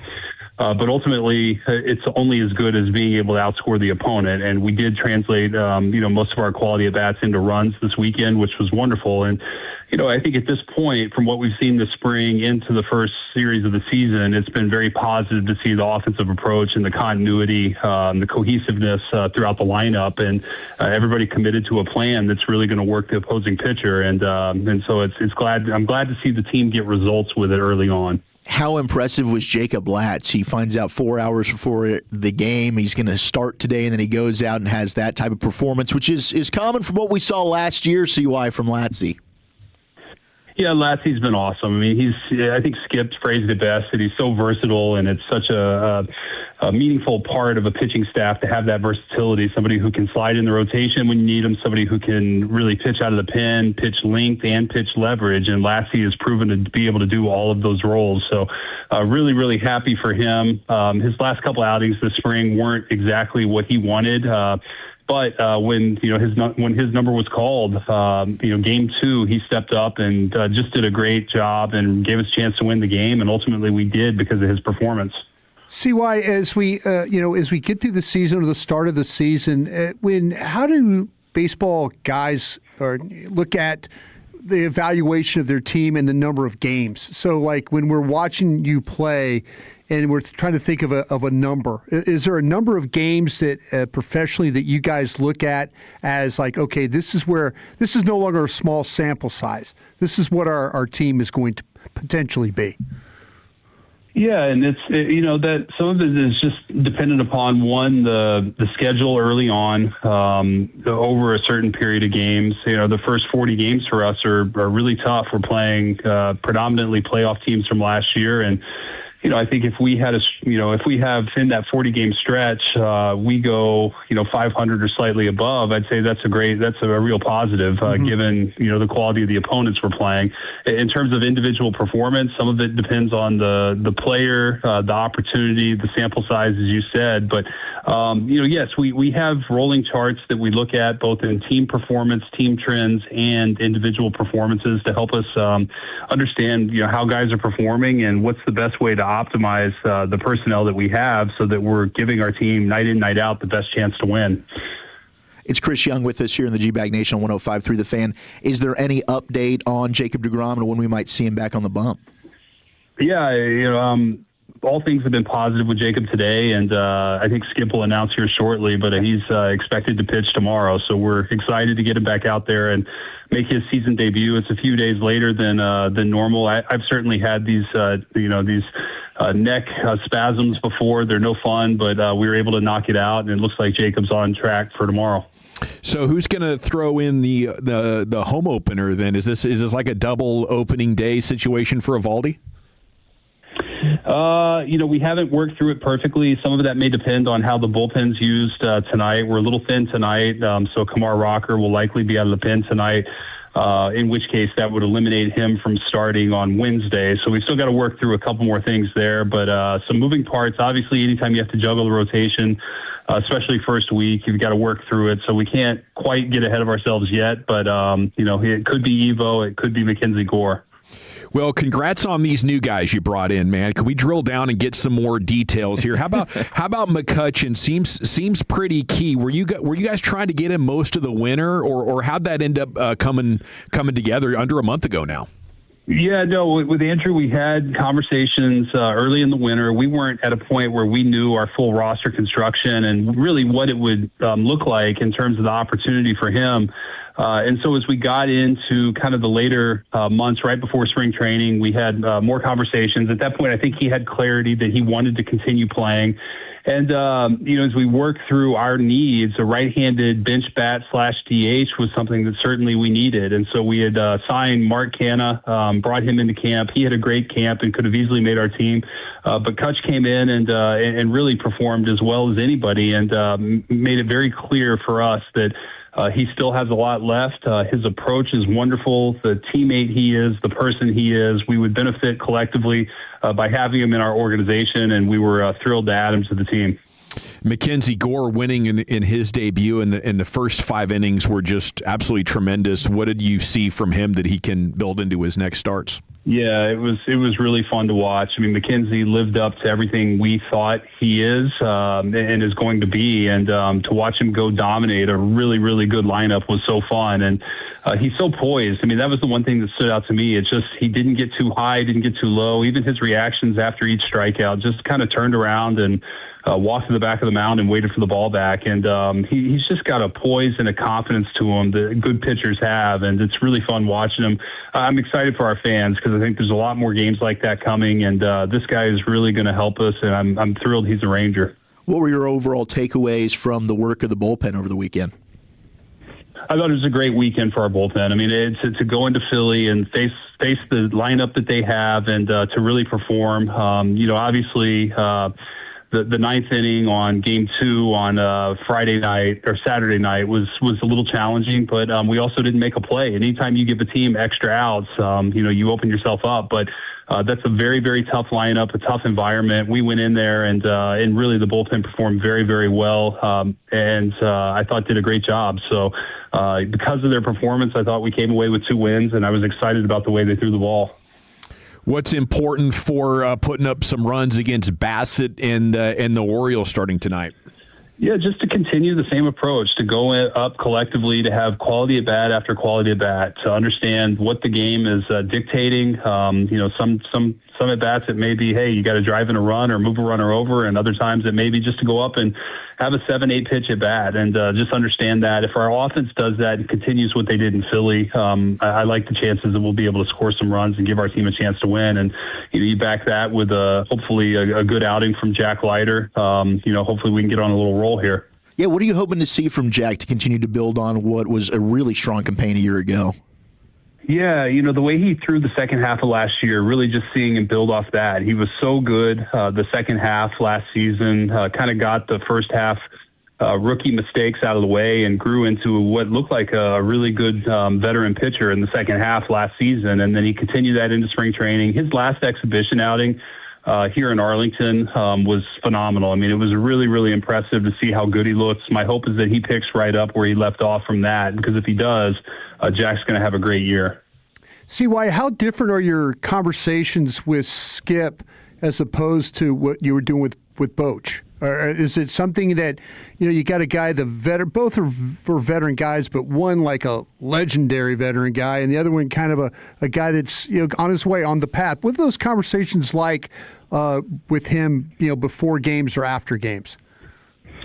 Yeah, it's I don't think it's too dissimilar. I mean, they're very similar in a lot of ways. They both are extremely competitive. They're both very prepared. They both have strong conviction in what they believe and have great baseball minds. So the conversations have been very similar. There are different styles of communication between the two, but the conversations have been great. And then Skip has been wonderful. Obviously, Boch was wonderful.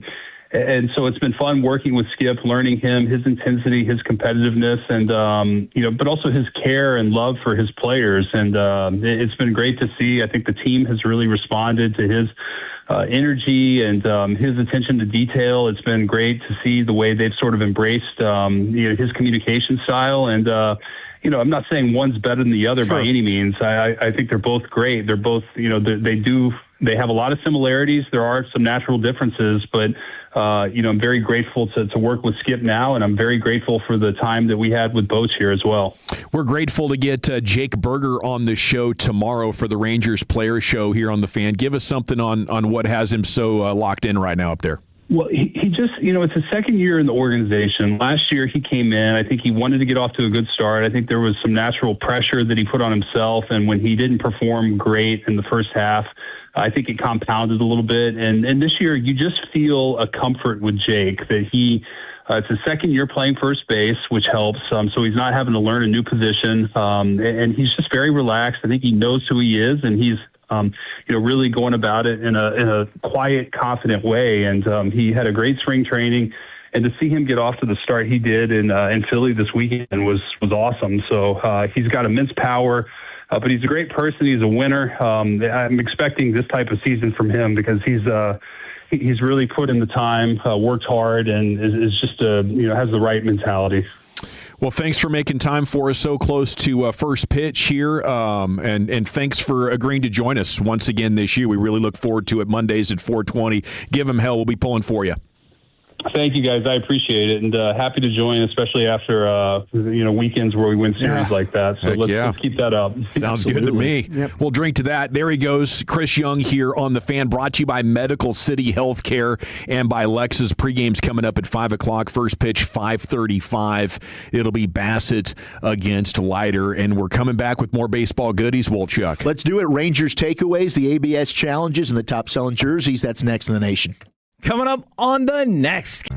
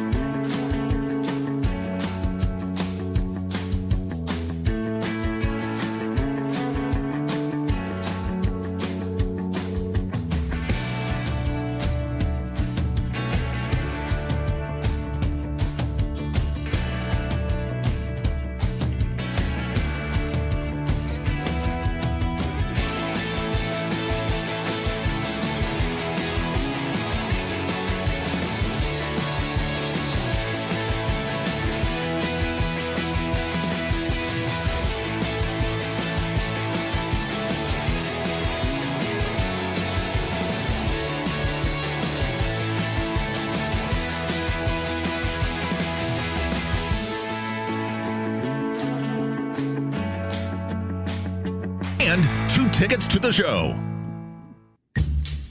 If you are in the market to upgrade your vehicle, get to Classic Chevrolet in Grapevine. #1 Chevy dealership in the world 3 years straight. They've got more new Chevys than anyone, all priced to sell. Visit ClassicChevrolet.com. This is Texas. This is Classic Chevrolet. Together, let's drive. Relax and enjoy the difference. Based on new Chevy registrations 2023 through 2025. Thank you, Dylan. In for Lucius. L.A. will return tomorrow. Send him some last-minute love on social. Let him know that he is missed, and we are anticipating his return to the Pimp Cup tomorrow. 972 asking, will Gavin be hate-watching Jack Leiter tonight? LOL. No, I won't. I will be cheering for him as always. I will be crossing my fingers that he continues to have good fortune when throwing the ball down the middle of the plate, hopefully inducing ground balls and not home runs, not gappers. Absolutely. You know, I was a little bit surprised at times last year that he had the level of success that he had, considering some of the analytics and some of the metrics. But, you know, I in no way, shape, or form am I rooting against anybody in a Rangers uniform, Wolchuk. And I love it. That. I love it when they have career years. Okay, here's Wolchuk with more around the bases. I think that you should take ownership for the bounce back and the success of Jack Leiter, and maybe for this baseball team, because opening day you called them out, and now they're on a 2-game heater. So we're going to ride that into a series victory to start tonight with Jack Leiter on the hill. Yeah. And with that, let's go around the bases. You don't know how to play first base. Scott? That's right. It's not that hard, Scott. Tell him, Wash. It's incredibly hard. There's no crying in baseball! You play ball like a girl! Hey, for those that don't know, life-changing, the Tommy John underwear. Could tie it with one swing.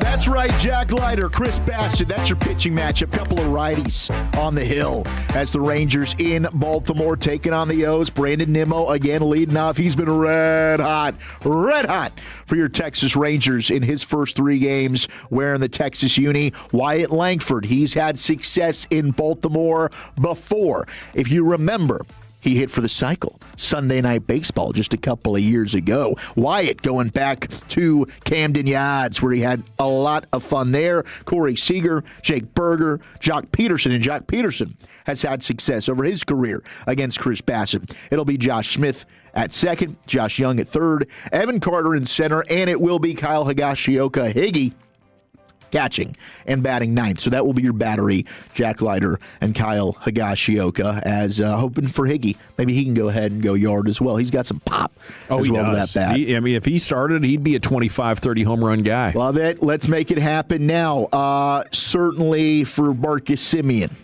Didn't grow great for him. Early returns, though, for Brandon Nimmo, it's looking good. Slashing .333, .429, .583 in the 3 games. Plus, he's just seen a lot more pitches right now than what you were getting from one Marcus Semien. Carter Baumler, the rookie, looked good in the first series working out of the pen. That was the fun moment that we had. You know, I mean, his first inning was a little bit of an adventure. A little shaky, but he got out of it. He got out of it. Yes, yeah. I kind of liked it though. I kind of liked him like getting through it, some adversity there. Yeah. Let's just throw him into the fire. And how are you going to do, Rook? You going to go ahead and float? You going to find a way to swim, or are you going to sink to the bottom? He found a way to stay afloat. He did. He had to float. He's on. Yeah. Mackenzie Gore. Fastball averaging 95.4 miles per hour in his debut yesterday. Gosh, he was looking good. He was throwing all of his best stuff. Threw just 57% of the fastballs for strikes, though, in his Rangers debut. Can get that number up. But that, to me, when the fastball command is not quite there, and he's still able to put up the numbers that he did, beautiful work from Mackenzie Gore. Yeah, and the Rangers haven't had many fire-throwing lefties in their franchise history. He might actually set the record for the hottest throwing starting lefty pitcher in Rangers history. I think Dutch has it right now. Yeah, he does. And you're right, because like Cody Bradford, the other lefty in the organization, not a guy that throws super hard. So, and then Monty, I don't know what to expect from Jordan Montgomery whenever he's able to come back. Hopefully it's back to the 2023 World Series like stuff.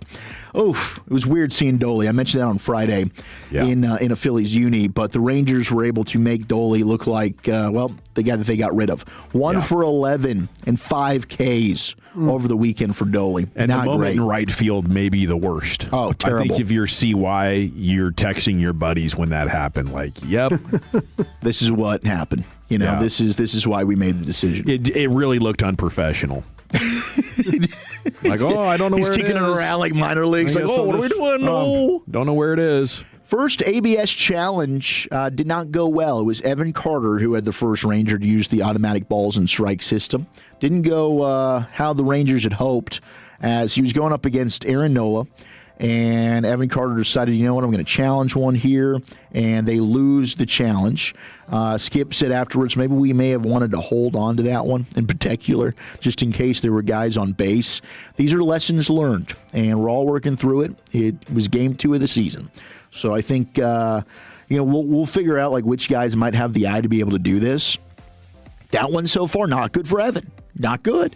But hey, you live and you learn. That's surprising. I'll bet on Carter to have amongst the best eyes in baseball. Full count Carter? I mean, come on now. But all in all, we did have some big moments. Last night, particular, 9th inning, we had an ejection over an ABS challenge that went down. And CB Bucknor. Now, this is a guy. Wait, how do you get ejected after you challenge? If you challenge and the computer says what it says, there's no argument to be had. No, but we Are you telling the camera that it was wrong? Yeah, it was an uncomfortable situation. I don't know that they really got this whole thing right. I don't know if it really warranted an ejection. You can go back and watch the video for yourself. But yeah, we had some infighting that was going down. Cal Raleigh was credited with the best challenge overall, as reliever Cooper Criswell unleashed against hitter C.J. Kafis of Cleveland. And this was last night. Cal Raleigh then decided he wanted to call a challenge, and it was one where it was just up over the zone. He ends up winning this one, and Seattle went on to win. They were already up 7-0, so this was kind of like, whatever. We might as well challenge this. Cal Raleigh had the green light to go. But CB Bucknor had a terrible weekend. Now, this isn't a shocker because CB Bucknor has not been really good when it comes to calling balls and strikes. 6 pitches overturned, including back-to-back challenges by Eugenio Suarez getting C.J. Bucknor. So he, as an ump, you're like, I don't want to be shown up for this, but CB Bucknor might need to figure it out. And I think this is a good thing. Hard. It's too hard. The ball is moving too fast. Can't see it. Yeah. Not sure. Not everybody's got the same zone. You got a catcher in front of you. You got to look over his shoulder. Worried about getting hit with a foul tip. Yeah. It's too hard. Nobody wants to get foul tips. I mean, they have done an amazing job at being somewhat within reason. That for 30 years after having the technology to replace them, we've just kind of passed on it. By the way, I think that if you look at the spring training numbers, catchers were far more successful than any other position. The hitter or catcher. I believe him, man. Yeah, the catchers were killing the hitters on these things. Toronto, what an opening series for them and their pitchers. 50th season in team history, and they had 50 Ks in their opening series against the A's. Now, it was against the A's. Goodness. But that sets the major league record for strikeouts in the first 3 games of a season. That's embarrassing. 50-50, yeah. That's half the ABs. Gross. Isn't it? Yeah, it's bad. It's bad. That was a combination of Kevin Gausman, Dylan Cease, and then Eric Lauer, who struck out 9 yesterday. They'll come to Arlington and they'll sweep the Rangers. No, we're gonna beat Shane Toronto. Langeliers, whatever that catcher Shane Langeliers. Yeah, he'll hit 6 homers. That's a good call. 3 games. That'll happen. He does. He tends to absolutely destroy us. And your top selling jersey in all of Major League Baseball coming into the season. By the way, I'm going to buy the Ohtani Cup for $170 or whatever it is. There you go. You should. It is Shohei Ohtani. The cup collector I am. I want the Ohtani Cup. We don't have a single Ranger in the top 20 of jersey sales, so we need to get those numbers up. But Shohei Ohtani, Yoshinobu Yamamoto are your top 2, followed by Aaron Judge, Cal Raleigh, and Mookie Betts. So 3 out of the top 5 are Dodgers. That's why you afford the $175 cup. All the money's going to them. Well, thank you, Wolchuk. Yep, absolutely. Proper round tripper is in the books. Rangers pregame is coming up next here on your home of the Rangers. Top of the hour, Sands has you. First pitch coming at 5:35. Thanks so much to Dylan Moore filling in for Lucius Alexander there in the Pimp Cup. 3 hours flawless. Thanks to Broadus and Wolchuk, and I'm Gavin Dawson. Till tomorrow at 2, you're going home with the G-Bag Nation. At ease. This is the story of the one. As a procurement manager for a hospital system, she keeps every facility in her network stocked and ready. That's why she counts on Grainger to be her single source for thousands of products, from disinfectants to lighting